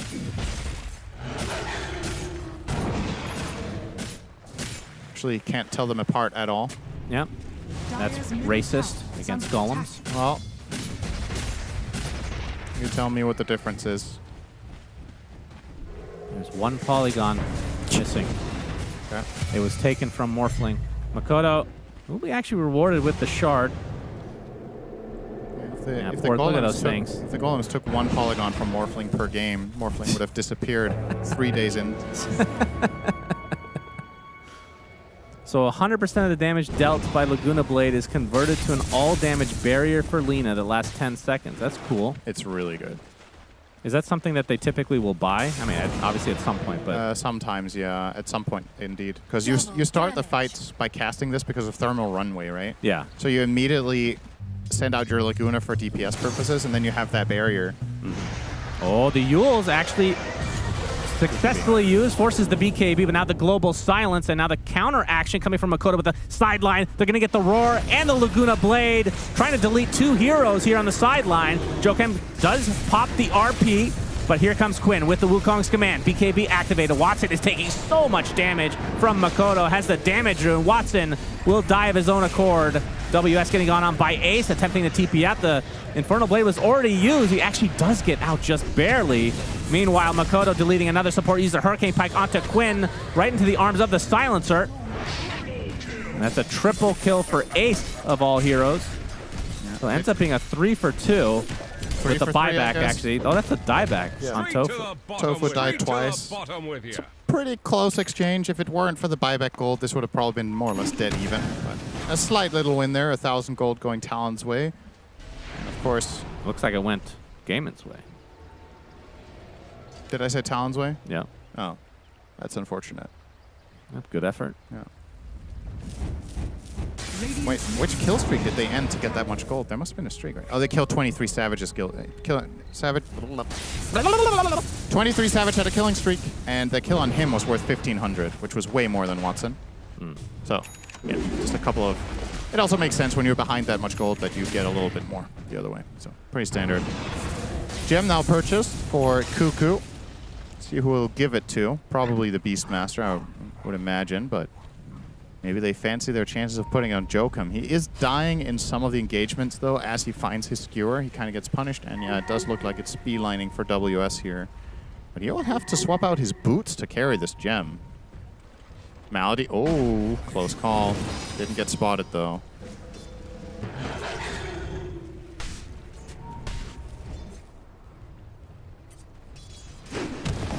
30 seconds away from Roche potentially spawning. Shadowblade now picked up by Jokum. This will help a lot. Feels like the Rubik has been a thorn in his side to try to counter-initiate.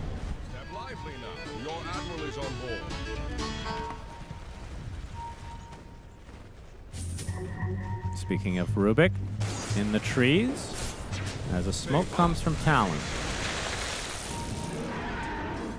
Nullifier on 23 Savage for the box. Radiant are scanning. Yeah, that's big. And there's a lot of defensive items like Glimmers and Yules.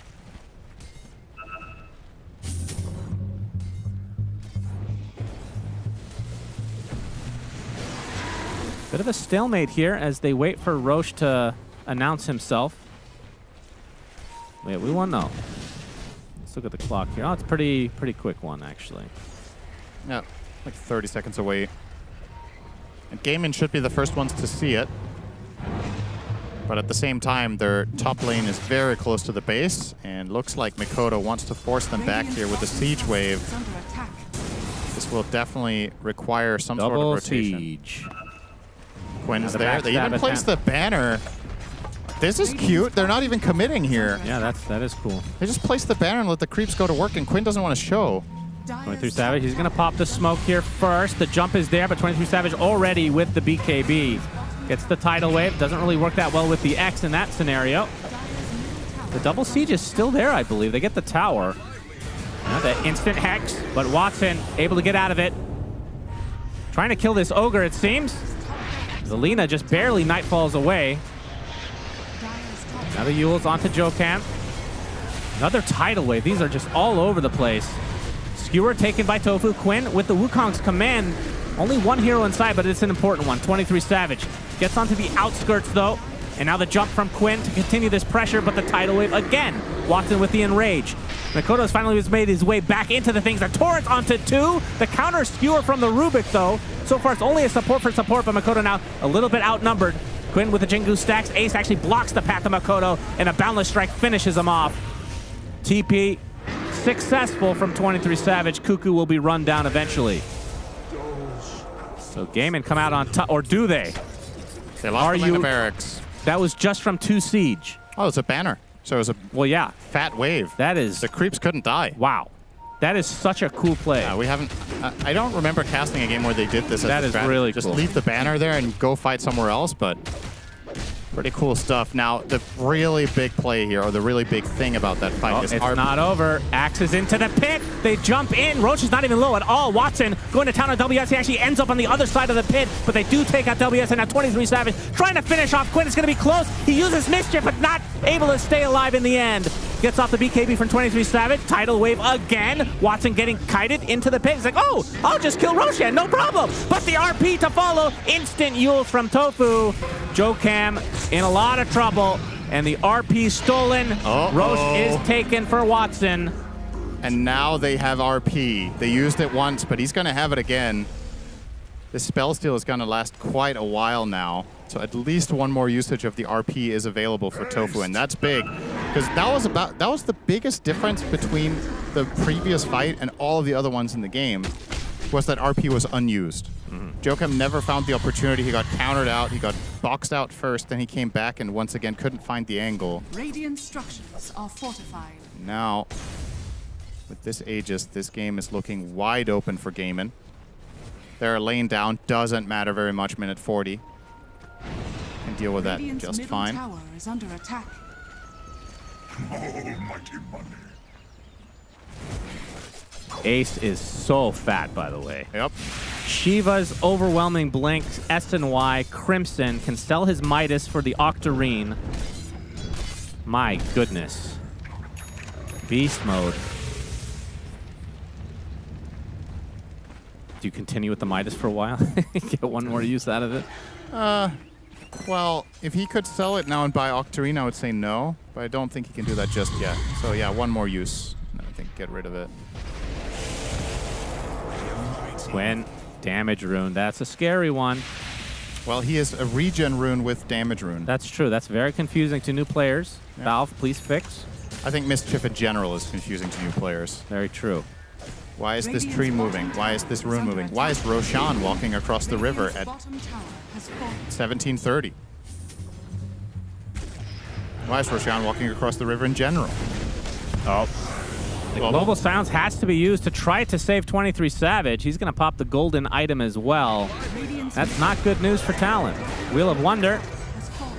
Just thrown out there. All right, well, that's a trade of ults, I guess, but It's a global is carnival. still the bigger one. That is one Radiant's thick middle tower is under creep. attack. The Croaker.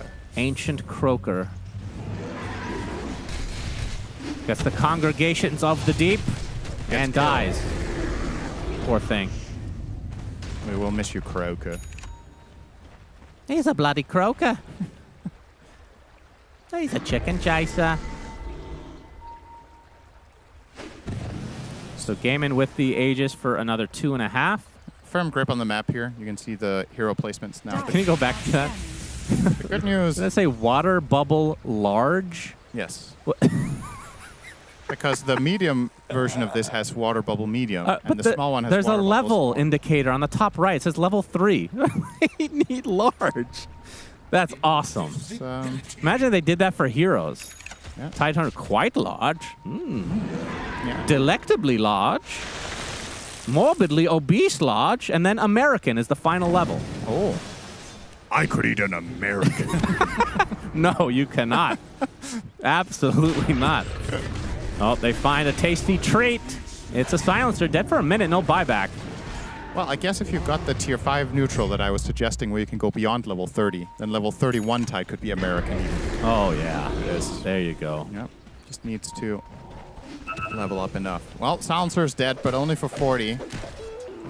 The beauty of being relatively low level on Cuckoo here in this mid game, or I guess we call it late game now in Dota at 40 minutes. That's actually an interesting question. When do you think mid game ends now? Because I think it's changed this patch. It feels like the games go later and it's harder to end so far, in some of them anyway. Yeah. So what is a late game for you now? What is late game? Yeah, what's late game? 45 plus, I guess. Because in the past, I would think of it that way too. But what generally constituted late game was that, oh, heroes are starting to get 6 slotted, right? Yeah. But that starts happening at minute 30, 35. I mean, there is a new tier, though, that exists. It's not just this patch, though. It's the extreme late game. You're just saying it happens more often. They're not really going to use the Aegis here on the game inside. Nope. It's going to expire. Radiant's It was top interesting to tower see that is Watson under went for attack. both the BKB and Ags in this game, by the way. But got good use out of it last fight. Now with level 25, 2 Earthshock charges, easy to stick onto targets. Yep, along with the Shard, one of the best in the game. Yep. Tough to kill. They know the Aegis is running out in 10. See if they can find a jump. Radiant's Gaiman top are about to tower is connect, under though. attack. Ace has 5,500 HP. Just wanted to throw that out there with the Granite Aura. Okay. Overwhelming Blink. Jokan looking for the connection, finds the skewer. Makoto with the early BKB just to try to take out this Doom. It's going to be close. He's going to get bashed, though, by Watson. Pops the Enrage. The Doom finally falls. No buyback here as the double BKB now from the Talon side. Watson, BKB with the Enrage. As the Earthshock to try to get away here, but there's the RP. Is there the follow-up, though? No, Quinn jumps right on Makoto. Beautifully played from him, as Jokem does get the skewer on the sideline. Cuckoo getting bashed by the Monkey King on the trees.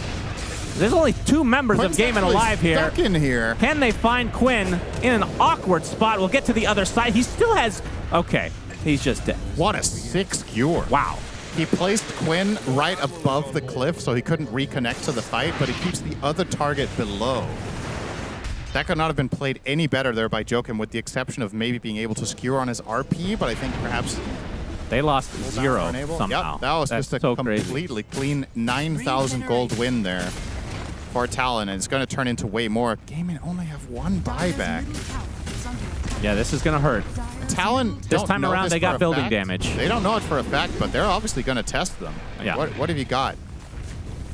I mean, this is minimum 2 lanes. They're going to go tier 4s. Yeah, there's a tier 2 bot, so they can't go megas. It's either go all in now or reposition. If Quinn hadn't fought back there, they would have gone straight for throne to force it out. There is a fortification out for these tier 4 towers, but this is going to be a 2 versus 5 for the next 15 seconds as 23 Savage and company looking to finish this 2-0. Triceratops going to help out with this push. Very important to mention that. Terry the Triceratops is just destroying this tier 4 tower. He gets whipped. That is animal abuse from Malady. Will get away with murder despite dinosaurs being extinct. As Talon now on the retreat. So they get the 2 lanes officially. And a Quinn buyback. Quinn buyback and 1 tier 4 killed. And this is a buyback they have to use and still can't fight with. It's super awkward and it's really frustrating because usually when you buy back in your base, you want to do something with it, but you have to buy back as a deterrent there. If you don't do it, you lose your tier 4s and you have to buy back anyway. So you might as well do it earlier and hope they get scared and back off, or you can somehow catch them in a weak moment, but not the case. In the meantime, bottom lane has also been pushed in. The siege creep's going to work together with the boar. I think this lane will actually, this tower will fall if Gaiman don't get down there. And they might be hesitant to do so because all the enemy heroes are missing. But now Quinn will go and boundless it away, I guess. Oh, he's cool now. Well, it'll fall. Eventually. This tower is important to defend, if possible. Oh, yeah. Roshan death timer will be announced to us in 6 seconds if we could read clocks. I wouldn't say announced exactly. I'm ready to read the clock here. A cryptic clock. Here it goes. It is in... Oh, it's about the same actually. 35, 40 seconds here. Yeah, pretty fast again. Yep. That's going to benefit Talon if they check the pit. And looking at the neutrals, anything catch your eye? WS could just put a boar in here. What's that? You could just put a boar in the pit. Yeah, they could. So Outworld Staff, which I assumed was the worst neutral ever put in, has been picked up pretty consistently. Cuckoo using it as a survival tactic to just be able to hit the R button, of course. Has the debuff duration added to it, so Radiant are scanning. longer global and whatnot. Yep. Rosh is spawning now. Smoke from Gaiman, though, so they do have to deal with these creeps. Like, the lanes are continuing to push. He has a creep up there continuing to push that top lane. Watson, Blinken's get the... Okay. Watson's going to take the very important illusion rune. Worth the risk. Ancient Ice Shaman, the ugliest creature that has ever existed in Dota. Got a major case of the underbite. Swiftly taken out by Quinn. And this is going to be the Roche for Talon. Say goodbye to Kevin from the billiards club. There goes Roche. This fire will never go out. Aegis, Refresher, Banner, and Cheese. Full shebang. Currently holding the Refresher is 23 Savage in his backpack. He was buying Refresher Orb anyway, so now he can just have this one for free for the next fight.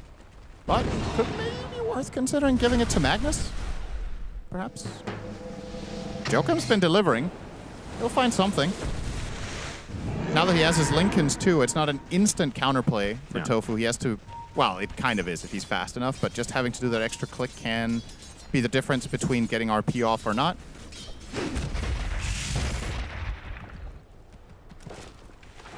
Dire are scanning. Well, in terms of buybacks, there's quite a few in the game right now. Only 3 people do not have buybacks, 2 of which are on the game inside.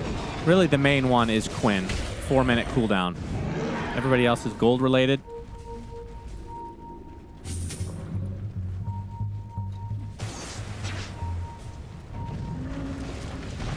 Oh, Joe can't. He actually found somebody. That looks so weird. Well, they get a free pickup on a Malady. That's a gem. Indeed, 100 seconds, but has the buyback intact, and that's the tier 2. So if they can poke away to get the megas, this will create a lot of pressure constantly for the game inside. And this is one of those luxurious positions you are in when you have support Magnus, is that you're just waiting for a slip up. At some point, somebody's going to get out of position, you're going to fish them, and you're going to kill them. And if you fail, you're support. Now, Take the risk. why is that not the track for Pudge support then? Because Pudge is a worse hero. Okay. It's not the same at all. Gotcha.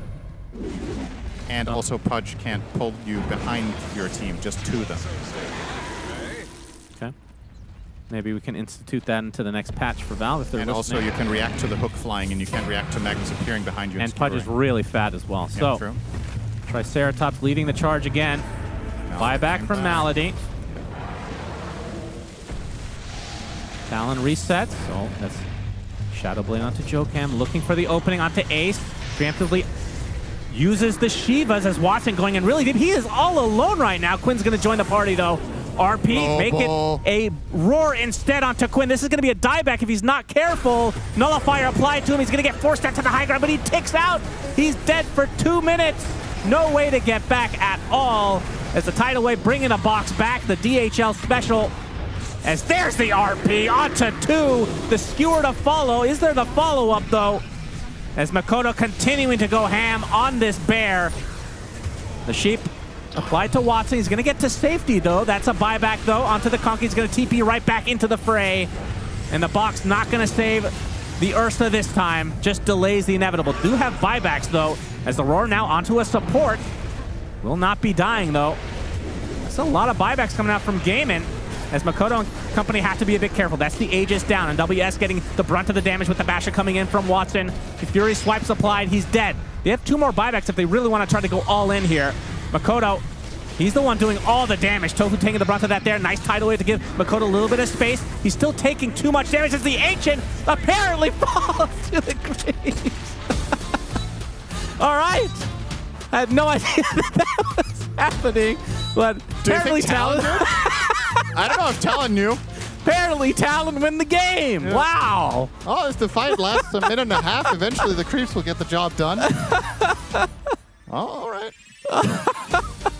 That was awesome. They're all smiles. That was an amazing. It's hard to decipher from those laughs and those smiles whether they knew they were winning there, but either way, well done to good. Talon on a 2-0 victory. And yeah, what a nice game. The team fights, a lot of tanky heroes, very drawn out. Many of the fights lasted like 40, 50, 60 seconds before we eventually had a victor. And feels like the X factor in this game was probably the support Magnus and the Kunkka, right? Just all of these repositioning tools, the delayed fights, the backup global silence for when things get tough.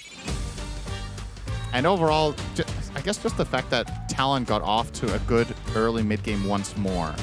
So never really saw the vintage game of crush lanes into crush game. Yeah. It was a lot more of a slow pace. And you look at the draft and you can kind of see where that's coming from, right? I don't think it's obvious how Gaiman win a single one of their lanes. I don't think Rubik Doom is going to do particularly well against Kunkka Silencer. Then you have the Ringmaster plus Ursa into Mag Beastmaster. They just pull lanes. And the mid lane, Lina against Quinn. On the Shaver, take it away. Thank you very much, gentlemen. I think at the end of the day is a little tiny Roshan banner play that got them the throne in the end, so that's going to be my highlight. But here we see the true highlights. I think there were a lot of moments to look at for this game, Jenkins. The skewer backs though with the MVP. Yeah, that's what I wanted to highlight. I mean, I love the concept of the repositioning things, because I do think a lot of fights on this patch, and maybe this is because it's a brand new patch, they seem to be going for a very long time. People are kiting, people are buying aura items, there's satanics like Monkey King healing, tons of spells being used, kiting. And when that's the case, heroes that can reposition and just isolate a target are very important. And they're also very important for turning a lead into an even bigger advantage if you can continue chasing.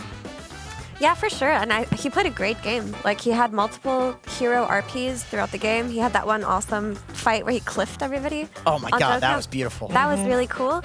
But also, I just want to talk about the key factor of Beastmaster playing on his summons. That gave them the map control in the first place. The second he finished his Helm Bomb to get the Ancient Creep, he took that mid tower into taking as much map control as possible. And because you're pushing in these lanes and taking these towers on Beastmaster, that sets up for your Magnus to make these plays. Yeah, it feels like it's a new patch. They slightly nerfed Radiance, and they nerfed several of the heroes that bought it, but now we're just in a Kunkka meta. Like, we're the new carry up-and-comer is the guy that was already getting picked last patch that still buys Radiance and didn't get nerfed, right? So I think we're going to see a lot more of this hero moving forward in the tournament. You were talking about from yesterday, you really liked when Makoto was kind of the star of the show. Like, he was the one that was meant to scale and carry. He played a TA yesterday, but he played Lina both games, and I feel like 23 Savage not taking a back seat in regards to his impact in the game, but a backseat in regards to who's the carry right-clicker of the game. And I think that's really important that carry players are able to do that, and so it's cool to see that side of him today. And they first picked it. Like, this is a game that not only do they get the W in the series, they also prove that they can play Lina from mid, have all of the pressure on him, against counters, by the way. Ursa is one of the worst heroes to deal with as Lina, and still win. And he still does the highest hero damage, and he still has an excellent game.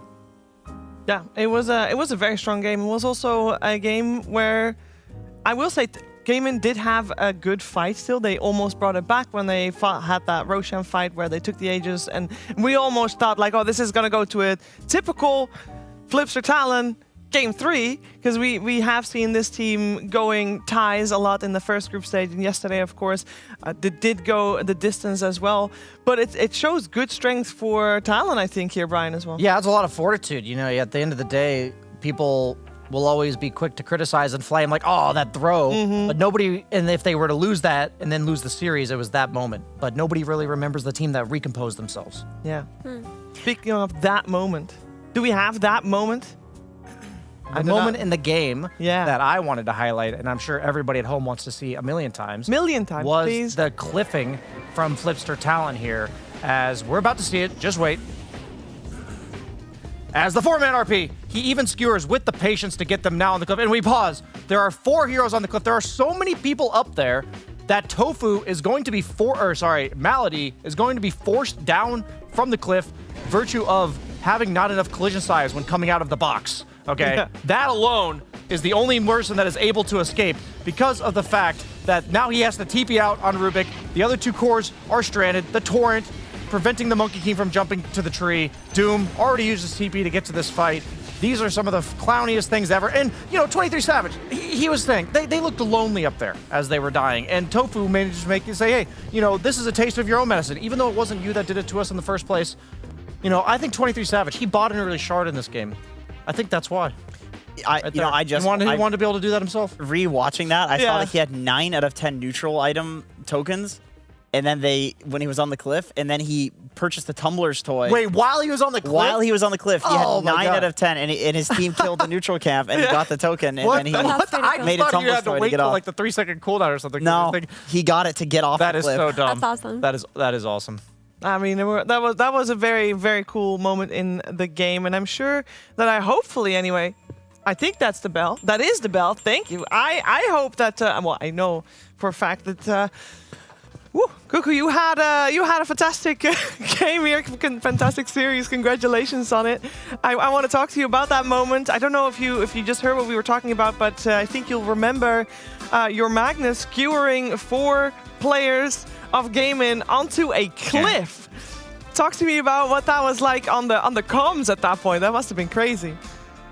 I think he played good on the Magnus. Then, yeah, I thought it's a bad fight for us. Then suddenly we have a keyword on the 4 heroes, I think, on the cliff.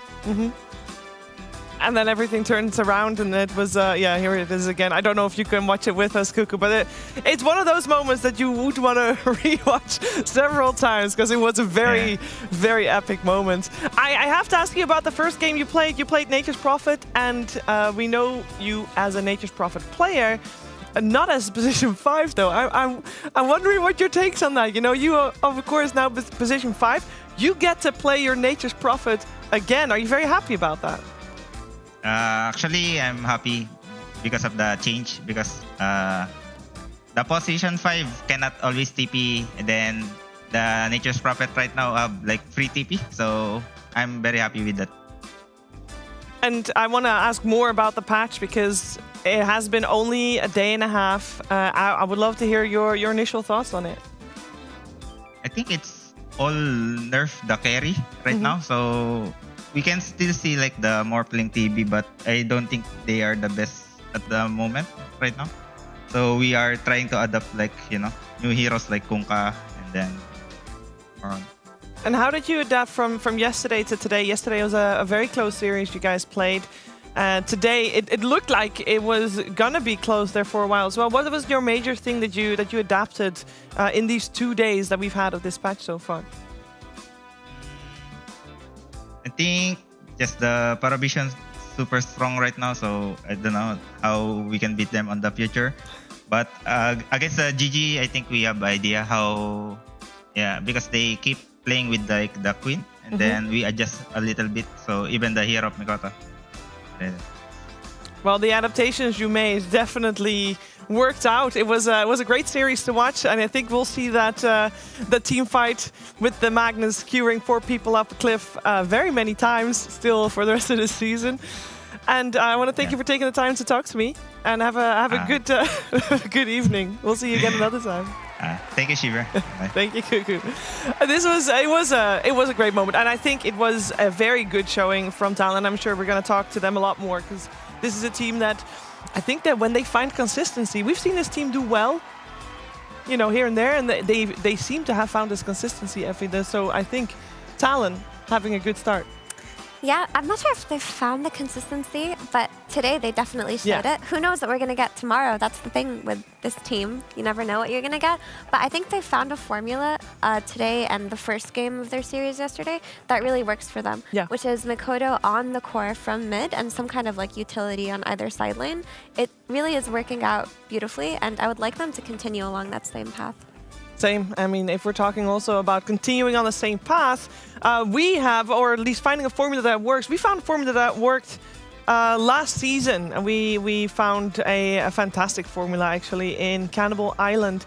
Season 1 was fantastic, and we just want to continue reminiscing on how great that season was. And because of that, we have found the perfect timing as of right now, or rather after a break, we'll have a talk show, Cannibal Island. See you after a break.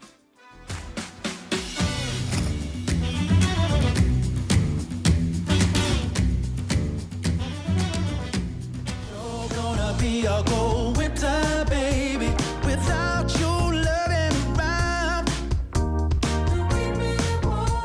I will be waiting until you come back home.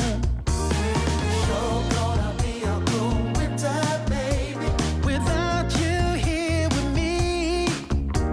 So don't keep me waiting, I need your company.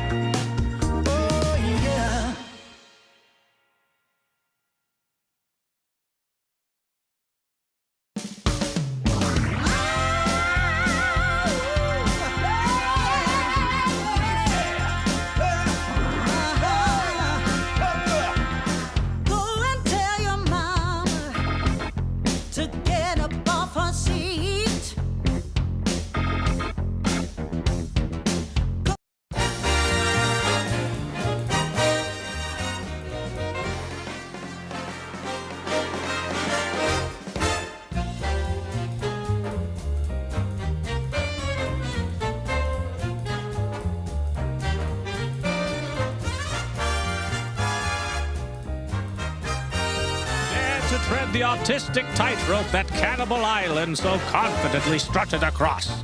A tale of hunger and hubris, flesh and philosophy. Tonight, its brilliant cast returns, not to the beaches of brutality, but to a studio for a reunion. Cinderin sits in the middle, cards in hand, awkwardly enthusiastic, in a shirt far too small for his body. The others are gathered around him.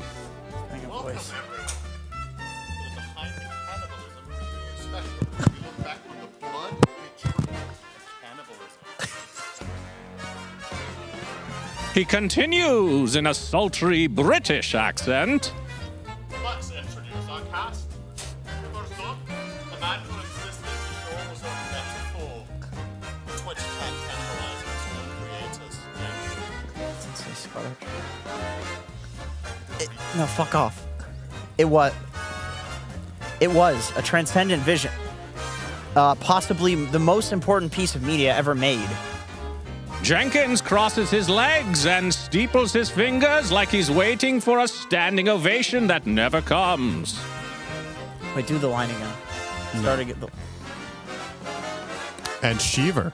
Still not quite sure how you ended up the only survivor? It was my good cardio and my trauma immunity. Shiva sits upright, arms folded, staring into the distance like she's trying to disassociate from the memory of the past. Purge, you cried on camera when Shiver ate you? Well, that's because she started with the calf, the lowest calorie efficiency per gram. I had to look away. Lacoste, the pun guy. That's my material. Start again. Again. Again. Take number 2. You say I've beefed up my material since the last season. Lacoste grins proudly at his own joke, unaware of the emotional violence it causes everyone in the room. And finally, Gunner, back from the dead. Misery, not Gunner. Jenkins just made me hold up this stupid mask. It's bad acting. Misery goes to put down the mask, but is interrupted by Jenkins. You keep that held up! The panel settled into nostalgia, basking in the afterglow of what many critics had called Dota's waiting for Godot. But like all great art, Cannibal Island refused to stay dead. Suddenly, the studio lights dimmed. Shiva, being deathly afraid of the dark, Oh my let god, out a I'm afraid of screech. the dark! I'm afraid of the dark! The cast look at each other in confusion as the slamming of the studio doors echoes across the room. Slam! That wasn't me, guys. The screen flickers on and a figure appears. Play the video.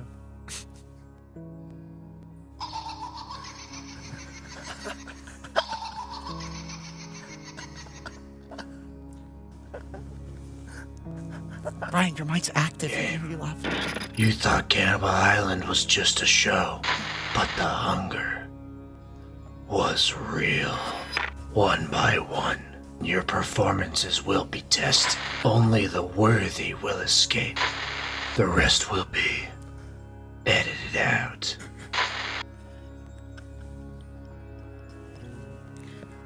Again, I wasn't in the first one. Can I please leave? Thus the curtain rises once more, and the cast, though changed, step back into the jaws of a genre that refuses to die. This is Cannibal Island, Season 2. To be continued.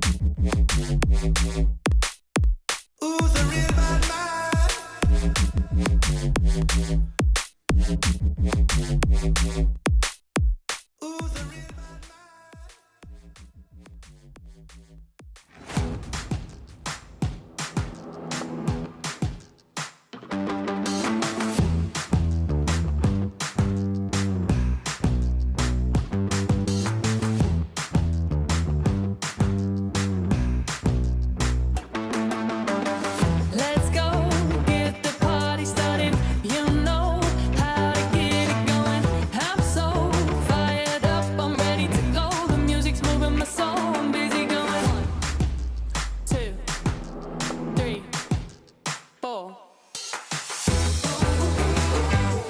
I really feel like dynamite.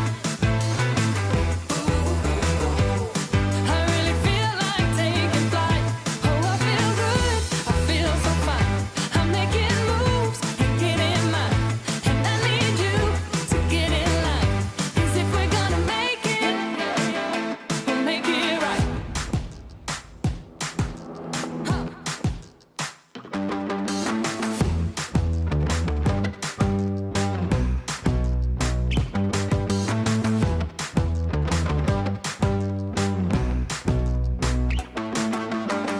Let's go, get the party started. You know how to get it going. I'm so fired up, I'm ready to go. The music's moving my soul, I'm busy going.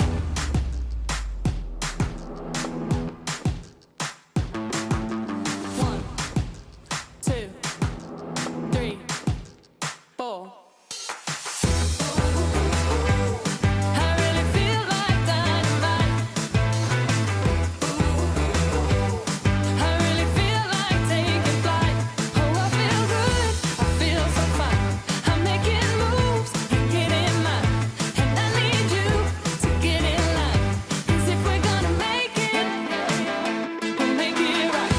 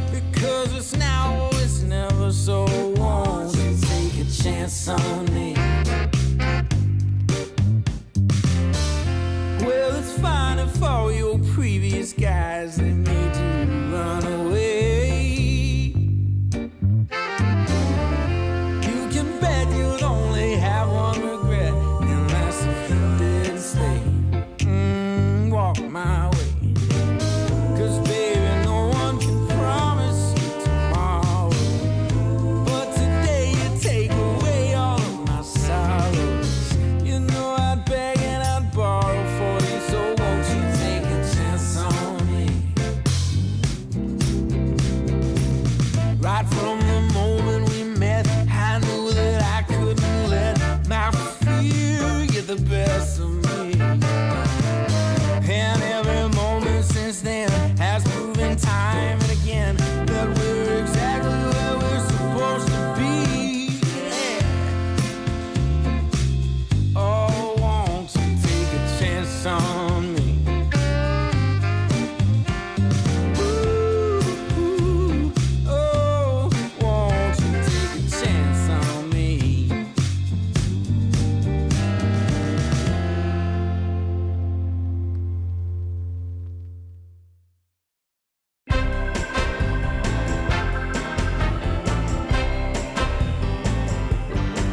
Well, there's this girl that I like, but I know that she's wrong for me. But as hard as I try, you know I can't seem to break free. Well, I don't know what I'm thinking of, but I can't get her out of my mind. When she walks in the room, I take one look at her, and all I wanna do is make her mine. But you know that.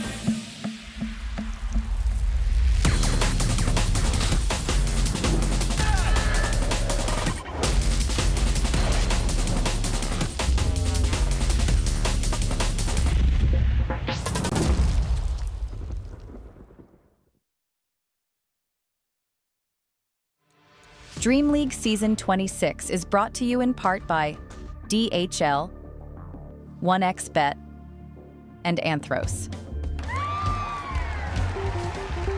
Look alert, gentlemen. I know we're starting later than usual, but believe me, I have a feeling that things are only going to get more intense as the day progresses. We had a couple of 60-plus minute games here and there, and I want more of it, and I want some more PogChamp Pandas.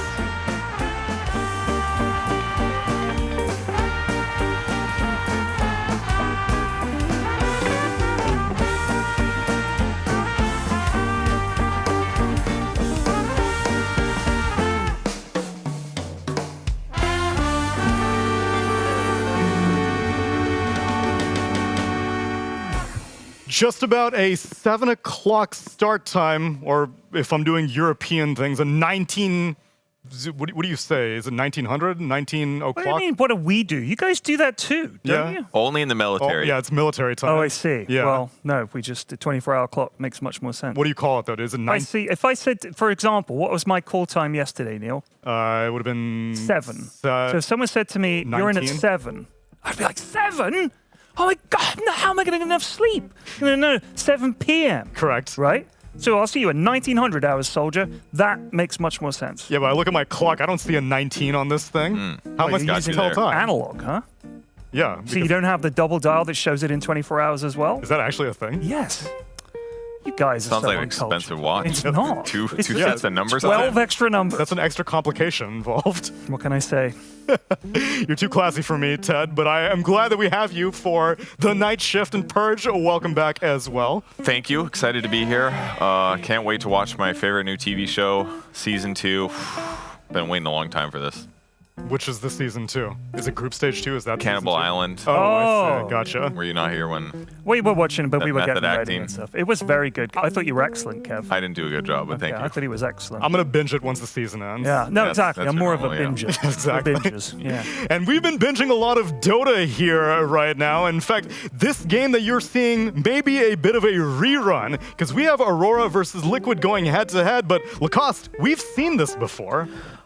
That is right, Tsunami. Lights on. Why am I in the dark? There we go. And yeah, we've seen this exact matchup 4 days ago, and Team Aurora made it look relatively easy. And we can take a look at the drafts that they did have in that previous encounter that they did have. That's not the one, but we can start with this one. This is...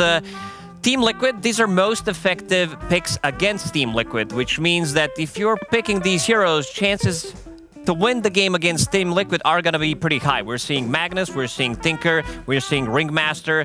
These are the heroes that Aurora have 100% win rate, at least on Tinker, at least on Ringmaster. Magnus is sitting at 66% for them for a good reason, and these are going to be kind of the key heroes for this series because Tinker and Magnus, we can look at what happened to them in the previous patch. If we take a look, it also means that the heroes are not that heavily nerfed. We're talking about Tinker, who has been nerfed in support aspect of the hero. We can turn the next slide and check what it is. So Magnus, his shockwave slow duration has been decreased at early levels. At level 4 it's still the same, but the way that Aurora is playing Magnus is from the offlane role, which means that this doesn't matter as much because you're playing with the Eternal Empowerment facet, which also means that you're putting 1, maybe 2 points in it, and Skewer has actually been buffed with the shard. Not that big of a deal, but for Tinker, base armor has been decreased by 2, and damage has been decreased on March of the Machines, which means almost nothing considering that Aurora is playing core Tinker, so you're playing with the other facet, not with the March of the Machines, so it doesn't matter as much. And we already saw earlier Tinker being played from the mid lane by Nigma Galaxy, so the Tinker is still in the pool. But there's also a player I want to focus on, and that's going to be Toronto Tokyo, what he does with the amount of farm. So production, if you could play the clips. So this is what he does. He does it really well. If you look at his net worth, he's the lowest net worth core, but the impact that this guy has on the team, considering that he has 2 very farm-heavy cores, means that Nightfall's getting a lot of farm, so is Kiyotaka, but the impact that this guy has is pretty massive. And coming into this series, I'm wondering if this Magnus is going to be left in the pool because he plays it so well with not that much farm. This is the guy that played position 2, he played position 5, now he transitioned to position 3, and he looks very, very good on it. It's been a natural transition for him, and he's actually been laning with someone who he's been quite familiar with for many years. It's been Mira, but it may surprise you to learn that it wasn't Toronto Tokyo who recruited Mira to this Aurora squad, but we'll hear it from Mira's own words himself.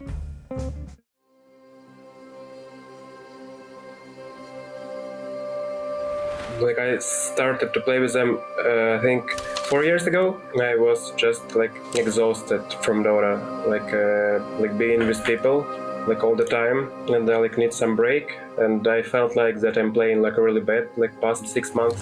They're knocked out of the competition. A rough one for Team Spirit. You know, they won't be able to try their chance of claiming the title this time. And I just need to rest and to find myself again. So like I just went like on a break, and after the break I knew that my place in Spirit is taken, because like the team of this level just like will not just wait you. And I thought that I need like something new. I was like boring and chilling like after Spirit, and I just got messaged by Nightfall. I was bored as hell, like sitting at home and streaming and just walking and like partying. It's nice, but I don't know, I like need some stress in my life, some like something to be like afraid of. So like I accepted the offer. Then we found Aurora, and like here I am. I think that actually like many fans like of Spirit just followed me to the Aurora. So like I'm super like thankful, and I'm like super glad that like you're still with me, and I love you guys, and like thank you. Nobody says that. And Toronto Tokyo gets another kill to his name. He's going to come out to help the rest of his team as they try to surround. Kiyotaka just in time with the ult. Will survive. Helps Toronto Tokyo get a triple and make it an ultra kill at the 9-minute mark. I do feel that we like just getting better, like a lot from tournament to tournament, but like not good enough still. We have enough skill to play Dota, to win like some Dota, but we need to learn like more mental skills. We need to like be able to proceed like with our stress, so we need to be like more patient, and we need to manage emotions. Like when we lose like one game in lower bracket, we need to be chill, to be calm, and like not to scream and yell, because we can't like just handle these emotions. We need to learn this. Of course we have like some mistakes in game, and we need to fix them as well, but like every team like in the world just has them, and they like fixing it like all the time. Like we are the best, but we need to be the best like as humans too. Tornado comes through, jump in, Horn Toss, got the Shadow Shaman, and V-Tune died like that? What? Kiyotaka just did a massive burst of damage. We can do better, and we will, I think, just progress like during this tournament. It's our like last chance to get like invite to the EVC, so we will try like our best. We had like 5 days break like after Blast. We had like 0 screams, so we will just hope and pray that we win. It'll never cease to surprise me how a two-time TI winner, even at that level, can succumb to imposter syndrome, because Mira oftentimes felt like he wasn't playing up to the standards that he had set for himself. He took some time off and then evidently realized that he needs a little bit of that stress in his life. That's what competitive players crave at the end of the day. It seems like this is a pattern that kind of keeps happening too. It happened to Celery as well. Very similar thing, like very accomplished team. Maybe Celery hadn't won multiple TIs, but amazing placements without a doubt. And then he gets a little bit fatigued. He takes a little break, and within like 3 months, he's like, I'm back. And you're like, but you just lost your team now. Now you have to start over with something new. For Mira's case, he's doing very good on Aurora here. So I think his trajectory is sitting really good right now. But the pro players, man, they just can't stop playing. Unless you're Lacoste. Then once you retire, you're like, I'm done, That's man. a bit me. Come on. In my defense, I'm still playing a lot. You know, Oh, I'm yeah. playing Yes. 8, sometimes 10 games a day. I'm still craving some good Dota. Because you need the stress also, but in Dota, the stress is very satisfying. And right now, Aurora and Liquid are maybe a little bit stressed out about getting enough points for the Esports World Cup. Liquid is locked, but Aurora are eagerly trying to make their way to the top of the group and get in that top 8 placement. And in this game 1, they're going to do it by banning out a Templar Assassin, a Nature's Prophet, an Ancient Apparition, and Beastmaster. Liquid take out the Bristleback, the Tinker, the Doom, and the Magnus. Liquid first picked themselves a Tiny, a hero that we don't actually see that much in this current patch, and Aurora respond with a Shadow Shaman. Yeah, those 2 bans that I mentioned in the pregame, it's how Team Liquid lost. They played against Kiyotaka Tinker twice, they played against Toronto Tokyo's Magnus twice, so they realized what the problem is going to be coming into this series, so they wanted to switch things up a little bit. Picking up Tiny, this has been Team Liquid's bread and butter for quite some time now, playing it from the carry role, but can also be played from the mid role. Tiny has been nerfed in damage dealing aspect. His avalanche damage got nerfed, also attack range on tree grab, and also grow attack speed has been increased. So even level 15 talent, that avalanche damage has also been buffed a little bit to try to, you know, give him something at least, not completely kill the hero, but I still feel that this hero has a place in meta.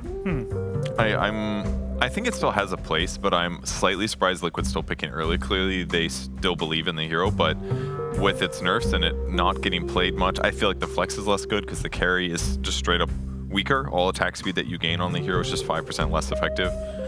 Yeah, that's the case. So you don't think there's a chance then that this might be like Boxy Tiny or something like that? yeah, I think my point is just that it's less good as a flex because before it was kind of like mid and Right. carry. You knew it was good enough Support to was fit less- those roles. Exactly. So now that it's not as good mid, it's kind of a little bit more straightforward. It's probably going to go into the mid lane. That's what we expect.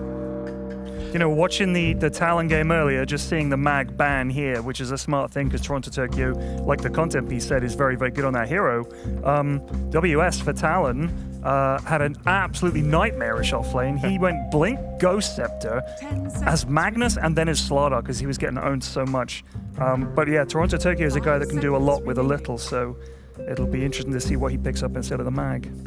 So one other thing about the Tiny that kind of worries me is that Liquid was a little bit stubborn with their picks yesterday when they played. Yep. And it felt, and I'm just worried that they're going down the same path a little bit with the Tiny here. They were very experimental yesterday. They picked pretty much 5 different heroes in game 1. Game 2, same thing kind of happened, where they were still trying to figure out what's happening in the patch. This Sven plus Shadowfiend combination, where they were playing against Yakult Brothers, then picking Brewmaster Luna. These are not, at least I would not consider them to be super strong heroes. Maybe Shadowfiend has a place in meta, but he also needs a very specific setup for this hero to work. Like he needs some tanky offlaner, some auras, a little bit more protection. But now Aurora Gaming will pick up Timbersaw, so you will have some explosive damage, something that Tiny is going to be afraid of. Because this hero becomes super tanky. If we're talking about core Tiny from position 1, where you're getting that status resistance from all the strength, insurmountable, plus you're also potentially building into SNY, which has been nerfed still, but makes the hero very, very tanky early on, and you need some kind of an explosive damage to kill him. Nerfed and buffed though, if you get Spell Lifesteal from a different source, you now get Spell Lifesteal Amp for free, which fits almost 0 heroes that end up buying both of those 2 things. But someday it's going to happen, and we're going to be really excited about it. I'm also curious if that's supposed to be ideally an offlane pick, because Toronto Tokyo, as we know, has swapped around many different roles, has 1 competitive game on Timbersaw in his entire career. Did he win? He did not win. Okay. He lost. That's a bad sign. That's a bad sign. It's a really bad sign. It could be just hero for Kiyotaka as well, even though Kiyotaka loves to play something more elusive, like all of the spirits, of course. Tinker, his Storm Spirit looks godly every single game. And this Rubik is, I would say, even though we saw Rubik in the previous series, it just doesn't strike me as that good of a hero, right? It doesn't strike me as a good of a hero for the last couple of years, I gotta be honest, because this hero doesn't provide you with much in the laning stage. Usually you are the guy that you can't trade against because we're reducing the damage. Now Fate Bolt's like a fart. You're actually reducing their damage by 3, which is basically nothing. And I can see why they're trying to pick it here, because it's good against Shaman. I thought the hero might come back considering that Shaman is popular, and also against Timbersaw. So there's a lot of good spells to steal. I'm just wondering if Rubik can get to that point where he doesn't feel useless for the first 15 minutes. Doesn't this look like Insania Rubik now too? It could be. Because, yeah, this is something that Liquid does. When we saw the Marcy last time as Boxy playing it, he got the rebound facet where you take somebody with you, and he played it to extremely good effect. I didn't think the hero was going to be good that game. He dumpstered with it. I was very impressed. It basically turns, if you don't have the best initiation, you just take whatever hero with you, and it's like they just both have a blink dagger now. So there was tons of early pressure that came from him picking this hero. There's also the potential for it being a core maybe. I don't think the hero really got that many buffs, if I'm not mistaken. But yeah, I guess probably those are their 2 supports so far. Which means that it'll most likely be a mid-tiny in Nisha's hands. And they're protecting it. They banned out an Invoker, and obviously Kiyotaka's Tinker has been taken out. Still don't know where this Aurora Gaming Timbersaw will be going, though. How is it that Tiny struggles mid against Invoker? Invoker's banned, so then... Yeah, but why would they ban him if they're putting Tiny mid? Oh, because there's Shadow Shaman on the other side, and it's probably the best setup in the game to get the Sunstrike, these easy pickoffs. You just find the guy, get that extra bit of damage early on, gives you pretty much the kill threat throughout the whole game. I thought they were banning it as a way to sort of help the Tiny out, but... I mean, I think the reason they picked the Tiny is because they're like, no matter what we're up against, we're probably fine. That's maybe, that could be one of the viewpoints that they have with it, even if it's not the top meta. Seen this hero banned a few times. So it got changed recently. Its base damage got lowered by a lot, like 6, but its new innate gives her like a 20% damage buff at the start of daytime. I haven't tested it. Does it cause lag still? Probably not. I doubt there's a graphical effect. That's good. So the global vision thing is removed. Yeah. Yes. Oh, really? No more map hacks. Oh, thank God. So that's gone. But the hero's going to hit harder is a scary thing. Is it going to hit harder than my PC slowing to a crawl and the fan spinning up? Because that's what happens. No, I don't think so. I would love to see Liquid pick Night Stalker right now. Because if they do, they nighttime. Pick Luna, Night Stalker. They make it nighttime. Make it nighttime the first 5 minutes, and Dawnbreaker loses 6 damage for the laning stage. Oh, 6 for damage, the first 5. Say less. Are you underselling this? It's a gigantic, interesting that's a concept. gigantic nerf. I know. The low end was 50 damage. It was like 49 to like 54 damage for an offlaner. That's like really low. Yeah. It's also potentially a steal pick that came out of Aurora Gaming, taking Dawnbreaker, which is something that Saberlight does like to play. They played it once during the tournament, during Group Stage 1. They did win that game, and this hero could potentially be very good against disengaging against Shadow Shaman. There's a lot of anti-heal that is happening in the game right now with all of these smaller items, neutral items as well. But the hero, I would say, will get more popular as tournament progresses.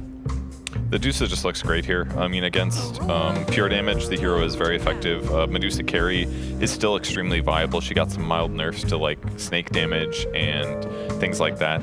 But I think as a hard carry, she is not going to have too many problems. And having Marcy with her also makes her kind of cool. A way to get her into the fight without her having to spend money on it. Yeah. I feel like a lot of these nerfs that we're talking about with regards to heroes like Medusa, I was saying this the other day, have been like, okay, you're not a support.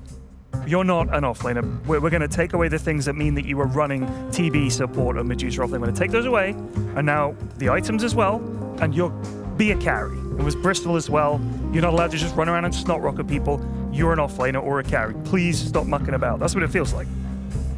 It's probably just the nature of the patch being fresh is that one of the, basically the fast that everybody took got nerfed, and for a lot of heroes, the fast that nobody took got buffed or changed. And some of those remaining facets or those other playstyles that are still there are still slightly viable. So we'll probably see less flexibility until people discover the new flexes. Right now, I don't see too much flex on the board for Aurora in terms of what they can give Nightfall, which is why Liquid you always have to ban out the anti-mage regardless, but most likely a second carry ban going to come out. And Aurora are targeting out offlaners. As you said, Lacoste, they already stole away the Dawnbreaker, already picked Timbersaw, banning out Enigma. Magnus is gone, Doom is gone, the Centaur is still in the pool, Mars is still in the pool. I mean, Aurora do they just get Terrorblade for Nightfall here? That's what I was thinking too. Yeah, I think TB makes the most sense. Seems fine TB, still. it's also a very good Morphling game. I would say there isn't that much control. But you don't care about Medusa, you don't care about both of the supports either. Tiny gives you some control, but I think Morphling, we've seen that with just one Null Talisman, you can fix some of the mana problems early on in the game. And also, Morphling is basically still just one ability. It's whether you can click that shift, can you time it well, and one waveform. Which against the number of stuns against Liquid, that should be pretty easy to do. Yeah, these are not like, even though they have some okay-ish stuns, this is not like, wow, not really an explosive damage, other than the one coming out from Tiny, but they will remove Monkey King, which is the hero that can build into Mage Slayer, can build into Diffusal, and then you can burn mana against Medusa. So I would say very good thinking. We've seen good amount of Monkey King after the nerfs, after the changes as well to the Facet. And there's that counter the daytime, so they will pick Luna one more time. Turn it into nighttime with her ulti. You were onto something, Purge. It's not terrible. I mean, V2 did play very effectively last time they played it. I thought it looked completely viable. I don't think he played it bad. They just lost that game. It looks fine here. The counter to the Dawnbreaker is cool. Pop the Eclipse, no problems there. And it's good against Timbersaw as well in lane, so it's kind of the perfect hero for this.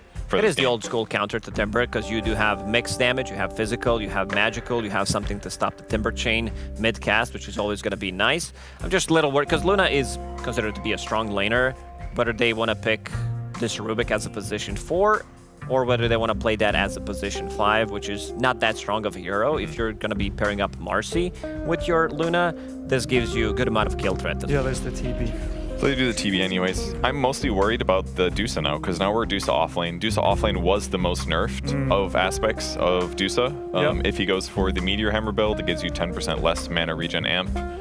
The Snake is worse. A couple other small things were worse. So the hero is going to be a less effective offlaner. You can definitely feel it. You can definitely feel the nerfs to Medusa. Before, in the previous patch, you could feel that she's not really taking that much damage, but the nerf to the Snake, how much mana you're getting, her int gain as well, it just you can actually feel it during the game, that she feels like a normal hero. You were saying there was some stubbornness coming out of Liquid in their previous series yesterday against Yakult Brothers.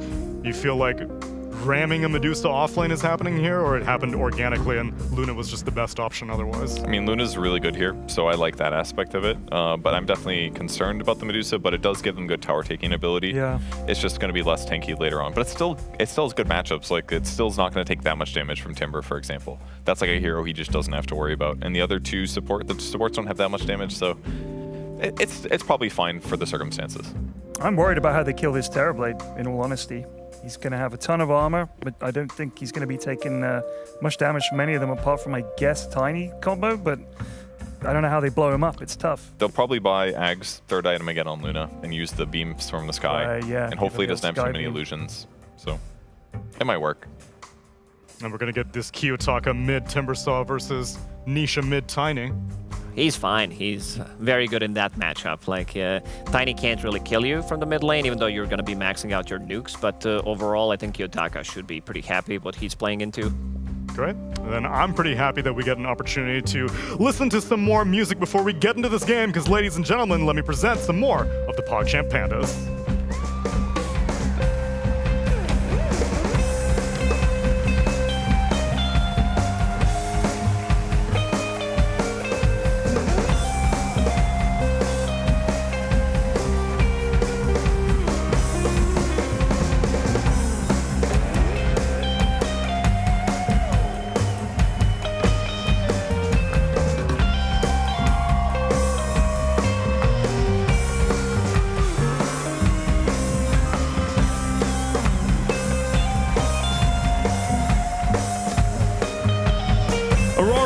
been on a bit of a hot streak for this Dream League. They've been doing pretty well for themselves. Matched up against Liquid, I have to imagine, particularly with the stand-in B-Tune, that Aurora should be favored in this matchup, but did the draft offset things, Avery? The draft can only do so much, Austin. Okay. Did it do anything at all for Aurora? Think they got that plus 5%, plus 10%? I think there's a decent amount of pressure on their support duo in terms of the control to set up 3 damage dealers, in a sense. I mean, Dawnbreaker's a hybrid hero, but these control spells from the supports really have to land to make this draft work. Whereas I think Liquid is just a little more well-rounded. I'm still not a fan of the Dusa. I know. But I do think Luna has looked pretty solid. I always liked this hero, and Boxy had that ridiculous Marcy game in the previous patch. Yep. So if he can replicate that with the pick-me-up, it's a really scary facet to play against, both offensive and defensive capability-wise. And something that if you can use that Marcy to get on top of the supports of Aurora, you blow them up quickly, then there goes most of your disable for the fight. Yeah, you just kite everybody else out. Interesting to see Rubik coming back in the meta a little bit. There's an insane Siggy, I think he would say. Did take the Arcane Accumulation, which can do some work in the later game. I'm not sure this is the best accumulation game. The one thing I like about Rubik what did is... he want? Chakram? That's what I'm not sure. I think the biggest upside for me about this hero that was kind of undersung for a while is he will try and dodge this kill attempt. No dagger. Panto, didn't go dagger, so this is free. Yeah, a little awkward. Yeah, that's a shame for Aurora. I really like Rubik versus the magic damage heavy lineups because the extra magic resist that hero gets is ridiculous. And you would just become absurdly tanky. Like the Rubik Zeus matchup is so damn good for you. You're invincible versus that hero. And then at some point you're going to steal Bolt or Wrath. You feel really good. Okay, so you're saying that is not this game. Yeah, that's my kind of issue with the Rubik in this game, is there's some okay spells to steal, but Timber doesn't care about your magic resist, the Terrorblade doesn't care, the Dawnbreaker doesn't care. There's not really a good core matchup for him to play into. And I think that is one of the things that can make Rubik a lot more viable, particularly from 5 in some of these games. He can be deceptively hard to kill. And as we've seen in the last few metas, if your supports are really tough to kill, they tend to be pretty viable. If your support is tough to kill and he can win the lane, he tends to be a really good pick. Now, if your support is tough to kill, he wins the lane, and he can farm out waves/camps independently, oh, babe, you better first pick that hero, because he's going to be top tier in the meta. Those are my 3 boxes. So what are the examples of that in the past? Of what? Of the 3 stats you just listed. Foxy, he's going to take a lot of damage here, but he does have that rebound jump away. What were they? I've already forgot them. There's no way you forgot them. So hard to kill, win the lane, farm lanes. Yeah, I think Ringmaster was in there for a little bit. Okay, yeah. Right? This hero was dominating laning phases. He's extremely hard to kill with the box plus the facets, the little classics. And then you get these whip talents, and the whip gets upgraded. You clear waves pretty fast. And it's not that mana intensive. His stats are pretty good. Yeah. I feel like he was in you would say that's 2.5 out of 3. Yeah, 2.5. And that's pretty good, right? That's enough to elevate this hero to a pretty high status. That's why heroes like Marcy are really dangerous, because what is Marcy doing out of all this? She may or may not win the lane. Probably not. She doesn't clear waves. That's for sure. She is hard to kill. 1 out of 3. Is she, though? I think this hero's really easy to kill, honestly. Well, I guess that's dependent on how successful your lane is. Some of these, the fact that Marcy can just rush straight BKB, right? Like, you don't need any other items on this hero to make her work. You can literally just rush BKB, and then she becomes quite hard to kill. So for me, the threshold of that, I guess, is maybe higher. You know, I'm thinking of heroes like the support Tiny that was pretty popular, support Hoodwink. I know it was popular, and he's just always scurrying in the trees. Really hard to lock this hero down, right? Yeah. The hero, to me, has to have 1 or 2 mechanics that innately make it difficult for a core to lock onto this hero and just all in it in the fight. And Marcy, I think, doesn't really have that. If you can lock onto this hero and all in him, it's pretty straightforward a lot of times. Mira. He'll shackle just to try and keep himself alive for a couple seconds longer. Goes for the neutral, deny, but the foul play plays against him in that situation. Nice little pickup. Win the lane with Rubik, you're super happy. Smart by V2. He did a half pull rather than a regular pull on that easy camp as well. So, it's the little things. The safe lane for Liquid. V2 and Insania. They're doing all right. The struggles have very often been the Liquid off lane. And now that's not going so well. CS 9-2 for the Medusa, so. He's getting home. Insania's super far up here. Yeah, a little bit too far forward there. Toronto Tokyo going to be tossed back. Insania will survive. At least for now. Mira man's up for another hit, but he took so much damage in return. That trade-off ends up being pretty worth it for Insania. Or at least for V-Tune anyway, because V-Tune's now living in a free lane. Well, this Luna's still a beast in the laning phase, especially these double-range dual lanes versus a melee core. You have a beam interrupt. It's a nice matchup versus the Dawnbreaker. Yeah, you can't Starbreaker in this lane. Just too many easy stuns. But yeah, it is Saberlight at the bottom of the pack. Just not having fun versus the Ringmaster Terrorblade, even with some nerfs going into that Terrorblade meta. I feel like there shouldn't be a problem getting more last hits than there is. I just don't see Terrorblade Ringmaster keeping you out of lane as much as what's happening right now. Rebound into the Terrorblade, but it does mean they're going to get double whip. They all in for Nightfall, toss him back into Saberlight. Saberlight still okay on mana. Boxy trying to chase after him. Oh, they're being kited a little bit now. That's going to be annoying. Nightfall dips into the trees and should be away. He could probably just run up and TP back. Meanwhile, the Rubik finished off the Dawnbreaker top. Another big kill for this dual lane up there. Oh, pulled him into the snake. That's a cool little bit of synergy. Didn't think about that idea. Well played. Foxy making moves. And Nightfall TP'd all the way back to base, too. He had no extra regen from him or Panto, so he had to go back to Fountain. You know, while we have a pause here, Austin. Yes, Avery? I'm just going to say something that's on my mind. Okay. Every time we have a Dota patch, by the end of the patch, all we hear from pro players is complaining. Oh, this patch is stale. It's old. I don't want to play the same heroes over and over. I have to first pick Terrorblade, do some Morphling TA every game, blah, blah, blah. So guess what? Valve gives them a patch. And then guess what they do? They still play the same stupid heroes that they have been complaining about. If you are Saberlight on a new patch, why are you playing offlane Medusa? Because it's still good? No, it's not. And number two, no, I would think they would disagree with that. As even if it is a number good, of pro players. Even if it is good, I refuse to believe that is the right call. Like, you should have some moral decency and pick something different. Otherwise, shut the hell up about the previous patch. It's hypocritical, Austin. Okay, but like, how else are we supposed to make content if the pro players don't complain about things? Maybe they can just be nice. That's not going to happen. You know that. This is a crazy dive. Kiyotaka with the haste rune dove behind this tower. They did get the support pickup of Insania, but Nisha was forced to rotate, saving V2's life. Now they're going to go after the Ringmasters, see if they can trade out supports. Got a toss on him. Panto hops over with the whoopee cushion, and away he goes. Hard to kill. Checks the boxes. Would Marcy have gotten out there? Probably. They're still going. They still got him.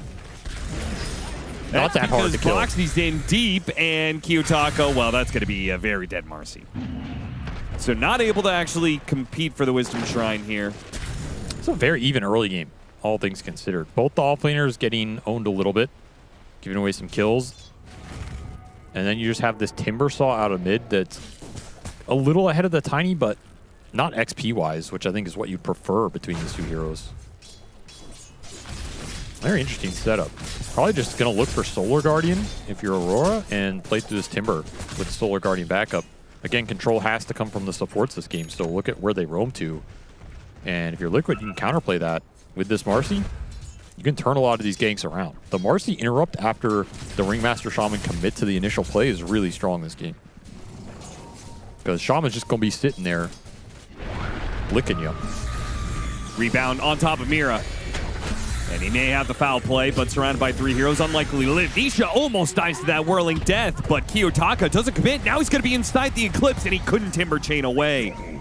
Nicely timed from V-Tune, both the Eclipse and the nuke to be able to stop the timber chain. And they're going to take the stack. Oh, this just gets better and better for Liquid. Nice little arcane rune for Nisha, enabling it all. And this is where Luna thrives. Early fighting, joining these skirmishes in open areas where Eclipse just gets max value. And this is one of the original counters to Timbersaw. One of the best carries in the game against Timber. Really shuts him down at key points. Every time you can snag one of those kills. It's massive.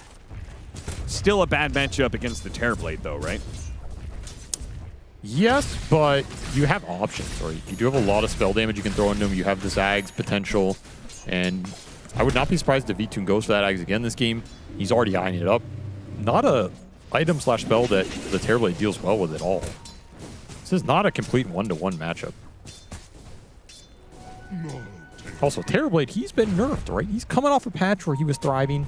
He's on the downtrend. Luna on the uptrend. These things matter, Austin. That's just basic economics. I guess. Dawnbreaker rebound out of the ultimate. Boxy. He couldn't make the Slark work quite as well as 9 class, but his Marcy is a specialty. They dive past the tower in order to get some damage on him, but Dusa Marcy will survive. This lane is tough to bring down. He has really made this rebound / pick-me-up look good. The rest of the heroes look okay, but that part of it has looked really good in his hands. Yep. Play for 10-minute power rune. Nisha hoping it's top. Kiyotaka, bottom. It's bottom. Region.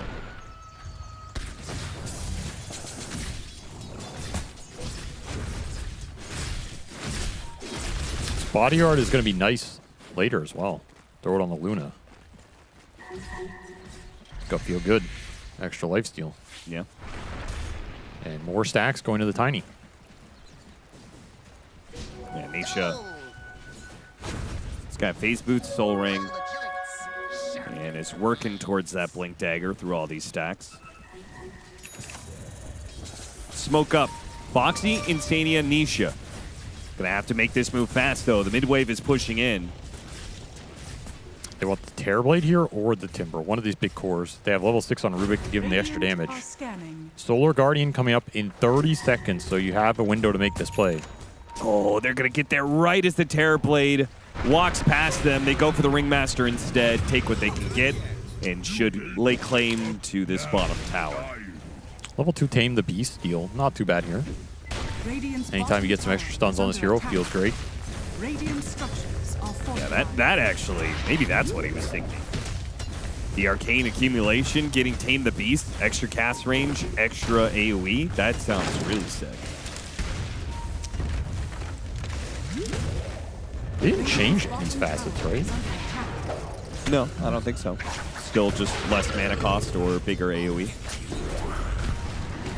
Boxy chasing forward. Nisha joins him. Dawnbreaker ult is going to come in. Boxy using the movement speed from his ultimate to try and run away, but it's right into Nightfall. So Aurora not going to give up their safe lane tower so easily. With Kiyotaka joining in. Will not be able to get the extra kill. And Stania stealing Timber Chain is a very nice one. He's going to try and steal away this power rune. In fact, with V-Tune, they might just be able to kill him again. Oh, escape back. That bails him out for the time being, and Kiyotaka gets Strongman Tonic. So, double save there. Panto giving him everything he's got. Bailouts his mid lane. You really have to be careful these open areas as a Timber in this game. Get caught up at these stuns, you're going to get chain stunned. There's a lot of magic burst between the cores if they show up to the fight. Timber Chain's in with the telekinesis. Boxy helps them out, and they both escape. Very good coverage from Team Liquid. Mega ward for what? Yeah, it's just left out there in the open. All it's going to do is block that hard camp. Nisha's not letting this go. Keeps on harrying them all the way back to the tower. Shackle on Insania now. Gotta watch for these control spells. I honestly think this is kind of the game plan. Steal as much as you can from these two supports. They have a lot of good spells for you to get. and you can get some extra control, throw it on the cores, then you're even happier in this game. Yeah. Solar Guardian available in 20 seconds now. Gotta keep this cooldown in mind if you're Aurora. Your team fight's way stronger with it around the map. Saberlight takes the top tower. So he's putting that Meteor Hammer to use. Not where you would usually expect the Medusa to be. And this game has recovered a lot. He's just farming it up. Boxy. Stuck in a corner. Somebody help Boxy. Somebody rebound him. He has nothing to jump to. Did it to himself, honestly. Yeah, kind of did. That's okay. Liquid still have the top 3 cores of the game. Wisdom Shrine coming up, and it looks like Liquid are going to make a move. Toronto Tokyo has backed away from his own shrine. Do they know this is coming? It seems like it. Got a scan on him. Teleport's coming in. They're going to be late to this party. Trying to take this one. Gorgon's Grass into the Meteor Hammer. It locks down 2. A very good start already for Team Liquid. Stonegates gets used. Good wheel, though, from Panto. That kind of saves the situation. There was a losing scenario, as is. No Wisdom Shrine. A lost team fight, perhaps. Escape back. Going to be used. Bails out Toronto Tokyo, but the snake, it'll chase him down to the end. And Kiyotaka dies off screen due to yet another V-Tune Eclipse. He is just hunting down Kiyotaka every single time this ultimate comes off cooldown. Brutal matchup for Kiyotaka. He's not been able to dodge it too much this game. V-Tune's had his number. Aurora definitely not expecting that level of commitment on the shrine. I think they're thinking one hero's there trying to sneak it. You just run up with the shaman, try and get there in time. But it was a solid move from Liquid. Definitely caught him off guard. The blink on the Tiny was flying in while that sequence was happening. So you get it for the second half of the fight. And that's just too easy, man. Amp damage, rebound him in. Whew. And that's without level 2 Eclipse. Level 11.5, so that level 2 Eclipse is going to be even more brutal. This is where I don't like Aurora's draft, because I think I hate these lineups where you have 3 cores that all just kind of want to farm and deal damage and don't set anything up. It's so hard to play the map. You feel like you have to protect all of them if you're the supports. You have to wait for all their timings. You don't have a hero you can go and play behind unless this Timbersaw completely snowballed mid lane out of control, which is unlikely to happen with this hero. Yeah, I was going to say, theoretically, isn't Timber the hero that they are supposed to play around? Especially you with have Dawnbreaker ult? you have to own your lane and then be pushing the tower or something. Maybe Aurora were just supposed to try lane mid at 6 minutes and just force Liquid to fight the Timber early, but Tiny is not that bad in this matchup. He deals a lot of magic damage. And now you're in big trouble, because what are you supposed to do to make plays to come back around the map and not just get out-farmed? This Luna is going to go to work. Atos into Gorgon's Grass, into Meteor, okay, it interrupted the Meteor. A little awkward there from the rebound of Boxy. Sunder's going to be put to use here. Saberlight doesn't mind, still has plenty of mana. V-Tune, big hits though. Ooh. Between the Ward and Nightfall and Toronto Tokyo, they just chunked down that Luna. He did not respect the Ward damage. No.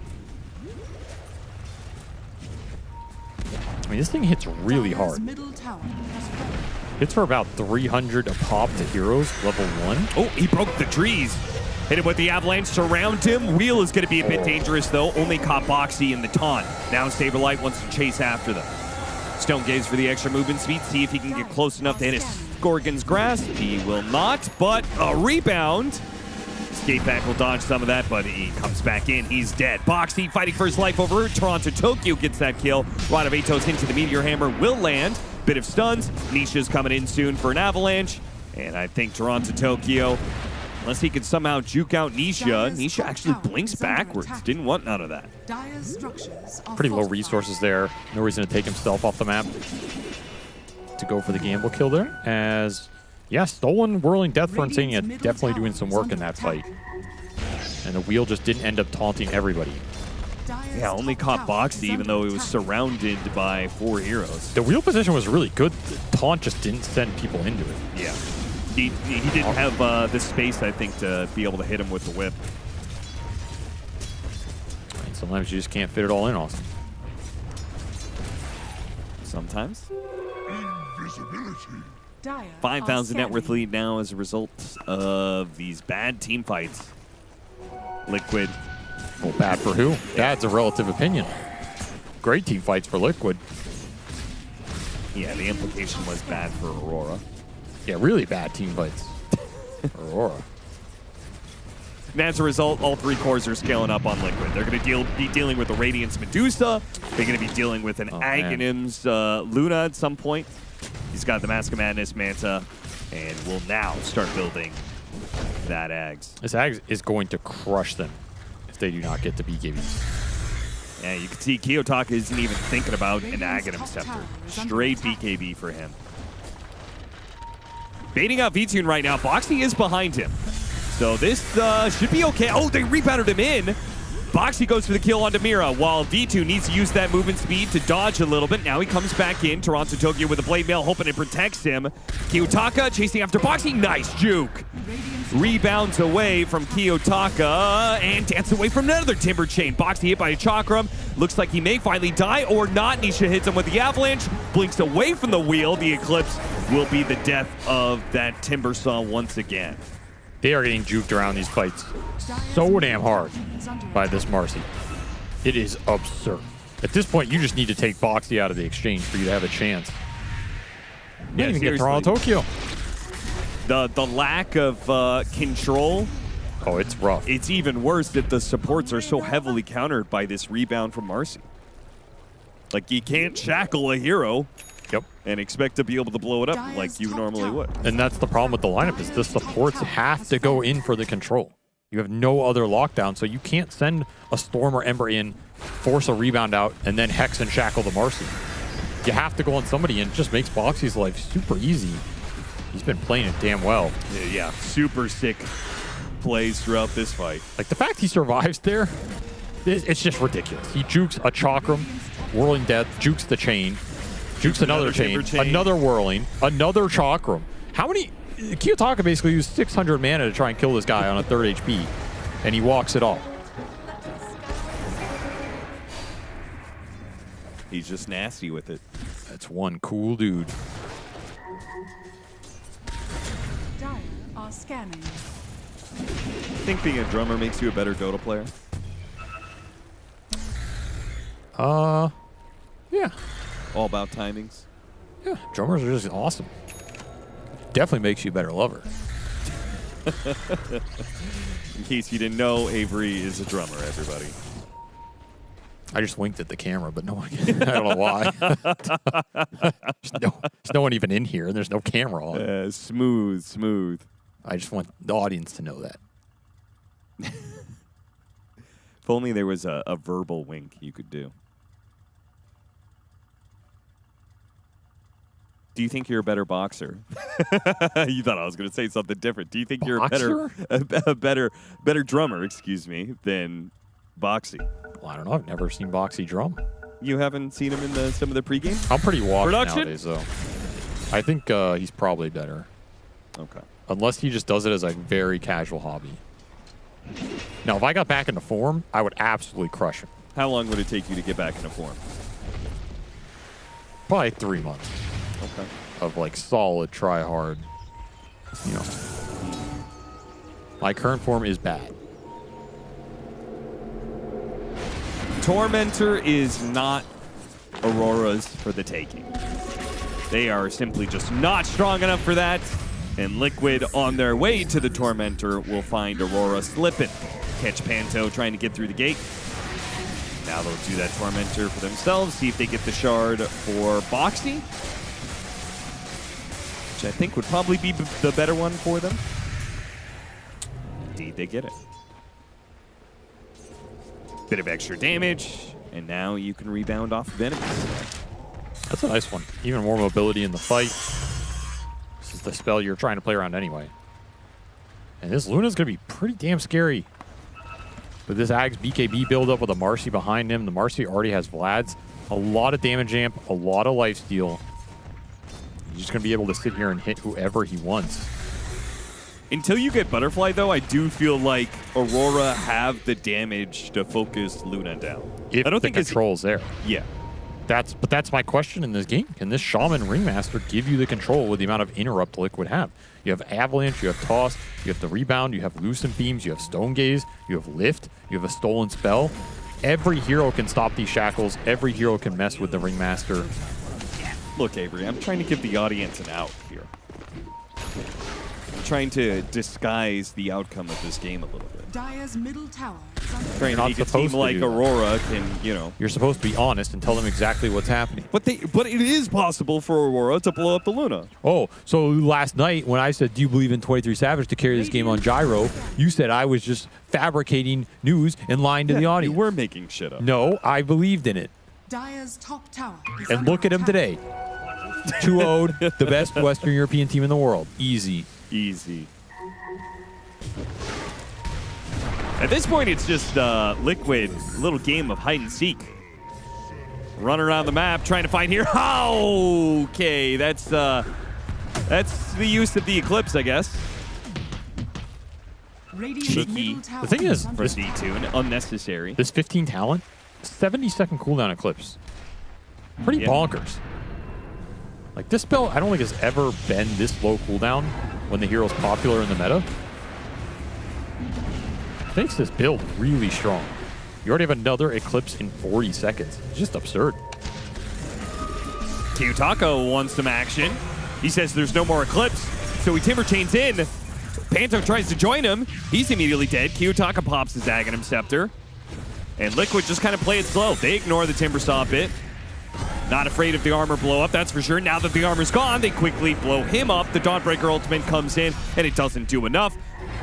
With Kiyotaka dead, drawn to Tokyo just needs to try and escape, but Liquid have plenty of chase. Nisha, he's probably going to find... Ooh, Mira blinks away just before Nisha could catch him. This entire game has just been Liquid controlling heroes and giving Aurora the runaround. And one by one, they fall in the fight. Yeah, they're so confident. Boxy just TP'd out right in front of them to go push out bottom lane. And Roshan time. You got a minute and a half before it switches over to the other side. Liquid have pretty good control of the bottom side of the map, so yeah, they're going to do it now.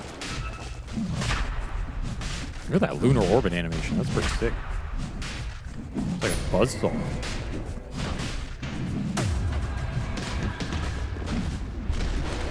Okay. Is that the first time you've seen that spell? With that glaive is what I'm saying. With the default glaive, it looks way weak. Look at it. It's, what is that, man? They're angled in the ground? Slicing it up? The angle does. I mean, Yeah. it adds a lot to it. Yeah. Why are you gaslighting me? Come on. You're supposed to be my friend. Sometimes it gets really lonely on the casting desk. Yeah, sometimes it's hard to be your friend, Avery. Maybe I'm going to cry. Now you're gaslighting the audience. This man tries to run through every door in front of me and slam it in my face. Why would you tell them that? One, it's not true. That is Two, why would you 100% tell true. them? There's only room for one person to go through the door at a time.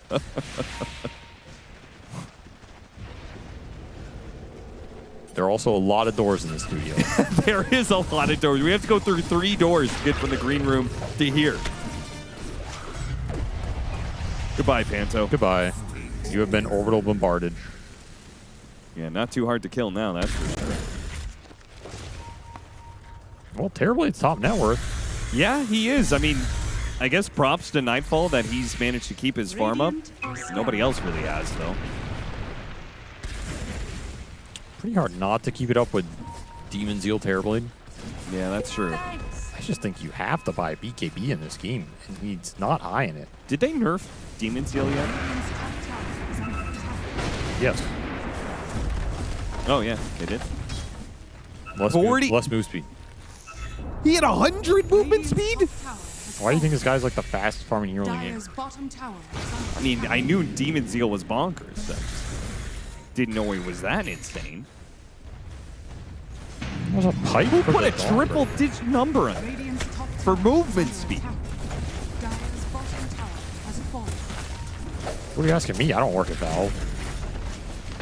Wink, wink. Radiant structures are fortified. Wink.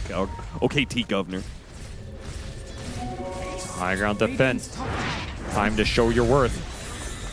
Try and get a good angle. You do not want to run into the Dusa here. Yeah, Nightfall bought out a Chrysalis. Found the Rubik. He's pretty all in to this early fight. Clips comes through, and the Shadow Shaman and Toronto Tokyo are right in the middle of it. They're going to take a lot of damage, but at the same time, it didn't look so good for Liquid. V-Tune's down about a half HP. Box is coming in. Get the Terror Blade. They got him. And V-Tune, he still has stages, so he doesn't even care about Toronto Tokyo going at him. Mira waiting for his opportunity to come back in with his Blink Dagger. They do manage to take out the Tiny. If he can isolate V-Tune, there's a chance here. Kiyotaka still running around with his Aghanim Scepter going, but they spotted Mira. They take him out. There goes a bunch of the control. V-Tune's going to start making a break for it. Toronto Tokyo, can he hit him with the Starbreaker? Trying to catch up. Gets on top and hits him with the Starbreaker. That slows him down, and now Kiyotaka can chase after him, finishing him off. Not a bad fight for Aurora. Yeah, very good. They only used one buyback for that. It could have gone even better, too. Almost finished off that Rubik, and if you get a Thunder off on the Terror Blade, you just completely win that. They did a nice job jumping the supports first, putting a lot of pressure on the Rubik, which forced Liquid to just commit. The Eclipse didn't do a lot. It got absorbed by the Dawnbreaker. New pipe on Toronto Tokyo did a lot of work there, and man, Kiyotaka did so much damage to Luna just blinking on him, dealing the combo. 1,700 damage, that's a lot. Teamfight's starting to heat up. This Harpoon gives you a little more control. The blink on the Timber lets you play more aggressive without the supports going in super deep. Starting to get some items here that make the teamfight easier. So you're saying they could blow up the Luna? Oh yeah, I mean, it's very doable. Outside the BKB. I almost feel bad. That is the crux of the problem here. BKB for the upcoming fights is going to be an issue for Aurora. And once he gets Butterfly, then that becomes an issue for the Terrorblade. But for now, the Terrorblade's damage is pretty solid, and he's got a Revenant's Brooch. So that will really start slicing that Luna up. This Dawnbreaker is becoming a problem. He's very tanky in the fight. The ults have not really done much this game because of the rebounding and all that, but just once he's in the fight and he's hitting people, it's not a target Liquid want to focus. It's not a target that Tiny can burst. And he just got a big talent, too. It's an issue. The Luminosity attacks. That's a really big talent when you go this fast. How big? I would say it's a 7 out of 10 talent. What are the units on that? OP-ness? What? What? Huh? What did you just say? The art of being OP. Oh. Yeah, that's what I heard too. Okay, there, Austin. Rebound away, Boxy. Never gonna ask you for units again. I thought you would have appreciated that one. Oh, what a toss back. He has Blade Mill though. Toss back into the lawnmower. But yeah, Toronto Tokyo with his Blade Mail. Way out the Blade Mail. Now go back to him, and yeah, he really just cannot get away from them. Stone Gaze sitting in front of him as well. Nisha, he'll catch up to the Timbersaw now. Timbersaw half HP, gets off the BKB, gets off his Aghanim Scepter, runs at the Luna. And he Nightfalls. Realizes that it's not good enough. And Nightfall. follows his carry position back to the fountain. Probably advised him on that play. You think he does Nightfall sessions with each one of the players? He might have called it. Said, brother, you got a Nightfall right now. You're not going to make it. The only way we can win this game is if you Nightfall. It's like some really dog shit anime final move. Behold, my final move. Teleports away from fight. Radiant's top barracks has fallen. Liquid still have their BKBs available. There's one on the Marcy as well. They're all off cooldown. This pushes not nothing. Middle tower is under attack. Radiant's middle tower Just as you were clawing your way back in this game. Lose another big team fight, and you're just going to have to jump here. Insania makes the jump. Telekinesis, Oh, the Eclipse ult. used, and the avalanche over the top. They got both of them. Nightfall and Panto both died to that initiation from Insania. The Mega Ward, it's going to be dropped. They're going out to Luna. They got her. Don't need the Terror Blade. It's going better without the You Terror got Blade. the Giga Ward. Saberlight not having the most mana here. Nisha is going to help Saberlight disengage, though. Tossing away Toronto Tokyo. Gorgon's Grass, though. Saberlight goes back in after the Shadow Shaman. Will get him with a snake. Cores are still up here. Maybe make something happen. It's tempting. Goes out to the Timbersaw. They have the Chakram. He has to use BKB. Got off the Aghanim Scepter, too. Buyback from the Shaman. They Now want he to catch. wants Insania. And he should be able to get him here. The Aghanim Scepter blowing him up. There it is. Aurora. They're kiting him around decently here. Nisha, there's no way to stop this one. Gorgon's Grass does not stop the shackles. Teleport no away from the Dusa. Barely makes it in time. Boxy teleporting in late to the fight. Now he gets caught. And he won't even have a chance to use his BKB. He is dead again. Little bonus there for Aurora on the way out. Super successful fight for them. You have to buy the Shaman, but considering the Terrorblade went down to the Luna Orbital for free, did nothing, these other two cores are more for making up for it. And I don't know about you, Austin, but I swear every game I watch with this offlane Dusa, it seems useless. I feel like it's just empty numbers. Like it puts up some 3-0-10, 8-0-2, and it's just useless. It's not a closer. Okay, but it's not supposed to be a closer. What is it? It sets you up. It sets up the carry to close out the game. Maybe there's a problem with the fact that V-Tune still has a 9-second BKB. Okay. That might be a problem. Don't so aggressive. Be hating on the Don't Dusa get so aggressive. Calm down. just because the carry ain't hitting his buttons. Maybe offlaner isn't controlling enough for him to hit his buttons. I mean, you gotta admit, V-Tune's died like 2 or 3 times now with his BKB still up. Yeah, he's been very patient with it. Very patient.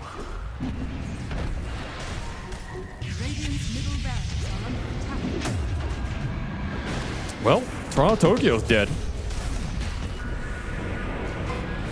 How'd he die? He got caught by the Dusa, setting up the rest of the team. Any hero could have caught him there. What? That's not This is the slowest hero in the game. Literally any hero with a stun would have caught him there. In fact, would have caught him faster and made that play more efficient. Despite the Dusa continuing to hold Liquid back, they're making strides. They get caught in the river, though. Get out the BKB, double rebound away. Insania with the stolen Dawnbreaker ult. Yeah, that's not where he wanted to end up, to be honest. No, he was a little spooked there. It's an aggressive spell for a little spellcaster. Aurora. They pop the meta. They have ant damage. Oh, Nightfall. He has BKB They're as well. wrap around. Even Can though do it's a a lot. 4 versus 5, they think they got a chance, but they whiffed on the initiation. And now they put the offlaner in the front line. Saberlight, he's just going to tank through. Foxy getting jumped by the Timbersaw, does manage to survive though. Surprised they're not forcing this with this amp damage BKB Terrorblade. They want to, but there's the Dusa in the way. They could just cut through him very easily. Yeah, it's super easy to kill this 6,000 effective HP hero. He has been nerfed.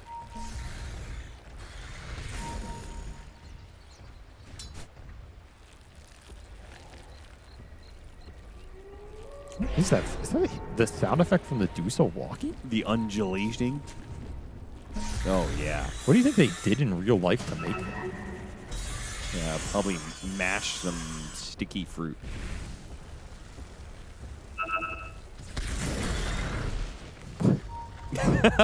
What? Wait. You asked. I came up with something. You're on something What do you think today, they did? man. You're on something today. What do you think they did, huh? I asked you. I don't have to answer the question. Well, now I'm returning the question back to you.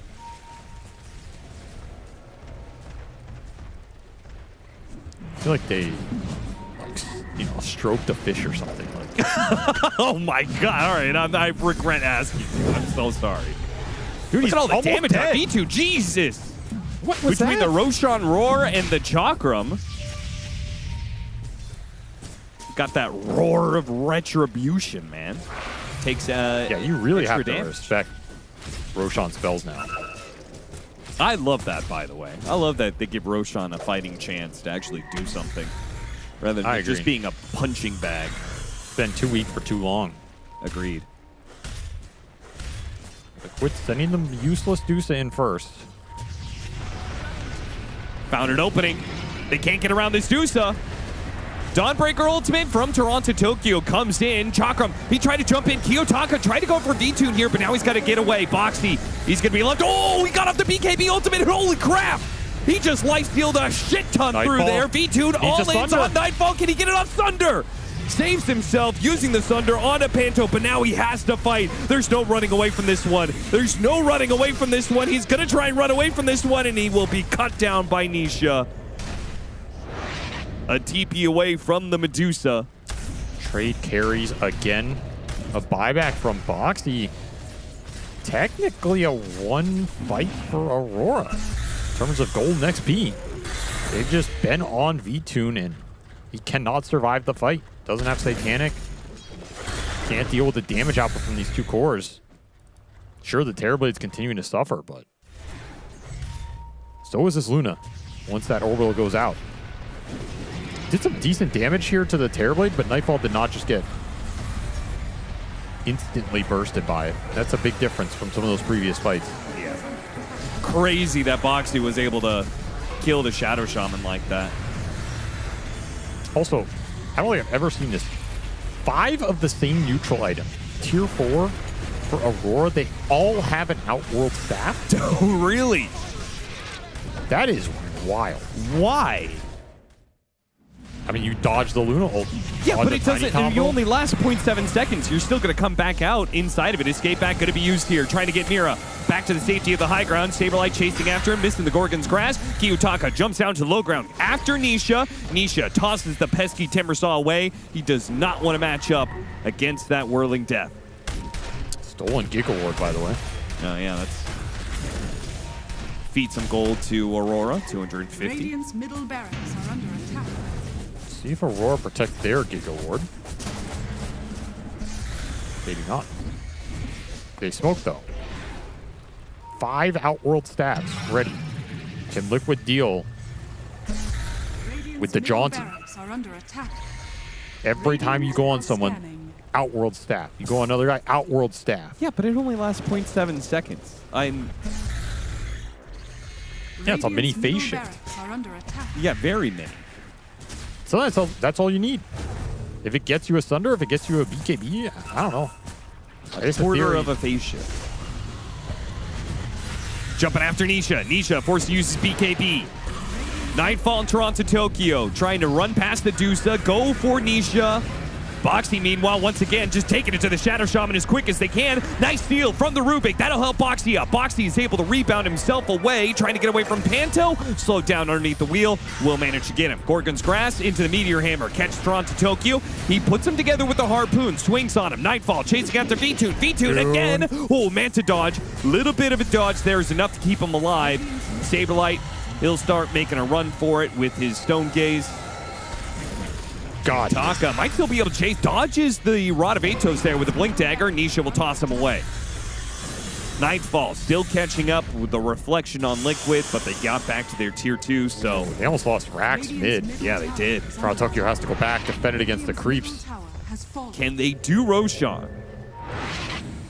Oh no, it's going to the other side! I mean, this might also be good for them because they had to push the lanes out. Yeah, but this definitely gives Liquid a chance to be able to defend Roche. Whereas I think before, I don't think they could have taken it. Feels like Liquid are just running out of damage. Yeah, they are. These heroes are way too tanky.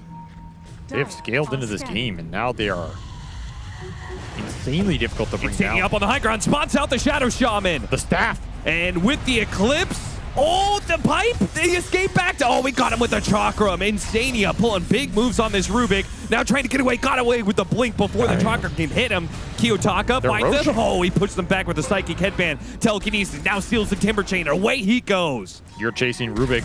Liquid, we're thinking about Roshan. What's the bigger prize here? Got it to half HP. give up on it. Miro with the buyback. So Aurora still have 5 up. Boxy, now he's back alive and will rejoin his team.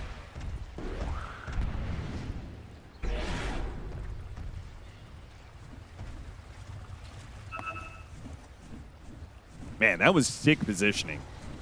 Insania looping around to drop the ward so they can get the back line. The Eclipses have been looking less and less threatening with these cores and the Terrorblade illusions and all this. But now he crap has is in the mix. the Blood Right. Radiant It's a bigger AoE. Maybe don't that's what he needs. Think that's gonna. Doesn't he want a smaller AoE? Doesn't he want his beams to just be hitting one target? I feel like, as you said, it's a damage problem. They want all of that damage dumped into as few targets as possible. Nobody cares, Austin. It's bigger. Okay. And it's better.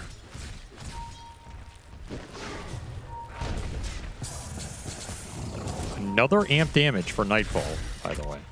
They're smoking around the bottom part of this pit, trying to catch Liquid off guard. Get a monster fight out of this Terrorblade. Kiyotaka leading the charge. Got up to the high ground. Saw that there's not much there. Oh, ring around the ward. Shiva's trying to spot some heroes. Spots Insania. Insania missed the Timber Chain. Rebounded away, though. Not enough. Nightfall got him with the final hit.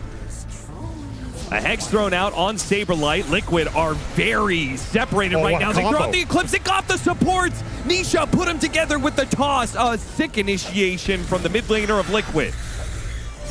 That's going to cost them big as Mira used his buyback earlier. It's Panto who's going to use his now. Kiyotaka with this Aghanim Scepter. Nullifier takes that away. Saberlight, half HP, going to be tossed by Nisha. That bails out the Dusa, who's getting low on mana, thinking about going back in as the Snake refills some of that mana, but he's out. Once again, Nisha, Insania, well, he's going to die here. Chakram on a couple. Good avalanche. That'll stop him from chasing after them right away as they rebound, toss, do everything they can to retreat back to the tier 3s, but Nisha will be left behind. V2 pops his BKB, making a run for it. Nightfall hoping the damage is enough, and it is. Killed him. Now Saberlight in trouble. Rebound back to the fountain. He will survive, but 3 dead on the side of Liquid. With no buybacks, Aurora will still have tier 2s to deal with. They still have Roshan to take, but they will manage to get some objectives now. The rundown is just brutal. Once Liquid are on the retreat, you can't escape. Massive talents in that fight as well for Aurora. They got level 25 on the Timber. He instantly takes that Timber Chain range speed, lets him chase so much farther in the fight. Kiyotaka is doing so much damage, 7,000 coming out of this Timber Stall, as these blades are dicing Liquid up. And they got both supports off that single tiny jump. Yeah, it's the cores that are just too damn strong. The Luna can't man-fight the Terrorblade. Can't man-fight the Dawnbreaker either. They can barely deal with the Timber Saw. The only reason they can is because they have Nullifier. They're getting outscaled really hard right now. Yep. All 3 of these cores are powering up for Aurora. They have a Hex on the Timber as Hex arrives for the Dusa. But man, what is the answer for Kiyotaka on the front line? You have to land Nullifier on this guy, and you have to burst all in him. You just can't stand your ground. Dude, I can't believe Saberlight does this, man. Under attack. All right, he finally chose it. Finally turned in his Curio for an upgraded Crippling Crossbow. So it does extra reduction of health restoration. That doesn't seem very good. It's worth it. Toss up. Oh, good rebound hit there as well from Boxing. Nightfall to sliver of HP, but they didn't finish him off. Nobody there to deliver the blow, so he got a big thunder out onto the Mars. He instantly killed him. Saberlight limping away, doesn't have much mana to work with. Kiyotaka, good save. Nisha, he gets rebounded up to the high ground. He needed that help, and now a grab from Boxy pulls the Luna out as well. Double saves from Boxy. Dispose and rebound, both bailing him out. Boxy just continually having to buy back to keep these fights even. Yep. Didn't even get the Aegis out of Nightfall with the Thunder going off. Big damage problems for Liquid right now. They need to find a way to solve it. They need to line up everything and just take one guy down.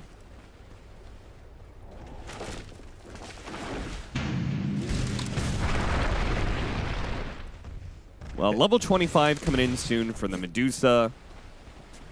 Problem is, that only just makes her tankier. That's already what she's doing. Still doesn't solve the damage problem. God, if they just could have finished off Nightfall here, this could have been a very different fight. But Boxy gets 100-0'd by that Sunder when he had Kiyotaka on the ropes. Timber just has so much effective HP to get through. Yeah. 4,000 base HP, and then you're putting Pipe Aura behind him. You're putting a Ringmaster save behind him. You're putting a Solar Guardian. Trying to all-in this guy is miserable right now. His Dawnbreaker is getting real thick. Yeah, he's a problem.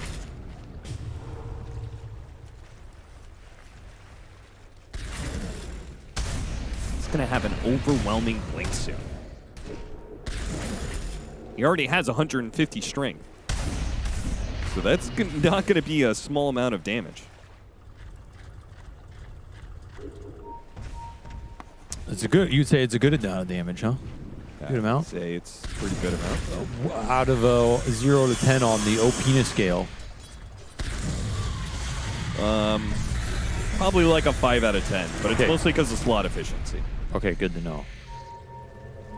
Boxy cannot afford a dieback here, so he pops his BKB, teleports out, says, "You guys are on your own. I'll come back once you get to the tier 3.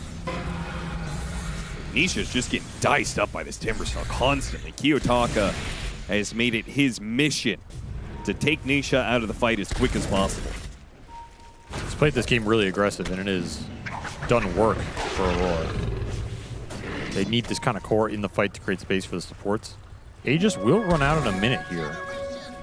No high ground push. This game could be going the distance. Oh, we do love that at DreamLeague.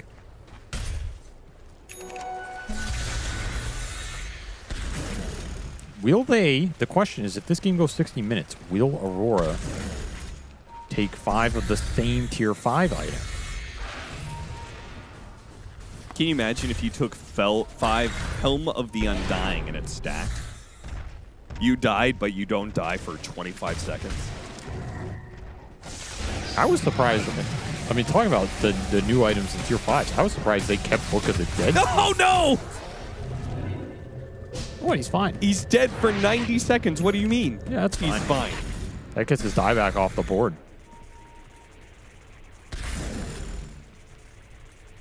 Unless Liquid maybe do something while he's dead for 90 seconds, the Aegis is expiring. That is one of their biggest saves. He had Blink Dagger with Escape Act. Yeah, that was really bad. This is an opening for Liquid. They just got Refresher on the Luna. Now you have double Eclipse, double BKB to work with. That's huge for V-Tune. It's exactly what he needed in this game. If I'm Aurora, I'm letting him have that tier 2. You guys can push high ground if you want. We'll defend that. Feels tended though. You have to push your just farm. Sitting here for this dieback on the Ringmaster, not gonna feel great when he respawns. Yeah, Liquid feels like they can't do much with it, so back to farming.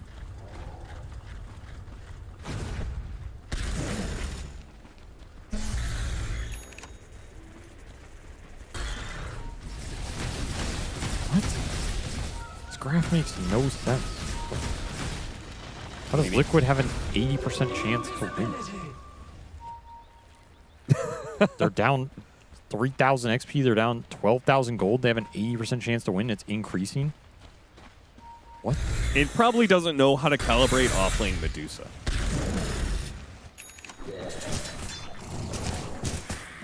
Like, it's looking at it, it's like, well, this Medusa has 25,000 net worth. This hero starts carrying at that point. But it's a Medusa with Scythe of Ice, Rod of Atos. So what you're telling me is that the Medusa's net worth is inflationary, and that the hero's actual impact does not correlate to how much gold it's taken off the map. In the late game, for sure. Interesting. But all heroes have downsides, Avery. There's no such thing as a perfect hero. What about Pudge? Shit, he got me there. He's a perfect hero. He is a perfect hero. Pudge is a machine. He's a machine that turns hooks and flesh into -25. Somebody make that one. My body is a machine.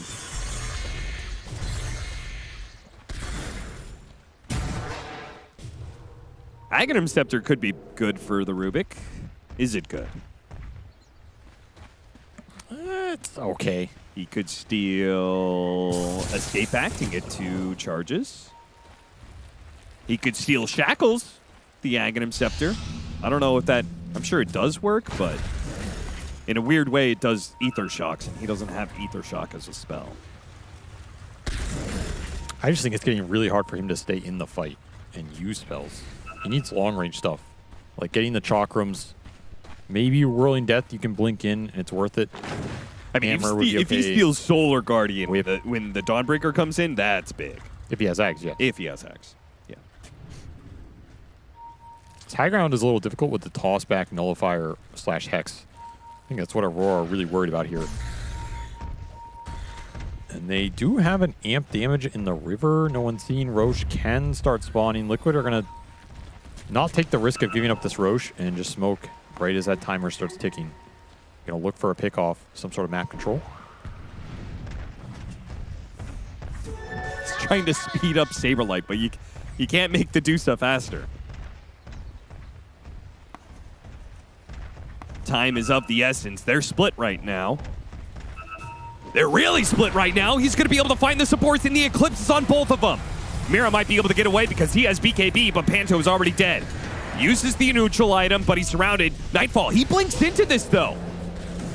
Aurora have shown they can still win fights with just their cores, and they are showing it by dicing up V2. V2 gets off his BKB and his Satanic. He gets rebounded away. He refreshes now. A second Eclipse, a Satanic BKB going to be put to use. Kiyotaka easily tanking through this one. V2 having some troubles. Has the Manta trying to chase. Kiyotaka couldn't get it. Meanwhile, Nightfall, he's dead. He got caught by Nisha. Saberlight Nisha combined together, put the damage, took out 2 of the cores, and now Kiyotaka, as tanky as he is, will eventually be caught.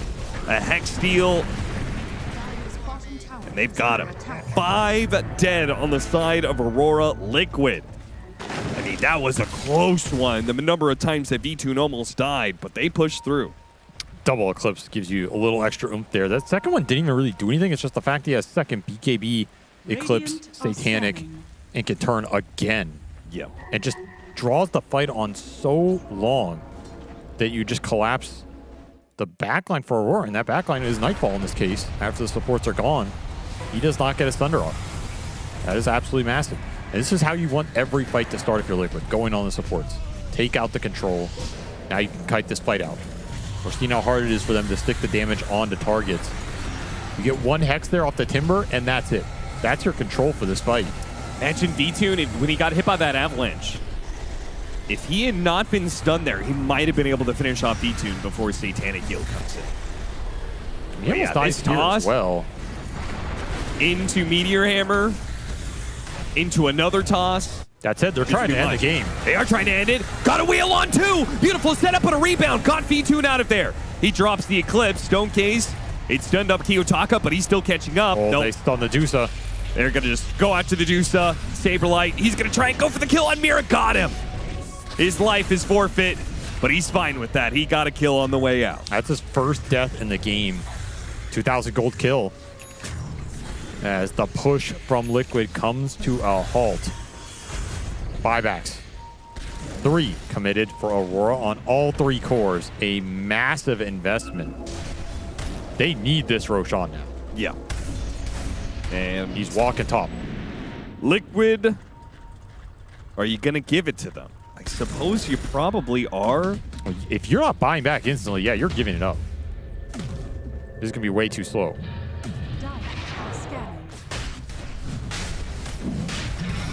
Aegis for the Terrorblade, Refresher Shard. Maybe also for the TB, you could give it to the Timbersaw as well. He wants to commit the slots for it. Just finished an Arcane Blink. It's mega farm. Toronto Tokyo will take the Refresher and ferry it to Kiyotaka. This is, I think, the best outcome here. as the win probability is still... It just says this game is won by Liquid, apparently. I've said that forever. Refuses to believe any other outcome is possible. It's been declared by Gabe. This will be interesting. V-Tune says his next item is Divine Rapier. Sounds right to me. When you have Refresher, BKB, Satanic, you should not die for a long time in the fight. You need as much damage as possible. You need to keep scaling it up here. The Ags did arrive for Insania. He got a big Hex deal that fight. And these Timber spells do deal a lot of damage. If he doesn't go down first, he can do some work. It really feels like who jumps, who supports first. Yeah. Just going to win the fight. It seems easier for Liquid to do that. Particularly when Aurora are missing some buybacks. Then again, I think Aurora can also jump the Luna if they can stop the Mars. That's tough, though. Radiant are Yeah, it is. scanning. You have to, like, can you whip him mid-rebound? Does that stop him? I don't think so. I also just don't think you can really plan on that anyway. Sure. You have to just all-in him super fast with the Timbersaw damage and the Shiva's amp off the Hex. It's definitely doable, but the cores have to be together. That's the big question.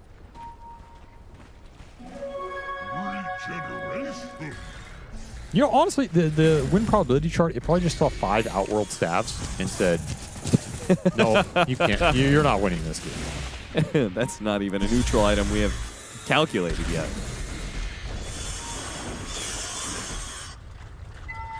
3 of them are mystical and 2 of them are Titanic and Chains.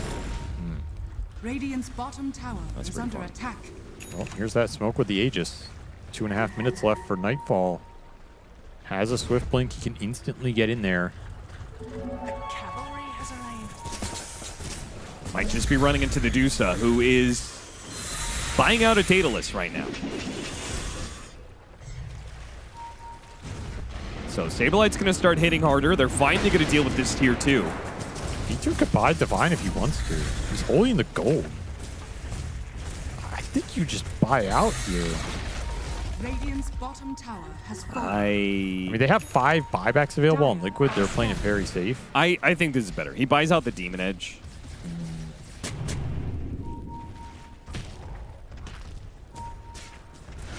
I guess you're just planning to wait out this Aegis anyway. Yeah, exactly. If you're going to wait out the Aegis, then yeah, this is the right call. And I'm maybe surprised Aurora didn't force that harder, because now you're going to be in a situation where your Aegis runs out, you don't have buybacks on 3 cores for a solid minute, and Liquid can go for the kill. They really feel aggressive about it. And there's a lot of ways Liquid can walk away with the win here. They can take Mega's bottom, which isn't a win, but puts them in a better and better position. They can go straight throne, or they can kill you in a team fight. With all the chaos that's been happening in these engagements, wouldn't surprise me if Aurora, they end up winning the fight and holding on, but Megas is taken, or they lose because they get throned. And we got the Hex again. That is a big steal.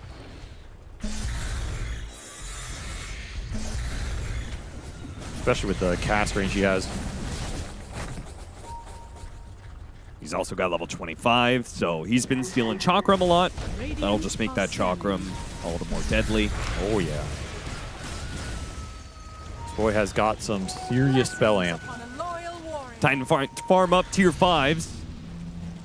Nightfall is going to go out there while he still has the Aegis. But that camp is already farmed. It's just this Centaur camp farther down.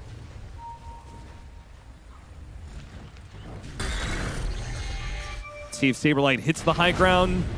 Kind of like see if he can force Aurora back inside their base. Sanya blinked in. He did. They managed to get... Oh, escape back goes out. Dawnbreaker ultimate comes in. That helps bail out Mira. He's going to be okay, especially with that pipe. Eclipse is not a problem. He got Solar Guardian, though, with that Ags. Oh, that is going to be nasty. A toss back onto the Timber Saw. Terror Wave! Boy, a big hit from Nightfall. Trying to dice up Nisha right now. Might just be able to get it, but he's going to be bailed out by Insania with the Dawnbreaker ultimate. Meanwhile, the Shadow Shaman has died, and they got the Stone Gaze done onto Nightfall. So he was able to put damage in. They're backing away. A retreat. Boxy lived with just 50 HP. They got nothing. They got a kill. They got a buyback, and they got out. More damage done to Aurora. They just can't find the lockdown. To get the refresher out from the Luna should slow down the aggressive potential here from Liquid. That Divine Rapier's coming soon. And then that damage picks up really fast. Upside for Aurora is this might stall Liquid trying to take the fight while they don't have the buybacks available. They'll all be up in a minute here for the cores. That's massive. Because you will always have gold for it on these heroes. And you got to get some tier 5s going. Got to get rid of these Outworld stabs. Not doing it anymore. Everyone's still deciding what they're going to take. The only person is Nisha. He's settled on the Minotaur Horn with fleet-footed, so big movement speed. Luna's going to take Book of the Dead. Are we going to see mass Book of the Deads then? I mean, if you're taking it on the carry, then either his options were terrible, or they want to run multiple Book of the Deads and just kind of run Aurora over in that regard. Thinking about this crude fallen sky for the Timber. Seems fine to me. Minus 18% base attack time. That's pretty good. Okay, maybe not that part. Minus 8% intelligence made his mana pool smaller. I mean, his HP regen's going to be off the charts, plus 30% to that. That's, I guess, what he was thinking. Had to be.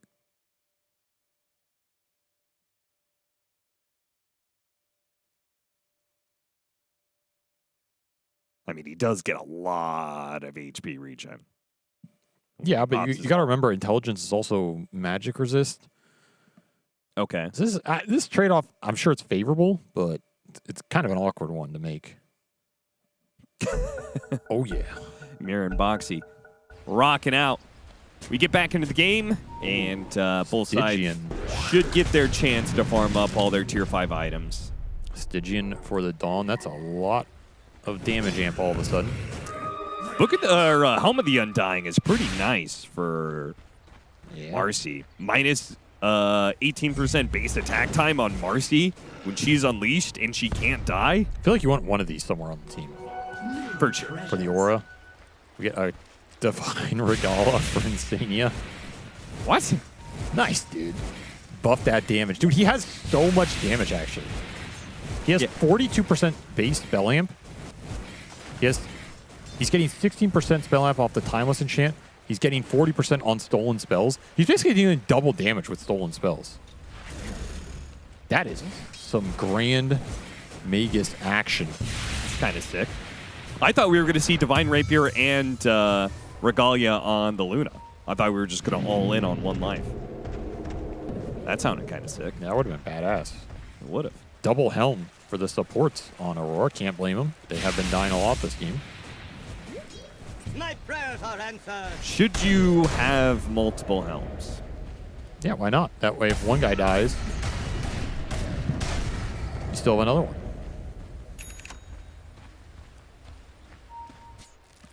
When he dies and he's still alive for that 5 seconds, he's still giving the aura to everybody. If they die during that aura, do they still get the full 5 seconds, or do they die when he dies? I'll be honest, Austin, I don't know what the fuck you just asked, and I'm going to ignore it. Nobody understood that question at all, but I'm just going to say yes.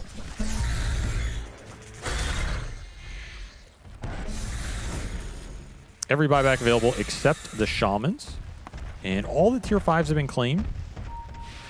Double Book for Liquid, double Helm for Aurora, and the last one was the Divine Regalia for Nightfall. He is all in.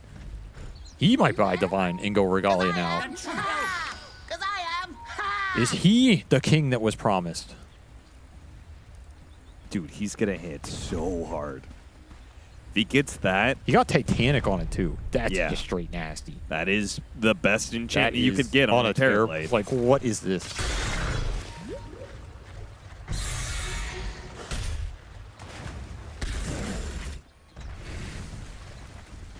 Liquid smoke up.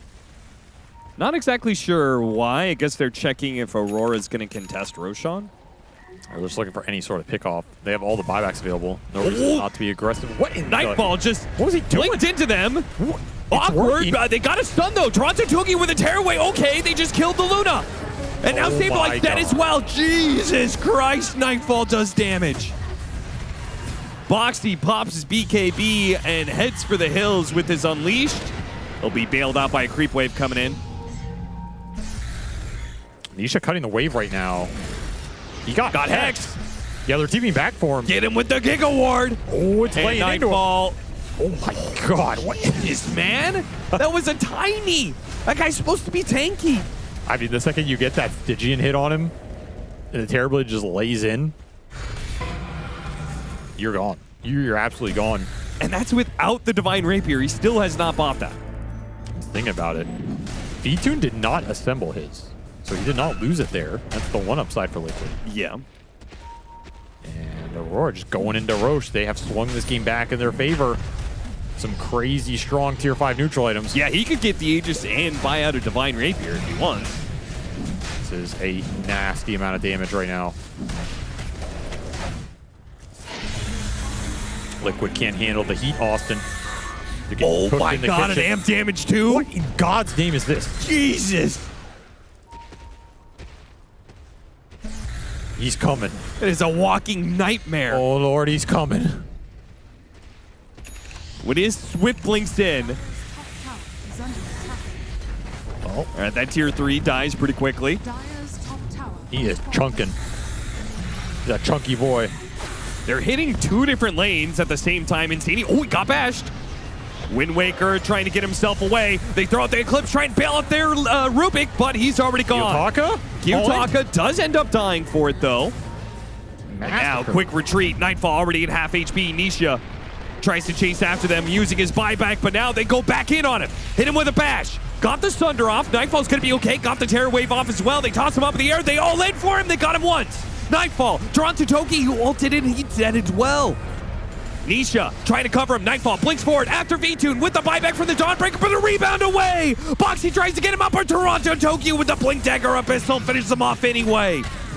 You could buy back on the Luna if you want, but are you going to have the damage? He has Divine. He assembled it. Push them together. Rebound away. V-Tune. Is he even going to be able to swing at this point in time? Everybody else is taken out.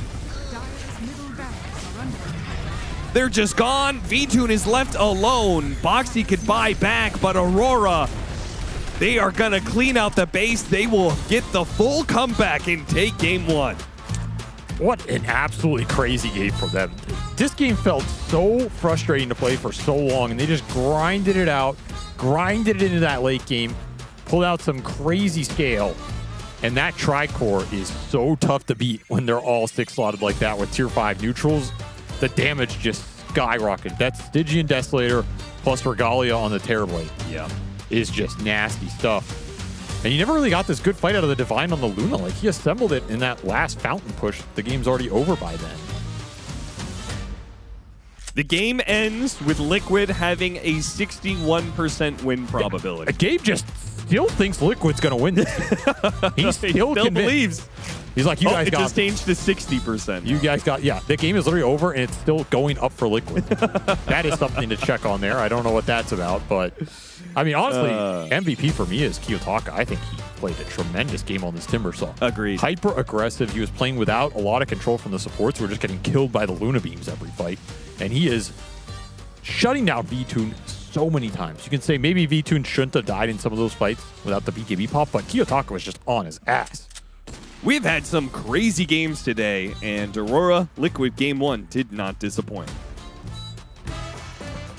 No, it did not. Although in 6 of the 10 universes, apparently Dota claims that Liquid would have won. But in our universe, Aurora mounts a comeback.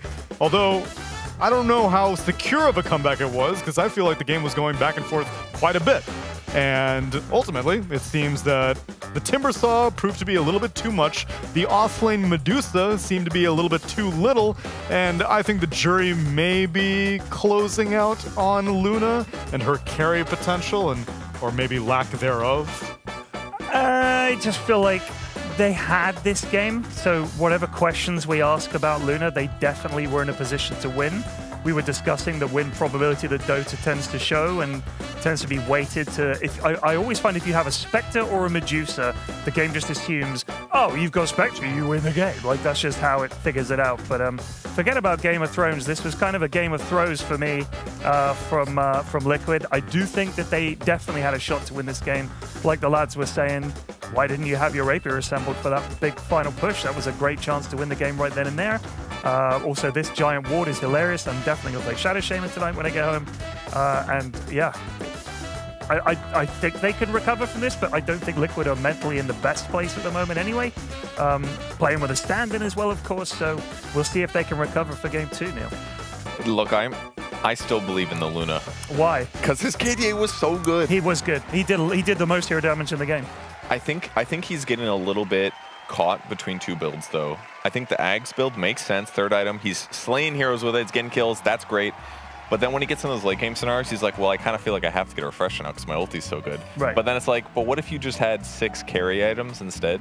Maybe that would close games out. Because that's kind of the typical spellcaster thing, right? Like, I can kill heroes, but I don't actually kill buildings. You kind of need a carry to shred buildings. So maybe this is the best Luna build, and therefore Luna is not it. But it looks so convincing, but they lose every time. So it's kind of Do you think confusing. that part of it is that when you go for this build and Terrorblade pops BKB and everyone's standing there wailing on you and you're just like, well, I can't use my ult yet, so I just have to stand here. Boxy, by the way, who I think played superb all game on Marcy, bailing Vichun out time and again. So a lot of that damage wasn't going to the targets he wanted. I mean, like you said, he's blowing up these supports, but he can't kill the Terrorblade before TB just metamorphoses him down. It was a big problem. I have some clips for that, Ted, I to won't- show I you won't what even was mention. happening with Luna at the early stages as well. And maybe we could take a look at the KDA and also damage dealt by two of the carries, because Luna is a mixed damage carry. And I kind of like this build because you are also having some extra bit of a right click coming out from your Satanic, from your Butterfly. Vitune, he had a great game. Like, I don't think this is an easy Luna game by any means. This is Terrorblade last pick overall, 24 pick throughout Dota history. These heroes haven't really been evenly matched. It was always kind of in favor of TB because of the reflection and how much damage you're dealing. But you can see the damage dealt by both of these carries. Nightfall did pop off at the later stages of the game, but Vitune, he was kind of putting a lot of pressure onto TB in the mid and early game. It was basically his third item, Aghanim Scepter, and he had a good timing where Terrorblade doesn't have a BKB. There was no BKB available on Timbersaw, but you're still dealing quite a lot of damage. You can kill the backline relatively easily, whoever goes in. And I also liked one of the things that they did do on side of Aurora, but we can first look at the clips. This is some of the early engagements that they did go for Vitune. He's the guy that also tends to join in some of these earlier fights. You can see 12 minutes in, Luna goes in, and they kind of crippled Timbersaw multiple times. There's a simultaneous action happening on the other side of the map, but showing the strength of these two heroes. Boxy was kind of the MVP of the first 30 minutes. Every single time they try to engage onto Vitune, he was ready to bail him out of the trouble and really breaking some ankles, dodging multiple spells, which does allow Vitune to get some good Eclipse off, which does allow them to get multiple kills. But look at what Boxy's doing. Another rebound, another save that is coming out, dodging multiple spells. Kiyotaka basically wasting all of his mana pool to be able to try to get the kill on Boxy. Doesn't get it in the end, and Vitune pops the Eclipse. And this is also pre-BKB fight. Look at how effective this Luna ulti is. Yeah. He gets a kill on Panto, he gets a kill on Nightfall as well. Very, very good. It's just that these later fights, when they got to the BKB timings, when he got super farmed and super kind of difficult to kill, this is where the fights kind of tend to go the other way. But Liquid were breaching high ground pretty early on to the game, and the intention, I imagine, is that, okay, my Luna's hitting peak performance, BKBs are not online yet, then how do they lose the grip that eventually they had to back off their high ground, and at that point, you know your Luna's going to start going downhill. They didn't kill enough buildings, basically. Which is the problem of Magic Luna. Or they didn't kill enough heroes to then kill the buildings for free, is basically the trade-off. And they didn't have a hero that could siege the buildings super easily. They had a Meteor Hammer. They had tiny tosses. Luna didn't have a Dragon Lance. She didn't have extra attack range. So she had to stand very close in proximity to his opponent, to their opponents, which made it kind of spooky. I also would say Kiyotaka played superbly on the Timbersaw as just being in everyone's face, up and down, some nice dawn ults as well, escaping on hardly any life and then, you know, saving the day. But Kiyotaka, for me, was what created enough space for Terrorblade to get to the point where he just goes and just kills Kakari. And something I wanted to point out as well is this new item, this OD staff. They had 5 of those on side of Aurora, which, when you think about it, 0.7 seconds, it's not that long, but this item might actually be very good. And I like that they took it because they were playing against Luna, who had Aghanim Scepter. So your beams are hitting twice as fast, which means that whenever you banish yourself, you're actually wasting a lot of those Luna beams onto nothing, so you're not receiving as much damage.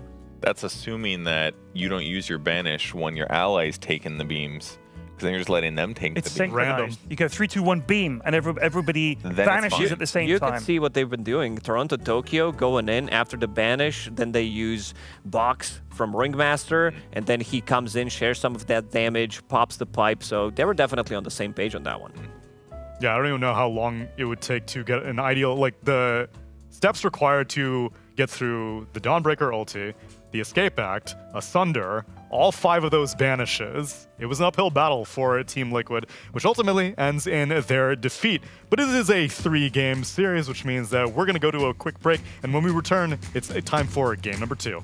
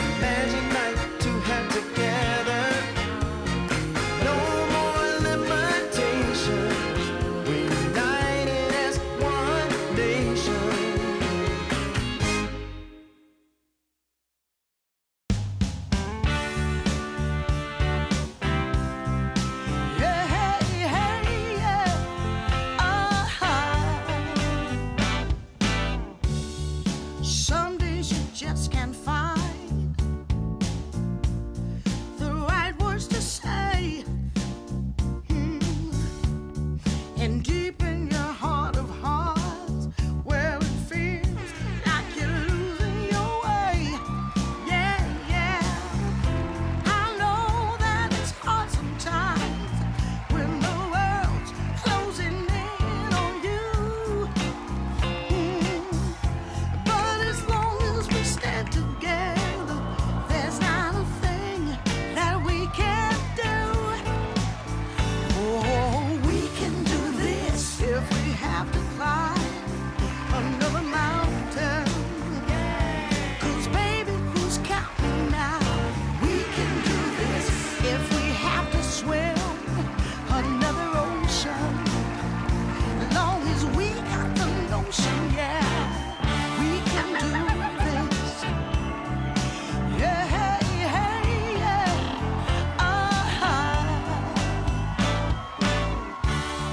Sometimes you just can't see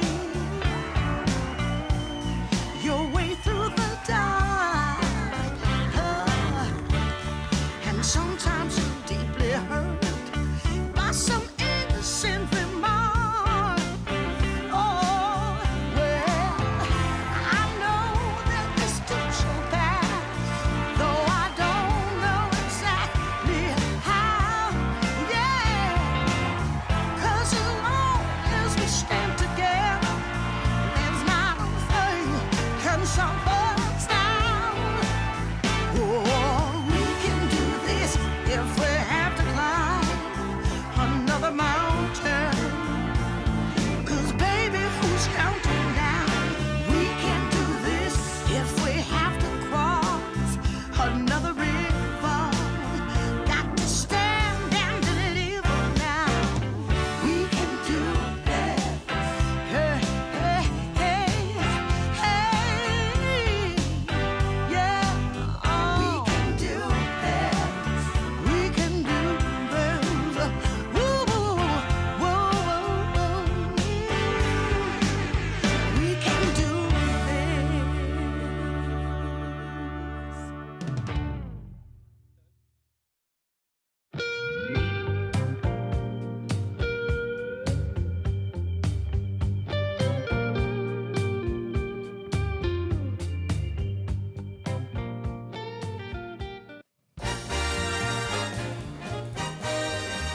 It's time, friends, for game number 2 of the 3rd series of the day. Yes, I know you may be consulting your watch and you're like, it's a Saturday night. About to wrap things up with some Dota. Well, we are going to be continuing the action long afterwards because we are only maybe, 75, 80% of the way through the day. No. Well, there's more. What, 58%? 58 because we're going to have 2 60-minute long And then a 3-game whole nother series. Yeah, of course. So don't even get me excited that we might be out of here at some point today. I know you want to play Dota, Ted. I really want to play Dota. The dubs can't stop flowing. No, they can't. But yeah, I think this is going to be 2-1 series, and then the next one as well. Because I have to come in early tomorrow, and that's how it goes. You Rubik's spell stealing over here, Perch? What? Yeah. Was it fast? It was seamless. Thank you. What'd you steal? Your whole flow. Your style, man. It's mine now. You've got a giant hair there on your eye. Yeah, I'm Yes, growing it. Leave it alone. Yeah, I can feel it. Here you go. And you got one on the What is it? there. It's all over. fabric. Oh my god. That's my Were you unibrow. doing something with my shirt? No, I wasn't. That's what he was stealing from you. Hair? I haven't got enough to give away. Assets are limited right now. And instead, maybe we'll be trying to steal some of your intel. Because I think you called the Terrorblade at the very end of the previous draft. It's almost like they're picking it every game, Neil. They are, despite the nerfs. I don't know what its win rate has been post-patch, but I don't see this hero not be good very often. He seems like a pretty solid pick, in all honesty. More solid than Luna, dare I say. Although, as the lads have pointed out, it was looking real good until it wasn't. Yeah. It's all right. If you're on a clock, it happens sometimes, right? Sometimes you put yourself on a clock. I wonder if the best meta hero, best meta carries just got nerfed a lot, and Terrorblade only got nerfed a little, and that's the I think the best meta hero is Got buffed. DB, because so. he has meta, right? Hey! And stronger than it was last patch. 20 more damage. Which is 20 more damage in the late game, but his Demon Zeal got heavily gutted. 40. Why did he even have 100 move speed on Demon Zeal in the first place? But now it's 60, which seems like it's not enough. But it is. Like, even if it goes down to 30, people will still buy it. They just wanted the hero to be not garbage outside of meta, which he was for a while. It was like very exploitable. You still want to fight with meta, but Demon Zeal also just makes you farm super fast in the meantime. So lots of regen. Darkseer and the Prophet opening. Okay, Prophet support, here we come. It was the pick du jour at the end of yesterday, and Aurora Gaming managed to get their hands on it after banning out a Templar Assassin, a Shadow Shaman, and Beastmaster. And Liquid take out the Bristleback, the Tinker, the Doom, and the Magnus. Perhaps that Darkseer is a preemptive, don't pick Terrorblade again. I'm warning you. That does sound right to me, yeah. I have a solution against it this time. And it's Carry Luna. Now they're going to pick some melee 4 hero to pair with the Darkseer. I would not be surprised to see the Marcy again. It was great.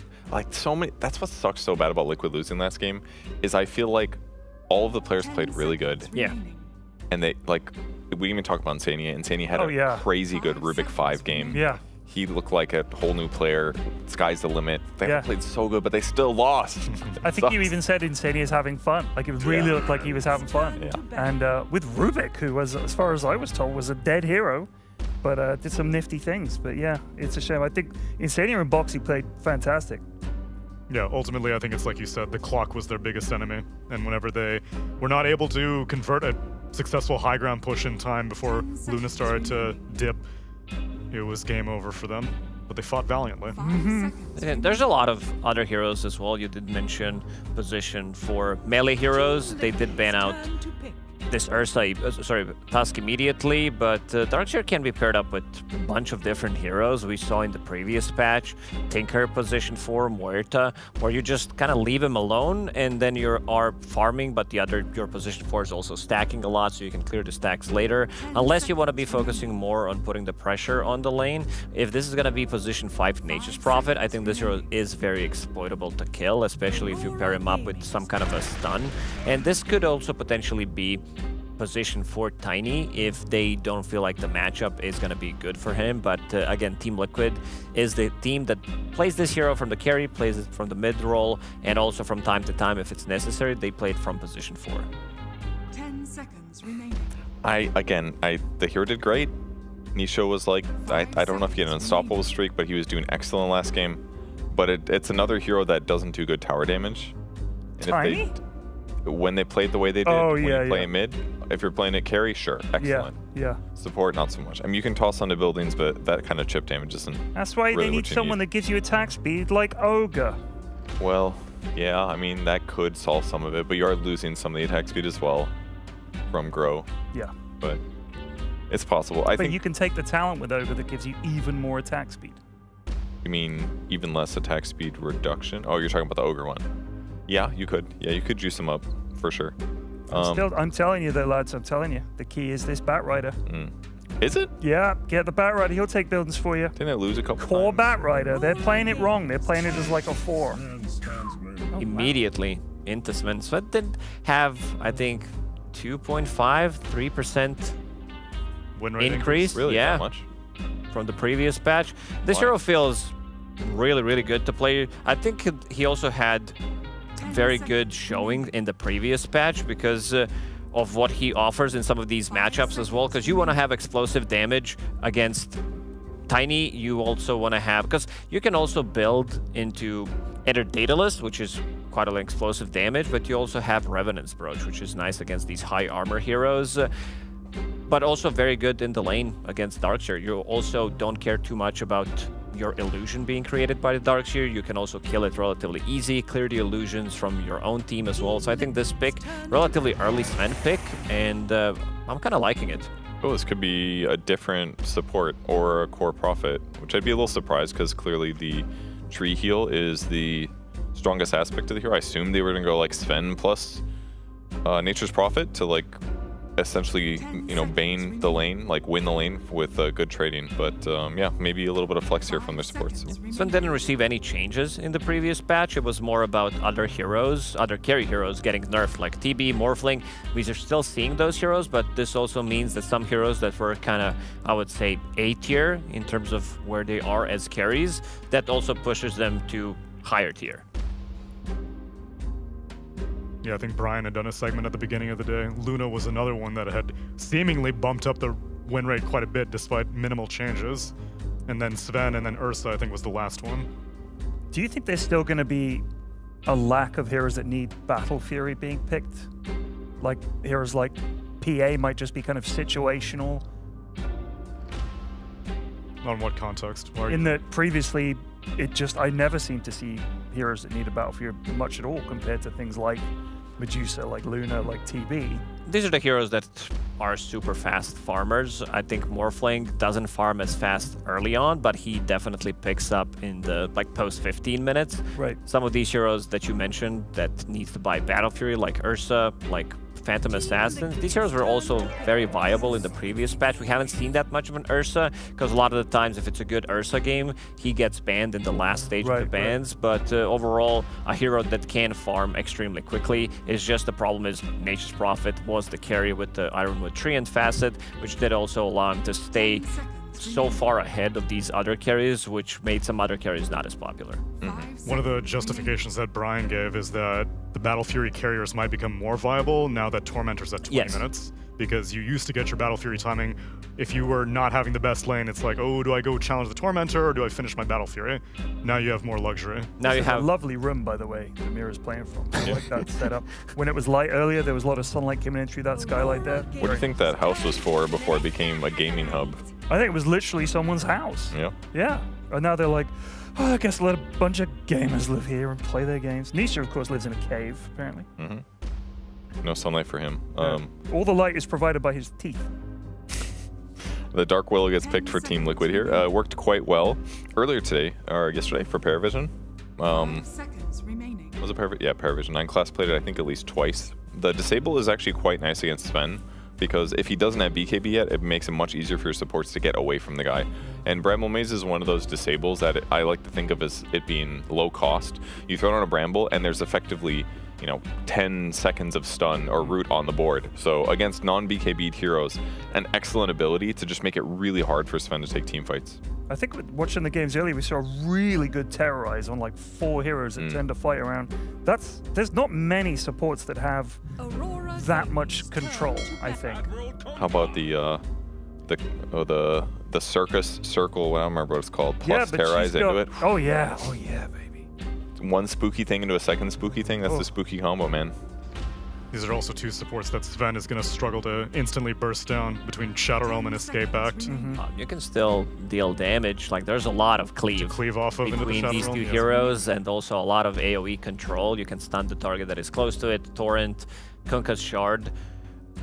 I kind of like this Kunkka as well, because this hero seems to be the new flavor of the patch. It was also relatively popular in the previous one. Paravision did run it as a carry a couple of times. It did look good because you're hitting your Radiance timing, you're building into BKB, SNY. With your Rum buff, you become pretty difficult to bring down. And again, I don't think the illusions from Darkseer's Wall, we see this kind of being the key factor in a lot of these team fights against Kunkka, against Sven. I don't think you're going to be getting the value out of it. Darkseer in general, how are you getting the value out of? Because now his 4 position is a Willow, and so you're Ion Shelling a Willow in your lane? It's not the absolute worst for a ranged hero, because at least you're going Shadow Realm. So while you're doing Ion Shell damage to them, you're probably not taking damage like most ranged heroes would be upset about. So, But I definitely see your point. I think this was just their solution to stop the TB from coming, and I think it was smart for Aurora just to instantly take the Sven, because they're like, okay, well, we know what the matchup is. We're content with the matchup. We don't have to worry about the Darkseer being a really good hero now. And it's further made less good because Liquid didn't pair melee with it. So looks like a good lane position to be in for Aurora Gaming. The Kunkka not going to be carry, though. No, unless it is. It could be like Kunkka mid, and then maybe they pick a 3 that they fancy. Yeah, Liquid's considering the possibilities because they ban out a Timbersaw and an Invoker. Timber could have been mid or off lane. And Aurora taking out carries as they're expecting Nisha to be taking the tiny mid once again and banning out V-Tune heroes. Morphling again remains on the pool, but I'm not sure how good Morphling is outside of Ghost's hands. It's definitely way worse this game because there's not a lot of good heroes to turn into, except for maybe if you're Jakiro, do you get your damage reduced when you're shooting twice? I think your like BAT and stuff would be so bad. Why would you bother though? But you got like 300 agility. Morphlings, they don't care about turning into other people. It's about stats, pretty much. This is what this hero is about. And if you don't have enough lockdown, waveform on top of these people, get your items. Because carry-to-carry matchup, you are going to be building... Okay, that's a lot of beef. That's a lot of tanky boys that Aurora Gaming did pick up. A lot of damage reduction. Yeah, and the heal from these trees, the rum buff, the armor buff. Holy moly! Oh, it's the Ironwood Treant himself, or an assassin.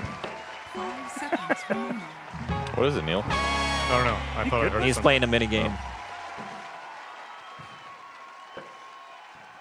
Sorry, continue. But to talk about the draft, there is a lot of tankiness. Rum buff, as you said, a lot of damage mitigation coming out from that. Aura from Underlord, and also you have Sven with Warcry providing team with armor, so that's going to be very difficult heroes to kill. Here And it you comes. could potentially have all Here it three comes. cores. All right, Bat Rider core. Here it comes. Tiny carry. Core bat. I'm telling you. I'm telling you. All right, This man is speechless. All right, no joke. It's a good game for it. You're against tanky ass heroes, strength heroes, melee heroes. You're gonna be slowing them. You're gonna be increasing your damage over time. Oh, you can't I'm just well play aware, a Kev. normal hero that does normal damage with items. You need to ramp that shit up. Uh-huh. And these are the fat heroes to ramp it up on. You watch this. They're going to absolutely dumpster Aurora with this bat, and everyone's going to be first phasing it or trying to ban it. I'm calling it now. Stop laughing. Or it's gonna be bad. It's really one of the two. Our casters who have snuck into the distance are cackling off in the distance. Is this man a stoked or an arsonist bat rider, or does it not even matter because he's going to be irrelevant? Tell you one thing, Neil. Yeah. He's definitely barking up the wrong tree. You don't have you don't have it with you though. It's over there. I know. Go to the tree shot. Do you think of these puns before you walk on? It's a surprising amount of thought goes into it. Let's pretend like you didn't say it the first time. Here, try it again. I think he's definitely barking up the wrong tree. I didn't ask you the question. Okay. Back to you, Neil. I'm really out of breath. The thing is really heavy. Our casters are off cackling in the distance. Avery, is this a stoked bat rider, or is this an arsonist bat rider, or does it not even matter because he's going to be irrelevant regardless? I don't care. The pun's dead, Neil. I don't care. You know what, honestly, Neil? I don't even have a horse in this race. He's a genius. Subvert expectations, Neil. Always leave him guessing. I saw him smuggle that in hours ago. He's been nothing. planning this. Don't betray me. Do you know how genuinely a lot of thought goes into this, Neil? I You should spend be proud. most of my day thinking about how I can ruin Neil's day. And it brings me quite a lot of satisfaction, to be honest. It's worth every it's really minute. fun. It really is. Game number 2 of Aurora versus Liquid with your casters, Cap and SVG. Things are getting a little batty in the studio here. We've got a mid-Nisha Bat Rider, Avery. You believe in this as much as Ted does? Hell no. Okay. Oh, there goes that. But it's cool. I hope it works. What's this epic adventure music? It's pretty badass, though. I will say, Austin, I think our boys in production are doing a fantastic job. Shout out to them and the music choices and the sound effects and all of that. Give yourselves a round of applause. Round of applause all around, everybody. Round of applause for production. Everybody in chat, round of applause. No horse in that race either. Straight to the bottom with you. And they've taken my tree away. Avery's just trying to get rehired, that's all. Overboard. She brought it back Leave for the you. tree, thank you. I The tree enjoy is a the permanent part of the casting setup now. Saberlight has himself stuck. See, Austin? Open a tree. That's why we keep the tree here, because that man just got sprouted like we're sprouted in real life. Everything comes together. You understand? The way this schedule is going, we're definitely going to be stuck here a while, much like Saberlight was. Yeah, I hope we're getting some overtime for this. We're not. Okay, well, then it's not a money tree. If it makes you feel any better, the morning crew is having dinner right now. That does make me feel better. I'm happy for them. Nice. Went out to a nice restaurant. First blood to nightfall. That means he can really get to that BKB on time. And hit him with his signature move. But that's what the Bat Rider is for. He won't be able to nightfall in front of the Bat Rider. I am genuinely excited to see what Nisha can do with this, because this Arsonist thing goes hard. You really do some DPS to towers. Yeah. You put a lot more stacks on people. I kind of believe in the concept. I just don't know if the players are going to be able to execute it this early into the patch, right? I feel like this hero is one of those cheesy heroes that needs a month to get the exact build on, the exact play style, and then it really performs.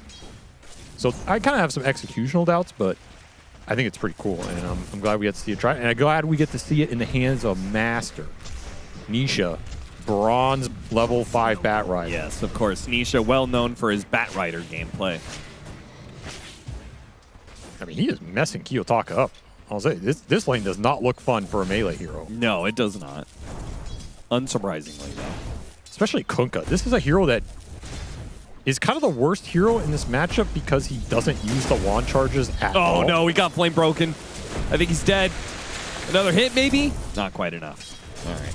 He lives. He's got 14 wand charges. Torrent is just But Mira is dead. Instead, V-Tune shocks the tree at him. Yeah. Just like archery in real life, Austin. I would love to see you throw that around like Tiny does. Boxy in trouble as well. Shadow Realm, he's okay for now. He sticks around to do a bit of Ion Shell damage. Or he stuck around just to stick around, I guess. Toronto Tokyo almost dead as well. He's got stick charges, though. He'll survive. But the lanes are kind of rough for Aurora right now. Trying to push through it. I don't see this mid lane getting any better for Kiyotaka. No, it'll only get worse. I think this top lane can get better for Liquid. Land a Bramble, vacuum into the back Bramble. into the Bramble. That was a nasty move from Saberlight. That's the exact combo you're looking for with this duo. There's not much more you can do with it. That is playing it to perfection here. As they score a big one. And I will say, 2 bronze heroes on the side of Aurora. The Kunkka and the Underlord. Both bronze, both with no cosmetics, effectively. What are they doing? Embarrassing. Though, to be fair, Underlord is not a hero you need to play a lot. I don't think Toronto Tokyo has played it a lot, so... Yeah, he'll probably be a perfectly fine Underlord player, because that's playing off lane on easy mode. Especially when you have Sprout spam to heal you up. You have 2 points in Ashfior versus a Tiny with really high base damage. Should be a solid lane for him as Kiyotaka low again, but still not dead. He is not giving up that kill. And it is draining Nisha's resources. Ooh. I mean, sure, it's draining his resources, but also draining Kiyotaka. I mean, honestly, he's not doing that bad net worth-wise either, because the CS is pretty even. Nisha spent a lot of time investing in the regen punish. Yeah, but Kunkka isn't a hero that can recover through the jungle like Bat Rider can. I think it's fine for Bat Rider to tank his own game to ruin somebody else's. Yeah, that's pretty true.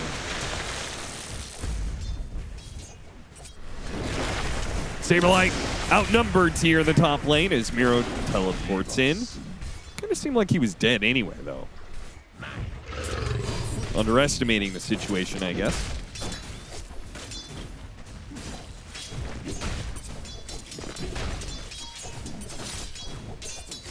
What are you reading? Just trying to see if they changed the Bat Rider value, but I'll get back to you on it. On, like, the stacks? No. I mean, did they just double them and then half the damage? Oh, he got a base movement speed decrease. That's. I remember they changed something about his stats or something. I can't remember what. So 10 less move speed for the Bat was the nerf to make up for the reworked and new facets. That makes a difference. Though, I don't know if it makes much of a difference in the mid lane specifically. Yeah, there it probably doesn't matter.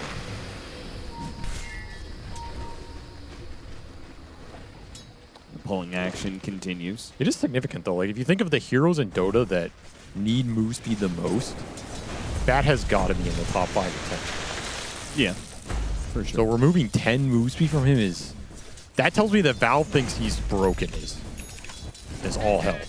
They need to remove 10 move speed. Like that's a brutal amount.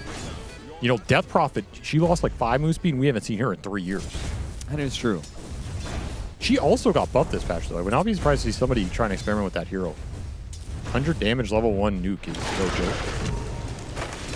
Man, especially for a hero that wants to be able to dominate its lane. Bottom lane, Panto comes through the gate. V-Tune, he'll get a bit of a help from the dagger, so he'll probably live here, but he won't be happy about it. He's really not happy about it. He has stick charges. He just died of Roche or something. He's giving him the runaround. I mean, die to his golem friends. Take me, brothers. Oh, he tries. He cuts out of the trees to get to the golems. No! Mira claims the last hit just in the nick of time. I think he should have just gone in the Roche pit. Yeah, I think so too. Big kill for Mira to get. Committed a lot for it. 6-minute power rune doesn't spawn bottom. Still going to be a clash over it though. Picked up the Jakiro and now grab on Kiyotaka as well. He'll get both of them. So even as the Tiny dies, Nisha wins the mid engagement. He is going to be level 7 before the Kunkka returns to lane and hits level 6. And he gets a regen rune top. Oh, man. I cannot believe Aurora were trying to contest this at all. This is a dead lane for them. Like, there's no way you are going here, especially without both, and doing anything this Bat Rider. Legitimately, I think that's just one of those, like, this hero's out of the meta for a little while. You forget what it's like playing against Isn't he Bat just Rider. dead again here? Yeah, I think so. Okay, Bramble doesn't land, nor does the Flame Break. If they miss every single spell in their toolkit, he might just live. I think he's still dead anyway. They Yeah, missed Nisha's half gonna of it run and him he down. died regardless. He's going to go try and get the Roshan tonight. He got it. Mira, though, teleported in. Is Bramble's up yet? It is. Oh! I was trying to get it exact. Close. I mean, that Flame Break cost him the kill. That was a bad miss from Nisha. Didn't expect the X turnaround.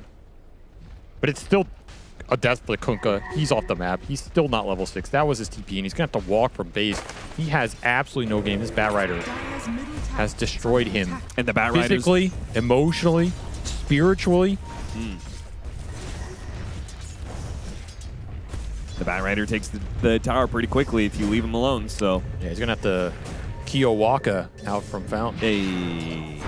Nisha going to teleport to the bottom lane. Stop poking me. Dagger on Toronto Tokyo. I gave you the A. What more do you want? And Toronto Tokyo did have some wand charges. He's still on Lotus as well. Give him the whip. Another round of Avalanche. And the Lotus will not be enough. This is really bad because the Underlord, another hero that's dependent on winning its lane also, but this Underlord wants to go Mask of Madness. Vacuum back into a Bramble, Saberlane, Boxy, and their duo continues to excel. Though Boxy, they just keep bringing Mira up here. Somebody's got to die for it. Heroes getting involved a lot, 2-1 and 3. Should have a fast 6. Rough death for Nightfall. But you got to get Miss Dagger from Insania. That's awkward. Missed abilities from Liquid are costing them kills here. Yeah. Missed a couple opportunities to snowball this early game even more. Still, it's an empty lane mid. You cannot be sad about this early game as it's just jungle time for Kiyotaka. This is pings, man. Nightfall's just pinging the bat. So level 8 is when he gets the sticky napalm attack? Is that maybe correct? the worst boat I've ever seen. He was just killing the creep. It did not hit a single creep. Oh, well. He just threw the boat in the river, and now he doesn't have boat. Yeah, Kiyotaka's got to be tilted. What was that? I think it quite literally did 0 damage to anything. Dire's middle tower is under attack. And Boxy pulls the creep wave, so their own creep wave goes right to hitting the tower. I mean, I know they call it ghost ship, but It's not supposed to be intangible Middle tower completely. has fallen. There goes your building. Thought Oh, you do were we have a saying replay of the boat? He was targeting Ghost. I mean, it was Arcane Rune boat. Ah, I see. Why did he vote this? Well, I understand he votes it if he doesn't want to walk up. But then he walked up anyway. Yeah. Glad we had to replay that. Dire are scanning. And by the way, am I correct on the? I'm not in the game. Oh. Level 8. Is that when you get the Bat Rider thing? Well, you didn't take it. Yeah, I know. That's why I'm drawing attention to it.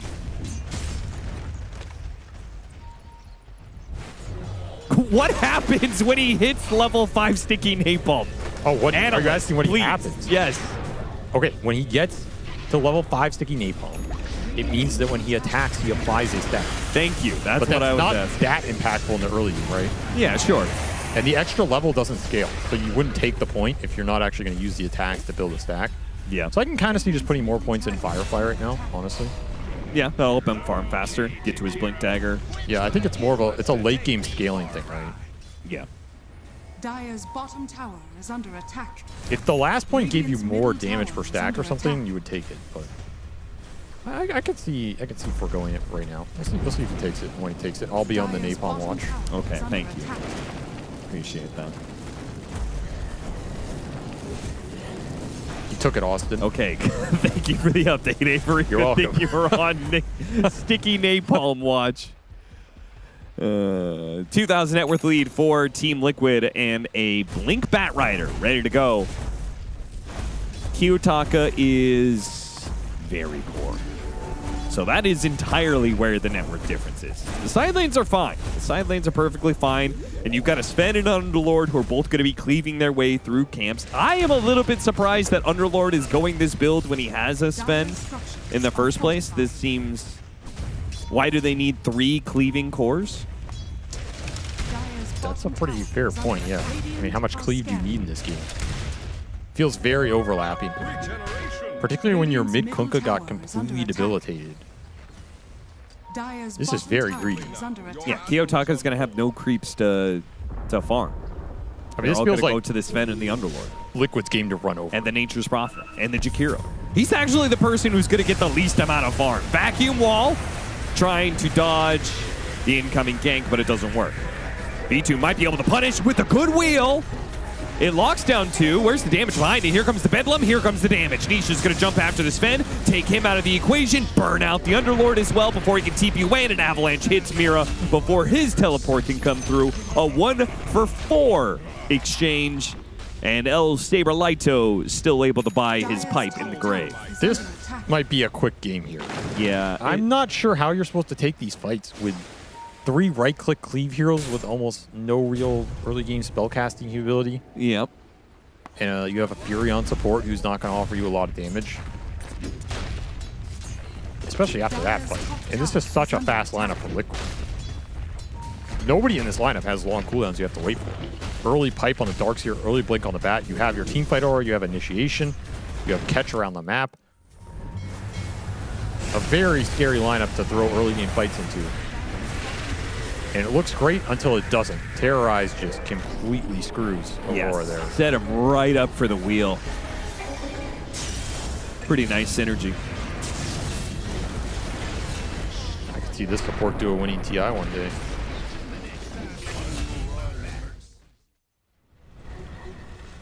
Ringmaster and Dark Willow? Yeah. Okay. And when you're this far ahead, you have to play to take their Wisdom Shrine. You have to get your own too, though. Yep, they forget about that one part. Mira is going to take that one, though V2 might be able to get the kill, should be able to get the kill. Just gonna slam him with the tree a few times. Leave Nisha. So what do you think the build is for Bat Rider off of this facet? Hurricane Pike, Witchblade, Insania Dead. You think he goes like AC at some point? Nah. Starts building off of the attack speed, or you just ignore that part? I mean, you want a BKB if you need a BKB. Boxy actually survived here, slowed down. Nah, he's dead. blood grenaded. And down he goes. So Aurora do strike back.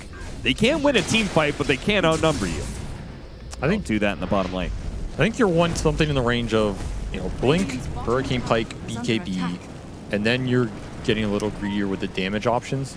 Something that you could go Parasma, you can go Octarine for just the lower cooldowns you see on some of the old school Bat Riders. Yeah. You can go like a Kaya Yasha type item, right? Sanjin Yasha, Yeah, I can something see in that. that nature Yeah. for extra move speed, because move speed's really nice on Zero too.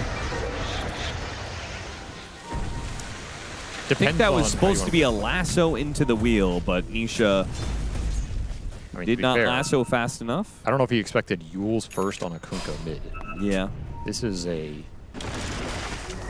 That's a patch first. Yeah, this is a get me through this game right now item. He X'd, ran out, saw the Darkseer, instantly bailed. Wants none of that. Yeah, as he should.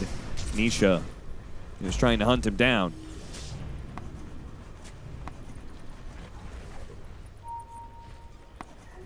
Aurora stabilizing, though. Didn't lose as much off the map as I thought they were going to.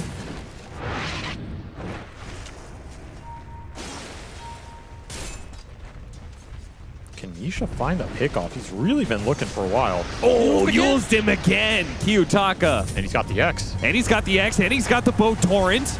Escape back. It'll save him from some of that damage, but there's too many disables. Surely underneath this tower, though, Terrorize comes through from the side from Boxy, and he's doing good Bedlam damage. That'll finish off Toronto Tokyo. Boxy dies to the cleave, but now Nisha back into play. Goes after Nightfall. A beautiful ice path, though. Nisha fights it and will die, but he got the kill on Nightfall anyway.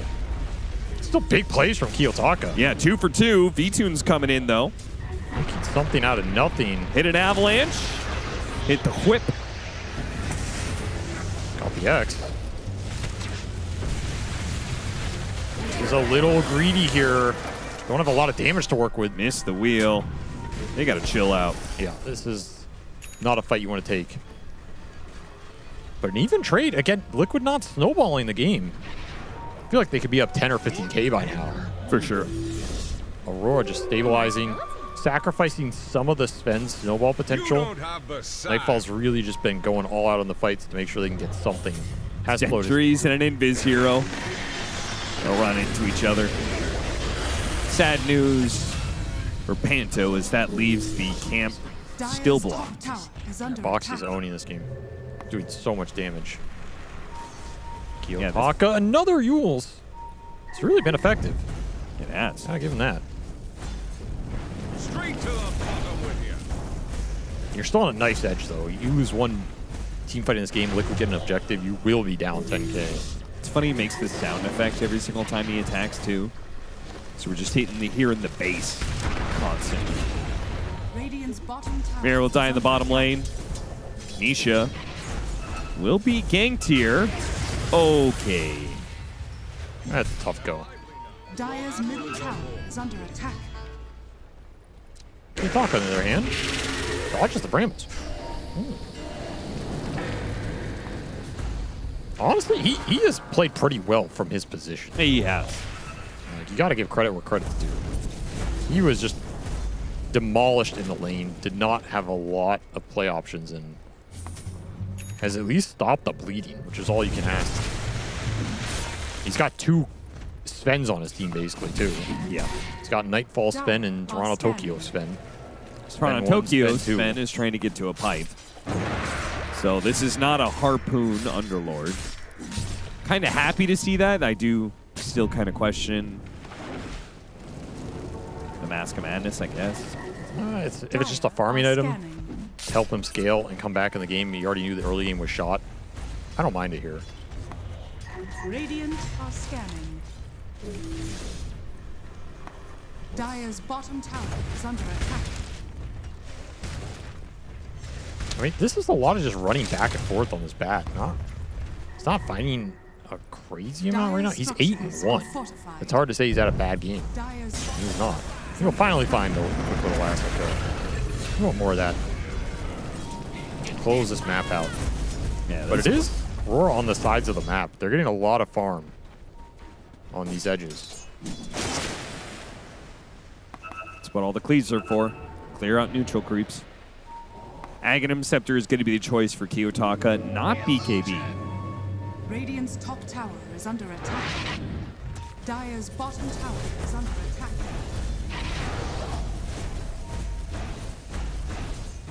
Foxy knows with the scan. Bramble going to be a little off the mark there. Oh, the dagger right in front of Nightfall. The second one lands. Quick hop away at the first sign of reinforcements. Ganks continuing to be dodged. Toronto Tokyo continues to farm. He's getting so much space.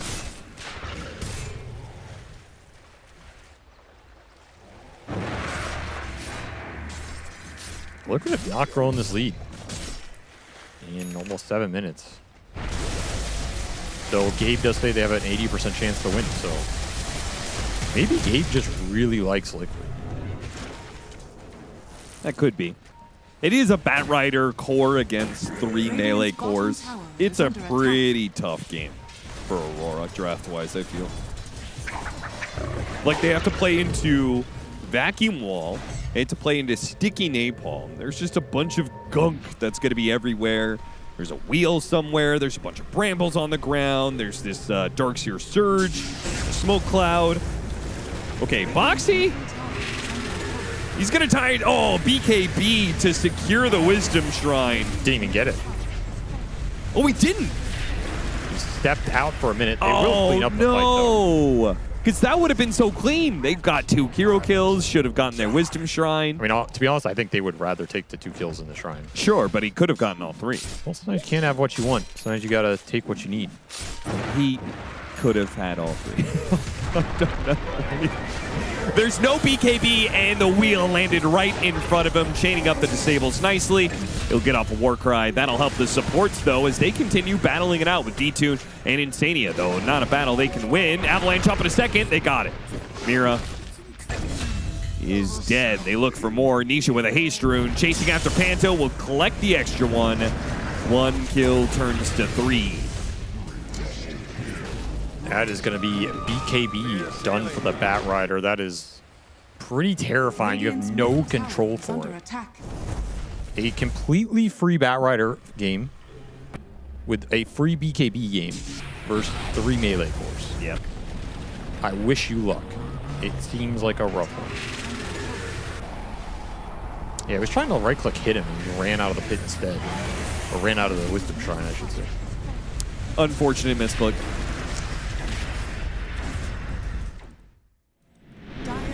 Even the pro players misclick from time to time. And now Nisha's thinking about that shard. Yeah, that's the thing. Oh, what does the shard do? That gives you the building damage. Right, right. The high ground potential. The Batrider being a mid-hero again is dangerous. This hero is good at taking Tormentor, or at least above average. Good at taking Roshan, or at least above average. Good at taking buildings with the shard. I don't know. This hero kind of does a lot. Boxy, they're going to try and blow him up before the Shadow Realm. They do so successfully. Nicely played. Got the wall out of Saberlight, too. They can't just disengage. V-Tune's not going to let him. He just walks up to the high ground, takes out Panto. Boat coming in. Try and bail out Kiyotaka. He'll be dragged back into the Fire and Flames, where he will burn. Capped down. Next up, it's the Underlord. Tossed together. Nightfall put on top of the Underlord here. Has to use the rest of his BKB to teleport away. Nightfall successfully, but nobody else on the team can get out. That is an impossible fight to take. Buyback from Boxy into the outpost. You have BKBs on these cores. You can't do anything about it. You can't man fight them with the Sven who's just trapped in all the gunk. This game just, I don't know, it feels hopeless. Yeah, dude, it's too much shitting on the ground. Like, what are you supposed to do with this lineup? Other than just go ultra late somehow. Dire's middle tower is under attack. Liquid's whole lineup just litters non-stop. And do you need the Batrider to hit buildings for you when you have a carry time? Dire's middle tower. The best hero tower hitter in the game. That's not true. Is under attack. Who's better? Radiant are Lone Druid. scanning. It's not really a hero right now. Meepo. I don't think that's true. I mean, a 6-slotted Meepo takes buildings pretty fast. Yeah, but it doesn't beat Tiny. I know because I did all those ESL mini games where the players have to rush throne, and Tiny always wins. Does he beat a Broodmother with outside 1,000 spiders? B-Tune. Oh, this is left a bad behind. place to die. Yeah, the team is still a ways away. When he comes back in, all right, yes, he just BKBs, and he nightfall. But did he need to, though? His team is now here. But it is fun. It's humorous. Foxy will still find Panto. Can't believe Mira is trying to help him. They want to fight this? I guess because there's no Tiny, they say, if we can't win this fight, well, you might as well GG out. But you can't win this fight, though. You don't have to spend. Well, then they might as well GG out. Oh, wow, was that Bramble not latching? That was crazy close. Mira does survive. 14,000 net worth lead now for Team Liquid. Cruising in this game, too. Darkseer Batrider, it's a classic combo.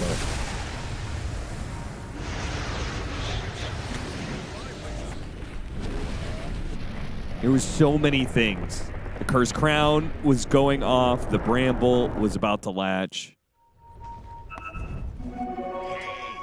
Yeah, well, that's a 2-time TI winner, Austin, so show some respect. Are scanning. You're going to need more to that to bring Mira down. Oh, no. Toronto, Tokyo. He was trying to build into a Lotus Orb, which could have done them a lot of good, but now that's going to be delayed. His Liquid swarm the north part of the map. And Aurora, they'll try and go somewhere else, but V-Tune is going to force them back to defend their Tier 3. Is under attack. All right, Nisha, let's see this building damage. Nisha tried to get him. Self-fuels when he comes back in. He will be lasso, but he got off the boat at least. The boat buff might just save him here as he's pushed into a Bramble. Okay, never mind. They really committed to finish him off. Panto, too. Now the Sven is into play, but he's missing 2 of his cores. And the lineup of Liquid is very good at kiting out melee heroes. Escape Act, the purple smoke. Look at that building damage. Just, oh, outblinked him. Nisha dodges Nightfall's initiation. And that's going to be a BKB wasted. Toronto, Tokyo, and Mira push forward with the vacuum on 3. Terrorize to combo it, and the Bedlam to mow them all down. Well, this one's over. You're not recovering from that. No, you're not. Nightfall calls it GG. I'm not going to lie, though. That bat shard seemed worthless. Yeah, I don't think that the just seemed shard like a loss of gold. did too much, but upside though for Liquid is they look very good in game 2. They'll even out this series. Nisha checking his Instagram, seeing what the response was after that performance because he put on a clinic. 11-1 and 14, I believe. This is score. Yes, he dealt the most damage in the game with the highest XPM. And the highest GP. No, not the highest GPM. But he was close. Nightfall, he looks stunned. Who had higher GPM? V-Tune? V-Tune did indeed. 9-1 and 9 for this Tiny. There were a lot of problems for Aurora in that game. Their draft just felt very one-dimensional. And the second that game starts to fall apart, particularly that mid lane, it just looks hard to take the fight based on spells. I'm not even sure where the opening's supposed to be. Maybe you somehow catch Liquid off guard around the map with Furion rotating and Sven just gets completely out of control if you win the Sven lane mega hard. But this is all kind of wishful thinking here, and I think Liquid just got the better of them draft-wise, and sometimes it's as simple as that. It's as simple as Pyrian Flax is a genius. Is it that simple? Oh, it is just that simple. I called it. You all laughed. They laughed. They laughed in your face. He cackled off in the distance. In the same way that Aurora saw this last pick bat, they're like, cool bat. Lamau, this is an easy 2-0. No, sir! Well, the thing that he did incredibly Don't ruin my well, moment, Kev, with your blathering. No, the thing he did incredibly well was he just played Batrider, and then he also did some right-clicking. Like, he just went treads, bottle, he got a blink dagger, he's like, I'm gonna lasso people and kill them with napalm and firefly. Normal shit. Right. And then later he's like, and now I'm gonna right-click a little bit with Dragonlance BKB. Exactly. And that was, it just made the hero look normal, not weird, didn't try to do any freaky stuff. You don't need to, that's what I'm saying. He just Batridered him. Yeah, what about V-Tuna? This guy is fitting in pretty nicely with his tiny plays. Last game he played Luna, looked also pretty damn good. This time only dying one time, understanding his timings, moving across the map, getting all these pickoffs, getting very active. Like, Tiny is not active until he gets his items. Once you pick up that shard, Echo Saber, Shadow Blade, this is when he starts to get even more active. Also, not entirely sure what the strategy was with the Victoria's Secret strat. 3 sources of cleavage. Oh! They wanted to cleave this game as fast as possible so they can focus on game number 3. I don't understand. Like, so Underlord... He had cleavage and a big ass. Exactly. It was modeling for me. Down the runway. It's a skill build, Instagram though. feed. I bet it is. The skill build, though, 1-1-4. Why? Not into it. Mask of Madness. He's the third carry. Did he get Mask of Madness? He got Mask of Madness. If out of all the games Because to he not get can. it, What do you mean, why? it was that game. You can do that any game, Toronto Tokyo. Why You can do it in demo mode, but what we want to focus on is what Nisha did really well in this mid matchup. We can compare 2 of them because Kiyotaka, he also tried to, get something different, but you can see this is 12 minutes in, he picks up a Blink Dagger without even using the lasso immediately. It was actually Insania who's setting a lot of these kills with his ulti, and then they get the lasso. This is Nisha also. They're controlling all the power runes pretty much for him, so they feel pretty comfortable coming into the fight, and this is a very interesting one. I kind of like what Kiyotaka did try to do. This is a very bad matchup for him. This is triple melee into core Batrider, but he did pick up Yule Scepter, which kind of saved the gank, and then he gets another Yule Scepter, which did result in Nisha getting killed, and that's why Nisha also opted to go for a BKB right after he picked up that Dragon Lance, and he also had a Force Staff, but Kiyotaka, he needed to think outside of the box, but he was not good enough. He wanted to, make something happen, have some kind of an item that could turn this matchup around. In the end, it didn't really work, which also means that you're not getting the farm. With Yule Scepter, this is not your farming tool, and we can see the hero damage comparison almost tripling the numbers here on Nisha. 23,000 damage coming out from him.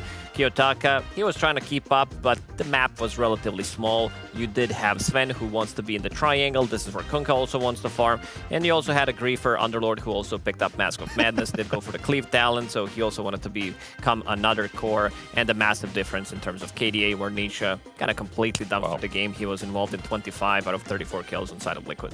Yeah, at some point the casters mentioned he was just kind of going back and forth, but that's kind of what you need to do when you have this like tempo setting mid hero.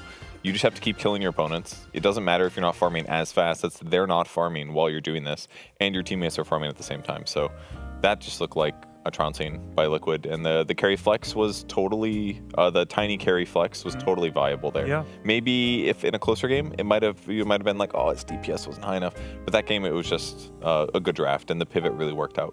I mean, the tempo set by the bat was just so good. And he can do this thing where he rotates and gets kills and does damage, and also farms really quickly with Firefly. I think he's going to be picked or banned next game. He's too strong.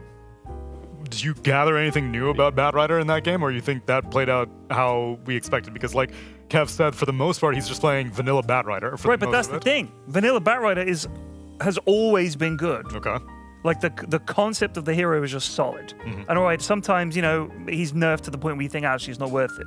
But now it gives you that extra dimension. So you're not just like, oh, I guess I'll just lasso people all game. Right. Now you get to do right-click damage, which you didn't expect. And you can right-click damage towers, which you didn't expect. So I think he's been buffed to the point now where he's really strong. One of the heroes that we may be seeing more of, although yet again, I am quite frustrated with the fact that most of the heroes that are becoming meta in this patch I have been seeing for the past year and a half. Where are the Phantom Lancers? Where are the Spectres? Where are the Lions? Good riddance PL's for garbage. PL Inspector. PL's garbage. Oh, I know he is. Good. Get him out of the Skyrath game. Mage. Even though we Skyrath saw Mage? one, I think it was Gaimin who picked Skyrath Mage and Pugna. This hero is actually getting fake buffs. This is actually nothing. When you read the patch notes in the last 2-3 years, it's basically just changing the numbers, changing the talents. We're adding 3 damage here, 30 damage taken away from like, what is this? Like, it's actually not a hero. Why do you have 0 armor on this hero? Yeah, his armor's kind of low. He's very survivable against magic damage. Oh yeah, that 13 damage barrier that he gets at level 1 when he uses Arcane Bolt makes him unkillable. It's not just what I'm talking about. It's that you usually buy a lot of items that increase your raw HP. Your int is really high, which gives you magic resistance. So against magic sources, he's actually pretty good. But against anything normal physical, or God forbid, minus armor physical, that's a 2-shot. you're gonna have a bad time. Go Scepter, or you're dead. And now even Ghost Scepter. You don't even need that. Just buy the Outworld whatever Scepter thing. That's true, you could. Yeah, the Outworld whatever scepter thing. He's right. Where's Wise Grimstroke? How does it activate? You press it. click it. Oh. Yeah. I've got it on C is the button I have. Oh, yeah? Yeah. That's her neutral item button? Yeah. That's it. Yeah. No. He C. I don't think you C. What is your hotkey? 5. Okay. 5? Yeah. My Very number, far away. my item hotkeys are 1, 2, 3, 4, 5, 6, 7. 7. How do you click 7? Well, Which finger are you I using don't to have click 7? if I have an active item at that slot, it's game over. Oh. There's no way that I have 6 active items there. So I have 1, 2, 3, 4, 5, 6 in my items. Okay. And as I acquire more items that require clicking, Yeah. the ones in the 2 and the 4 spots sort of slide down a bit. Yeah. Because I can hit 1, 2, 3, 4 pretty Exactly. well. But then I'm like, lads, someone's like, lads, we need a hex. I'm like, that's a lot of buttons at this point. I'm playing in Best Vodka, I could guys. do is Lincoln's or I'll get a SLI. Lincoln's. I'll get a Lincoln's, exactly. Give me a passive. I'll make that happen. Yeah, right. I'll buy the pipe, lads. You know, that way There I you can go. just push it at the start of the fight. Get on with it. Coordination is paramount. What were you going to say, Kev? Should really use different hotkeys towards the end, because at the end, your pointer finger is using like 3 hotkeys. That means it's going to be slow. Yeah, but that's my point, is I don't. Too slow. I don't put actives in Use 5 like and your 6. C key and your V or something. Space bar. I'm using that. Space bar. Imagine stop. trying to blink in, initiate with the blink BKB, and you have to click 6, 7, and then also click Arena Spear, and before maybe that's bad. toggle a Bulwark so Rubik can't steal the Spear or steal the Arena. Now it's not doable anymore, but your you would have to play like this. I'm not claiming to be a paragon of mechanical skill here. I'm just trying to do my job, which is have fun playing Dota and maybe having fun watching Dota and having fun watching a game number 3 between Team Liquid and Aurora after the break.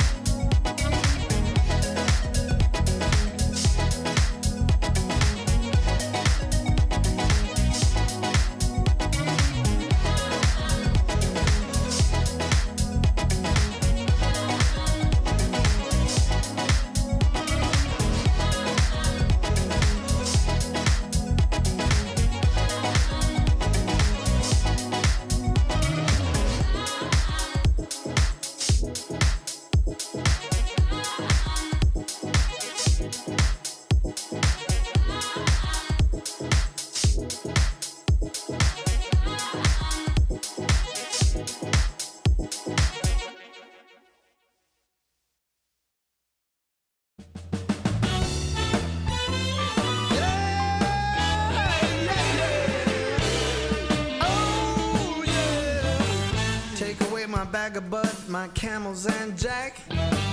Go ahead and take them all, I don't want them back. Those nasty things mean really nothing to me, 'cause lately it's so plain to see. All I want is you, honey, is so true. Give it to me, baby, all I need is you. Yeah, yeah, yeah. Come on, you can take away my mint Cadillac. Take my Harley too, I don't need them back. I got an engine, Lord, it runs so right. As long as I get your loving each night, all I want is you. Honey, is so true. Give it to me, baby. All I need is you. Yeah, yeah, yeah, yeah, yeah.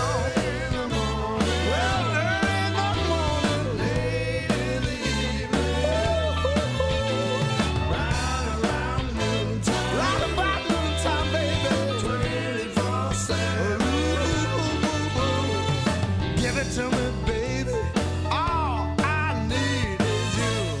Yeah, yeah,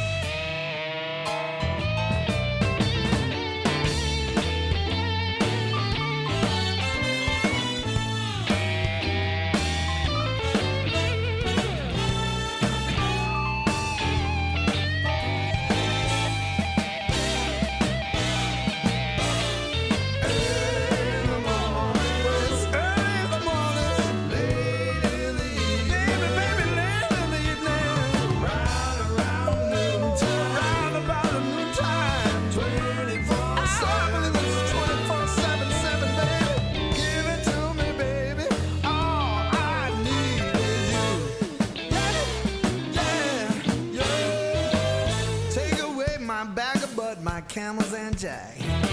Go ahead and take them all, I don't want them back. The only thing I could ever really miss is what I feel when I get your kiss. All I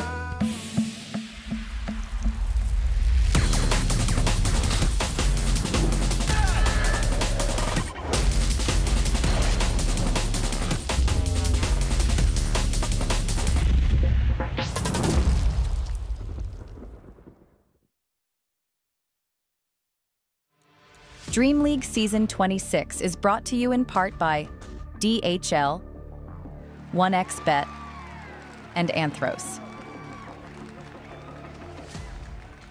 It's time for game number 3 of Liquid versus Aurora, where you've already had your appetizer, you've already had your dinner, and Pyrion already had his dessert. We all had dessert. Don't make out like it was just me. Did you spoil your appetite, Ted? Well, no, I'm full. Yeah, what's the thing with spoiling the appetite? Like, it's gonna come back. No.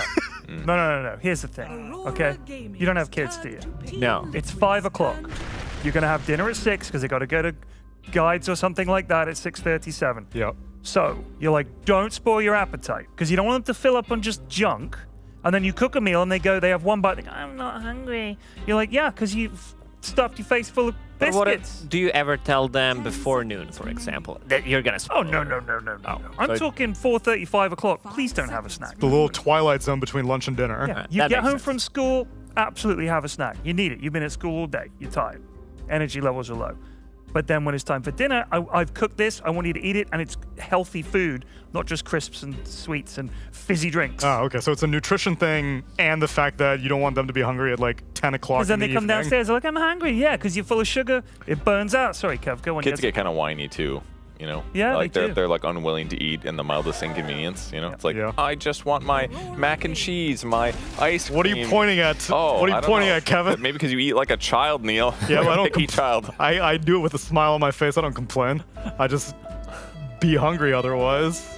So yeah, if it makes it harder for them to try a new food for the first time in a while outside of just eating glizzies, which we know some Dota Yeah. talent do only eat. Yeah. Yeah. You gotta. And of gotta course, I keep mean, that. you know, if Don Gliziani had his way, that's all. I'm just trying to help put a man's children through college. Yeah. Doing my best. Yeah, well, Slack sure is, yeah. All right, Aura's gonna steal the tiny though. Have you seen his cup of hot dogs that he does, by the way? Yes. At the after party where he just puts hot dogs in a cup, just walks around eating hot dogs out of a cup. Very efficient. God bless that man. Love him. That's when you know the party started. Food in a cup is great. One TI, I put oatmeal in a cup, and I just slowly ate that for like an hour. Wait, where'd you get the oatmeal from? From the breakfast buffet, but I was in a rush, so I put it in Oh. a cup, and then I was like, oh, this is actually awesome. Raw oatmeal or? Yeah, I mean, no, not the dry, you mean? Yeah. God, no. Well, how are you snacking on it? It's going to go all cold and mushy. So, you just keep eating it. Ew. I'm not like your Oatmeal's- children. I'll eat it. Well, you sound like more like my dog, in all honesty. Appetite Brad, spoil. You want me to do it? I'll do Yeah. it. All right. Aurora, they ban out the Templar Assassin and the Beastmaster, the Shadow Shaman, and the Batrider gets a respect ban for game number 3. Liquid, they continue to take out the Tinker and the Bristleback. Doom, as well as Toronto Tokyo's Magnus. First pick of a stolen Tiny, and a response from Team Liquid with the Ancient Apparition. You know what you pick here? Clockwork, baby. I'm calling it. Hero's busted. For the chainmails, or? Not just the chainmails. It's Chainmails much are more not- than that. He gets bigger. Do you spoil the appetite if they're eating chainmails? Don't eat too many chain meals in the laning phase, all right? No. I want you to eat your chain meals. Stop eating those tangos and mangoes Save and up. wait for your chain meal. To be delivered to Yeah, 1% exactly. more damage, yeah. Woo. So they do have the first pick out of the phase, so I could see potentially, because there's still Darkseer available, right? Oh, okay, not they don't anymore. want it, so they do not want to take it for themselves. I was thinking maybe some, because they have pretty good Darkseer combos. If they wanted to take it for themselves, Jakiro's still available. You could run any of that; it would feel fine. But Nature's Prophet's still available. I think that this hero is slightly, maybe even. Trying to find a word for something that is above slightly, but not like super overrated. Slightly So, overrated. yeah, maybe. Somewhere in the Marginally? middle, maybe that's the word. Yeah. Marginally is too small. That's less than slight. Do you consider marginal less than Well, slight? if I described you something as marginal at best, Yeah. that means it's barely there. But if I say, like, he just slightly made it, Yeah. that... If he barely made it, Oh, barely. That's I'd even say less. that's like there with marginal. Okay. Yeah. Then what is this middle ground area then? Between... Kinda. Kind of. Talk about- Kinda, Oh, sure. Talk about it's kind of Nature's overrated. Prophet instead of Nature's Prophet's English. kind of overrated. From position 4 or 5. Like, he can look good because of what he brings to the table with his stats gain, with his global presence as well, but I feel like this hero can also be relatively easy exploited in the laning stage, especially if you have some strong laners where you're actually not doing that much. But speaking of global presence that he does have, Ancient Apparition, Invoker, it is a lot of global presence. The one place I think Prophet can work is if you're playing against a dual lane that is meant to get kills, because then you can keep your HP high while harassing them.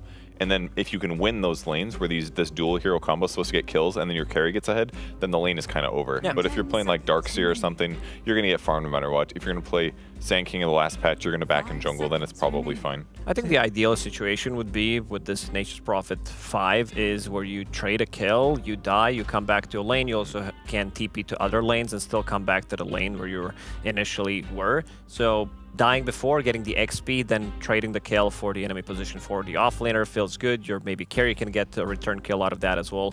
And because he's strong, it's all about that sustain. And I like the pairing that they're doing right now. I've pretty much always been a big fan of a Tusk. Other heroes, they're getting nerfed. This hero still feels super strong because his toolkit is just way too good at every single stage of the game. So here's my question for you guys. If we're talking about this Prophet support as having a global presence, that does mean abandoning your lane partner to go and do something, doesn't it? Mm-hmm. So Sometimes, yeah. the global presence is like, oh, I'm going to TP out and go help this gank bot, and all of a sudden your carry's like, where the hell have you gone? Like, oh, I'll be back in a sec. It doesn't feel like it's always going to have that utility. But your supports are always rotating as, like, you gotta go protect the rune for the mid lane or something like that. At least Prophet can do his teleport spell to go somewhere and then teleport scroll back to the lane. The mids can't sort their own runes out. Go fuck 'em. That's what Forge Spirits are for. They last longer level 1. He can do it himself. Oh, did they improve that? Yeah, they last 30 seconds at level 2, which is pretty impressive. Because it was 10 seconds at level 1. It was pathetic. They buffed a lot of the skills that were kind of just bad level 1. I think like Ice Wall does like 30 damage a second instead of 8. You know, stuff like that. Just like it doesn't feel terrible to cast them. Did they increase his base damage at all?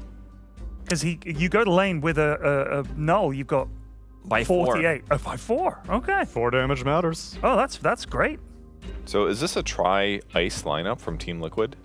The low-key secret triple Frost draft? You want Frost Dragon? Last time that VTune played it, he did do Frost Dragon. I think it was one of their first games of the tournament. I think they lost, but at times it looked kind of okay. Was it against like a Morphling or a Doom or something like that? Neil, I don't remember what I ate in the green room 20 minutes ago. It was half-baked ice cream. Ben & Jerry's ice cream is what I had. Lacoste is on the case. He's investigating. We have a V-Tune DK. Well, that's a green facet. That's the green one. We gotta keep digging. Keep digging. Because I find that the Frost Dragon has to played one game and it was Green Dragon. You lied to me, Kevin. You specifically cited It must have been his cosmetics. It's not cosmetic, but at level 6, it looks like you have Frost Dragon. Is that what it is? I think he just has a Frost Dragon cosmetic that looks a little blue to me. And I was, you know, the observers, they didn't click on the hero. That's what it was. It was not my fault. All right, we gotta discuss this one because they needed some kind of a stun on side of Liquid, so they picked up Dragonite, which is gonna be a setup for Sunstrike, and they have Ancient Apparition, but they also picked Invoker and Ember Spirit. So my question is, because I'm kind of starting to believe with the Chain Gang, Ember Spirit can definitely be a position 4, but I also played a lot with my boy Fog, shout out to Fog, who loves to run position 4 Invoker with all the buffs that Invoker received in the previous patch. I think that this could also work. He could also be played maybe as a position 5. It is greedy, but it can work. That is greedy. And earn buffs. Yeah. Yeah. Oh, man. Oh, God, I love playing pos for Invoker. If this is a thing, if Liquid win this game, I hereby promise that my next game... I'm leaning towards Ember Spirit position 4. There's also a possibility that they run this as an offlane. This is something that Toronto Tokyo did do a couple of months ago, because when he switched to the offlane, he was starting to play mid-heroes from the offlane. I think I'm leaning towards it being Ember 4, because that would mean you have someone to set up Sunstrikes, and it's going to be relatively easy to hit them because you do have more Searing Chains targets, so... I feel like that's more in line, but frankly, Boxy could do both. He's definitely one of those players that's totally down to play not top meta stuff, find his niche, and then that just becomes one of their signature picks. Banning out Monkey King makes me feel like they don't want to send Invoker mid, because Invoker would be able to mostly deal with that, whereas DK and Ember, less likely. I'm surprised they banned the Shadow Fiend. There's another one that It's got to be, they're playing, they want to, well, I mean, they could still be covering themselves, but still, they're worried about, the melee killer matchups. And Aurora don't think that there is a carry on the board quite yet, which is a pretty safe bet, unless if you want to do a DK carry on Liquid, so they ban out Gyrocopter, which would be a problem for their offlane Enigma. Will they ban Kunkka as well? That would be another good one.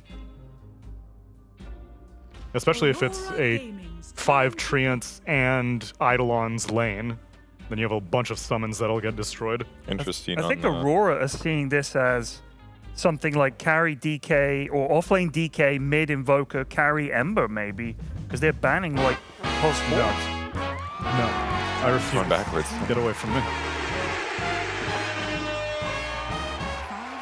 No, stop. I'm scared. You're scared. I'm scared. I don't. This is. Oh. Punch him in the gut. Hey, did you have something planned, Avery? I think that was it. Oh, he's gonna kill him with a cane! Oh my god. Well, he's dead. Oh no, he's until the game starts. Coming back. I was gonna pounce into his position and take over hosting the show finally. Can. You can make it.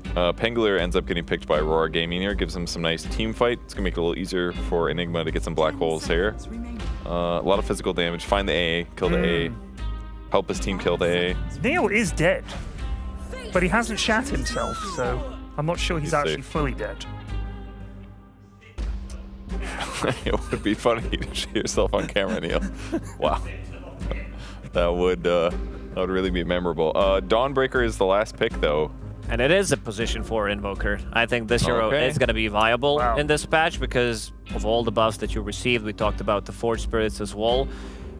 There's so much global presence. This is actually very easy to play. I also want to see what the build from VTune is going to be, because if this was Falcons playing it, it would be some relatively early Blink Dagger, something that Skeeter does, which would be a setup for pretty much Ancient Apparition ulti, Sunstrike as well, Dawnbreaker ulti. So I want to see if he's going to go that route so they have a little bit more early presence, or if they think that Nisha being active with the Searing Chains is going to be that kind of a setup. I think their draft is amazing. Like, I think they either have DK going in to set up for either Dawn, Sunstrike, or Ice Blast, or the Ember does. Like, either way, it just feels like they're so flexible. They can do it anywhere on the map, anytime. Also, doesn't it I feel like their as long as El Saber Lito himself is not in the black hole, when it's landed, he just Dawnults on top, buys his team some time. Yeah, it's pretty bloody good. There's also a new tech from Dawnbreaker. The old Aghanim Scepter was great because you could time it, but now with Aghanim Scepter, maybe later down the line, it's not the most OP item on Dawnbreaker by any means, but you could almost instantly land on top of the black hole and cancel it. What do you guys, our casters today, are for this final game at Cap and Avery? What do you guys make of this draft? I don't make too much of it. Avery, you feeling good now that you finally took out Neil? My nemesis is gone. That's good. I've never felt better in my life. Oh my god.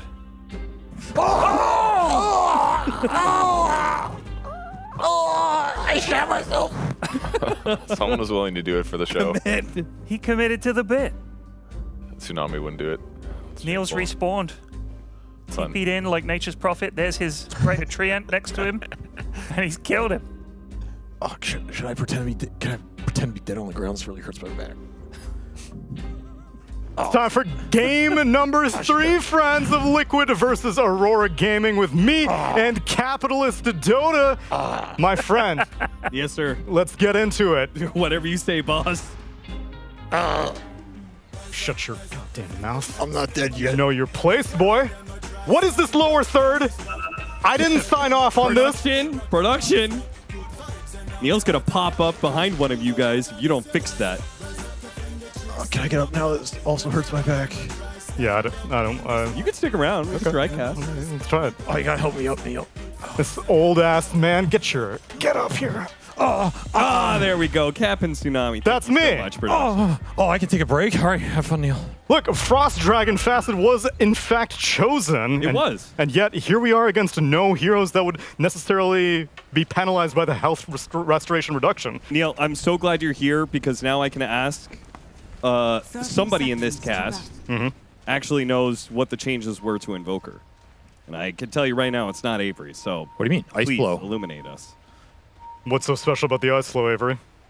You can pull heroes into the Ice Flow. They can get re-Ice Flow if they leave the Ice Flow. If they're in it for a certain amount of time, they get stunned. The Quas had the amplification and the regen reduction. And then they changed up the Fire Invoker so that he no longer gets a bigger meteor, no longer goes longer. The Cataclysm is still there, but it got some number change. I don't remember what it is. The Wex version, the Tornado AoE was increased, but they removed all of the bonus stats from the Quas, Wex, and Extor. They removed a level from it. Now the Ags only upgrades that by 1. You have to get the other level at the way later level to upgrade the orbs again.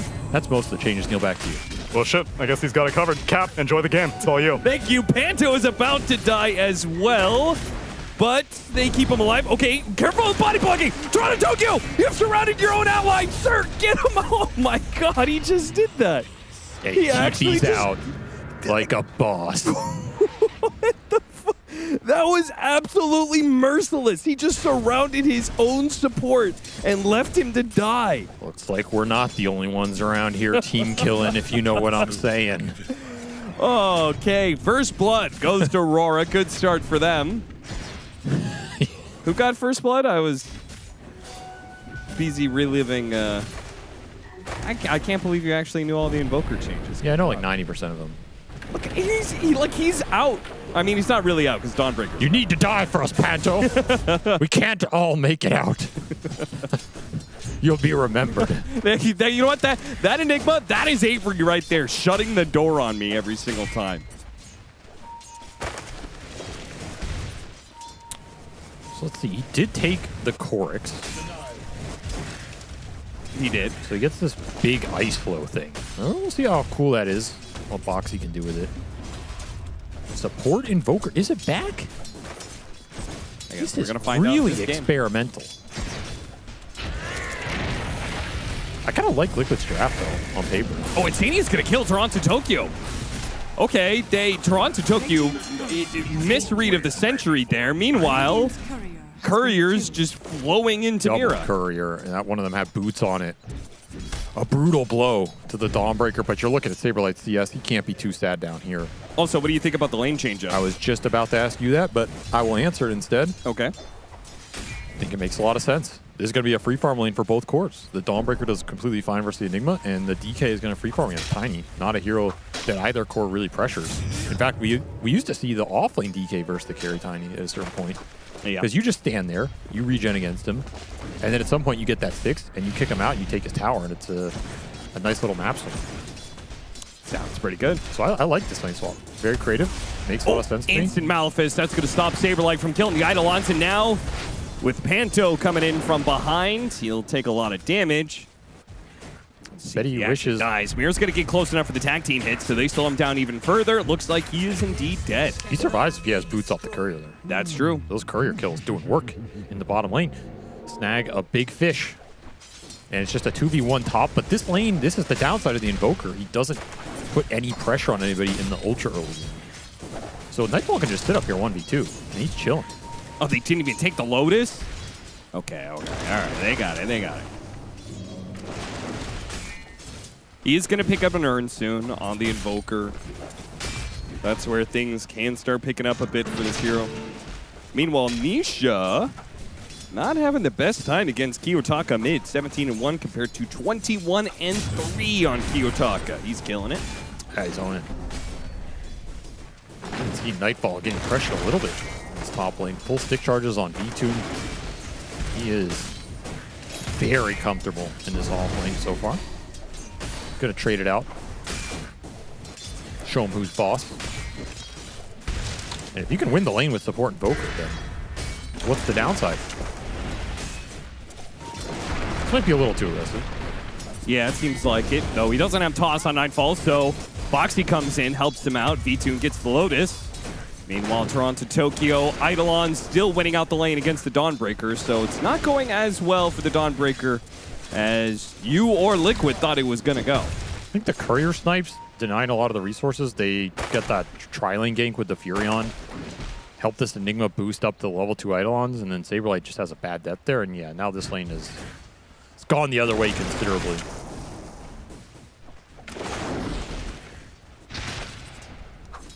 In fact, this bottom lane is just getting scary for Liquid now.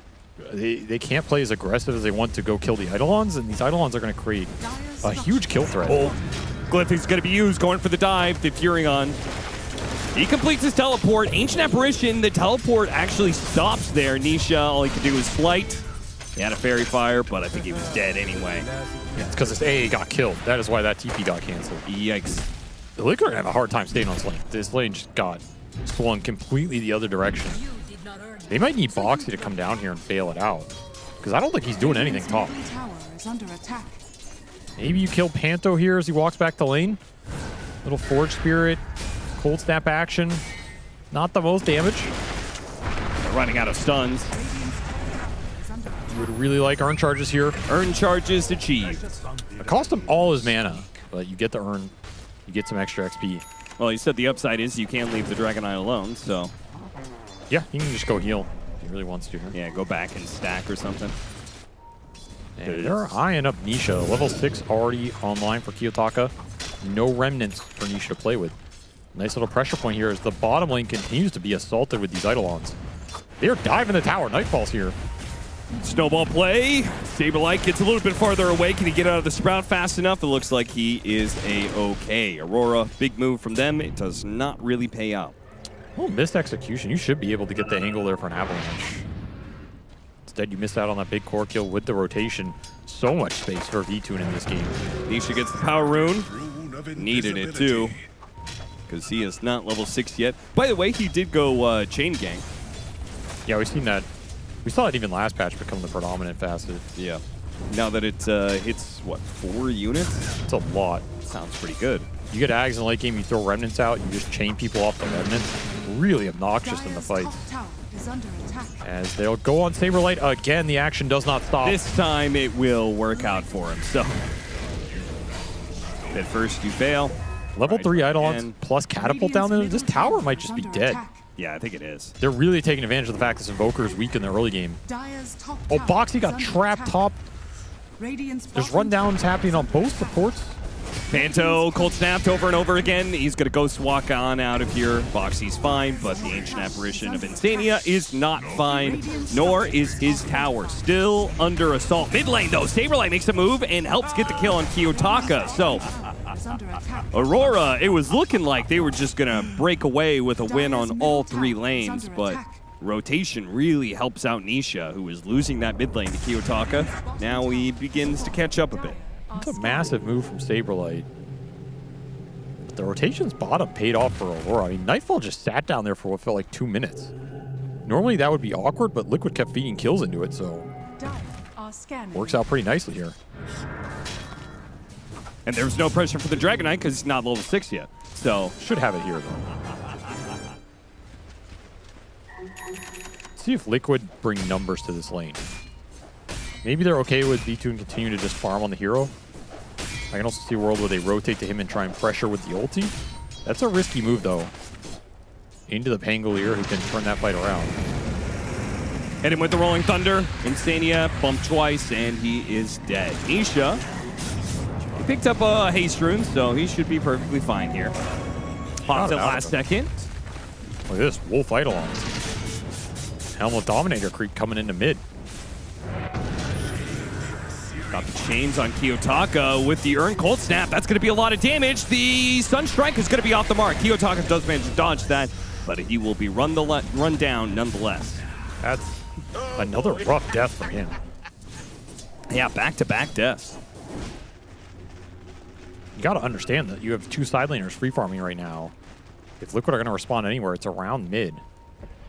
Just don't give that big core kill away. Give Nisha a way back in here. He'll get one of those bounty runes. Oh, no, he got both. All right.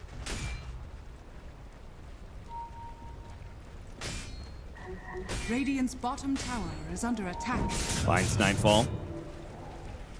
Biggest objective move for Liquid is taking this top tower.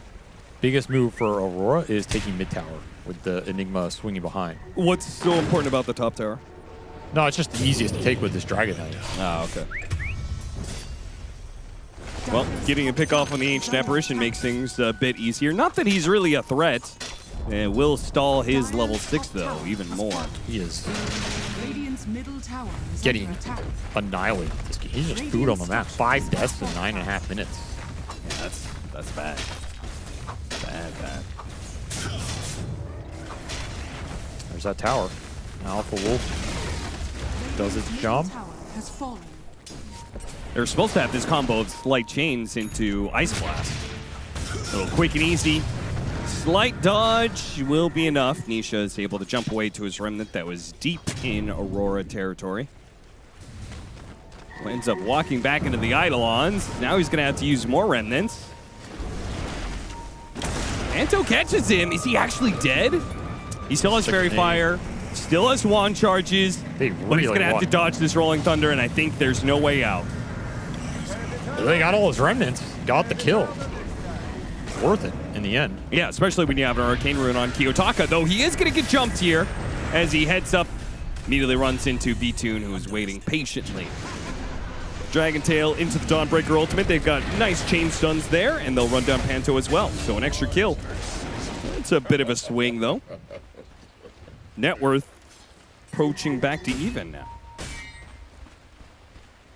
Aurora killing supports, running Nisha down, and then Liquid always get the return kill on the Pangolier. I don't know what that tip's about. Seems irrelevant, but maybe that's what it was about. Nice impact on the Dragon Knight. Something tells me Kiyotaka doesn't tip graciously.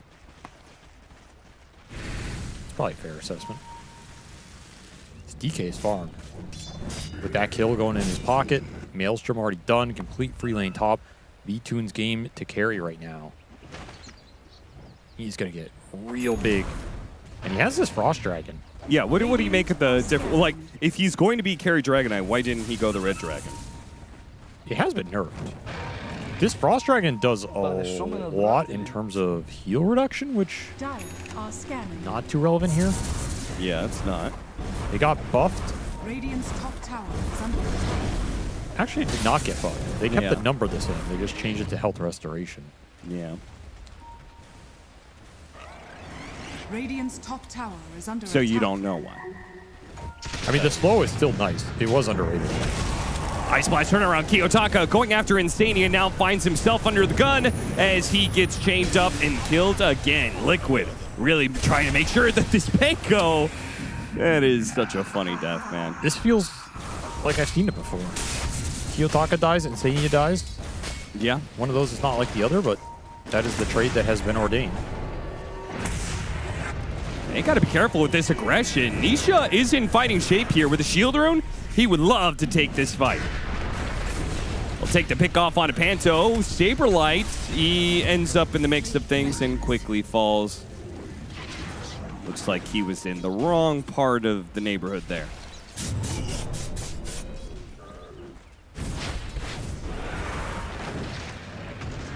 These stacks. E-Tune still wants to have them. Aurora are going to take them away by force. Run Eidolons at them. Toronto Tokyo seeing if he's going to get a free black hole, and he does. Tornado, though. And now the Ice Blast. It's going to hit on two. Very nicely set up here from Liquid. No immediate punishment. Maybe they just get Mira off of this one. Meanwhile, Kiyotaka will kill Ancient Apparition again. And now he hits a shield crash onto two. Managed to finish off one, and now he gets Boxy as well. They're chasing after Nightfall. Saberlight trying to get that kill. He's got a hammer. He threw it the wrong direction. Oh, he's going to miss it. And now he's going to die to Kiyotaka. Not like this. The Pango strikes back. It doesn't matter how many times he dies. He cleaned up on this team. Yeah, that was a great fight for him. He gets Insania first. That's a classic. And then he gets a lot more. This time, Aurora connect beautifully with everybody. Take that Tiny's HP to the max. That's how you get value out of this carry, Tiny. Use him as a tank in the early game. You can tank a lot. You can set the fight up well. And Saberlight does not like the fact he missed that hammer. Yeah. Does not like it at all. Big team fight win for Aurora.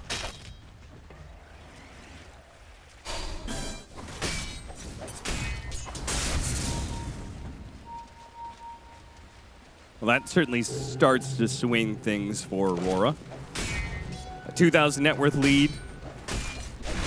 And a Helm of the Overlord soon on the Enigma. He's been playing this Enigma pretty well. He's Yeah. joined everything. He took towers. He's played pretty fast. He's at that point where it feels like it's impossible to fight into him.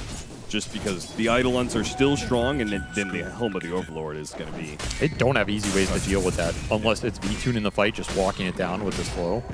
Nobody else wants to sit here and hit it. You don't have easy spells to throw on it. I mean, I wasn't surprised to see Insania just go Shadow Amulet here, you know? He knows what kind of game this is. Says, it's a game I'm going to go AFK in, because I've been feeding the entire time. Yeah, it might not be a bad idea to just sit in the base. Curio check, anyone. What is going on down here? Pull back to slow him down. Panto getting a bit too aggressive. Nisha here with a punish, though. It is taking such a long time. Now the snowball save is going to come out. And even if they kill Panto at this point, there might be a trade-off here. One that Liquid is not going to be happy with. If Nisha dies, Malphist isn't going to finish him off. Avalanche, that'll stop Saberlight. So somebody was going to die for this on Liquid. Maybe Saberlight will make it a little bit of a slower death, but caught by the ice shards, he's not going far. Not very fast anyway. Guess who Kiyotaka wants to finish off this little skirmish? It's your boy. Number 8 for Insania. He just cannot survive in this game. One death every 2 minutes. That is a rough record. It's rough. I mean, it's just one of those games where the second the fight breaks down, you're just food. You can't escape. amazing what you'll find. By the way, Nisha almost Bottom died on that tower remnant is out under attack. because he got stunned by the croaker. Really? And almost killed him. That's funny. That would have been a highlight. Well, not for him, but highlight for us. Well, not for you, I guess, because you like Team Liquid. I am neutral, as any good play-by-play is. I'm also neutral. That's not true. Neutrally skewed. You mean you're leaning towards hating them? Or you are on the camp of hating them, but you're leaned neutral? Look, I don't have anything against Team Liquid. Yeah, you're just contrarian, and because other people like them, you don't enjoy hating on them. You know, you take part in their misery because I know they can take it. Well, that didn't tell the whole story. You missed the stunning. Now I just look like a fool. I don't think the production needs to help you that much, to be honest. Orchid on the Ember. What do you think of that? That's very aggressive. That is designed to deal with the Pango, right? I feel like the one-to-one matchup, like Orchid is how you kill a Pango, how you give kill threat out there. Rolling Thunder got used. He had an amp damage, so no wonder Kiyotaka was itching for a fight. I don't know if I like it this game, though. I guess you have DK as a frontliner, you have Solar Guardian, so you have some sustain and other heroes that can tank stuff for you to go more of a glass cannon build up here. I just don't know how many times you're going to get to actually Orchid a big key target. It is nice versus the Tusk. For sure. Especially if Mira blinks in, you can land it on him before Snowball Save goes out. That might be the bigger interaction here than I'm going to be able to land a silence on Kiyotaka before he rolls into the fight. He's just going to go Yules too. He will have a Dispel here. Already has the roll up. Aurora in control of this game and farming it up.